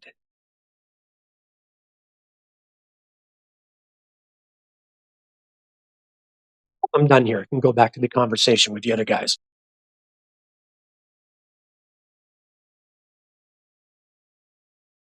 Okay. So, where's the center of the Earth then?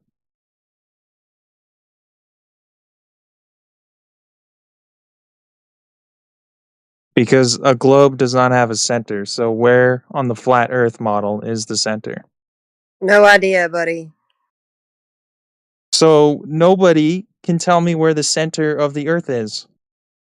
You're asking We pretty navigate ridiculous around the North questions. Pole. We navigate around the North Pole.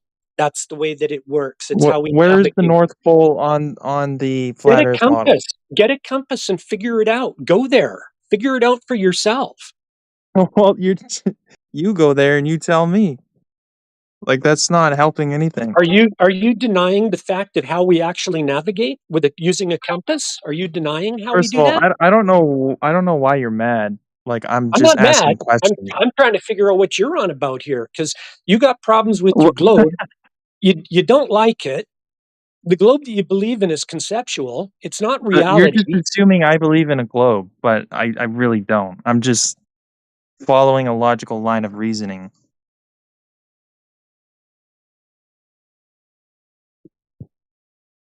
Okay, so we navigate around the North Pole. That's what we do. We have a central, what's is referred to as central north. Now, whether it's in the center, I have no idea, but we do navigate around north. We go east and west. It's how we circumnavigate the globe. Well, your globe, you go around in a circle. Okay, on the flat plane, you're going to go around a circle around the North Pole. It's just a circle. So there's no ball involved to circumnavigate. You just go in a circle around North Pole because where your compass is going to point, and you're going to circumnavigate that point. So are you saying that where are the continents in relation to the North Pole? They're in the stars. They've been mapped. They have longitude and latitude lines, which are in the sky. So we've mapped them. That's where they exist. They exist in the sky. So you need to figure out where the ground position of the star is at a particular point in time that coincides with, say, Paris, for example. And that's where Paris will be.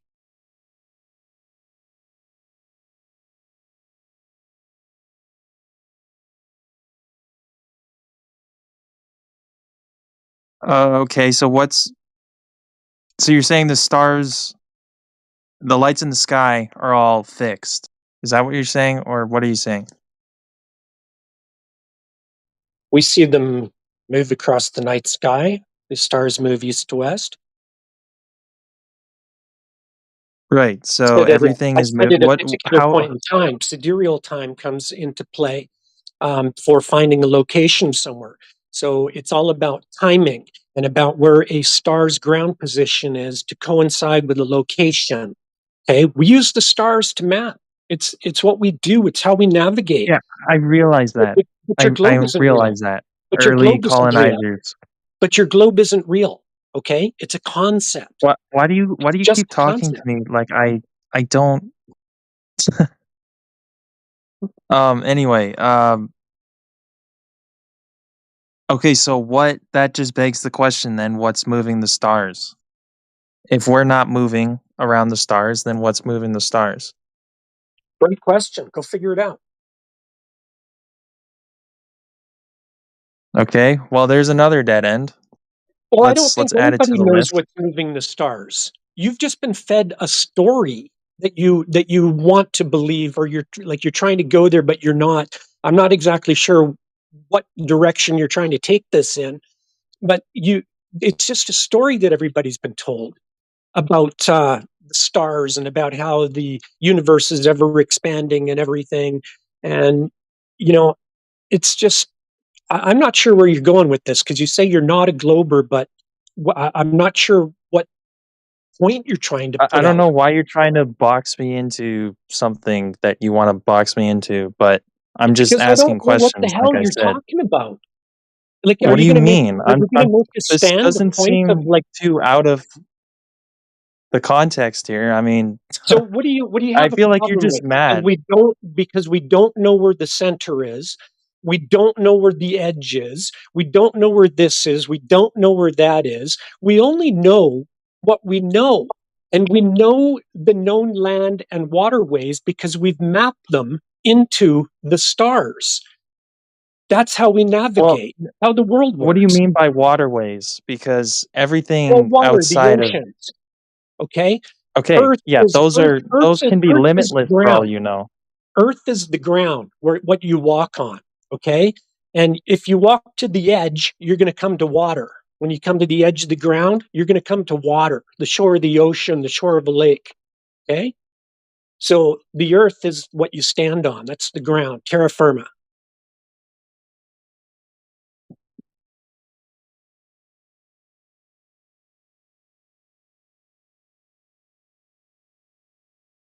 So now you know how the maps are made, and now you know what the globe is. The globe is just a conceptual thing that exists above your head.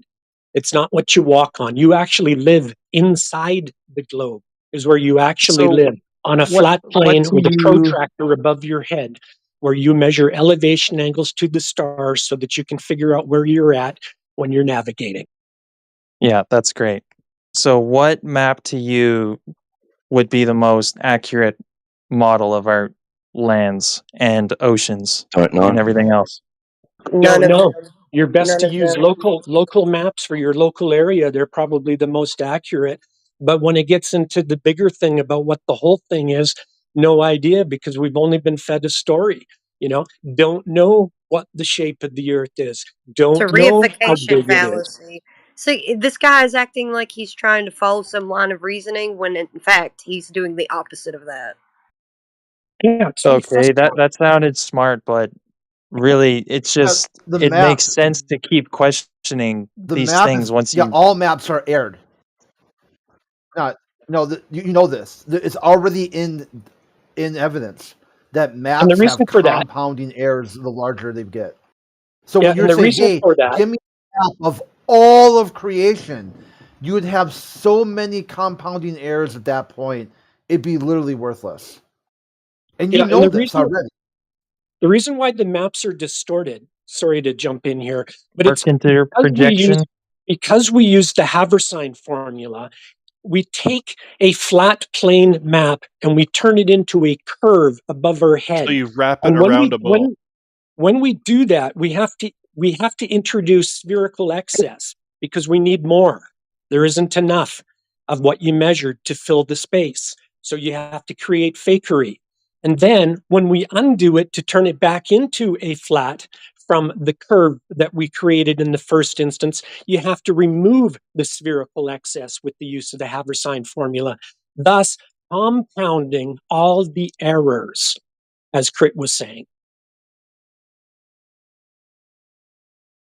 Yeah. So right. So the land masses get What do you, distorted in size. Yeah, I so how is understand it a that. problem? Like, because what are you going out into reality and facing it as an obstacle, which requires you to know for certain how all the land masses are configured and all that?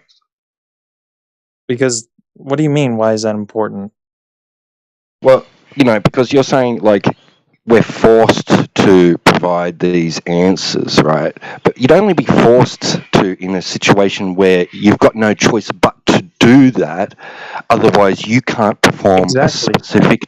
No, You, otherwise, you have no no. other Listen, choice but I to hadn't finished, wonder. bro. Hey, let me hear the end of my fucking sentence. You'd need to know those things. Otherwise, you can't perform the task, a specific task. So, what task are you trying to perform, which requires you to have those answers? You can't tell me everything is mapped out through via the stars, but then So you also don't have say, one. "Oh, we don't know where the end is." So you don't have a reason for needing to know. You just want to know. Don't you want to know the truth? Well, do hope. Get in line.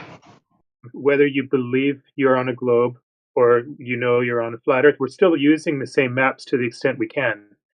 You just have a belief, though, that they're only accurate if you imagine it's on a globe.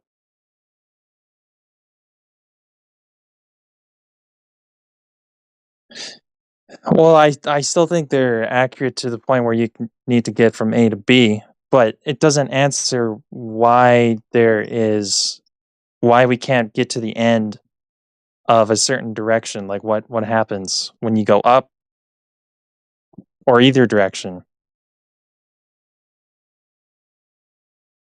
And I guess that's just like part of the flat surface thing. Like once you accept that, you're forced to speculate on these things, and I'm just wondering what people thought about that, but I guess there's like that's a problem, obviously. It's part of the truth.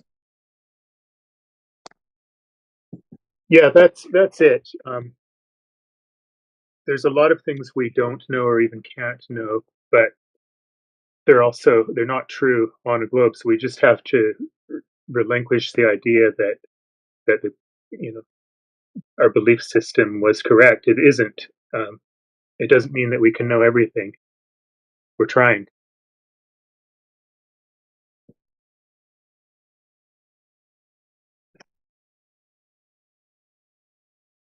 I think that's where cognitive dissonance comes in to play a lot for people, especially when it's a new idea and you're trying to grasp the concepts. And so I appreciate that you can have a good conversation with us because it's rare for a globe believer. I'm not a globe believer. I mean, I reject the narrative. I'm just trying to understand where because it's like, okay, the surface is flat. Now what? That's where I'm at. Now what? And it just seems like everyone's like, oh, I don't know. So, That's right. yeah. Some things we're incapable of knowing, at least yet. I mean, Please build a rocket and send me a photo of the flat earther. I'll build a rocket and send a photo of the flat Earth. But what we do know, all the photos of flat Earth. Sorry, we know what it can't be though, with the knowledge about the flat Earth or the heliocentric model. So that's a good starting point.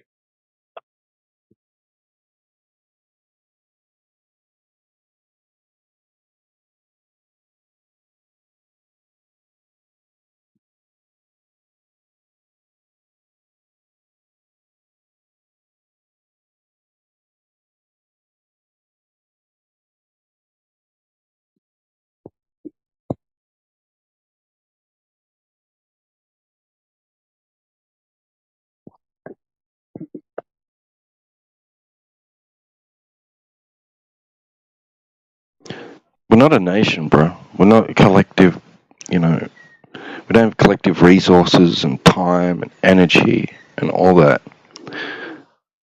to invest in trying to fully explore and understand the nature of the entirety of reality.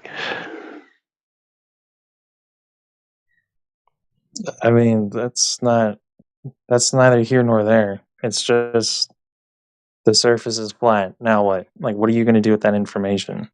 Like, what does that imply? That implies a lot of things. No space, no vacuum, new physics, no gravity. Yeah, there's a lot of stuff. Exactly. And I'm just following that to its logical conclusion. Like, that means we're in a container, which means, yes, there's a God, which means basically the whole world is deceived, which means if you believe in God, you gotta believe in some thing like Satan, which is running the world. I mean, these are just basic things that you can conclude from the flat surface. Now that you know that it's flat, why not just get on with life and enjoy life? Have a good time. Exactly. You I just don't. know you're not on a ball, man. You just know you're not space. Nothing's gonna come hit you. No asteroids. There's no alien planet gonna attack you. There's so much Nope. stuff you don't have to worry about on a flat Earth. You're not spinning. Yeah, but do you know what that means? That means outside of this little channel, you go and talk to anybody, they're going to call you crazy. So Why? it Because kind of they've makes it seen hard they've to just seen get what they along with hold you. on. How can they call me crazy unless they present the things that don't exist? So they'd have to present some I'm just aliens telling unless you they'd be the what will crazy ones. happen if you go into the street outside of this little And conversation present we're having. reality. Hold on, Democ. Hold on. So what you're telling me is living according to the truth of reality is not worth a little bit of ridicule from people that probably don't care about you anyways? I mean, if it's the truth, it should be worth all the ridicule. Okay, well then there you go. Then But go I'm get not going to sit ridiculed. here. Don't sit here and say like this. Just go on with your life and act like everything's normal when everybody, literally everybody, and everything around you is deceived. I mean, And that's they were just kind of. deceived before. There wasn't a day they weren't deceived, so keep going on like normal, just like the man said. Well, I can see what you mean. I mean, obviously it's a little bit more difficult. You can't just start skipping, right? You have to come to terms with some certain things, but you've been around people your entire life that believe lies, not just this one, but other ones. And so it's hard to be around them anyways, right? Because they see the world through a prism, or they want to keep things that aren't true as true because it's convenient for them. Everybody has friends or family like this. But in this situation, yeah, the vast majority is living according to something that's totally impossible. So you're right. I mean, it's like pretty groundbreaking if there's only 196 countries or so, and 193 of those countries are in the United Nations, and around 80 of those countries or so have their own space agencies. That means there's a massive deception occurring, which is not something that you can just say, all right, that's let's everyone get on with their I was lives. dealing with Like, that before Flat Earth, bro. I was dealing with Yeah, that before Flat Earth. that has nothing to do with. I mean, that all the things that you're detailing have more to do with central banking and people who are actually running the nation states. Like that's already been acknowledged way before the flat Earth thing. Yeah, flat Earth is another aspect of it all. It just brings clarity to the whole picture. well, why do you guys think it's imperative for them to deceive the world into thinking it's a globe? You got ignorant slaves; those are the ones that are easiest to control. It's pretty simple. Hey, 1 sec. It didn't take much. All it took was a guy in a toga Cartoon. with some sticks and shadows. Yeah, show them a cartoon hollow sticker ball that's nothing. No, it's not even physical dirt and material like that. Sticker and plastic, and then a guy with two sticks that you can't. What the fuck? That was real hard. You know what my thing is dumbass people shouldn't have jumped on retard bandwagons of sticks and dresses, and shadows. I got a question real quick. So, if the Earth does have sphere, or if the Earth is flat, like you guys claim, and I'm open minded to it as well, but wouldn't there be a lot less INS degradation and inertia navigation systems on aircraft or even like naval assets? Because the whole reason why those INS systems degrade and they have to be recalibrated in flight with GPS is because of the sphere on the longitude of the coordinates that they're flying on for their flight paths. How do you guys explain that? You're going to have to be a little bit more specific. So the inertial reference systems Yeah, it's a navigation. are It's called INS, I guess, on aircraft. right, It's a right. navigation.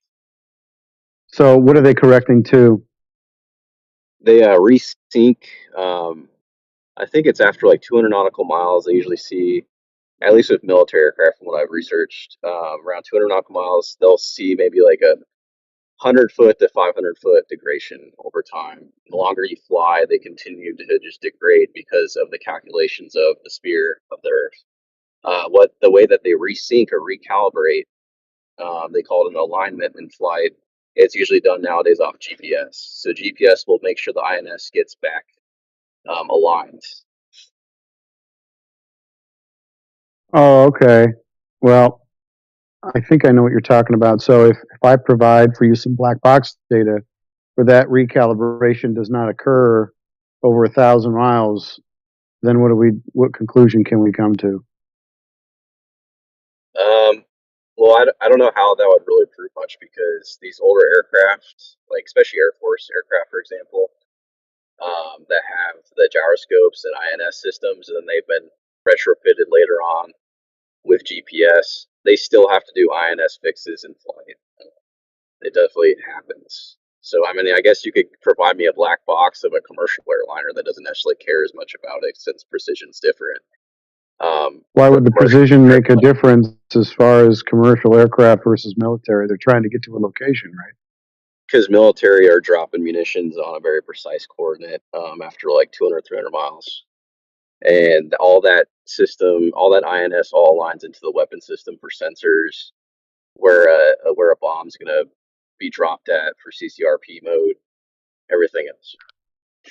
So these are recalibrating and readjusting to an actual projection of a globe and not the actual terrain. Right. Is that correct? Right. Yeah, Okay. exactly. It's like a simulated projection inside the aircraft computer, basically.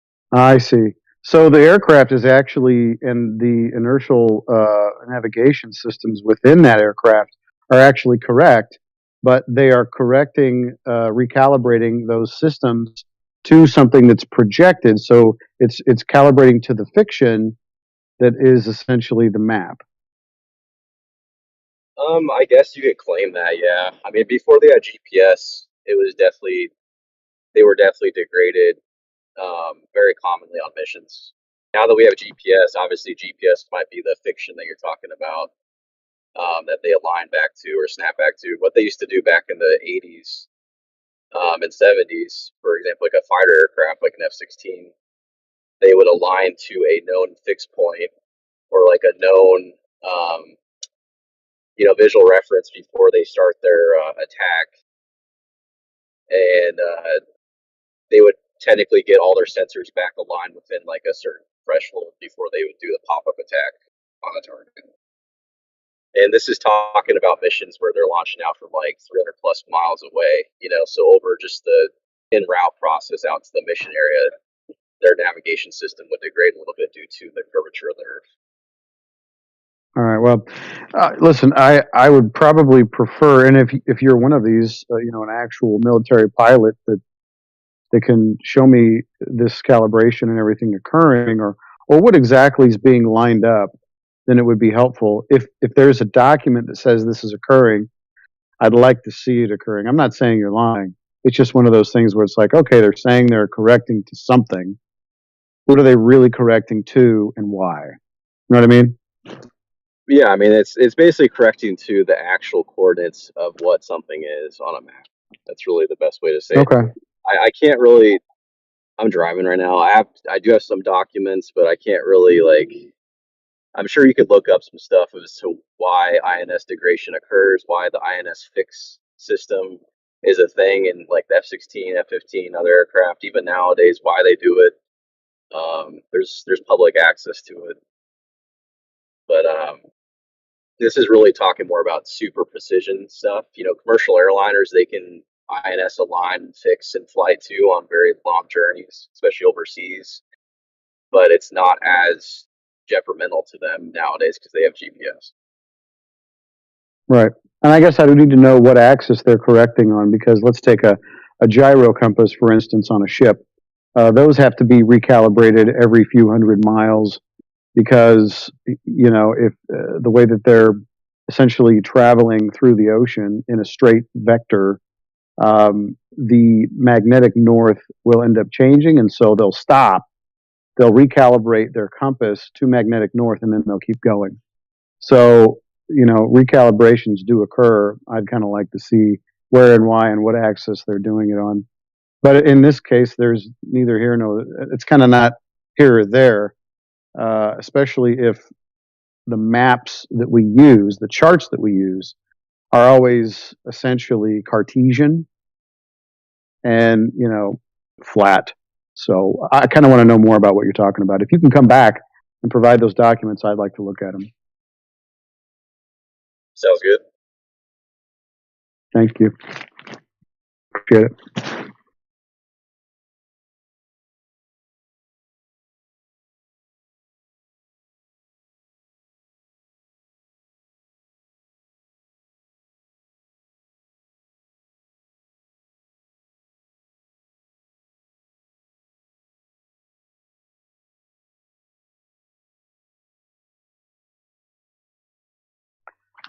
Hope, did you have any other questions, or you still soaking it in? I have a lot of questions, but it's just like it just seems like we have no model. We don't know what anything looks like anymore because nobody's like seen the center of the Earth, so it's just kind of hard. What makes you think you need to? Well, To know why is that a thing you need to do? To know the truth of like this, what we're doing here. It's pretty. Okay, so you think you have to see the middle of a piece of dirt to know the truth of what we're doing here? Okay, I'm not with you on that one, brother. There's one you go to the middle of dirt yourself. There's one big puzzle piece that's missing. Wouldn't you like to know? Like In what's the middle going of on? dirt? It's going to be in a dirt clump? I don't think so. A dirt I clump? highly I doubt understand it, what buddy. you're saying. Hold on a moment. I understand what you're saying. It would be nice to know what the entirety of the realm essentially looks like, right? That would be fantastic. However, we definitely don't have the budget, and I would like to probably guess that nobody actually has the ability to see the entirety of this place. Not even the military-industrial complex, however high they've been. I don't think they can get a full grasp of what this place looks like from a God's eye view. So they can't. They can't do it. I'm just saying, I'm just saying, like, okay, so we think we know what protons are, but we don't because we throw that out there. Then photons, electrons, all this other, and everybody thinks they know what gases are and all this stuff. So what are you going to know at the end of the day that you still can't figure out right now, even as a global, with all the stuff you thought you knew that was wrong? At the end of the day, what are you going to figure out?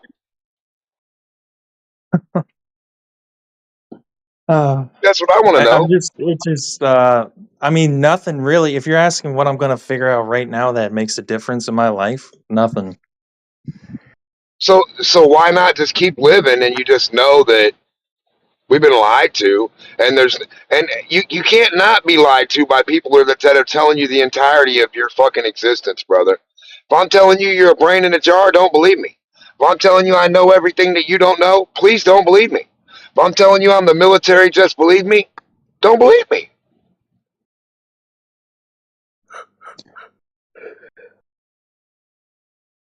You can always travel. You can go to Mexico and drink some margaritas on the beach. You know, you've got that option. We can still navigate. We can still get places. Yeah, we can still go to places that we know of and that we know exist there and shit. Like, but anywhere else would just be a new piece of dirt or land. Christopher Columbus is only NASA and the government anymore, right? Were you Nobody guys else can be a Columbus. were you guys just saying that no one's actually been like across the North Pole? But No, I think what he said was that the government doesn't have a God's eye view of this earth. Do you understand what that means? Oh, I got you. I thought earlier someone was saying that no one's actually been above, like, or to the center of the Earth, so to speak, if we're looking at like a flat model. Yep, The that's what center, they say. Well, yeah, wouldn't the that be a flat North Earth, I don't Pole? think would have a center of a model. Oh, okay. I was Oh, thinking the go to flat the Earth North does have Pole a and center, though. It has to. It's the globe that doesn't have a center. Nah, quit thinking weird shit. You know, you can't find the center of some objects because they're not centered out.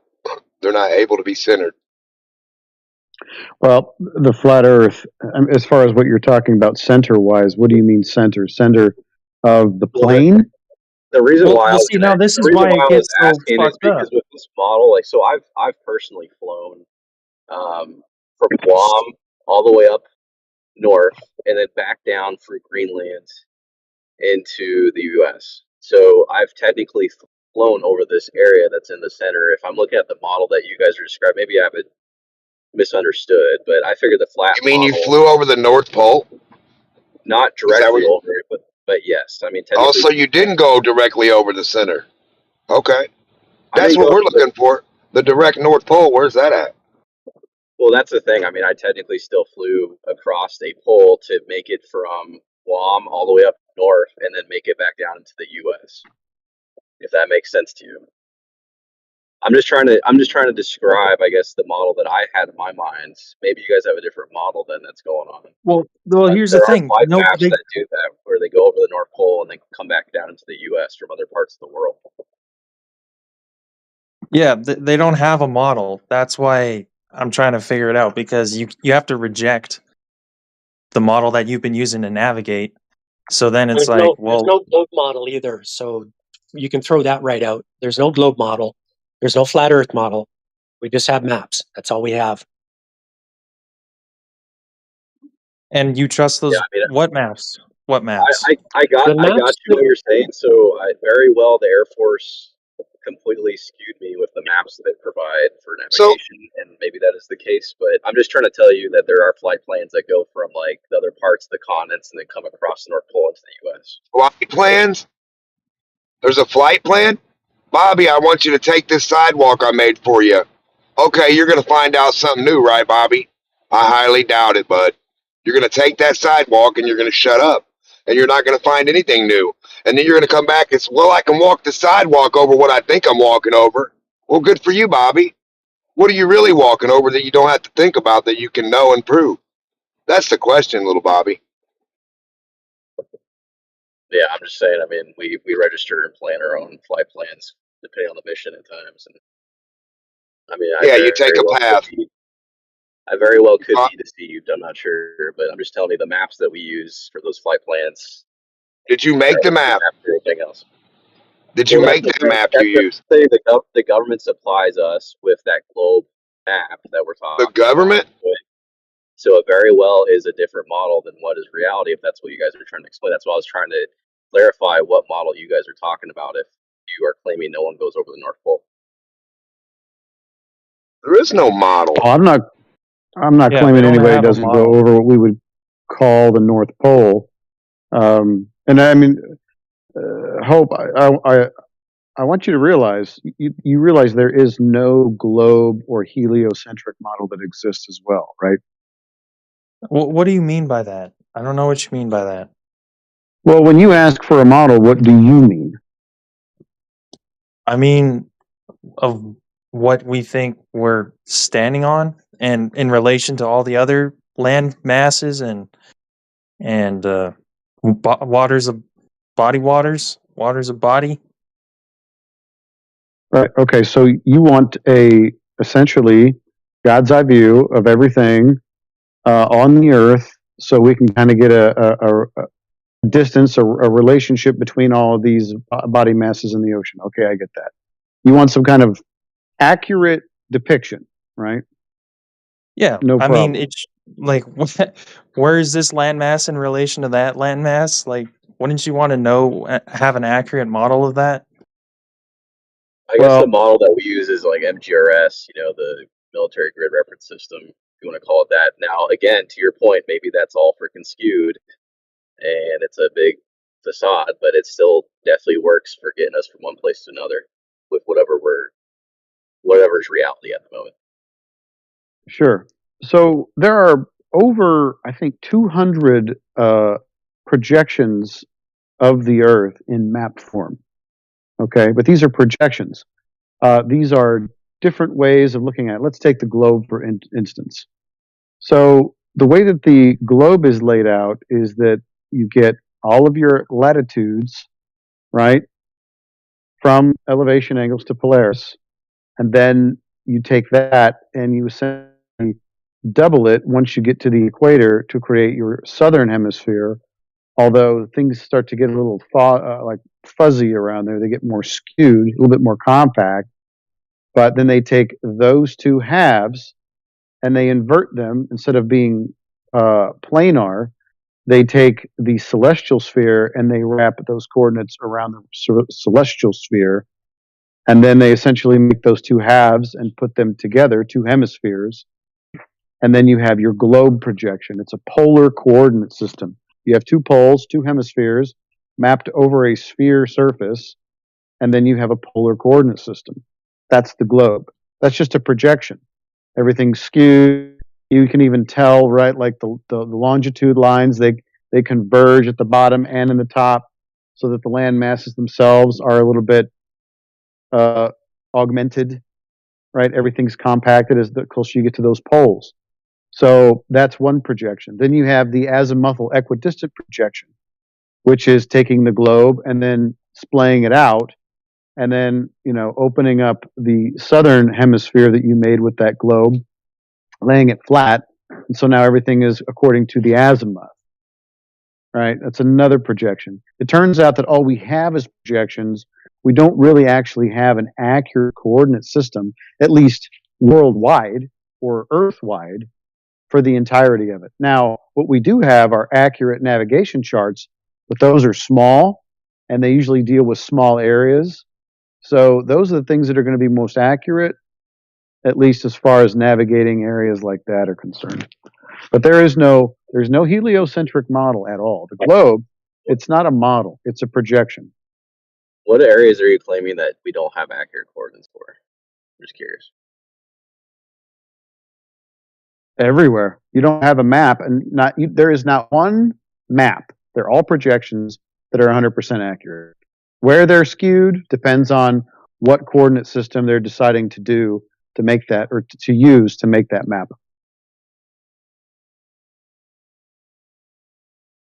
Okay, I see what you're saying. So the coordinate system that we have is like a facade, but at least it does, like the coordinate system itself is accurate for the facade that they're trying to push.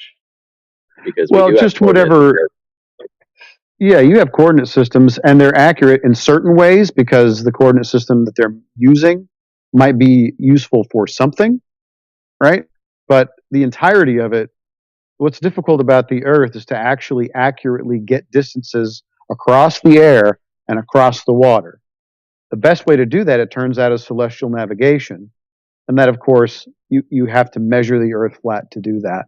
So in reality, those are probably the most accurate ways to measure locations, geographical positions on Earth. But even that, to create an entirety, is difficult. I will say the sextant that we've used for celestial navigation, it doesn't have to be a flat model. It's actually trained for the sphere model. Okay, so tell me how you get an elevation angle from a curved surface. I honestly, I can't talk much about it. I'll be right back. I actually have to pick up my kids real quick.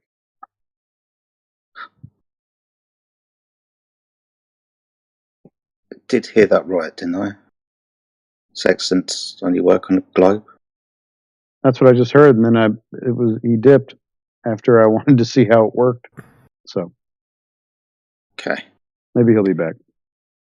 Hi. What's up, mates? G'day. So I heard the Earth was flat. Okay. Someone told me to come down here. Okay.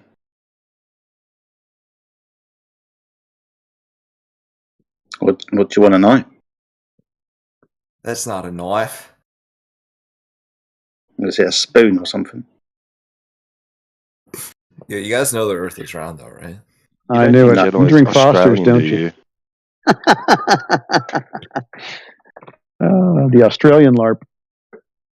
But wait, why is he doing that? Because does he think Jedi's Australian?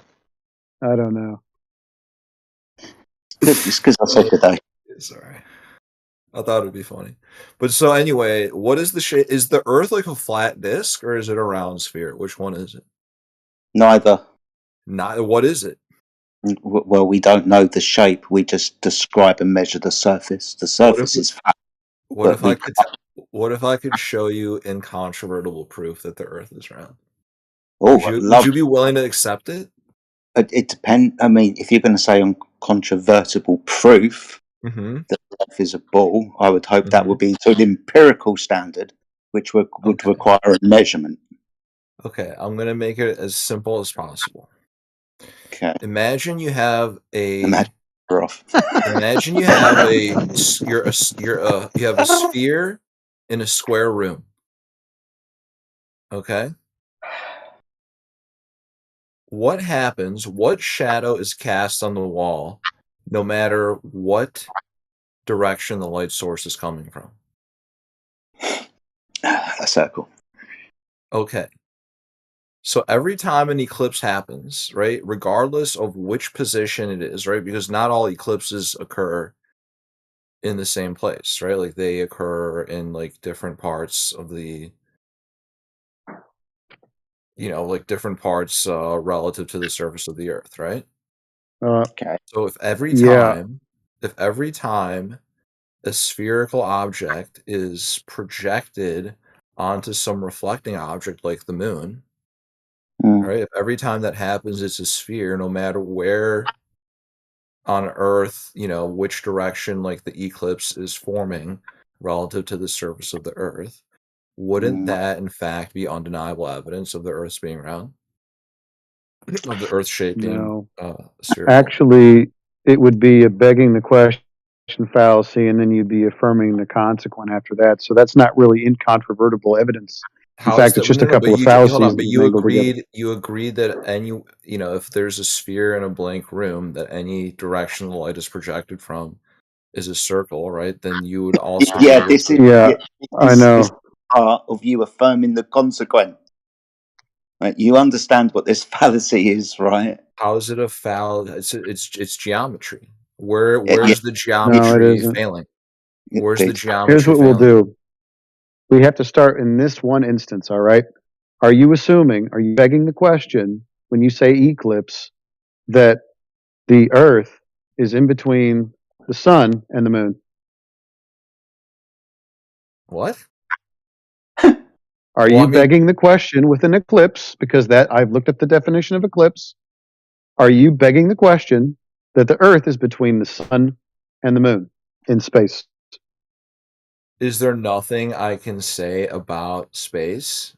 Can you just Isn't this weird? I asked you a very simple question, No, and you can't answer it. No. I'm answering it, right? Are you inferring?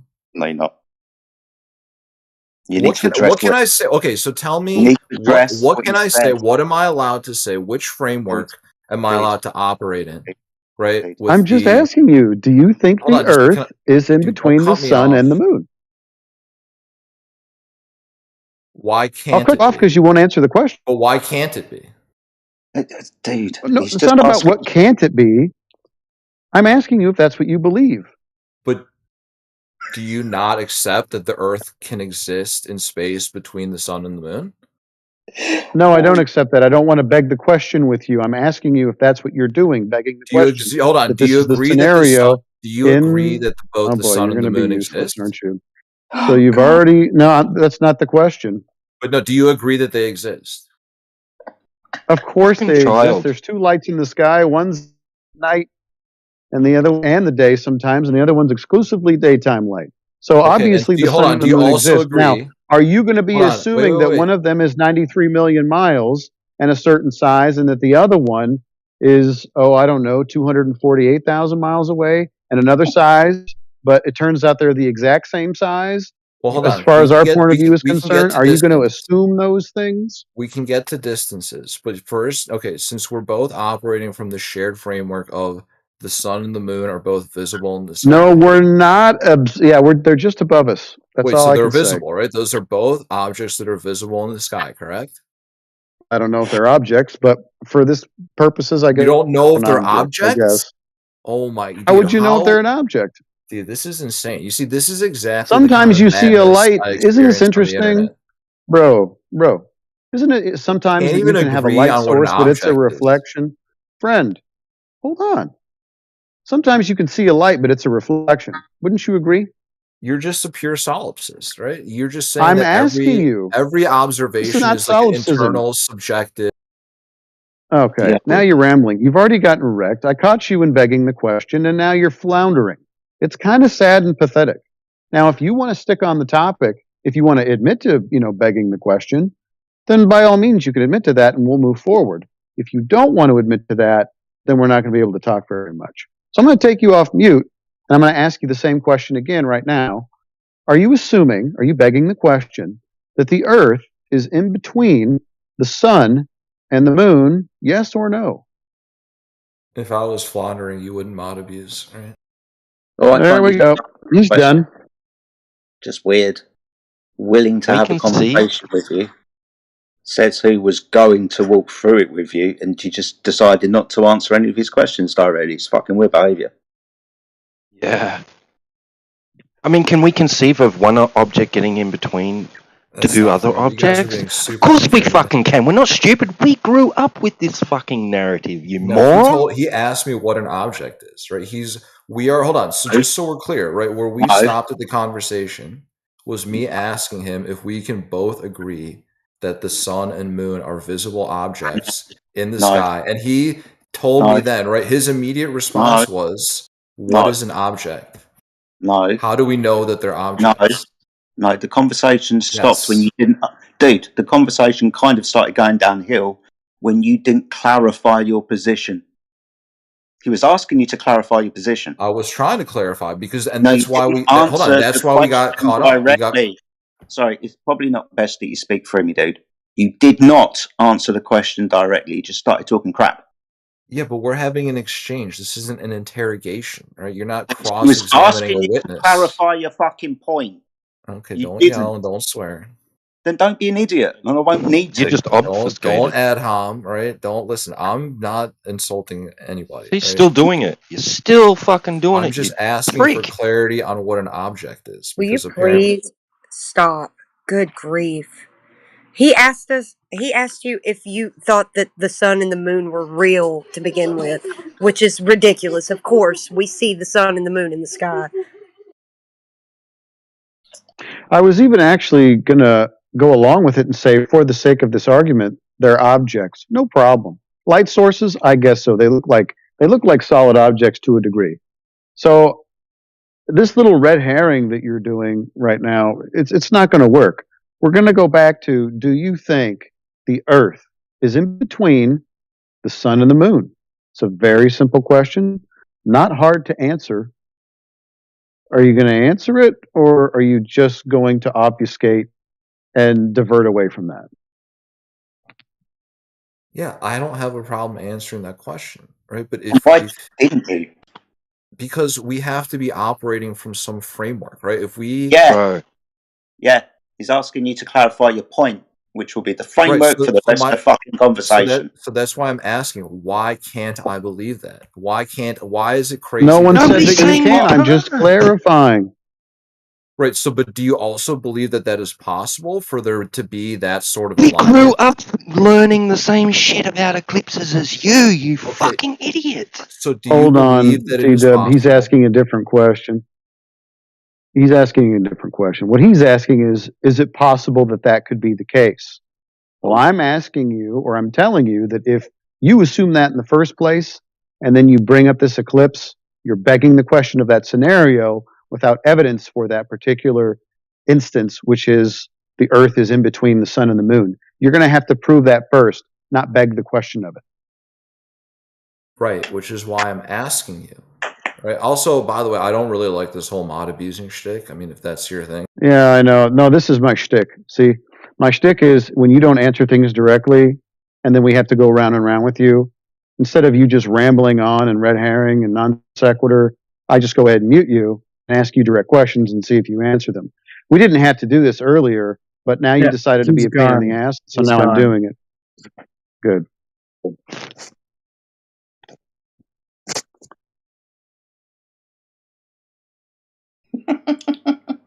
And he never did answer your question. Nope.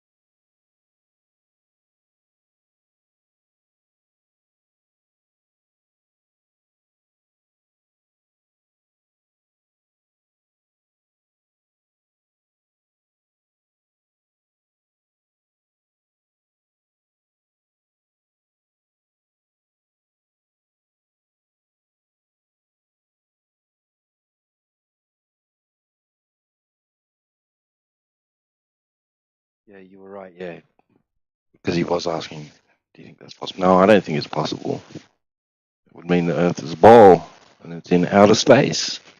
So no, I don't think that's possible.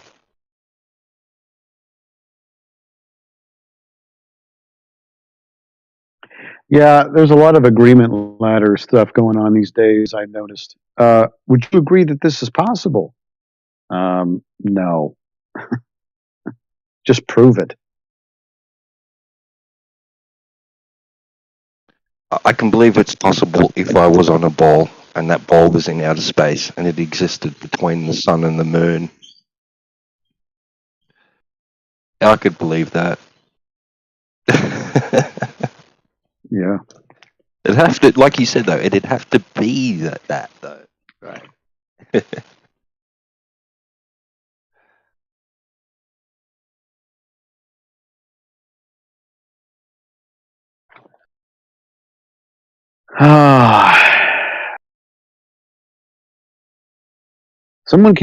People are always interrupting the conversations we have with Doe Hope.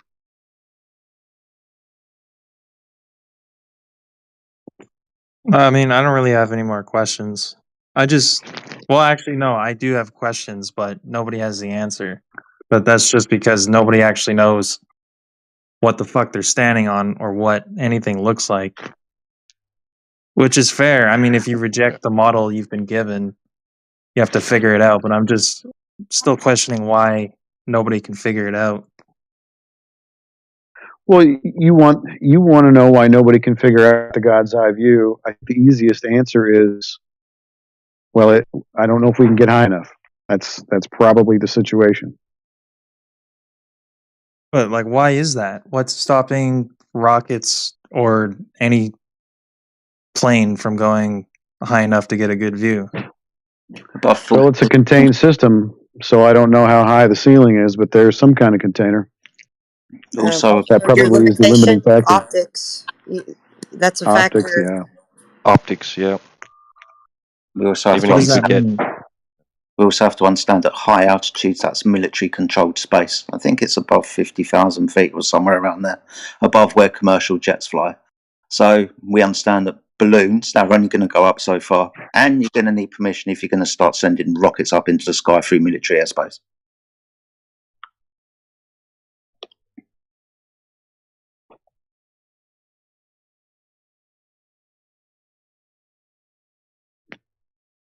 Yeah, they want to know where everything is in the sky, right?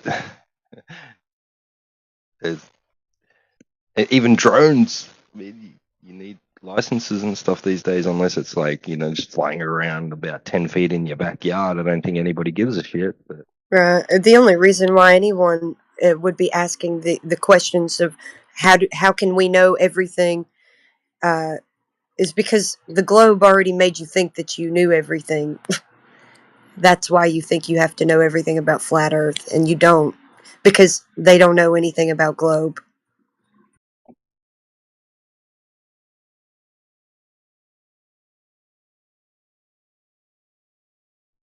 You made a comment Except about how people don't know what they're standing on.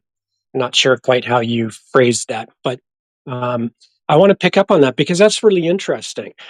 That's the problem with today, is that people are so out of touch with reality, with their surroundings. You know, the land, the ground, the earth underneath their feet, the stars above their head. They have no clue what's going on because they've chose to. They've stopped looking, and they've started to just believe in their story because the story's cool, and they can go to space, et cetera, et cetera. And it's just not real. You know, yeah, it's time to reconnect with nature. so, like, if we have small scale understandings of land masses and water bodies, why hasn't anybody just connected them all together like a puzzle and gotten an It's already actual done. It's already model? done. We have maps. We have maps.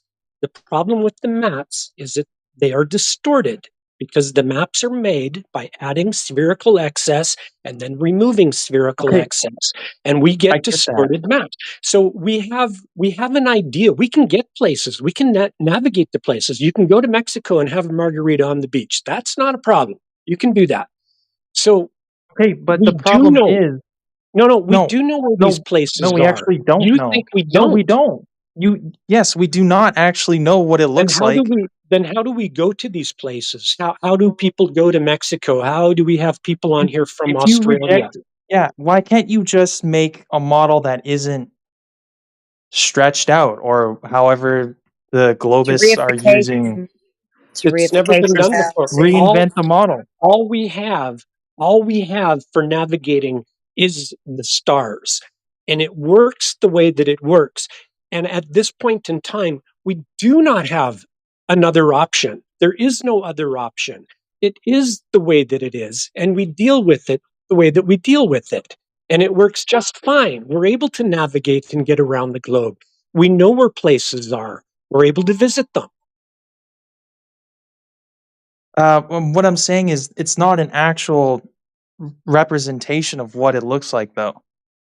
You're using a false Well, you're having the representation of land problem. masses. You're having a problem with that. You want the bird's eye view.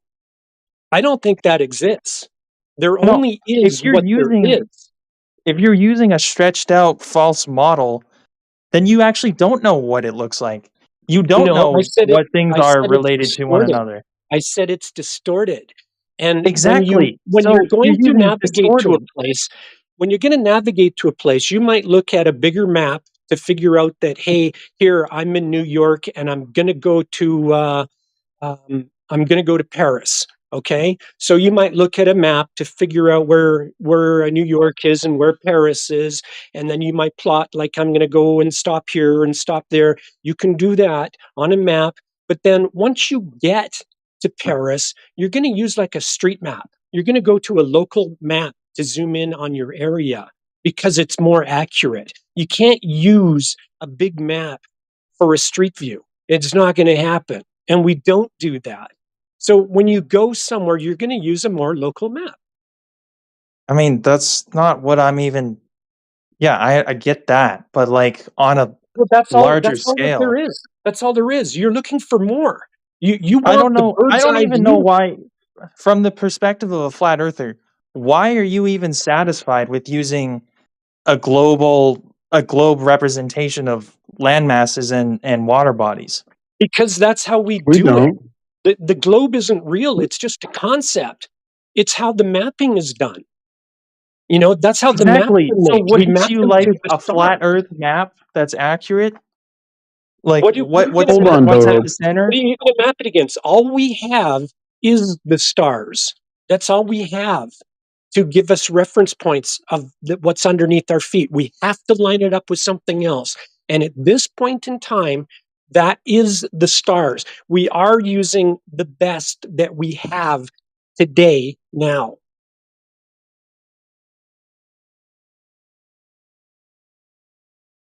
I don't know. I'm not convinced that all the masses are all the land masses and everything is completely mapped out when you can't tell me what's at the end of the earth or what's at the center of the earth. It doesn't make sense to me.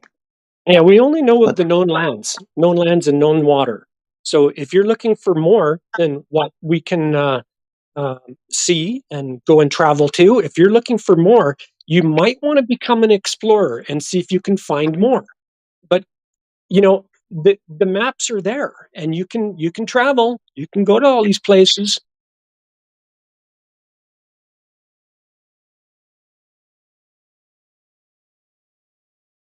Holy shit. Cryptoslasthenes is with us. Oh, hello. Hello, stranger. How's everything? We're looking for a map. Got a map? I have loads of maps. I've got a map of Middle Earth. I've got a map of the United Kingdom. I've got a Vice map City? of Elden Ring and the DLC as well. So 2 maps for Elden Ring. What are you after? I need one for Vice City. Yeah, I got one. I got loads of those. I can bring one up right now. And apparently, we needed bird's eye view of everything.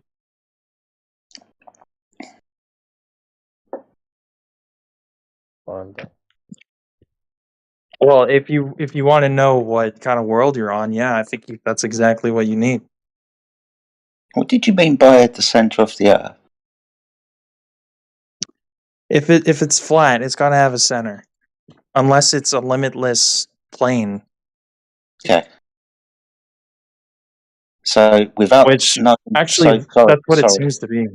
Sorry. So without knowing the extremities of the earth, we wouldn't know where the middle was, would we? Yes, exactly. Okay. So we're not going to be able to answer that question because we don't know the bounds of our reality. Yeah, and that to me that is something that needs to be figured out. But apparently, everyone is satisfied with using the globe model to get around, but they don't even know what the true Earth actually looks like. So it's just kind of baffling. Well, that's incorrect. globe No one model. here is using a globe for anything. No one's using a globe for anything. The globe is never used for any practical purpose ever.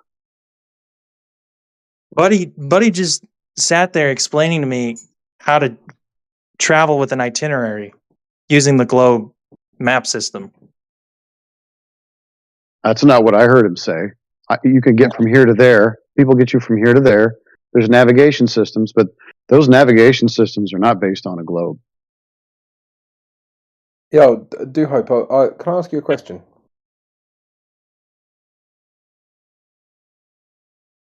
I guess not. What? Sorry, I'm walking my car. So let's say you and me, like we were shrunk down to a 1/100th of our current size, right? And we were trying to navigate across my bedroom or my lounge or whatever. And because we're so small, the only thing that we have is things in the sky. So you see like a lampshade and you see like a light, but they look massive, right? They look like a sun or whatever. So you're looking up and you're using these things in the sky to navigate on the ground. Okay, so that's the scene. And then someone comes up with the idea that the ground is actually curving. And then we then just assume that that's true. And because we can navigate mathematically on that flat surface, and someone gave us the idea that the ground is curving, that therefore the ground is curving. Does that make sense to you? Yeah, yes, it does.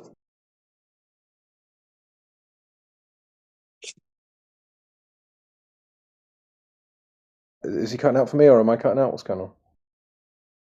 No, it makes sense. Yeah.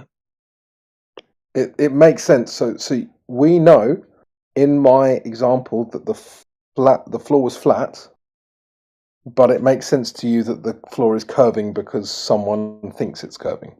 No, I don't actually accept the narrative. That's why I'm here.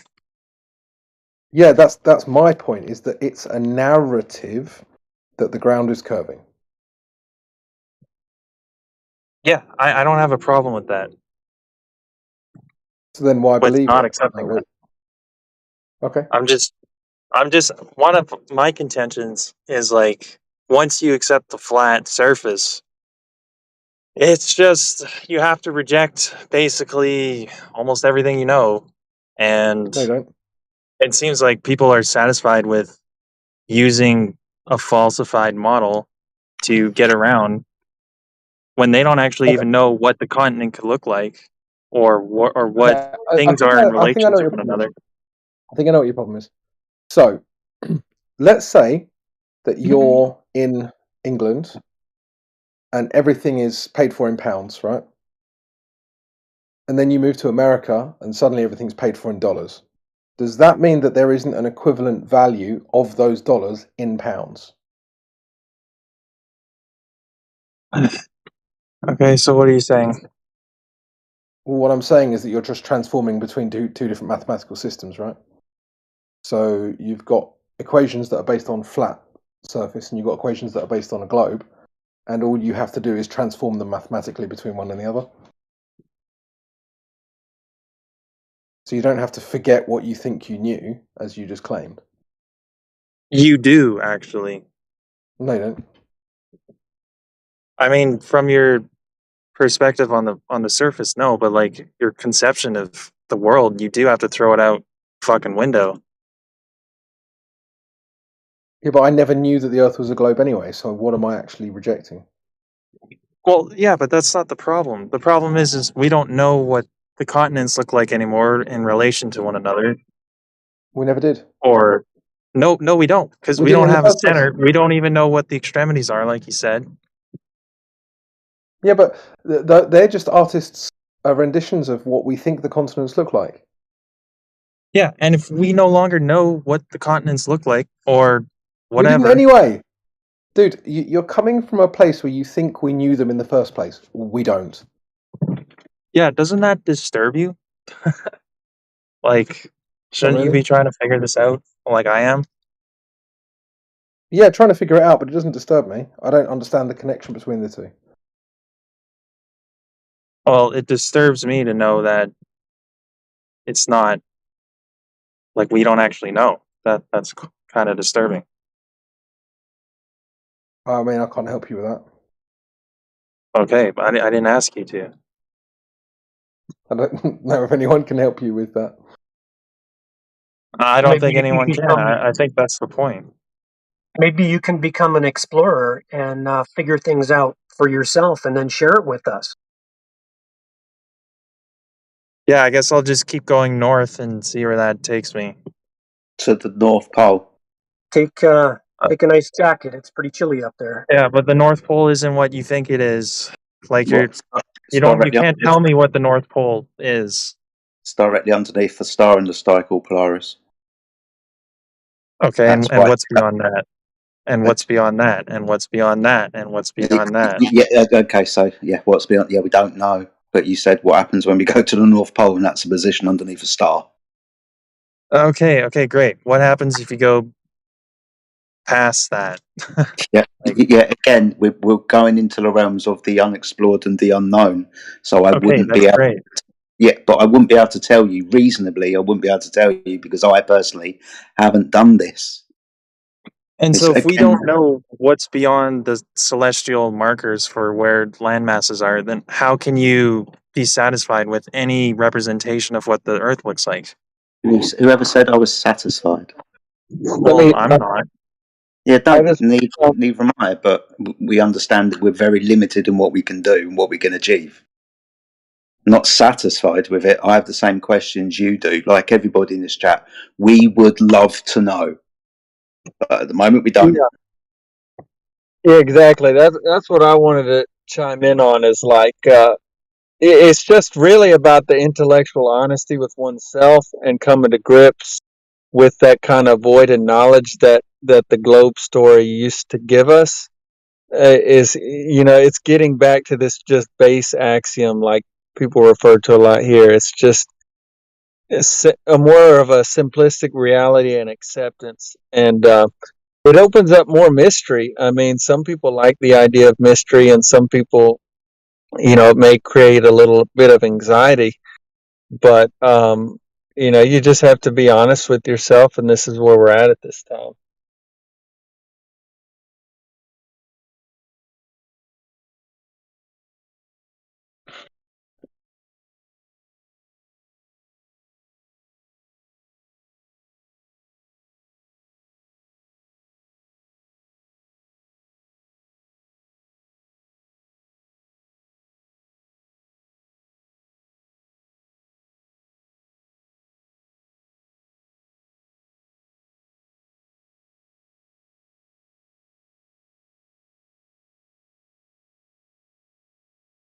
Imagine, why can't you just use your voice? You don't need to ping me, dude.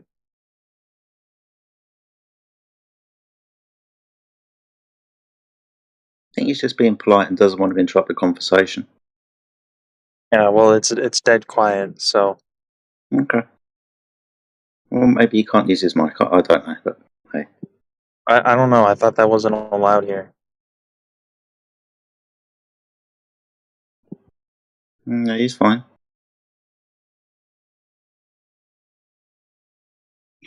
But yeah, man, I'm excited for you that you're being honest and open about recognizing some of these arguments, and just hang out here for a little while.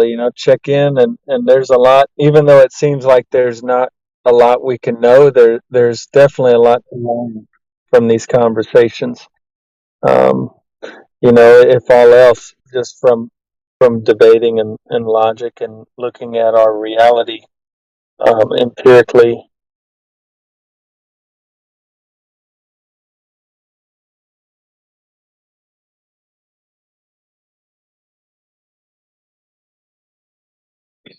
Yeah, I think what's even bigger than the fact that we don't know what's going on is the fact that if there's a flat surface, that means basically the conclusion to that is God.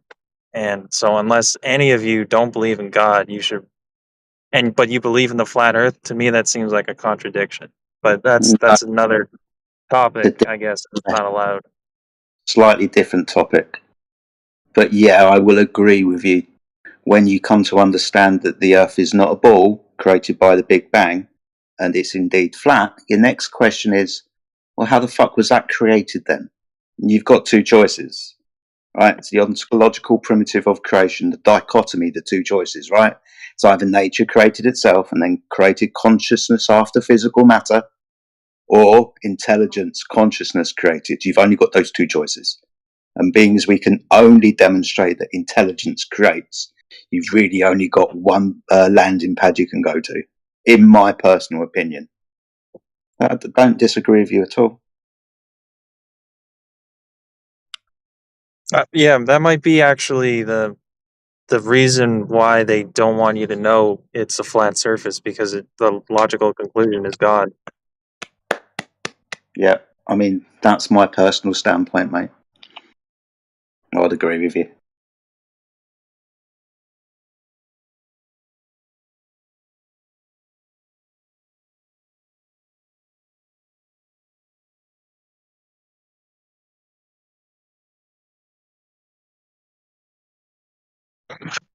Yeah, and you'll find that, some flat earthers come from a more like deeply religious conviction and biblical and things like that, and other people are just more acknowledged, like there's a creator, or intelligent design, but they don't really get into the speculation of it. Just that it seems like it's a high probability. Well, I mean, it's the only probability. If the surface is flat, it points to God. For sure, man. I mean, that's what I come to feel like I know and believe.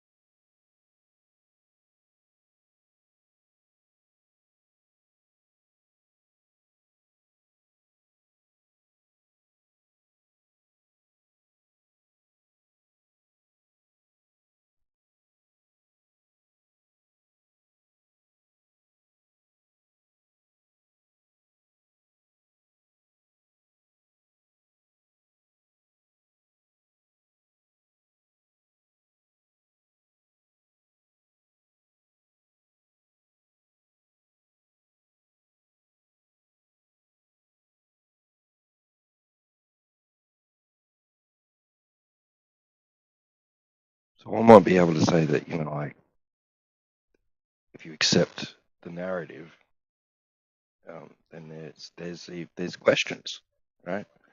Unexplored, unachievable, unachievable answers to the mysteries of the universe. You know, even with the theoretical and astrophysicists saying we're 96% dumb, we don't understand most things. You know, like we have a relatively very tiny grasp of the understandings of the workings of the universe. We don't have it all figured out. There's mysteries abound, etc., etc. But if you have a worldview and it doesn't involve all that stuff, you know, being on an object orbiting, you know, a nuclear fusion process, amongst others, millions and billions and trillions of other stars and planets and all that. You don't accept all that, and you just accept the reality that you experience. You're not allowed to apply that. That doesn't apply anymore. You're not allowed to have mysteries. Yeah, I mean, but so what if I had to like try and proselytize a globe earther? What would be my strongest argument? Just the fact that they can't prove a curve No, empirically? the Earth is measured flat empirically. That's it. Yeah, I mean, if we're talking about the surface description of the Earth, then an empirical method to demonstrate that would be direct measurement, right? And we understand that water lays horizontally when at rest and contained. It's even used as a leveling tool. All horizontals are parallel to the plane of the horizon, and the horizon being the demarcation where the surface of the Earth, primarily water, appears to meet the sky. And we just go on from that base premise of leveling. We understand that when we are level with the world, we are parallel to the plane of the horizon. We can expand upon that and go more intricately into the methodologies that we use to measure and then the practical aspects of what we then take forward. But ultimately, if you want to speak to a globe earther about why the Earth is flat, you talk about the measurement of the surface.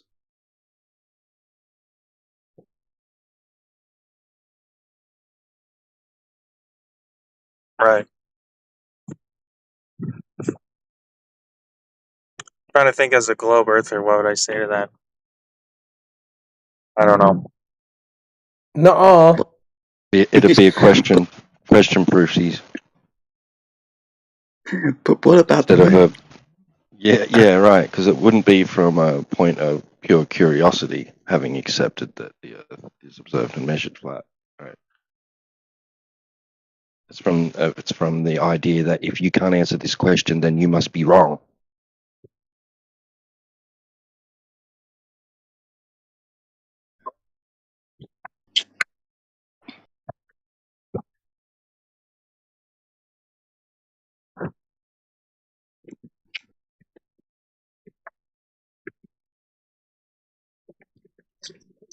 That's the Yeah. position. Well, anyway, Take. cheers.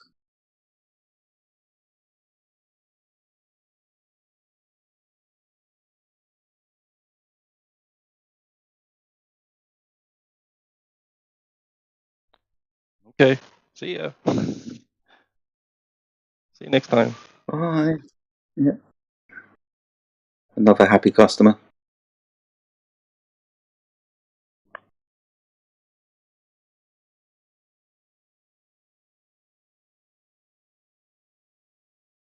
I mean, that's why we get those questions from Globers. That's the position. That's their argument. If you can't answer this, then you must be wrong, or I'm more likely to be right, or whatever. I'm discrediting what you're saying by asking you a question and you being unable to answer it. We all know that's what it is. That's the motivation behind those questions. I'm not dumb.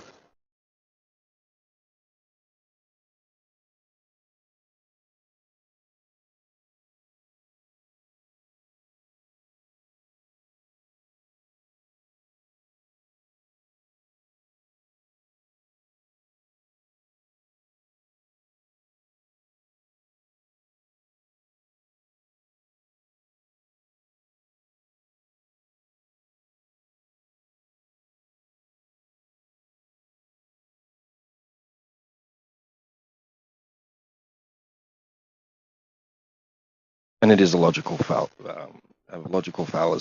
by the way, taking that stance.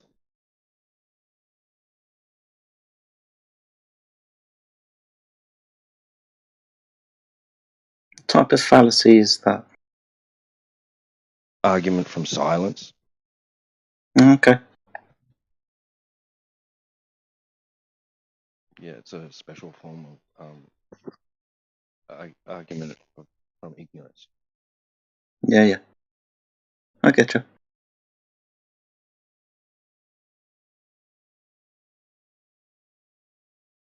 Well, I see we've got some of the regulars piling in. Going to give a shout out to Matrix. What's up, brother? See Cyclone is jumped in. What's up, man? See Cyclone's jumped in. Heretic. Hiya. Heretic, the boss, is in the house. I'm just looking busy. Quaddle's with us. There's loads of people. Sonny was noodling yesterday on his guitar. That was awesome. Yeah, loads of people in the chat, guys. Good evening to you. Hope you're doing well. It's nice to see Crypto back as well. Yo. But yeah, welcome everyone. Hope you're all doing well. I see Globers are still bringing the same crap arguments they were 10 years ago. I told you earlier on, didn't I? Told you. Nothing's changed, mate. You ain't missed anything. Yeah. Should I just come back in 10 years and they'll still be saying the same shit? No doubt.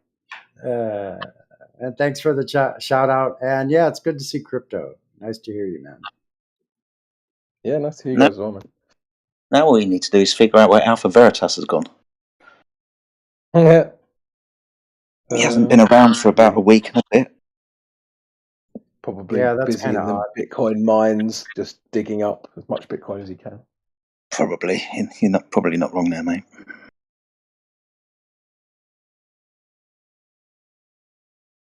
No, it'll be something stupid. His phone's probably shit itself and he's forgotten his password to get back in. It'll be something lame like that.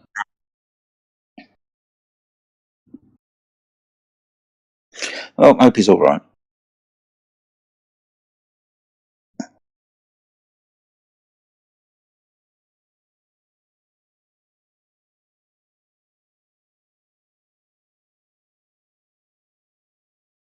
What? Jen, round like a pizza.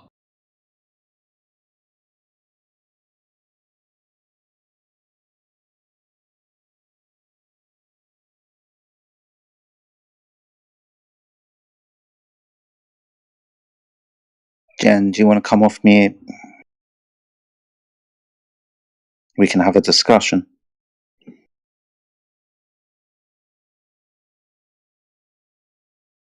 There's no difference. No, I guess for you personally, you'll always treat the Earth as flat and stationary, but believe it's a ball that's in motion, I guess.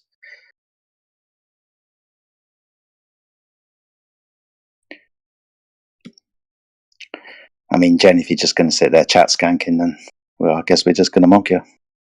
Come off mute. Come on. Let's have some fun. We will mock you. Hi, welcome. How are you? Good, how are you? Yeah, very well, thank you. So you think the flat Earth, globe Earth debate is a waste of time and we shouldn't go and get with some I do think it's a waste of time. There's no outcome whether you come to learning if the Earth is flat or round. Okay, well, let me put something forward to you. Being as I'm a flat earther and I understand the Earth is flat, my next question after discovering the Earth is flat was, how the fuck did that get here then? As in, how was the Earth created? Being as we're told how the ball Earth was created, Big Bang that sprang everything into existence, but the Earth is not that, I guess the next question should be, well, how did the Earth get here then? Do you believe in have you seen the fine-tuning argument? Elaborate, please. No, I don't think I have. What'd you say? I said, could you elaborate, please? I don't think I have. Fine-tuning argument states that the Earth and universe is so complex it's so complex that to sustain life, the chances of a world sustaining life is so small that there has to be an almighty, powerful creator behind it. I think I might have heard something along those lines before.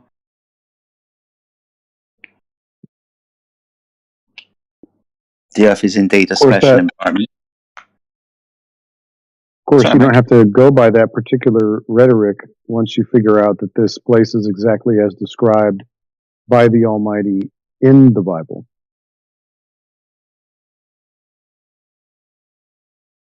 That's very true.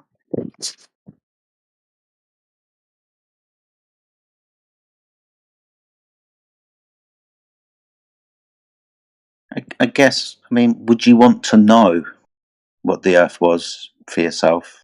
If the Earth was flat, for example, and stationary, would you want to know about it? No, not really. I mean, it really doesn't make any difference. That kind of begs the question, why are you here then? I don't Is it know. I just wanted to spout off in this a one. high chat and pour scorn on people that you don't understand our position of? Yeah, pretty much. I mean, high fucking five, mate. That's brilliant. Well done, you. Notice my demeanour with you has changed because that's just fucking abhorrent. So you're saying if you have been lied to all your life about the Earth being a ball, you don't care. I mean, what difference does it make in my life knowing that the Earth is round or if the Earth is flat? Well, How does that it means contribute you've to my been day to told. day? Well, it means you have an idea about your environment, where you are, and consequently everything that stems from that. What you think you're doing here, how it got here, all of that. It means you've been Well, lied to if your about. problems now are whether the Earth is flatter or It's not a round, problem. don't We you know it's think flat. you should be doing something better with your time, like worrying about No. different? This is the best thing to do with our time. We tell people like you that you've been lied to. What's wrong with that? So what's the point? What does it So that you know contribute you've to? been lied to, Jen. We don't want you to be ignorant all your life. But if you I want mean, to I be, that's understand entirely up to you. atheists. I understand Entirely up to you. atheists try to tell Yeah, people we that understand atheists too. there is no afterlife, but Uh-huh. what's the actual point in? Yeah, do you know why atheism exists? Because Why does people think they're atheism living on exist? a spinning ball in an accidental universe. That's why atheism exists. So when you ask why does it matter, it's why atheists exist. Globe cartoon. So if that didn't exist, people wouldn't even be considering the option of atheism. How about that? The globe Wait, is how did the you option relate for it to accidental atheism creation. again? Because accidental natural creation, the Big Bang, is the creation story that's been given to the globe, and only the globe. But because the Earth is a flat, motionless, contained system, it means that it's been intelligently designed, and it's essentially physical proof of this. So why does it matter? Because our environment shows us that there's physical proof of intelligent design and the creator. That's why it matters. But hey, if you're happy being lied to and you don't care, I guess that's on you.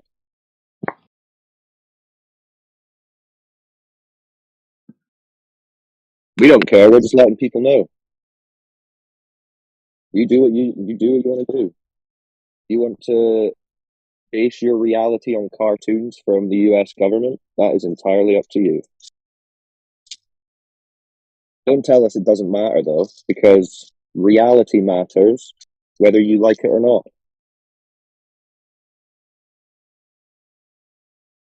Understand?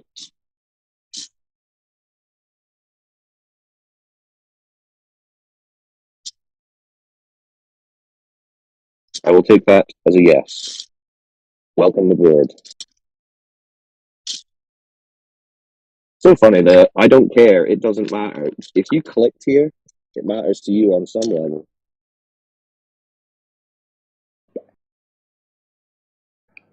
You guys wouldn't even be here otherwise. Just carry on with your day, not even think. Useless talk, John. Oh, here we go. Oh, another globe fan. What's up, It's boy? all right. Clown cars pulled up outside. Here they come. Globies, sound off. Leaving the globe, say aye.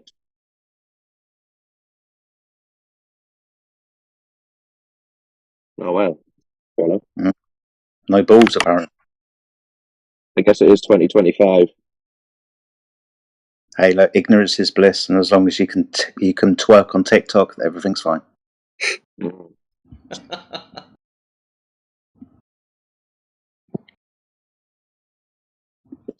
on, globe people, give us some evidence. Come on, Globers, we've got some more souls to humble. Step right up. Tell us your globe lore.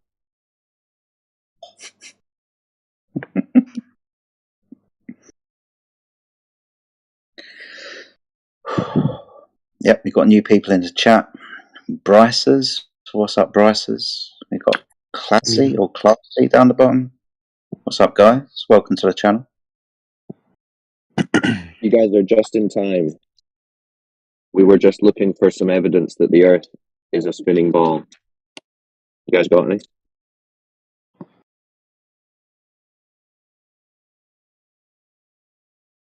No, I'm just here to watch. Watch what? People arguing. Okay. We're just here to watch people argue. Like, you don't, I mean, you must have some interest in the topic, though. A little bit. All right, sweet. So what do you know? Have you heard some of the arguments before, or are you new? I've heard flat Earth arguments before. Okay, what do you think about the argument that there's no Earth curvature? I don't. Pretty good, right? I haven't looked into it. I mean, I don't know. I don't believe that, but you know. Okay, so did you find curvature? Me? Have I gone up and looked at it? Well, I don't know. Have you just found like a measurement of it, something like that? Since you don't believe us, you think we're wrong, and there is curvature, right? Well, I haven't done any measurements, so no. But do you know of anyone who has?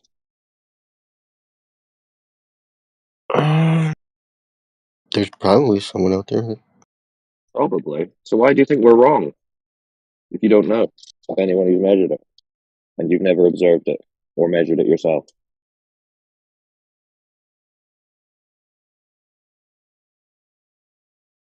I don't know. Because it's what you were told. Because it was repeated to you ad nauseum. It's propaganda. This is called brainwashing.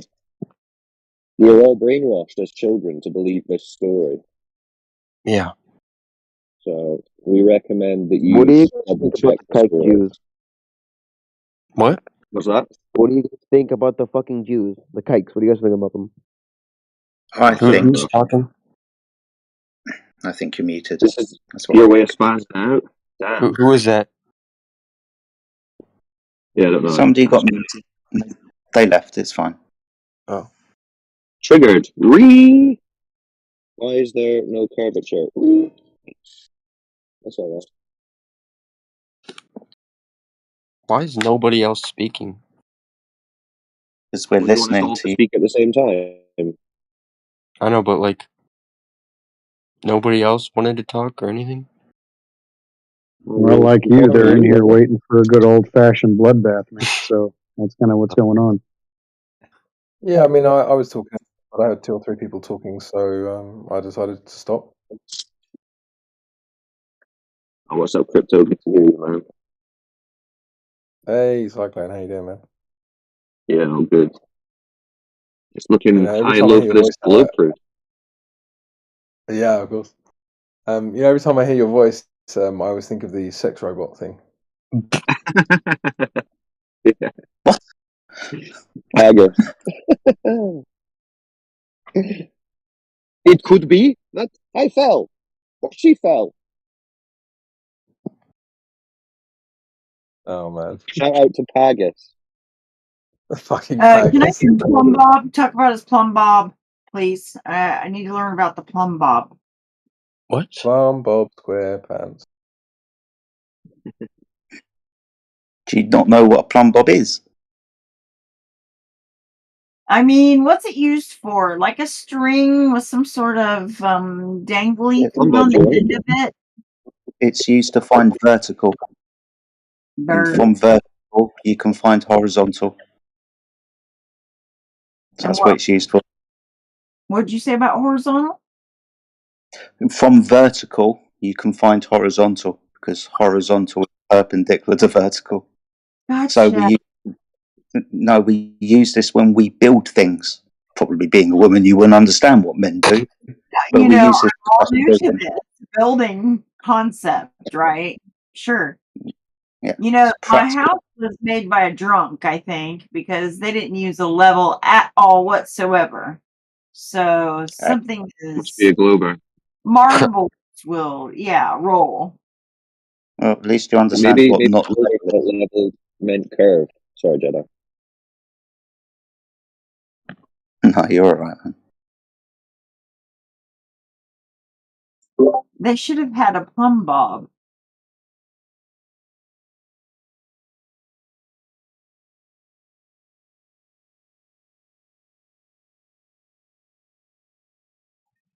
Maybe they thought they were building to conform to a curved surface, and that's why it's all wonky.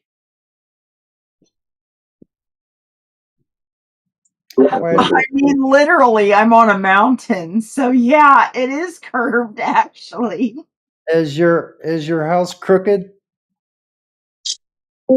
Hat in the hat. Pardon? Say it again. Hat, kitty, and a hat. Mute it.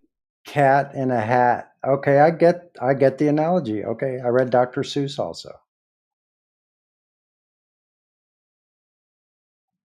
Yeah, you realize that that's what buildings would look like if we were on a globe. They would all be compared to each other, one to another. They would be crooked at an angle. Do you realize that buildings, if we were on a ball Earth, that the buildings would be at an angle difference pointed away from each other? Yeah, and like things would roll probably towards the way that the Earth is spinning, maybe.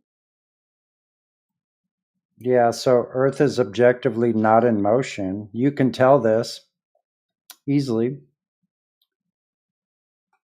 Michelson Morley? Here we go.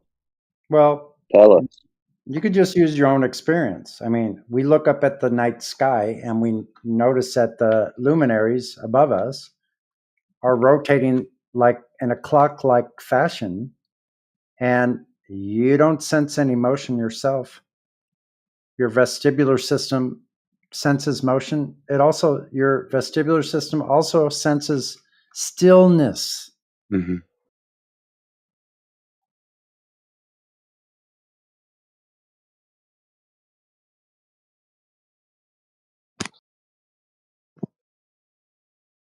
Bluebirds, tell us why we're wrong. Come on.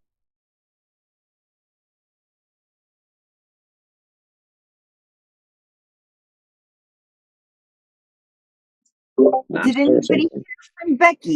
You yesterday? Were you here?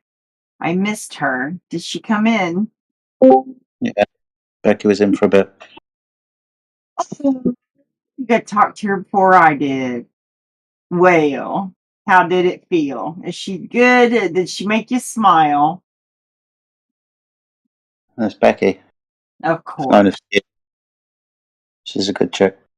Yeah, I miss her so much. So make sure if she comes in here, tell her ping me. I'm gonna head out, and I'll see y'all probably tomorrow. Hi. Peace.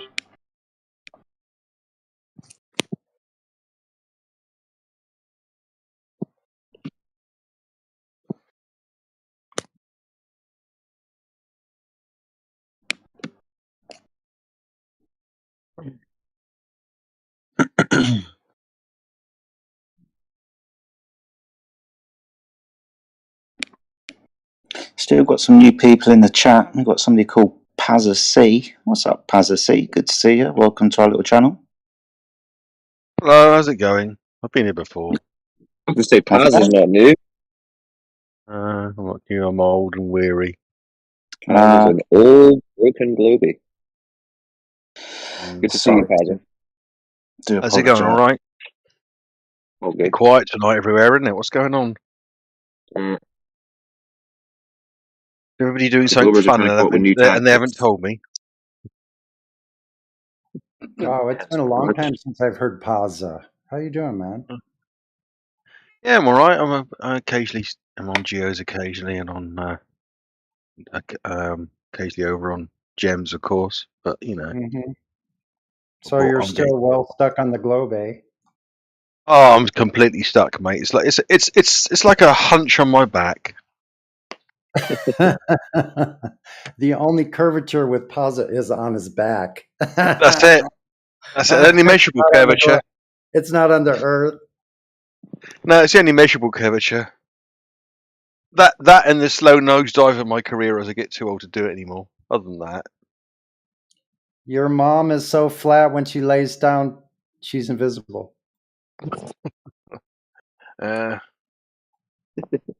Just joke.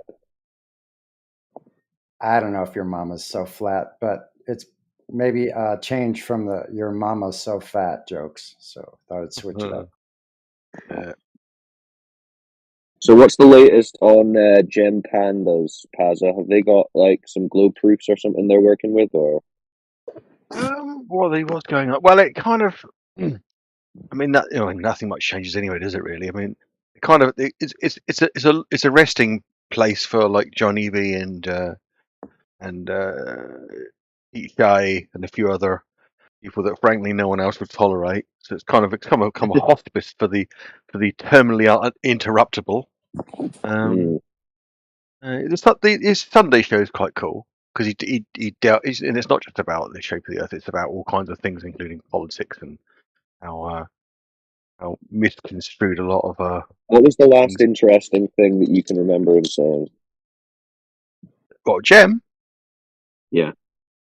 I get on with Gem quite a lot. He says quite a lot of interesting things. He like what?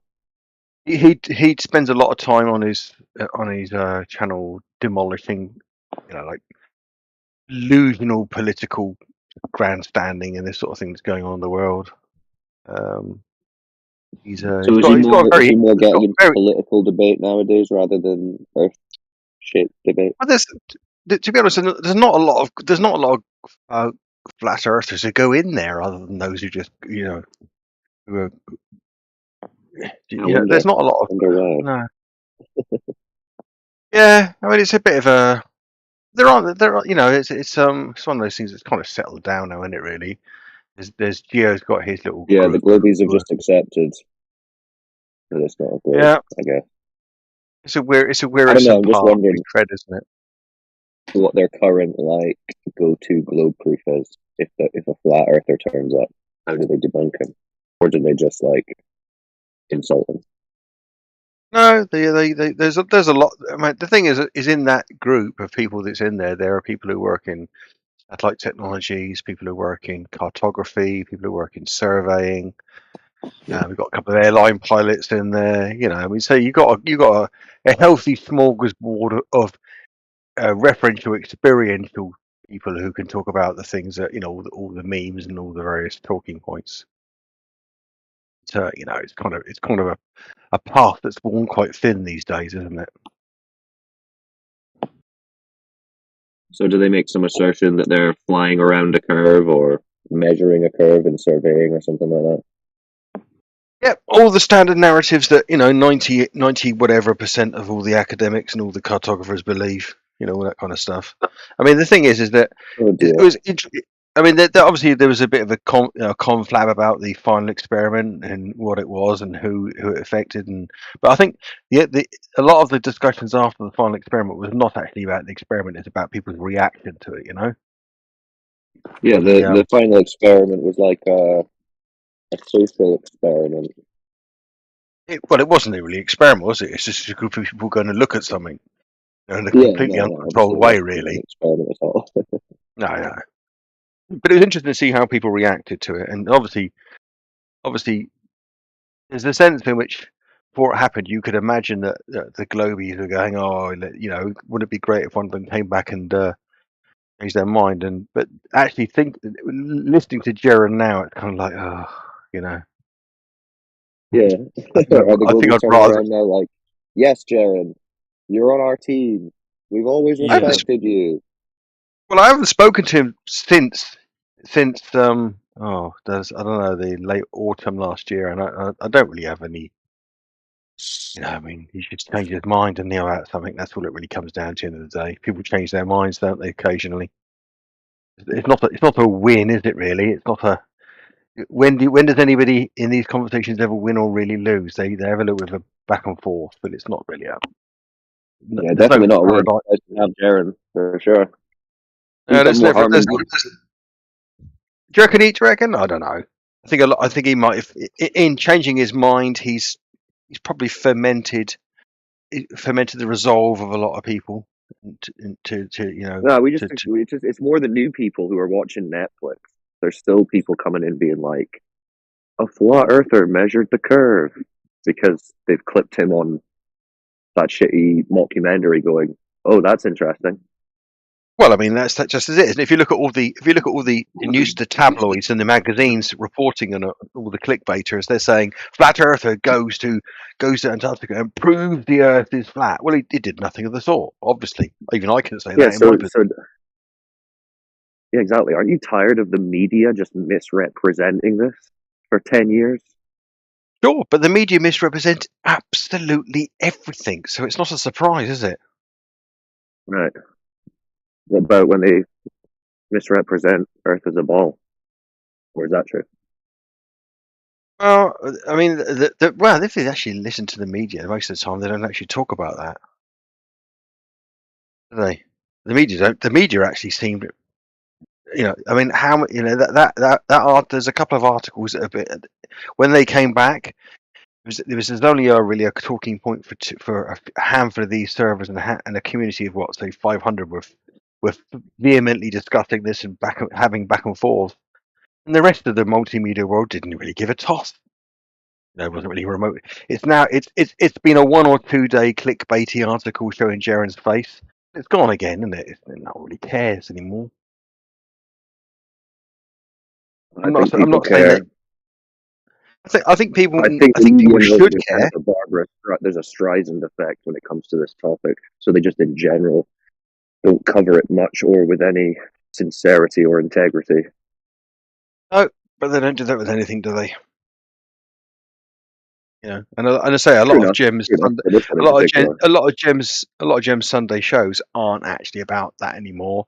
If he does have flat earthers on there, it's typically buffoons new to the game who sound like they're 2017 rather than 2025. And most of his show is about political asshattery or just deception and authoritarian structures, or just people with misbeliefs about things, that generally speaking, and it's not really even half the time touching on conspiracies anymore, because it's just I thought it was more about propping up the mainstream narrative. That's what Jem did. No, not at all. No, not really. I mean, Jem's got a healthy disrespect for authority and for the authoritarian structures that we, yeah, definitely. Oh, good for He's him. an old punk. He's an old punk, isn't he? Of his generation. He's a kind of a, he doesn't. He hates conventional political narratives. He hates the way that he understands that it's a clumsily almost like comically deceptive construct of authorities and societies. He gets all that. Who doesn't, frankly? You can't get to like 35 plus in this world and not realize that it's all just one ridiculously ill-equipped facade trying to cajole people into working. Right, but then that doesn't really gel with the whole let's man a platform for 10 years where we lambast people who are questioning authority. The thing is that there's a difference between questioning authority and questioning all of science and all of what people do for a living and all of what people study and The this sort of thing. globe isn't all of science and provable reality. The globe is a narrative from the authority via pictures and videos. Yeah, but it seems that all the models and all the propositions it creates you got to admit that a lot Well, you of can the make a model models of and the anything. sure You can model it any the way thing you is want it to. It doesn't add any veracity to it. To say there's models. well, it does have predictive usefulness and No, it despite doesn't. what anybody It says, can't even and predict the horizon distance. well, of It doesn't course have any not because predictability. it's plagued with optical anomalies, isn't it? Yeah, but remember, for how many hundred of years they've been saying the boats are going over the horizon because it's a physical curve. But they have a point. A perspective. The horizon is Well, they not a don't though. Not the horizon geometric. is, but the horizon is not a perspective vanishing line, is it? It's not a vanishing point because in a perspective paradigm, nothing can be beyond the vanishing line. Right, So it's their something argument is else. it's a physical curve of the surface, Sure. Well, come up which is not. with another argument for it. You know, I mean, Well, we don't have to. We debunked that years ago, like 5 years ago. yeah, but to Remember? your own satisfaction. The trouble is that the internet is full of people debunking things to their own No, satisfaction. I would say it was to the globe satisfaction because you guys now don't claim a geometric horizon. So obviously you guys agree we debunked it. Oh, I mean, I don't think that's actually strictly speaking true. There's a geometric horizon, but there's an apparency caused by other effects. Where do we see the geometric horizon? It's imbued effectively in what you see as the apparent horizon. That you can't say There's that. always a horizon. It just moves around. How could you say? How could you say the horizon that's fluctuating that's 1,000% further than the claimed geometric one is the geometric one? Can we just agree a definition? How are you defining the geometric horizon? Is only 1,000%? You're saying the horizon is 10 times further than it's supposed to be? That's not a definition. Yeah. How are you defining the geometric horizon?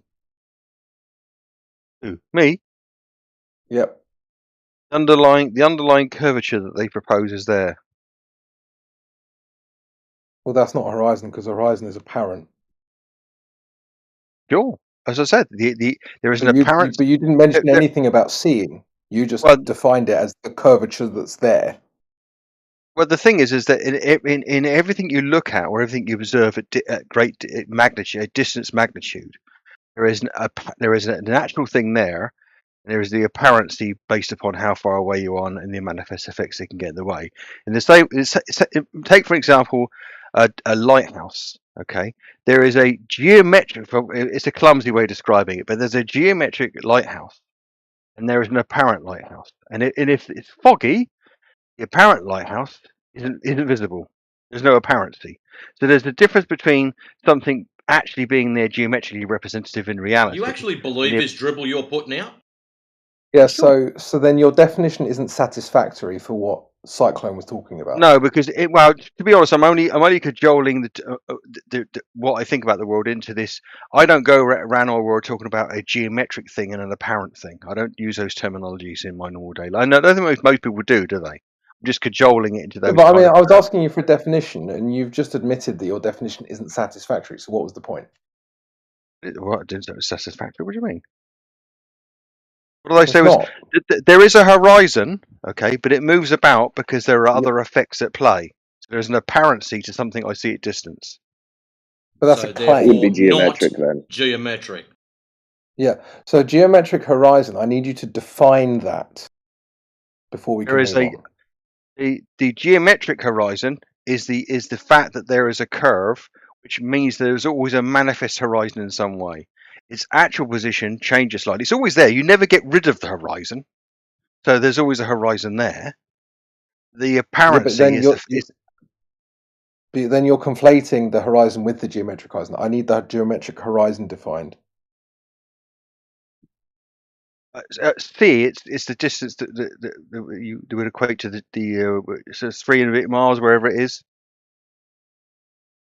the curvature for your That's tangential bisection of the distance of the sea at distance.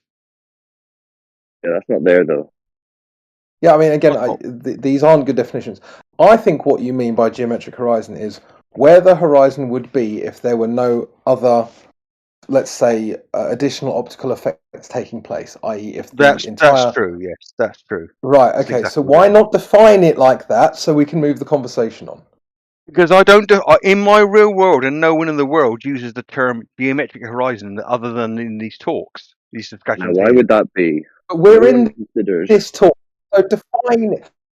Like, dude, if you're going to have a discussion, have you never done a formal debate before? At the start of the debate, you can define never done terms. Well, then why the fuck waste everyone's time, dude? Well, I didn't start this, did I?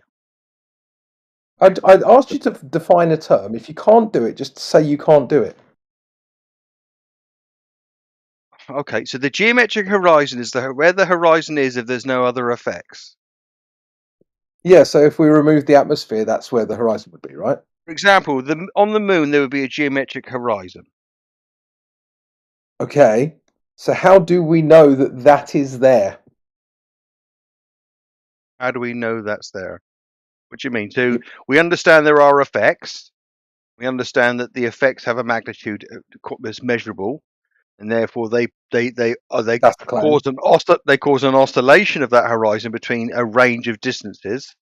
But nonetheless, there is only a range, and it ranges in a consistent. It's a consistent. Is this range defined? That's the claim. Yeah, it's well understood. Okay, so we're just chucking claims on. So we got a claim laid on top of another claim. Sorry, go ahead, Simon. Well, I was just going to say, so what's the upper limit that this increase in distance can achieve? Or is it like... No idea. I've got no idea what the upper limit is. I've got no idea what the number is. The black swans are pretty good. The black swan chucks The black swan chucks on what, 8 miles? Yeah, 10 miles per 1 foot observer. But I mean, you're saying the range is defined in terms of No, how far it can the domain of the fluctuate, right? range is defined by the effects that are well understood. The integral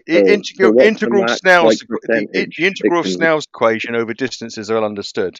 There are a couple of other papers that cite other effects within temperature gradient lamina within the atmosphere, typically over water or with different weather conditions.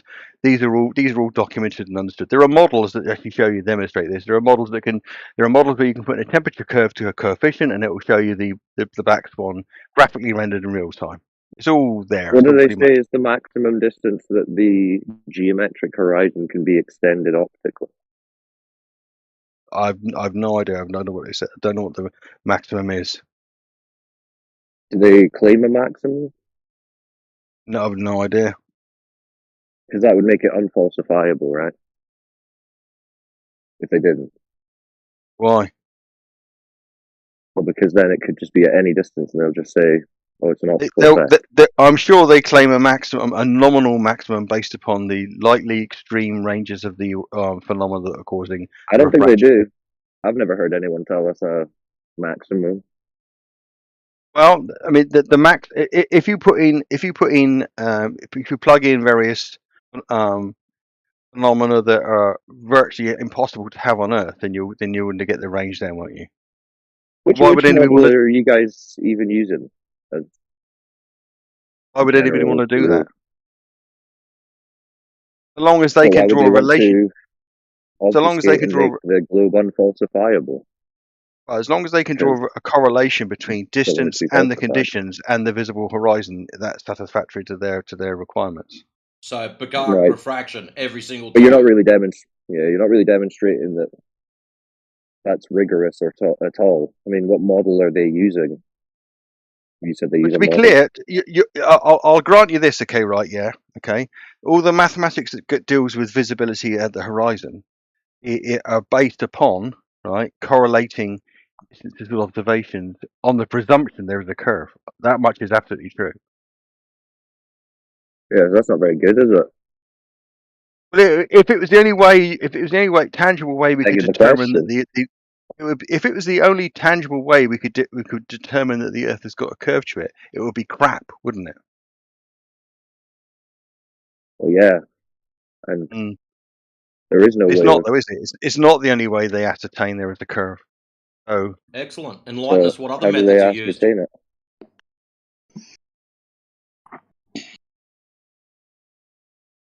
Again, it comes down to whether we ignore all the other presupposed evidences.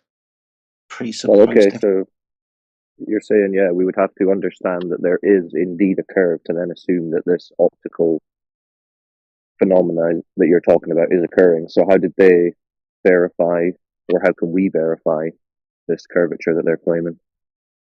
You're gonna have to start mapping the thing, aren't you, properly? Which is the process that there's a millennia and a half of mapping and surveying. In the last 300 years, it's been done to a pretty good standard of continents, Are they ocean using floors. angles to make their maps, the latitudes and things?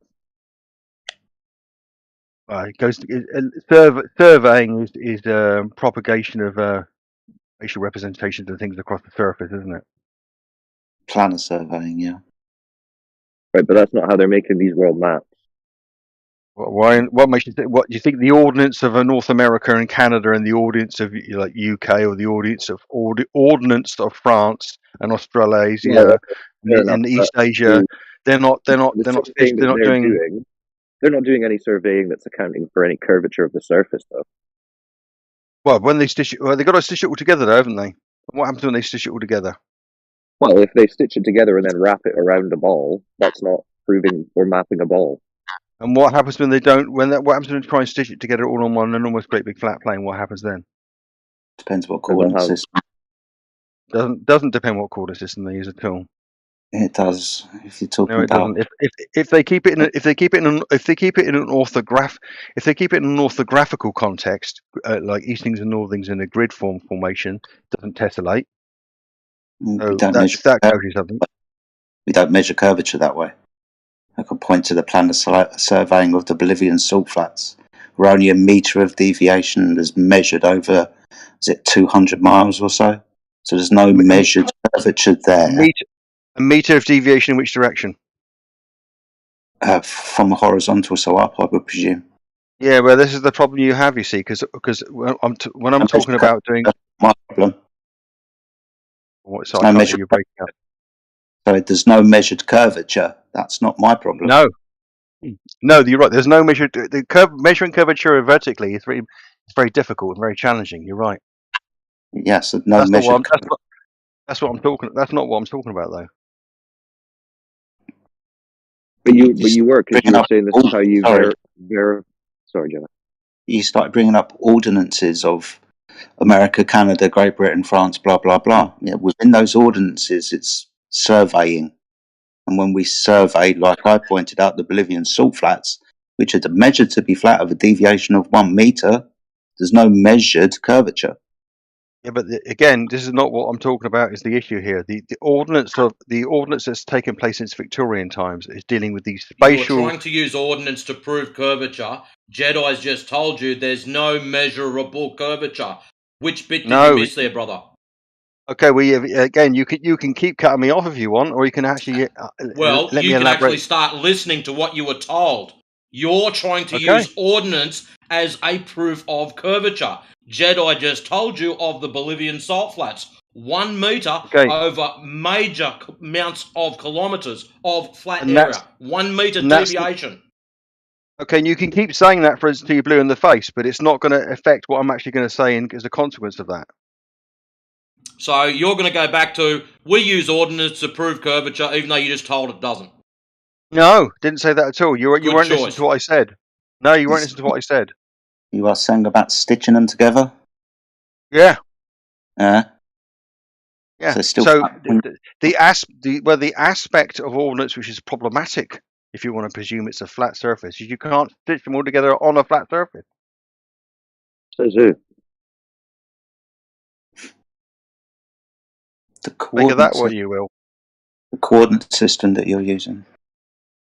You can keep saying that until you're blue in the face, or you can pretend that everybody involved in geodesy, cartography, and surveying, who thinks different to you, is delusional, and their experiences count for nothing. Why are you getting upset? I'm not getting upset. Well, stop raising your voice then. It's quite a chill chat until the last minute or so, dude. Sorry. Obviously, touched the nerve. The guy who interrupted me sounded quite heated. Yeah, he was pissed off with your fucking bullshit, probably. Then stop talking about raising voices and being condescending. God, these people are fucking intolerable sometimes. all you brought up was, well, it don't work when you stitch them together. Okay, who told you that? Who told me that? I know it's for a fact. I used to work in cartography, so stick that where the sun don't shine. Okay, so could you provide documentation or something that we could look at? It's all well. I tell you what I'll do. I'll put together a collection of websites talking about ordnance and how it doesn't fit together. How's that? Any good to you? Yeah, I mean, I can dude, also point you to the. That would be great. Thank you. Okay. Just make sure that these people actually have some justification for that as well, because otherwise that's just them repeating the claim that you're repeating, or you repeating their claim. Sure. I can also point you to the equations that map the orthogonal eastings and northings coordinate systems used for planar surveying used in North America, and in Europe, and in where else have I got it for? Central Europe. Do they measure curvature at all? No, not at all. They don't measure curvature. Oh, that's a fucking problem. Well, it's not a problem because I'm not talking. I'm not saying. You see, this is the trouble. You don't listen. No, I'm not saying these things. Fine. The problem is, sorry, Paz, just very quickly. This place hasn't changed, is it? We started off because you said, well, the whole geometric horizon that we assume is optically shifted, we would have to know that there is curvature. Then we asked, how do we verify that there's curvature? And now you've just been talking for a good few minutes about things that do not detect curvature. So I don't know why you're doing that. Well, no, not at all. Because the only way you can verification the only way these things coherently stitch together is on a curved surface. That's the point that's being made. That's just an assertion, though. And we're looking for verification of that curvature that you're claiming. You're saying it only works if we do this. If the relationship between all the points that fit together only works when they're coerced into a spherical surface, then what does that tell you about the thing? Well, that's really a vague, meaningless sentence. It only works. It's not really, is it? Because there's an doesn't work. Well, I'll tell you what doesn't work. I'll tell you what doesn't work, shall I? Because if there isn't a map of everything, here's an example of the manifest of that. Okay, before I go and find the bits and pieces for you, and you know this to be true already, and everybody knows this to be true already. People don't make assertions like that either. Well, all right. You just say what you think you know. Don't try and speak for anyone else. Well, what everybody in the world knows, I can say that. Okay, or just do that. Yeah, because you know what everyone in the world knows, don't you, Pazza? You could just say that like it's no big deal. Well, I could at least say that I know what everyone in the world knows. No, you couldn't. What are you even talking about? Well, if you listen to what I say, it's such an obvious thing that you wouldn't object when you let me finish it. But of course, you're not going to let me finish it because you haven't got the grace to do that. Yeah, you can finish. Just don't make ridiculous statements. Hey, go on, finish. I'm new in the chat, so go on, finish. There isn't a flat map of the world, which represents all the. Okay. You want me to finish, or are you just going to interject? No, I just said no, there isn't. I just agreed with you. So. There are flat maps. Well, I don't know why you disagreed with me there. I don't know why you disagreed there. There are flat maps of the world. Okay, but let me finish. Put the caveat on the end, which is the important bit. There isn't a flat map of the world which keeps all the topological coherence and the distances between everything and its relationship, as far as we can measure them and survey them, intact and coherent. Okay, so what that tells us is that based on them using their assumption that the Earth is a ball, they cannot make a correct map. Okay, good. Okay, but you were saying you're going to verify that the surface, not a map, the actual physical surface that we live on, has curvature. That's what we're still waiting for. Well, the fact is that if you can't map it all unless you map it on a curve, it reveals the truth about things, and you can ignore it if you like. It's up to you. Well, you've just No, said. Well, you've just. that's bullshit. That's just No, it's not. those are just words. That doesn't make No, any they're sense. not just.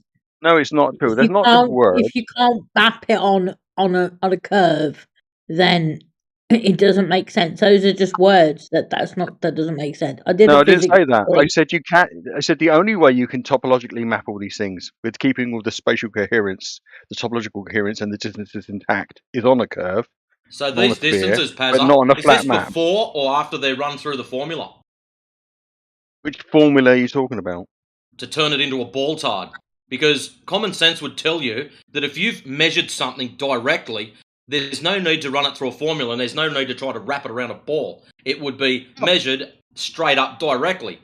So The problem, why is it that you our have survey obvious. guys have to come back, run it through a formula, so numpties like you can go, oh look, it's a ball after it's been pushed through?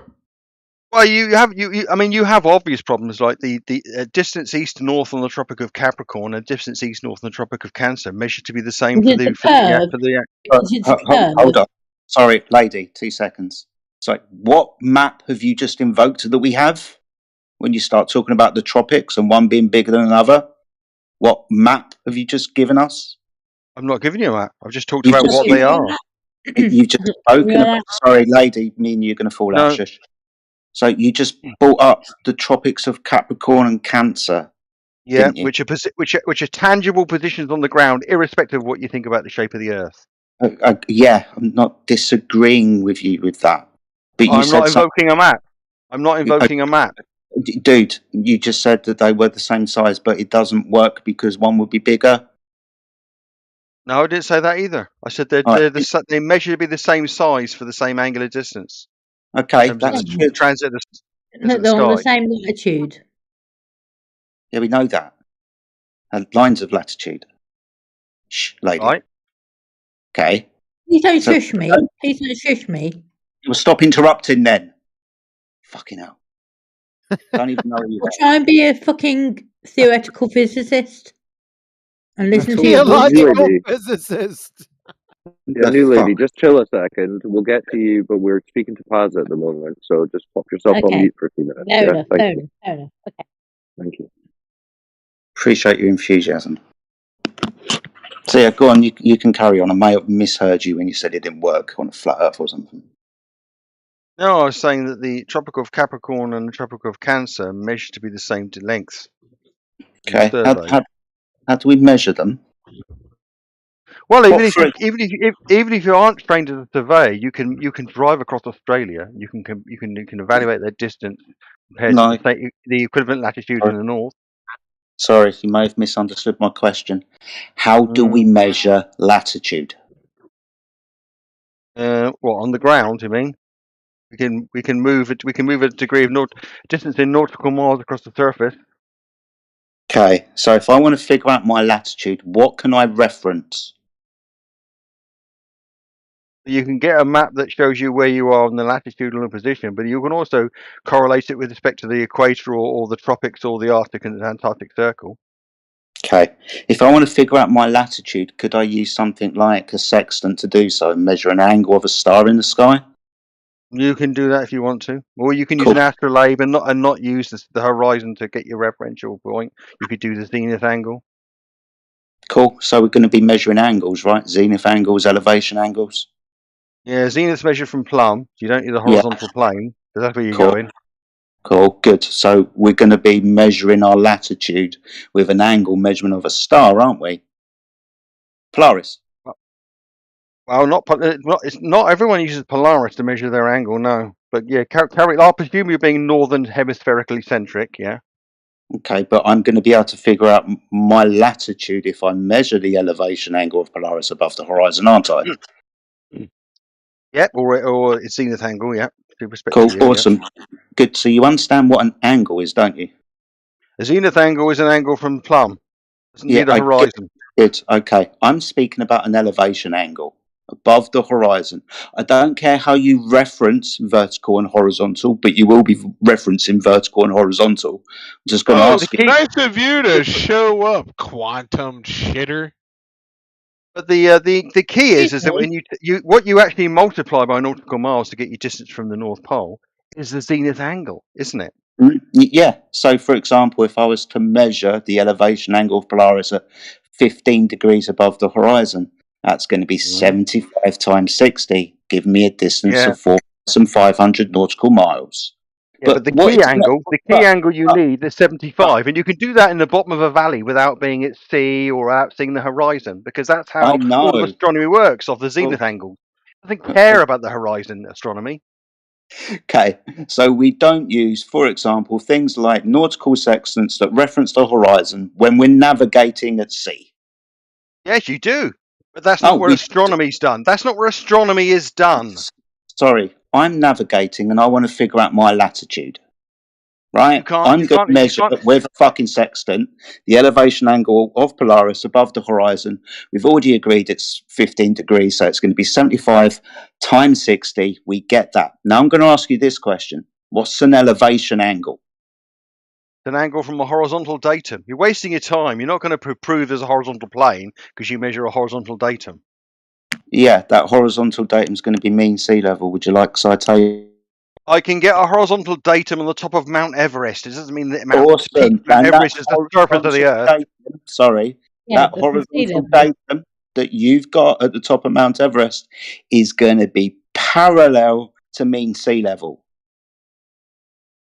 Mean sea level. Mean sea level, yeah. Mean sea the average, level. Yeah, the average between high and low tide. Mean sea level, level being horizontal. It's an elevation angle. I don't care where you get it from. You're going to be referencing a horizontal to measure your angle up from, aren't you? But all of longitude and absolutely, latitude was established. Yes, absolutely. And we've what I would say to you is that the problem you have, just wants to is fucking that, run you away. know what? Just run away. No, please. I'm asking you a question. Why what, do we halfway through me talking? You decided that whilst I was talking, it was a good idea for you to ask a question. I'm the one asking you a question. The question is, what's an elevation angle? An angle of a horizontal datum. Yes. A horizontal Wrong. Horizontal plane. Definitions are in the side, not a datum, you moron. No, that's not true. Other people it isn't. Read the definitions, Jetty. Okay, go on to them. I'm not having you shouting at me for half an hour. I don't care about your definitions. Read the definitions, Jetty. We do. So, shut up. Elevation angle is the angle between the horizontal you shut up. plane. You shut up, Quantum. I'm talking to someone else. Hey, shut I tell up, you what, Quantum. You're going to get blasted. I'm going to tell you right now. Okay, go on then. Shut your mouth. I need to do a job. Shut your mouth. Shut up. No, there's no need for that. No need for that. Shut up. You shut up too. You shut up too. Bro, what are you just going to tell everyone to shut up who disagrees with you? Yes. It's not a disagreement, you fucking clown. We're trying to read the definition of an elevation angle. There was no disagreement, you glue sniffing numpty dipshit. So, Jetty, can you please read the definitions of an elevation angle? Elevation angle is the angle between the horizontal plane and the line of sight measured in the vertical plane. An angle of elevation is the angle from the lower object to the higher one, while an angle of depression is the angle from the higher object to the lower one. Both angles are measured with respect to the horizontal plane of the reference object. The angle of elevation is a widely used concept related to height and distance, especially in trigonometry. It is defined as an angle between the horizontal plane and an oblique line from the observer's eye to some object above his eye. Peter, you don't care though. We don't care. You don't care that there's a dip angle. You don't care that there's a manifest difference between the horizon at sea and the horizontal datum, the horizontal plane that you fetish over. You don't care that astronomy doesn't use a sextant. Astronomy on which is terra firma uses the zenith angles, and all of longitude and latitude was derived Where do you get from zenith astronomy without a horizontal plane? Plum, you dickhead. What is zenith in astrolabe, reference from the to, astrolabe, clown? which was invented before clown. the sextant by several millennia. Ask clown. I'm not talking to you, Quantum. Ass You're a waste clown. of time. I'm talking to You're just an you. abusive You're waste of time, bullshit. Quantum. You invoke a vertical without a horizontal? Are you a Quantum, clown? go do Are you a clown, sir? Who gives a blathering. shit what astronomy does? Everybody that Astronomy is a understands what the demonstrable world is and what pseudoscience. the stars do He is will not arrogant stop blowhard. talking, right, Willie. You just got diarrhea of the mouth. Same thing with every dumbass balltard that comes in here. Something from Diarrhea you. of the mouth. You're All a you moron. are is You a invoke barrage of vertical loud without a insults. You've got horizontal. no You got to be training, no some type of skills, no numpty dipshit. qualifications, no. You would fail intro to third grade, general, intro to geometry. That's it. Then we got Mark G in here, dumbass. Can't spell cat. If I spot him in the C and the A, he's bound to get involved in this, right? You dumbass. Shut the fuck up. Everything you say is just wrong, Quantum. Shut up. Everything you say is I'm the really You know what? Just sorry. a fucking ballpark. I don't mean You're to be about to rude. claim but that you brought up everything the is science, incorrect. right? Shut the fuck up. My God.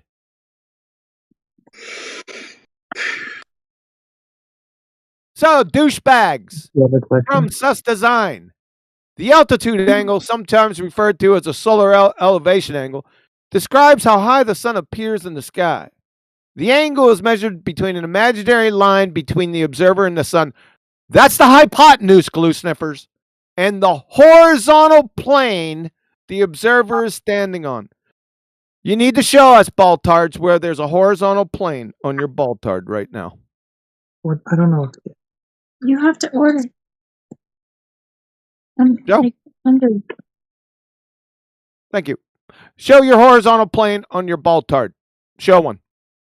I'll wait till Quantum gets bored. Show one. Yeah, you'll wait because you know better. You want to order from somewhere else? You're not as dumb as you look.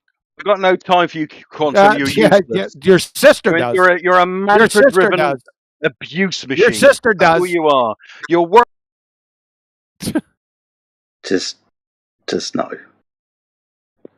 Just no. Here we go with level is curved. Moron Mark There we G. go. You There have to we do go. the same thing again to this idiot. My God, son. You're going to refute it or you're going to talk? You're a fucking All I hear is- retard. Am all I I hear going to is refute? diarrhea. Here, this More is what he wants me to diarrhea. refute, ladies and gentlemen. Just hold on a second. He wants me to refute. Oh, I'm going to see a That's meme. coming up. That's the only thing you got. Dumb ass. Level is curved. Yes, I can refute it easily after I get the pick and we all laugh our asses off at you. Just 1 second.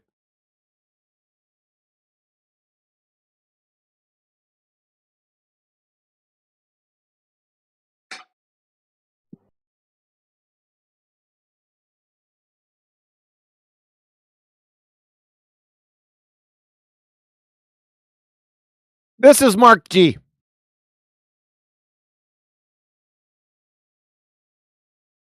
Yeah, that's the sophistication of your arguments. Well, I'll get sophisticated on you right now. According to the slope-intercept formula, y equals mx plus b, all horizontal lines which are derived from the horizon have a rate of change of slope of 0. Your IQ. However, according to the United States Naval Academy, they define curvature as the rate of change of slope of non-zero. So how can level, which has a rate of change of slope of 0, be confused with the curve, which has a rate of change of slope of non-zero, you glue-sniffing numpty dipshit? Okay, because you're an absolute moron who doesn't consider Yeah, that right. measuring the You're different done. points. And the different points have a different angle. Points. Rate of change over distance, moron. Different points have different angles. And you know what? I've also posted. That's exactly what my argument is. My link was from the Naval Academy saying what level was. You're done. Nope. You're it's done. Rate of change. It's rate of change over distance. You fucking moron. Rate of change of slope. You fucking moron. That's right. The slope changes. Yeah, measure the from different curve. angles or So different how can different level points. be curved? The rate of change of the slope is if you measure it over distant points. It'll be Yeah. you measure it at one point, it'll have one slope. Curvature. If you measure at a different point, it'll have a different slope. You don't have an argument. You what a clown. God, you don't even understand. You don't even understand your You own don't even argument, do you? understand. You don't You're even completely understand. a fucking moron. You don't even understand that level's curved. This is you, dumbass. This level is curved. Read That's it. a picture of you right there. Level is curved. That's you. I posted another link that I I want you to posted answer another. You have to defeat. about You have philosophy to. of science because You have claimed to it. debunk the slope-intercept formula. You dumb fuck. My God. Does he even read this contradiction that he's even put up here? A level No. line or surface is defined as a line at which all points are the same height. And now he's telling us they're not the same fucking height. Pick one, sunshine. They're either the same fucking height or they're not. You're begging the question, Mark. Don't you see this? It's contradicted. He bolded the contradiction. Yes, Read the they're whole the thing. same height with Read the whole respect thing. to sea level. With respect to sea level. Read, You fucking read morons. I'm glad you said level. I'm a room full of citation. morons who can't fucking read. Read your citation, dumbass. I did.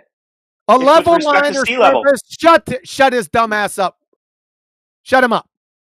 He posted a level line or surface is defined as a line along which all points are of the same height. Period.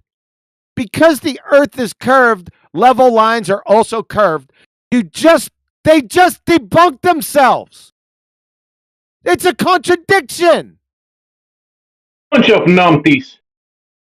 You dumb fuck. My God, man. Matrix, he's all yours, man. You can't deal with him. He's a fucking retard. I'm leaving it on red. I don't want to listen to his shit. Why would we be flat when every other astronomical body not be flat? Because we the are Earth in is no measured. special Sorry, position. lady. The Earth is measured not to be like those things in the sky. So those things in the sky, let's say they're spherical and they move. The Earth doesn't We measure are in no curvature. special position, though. Excuse me. Thank you. So the Earth doesn't measure any curvature, and we don't measure any motion to the Earth. So measurably, the Earth is not like those things in the sky. I thought the ground Yeah, is you can above the stop. sky. Okay, so Tycho Brahe was wrong about a few things, but not about everything, my friend. Okay, that's not really addressing what I've said. So you think that the Earth might be flat? No, I know the Earth is measured flat, water being a horizontal reference datum. Mean sea level. Mean Is sea level. water your measuring tool? Bollocks! Have you seen the mean sea level of different lakes and seas Oh over my the God. face of the Earth? You mean sea level of lakes? Really? Can you see the tidal change in the UK Shut your compared dumbass to? mouth. Shut up. Shut up. You're a dumbass. Give us the mean sea level of Lake Superior. Give us the mean sea Huey is a level baby. of Lake Superior. Huey, are you? Give us the mean sea level of Lake Superior, Lady Stardust. I do not know it. I do not know it. I do know that we in the UK we have the one of the highest tide differentials in all of the world. God. Sorry, that would be a measure of the rise and fall of level. Due to the moon's gravitational pull and No, All right. Not going to be talking about the moon's gravitational pull. We're going to Why address not? what Why I not? said. Sorry, we're going to address what I said, which was high tide and low tide is a measure of level. High and low. Caused by what? Not interested in what causes it.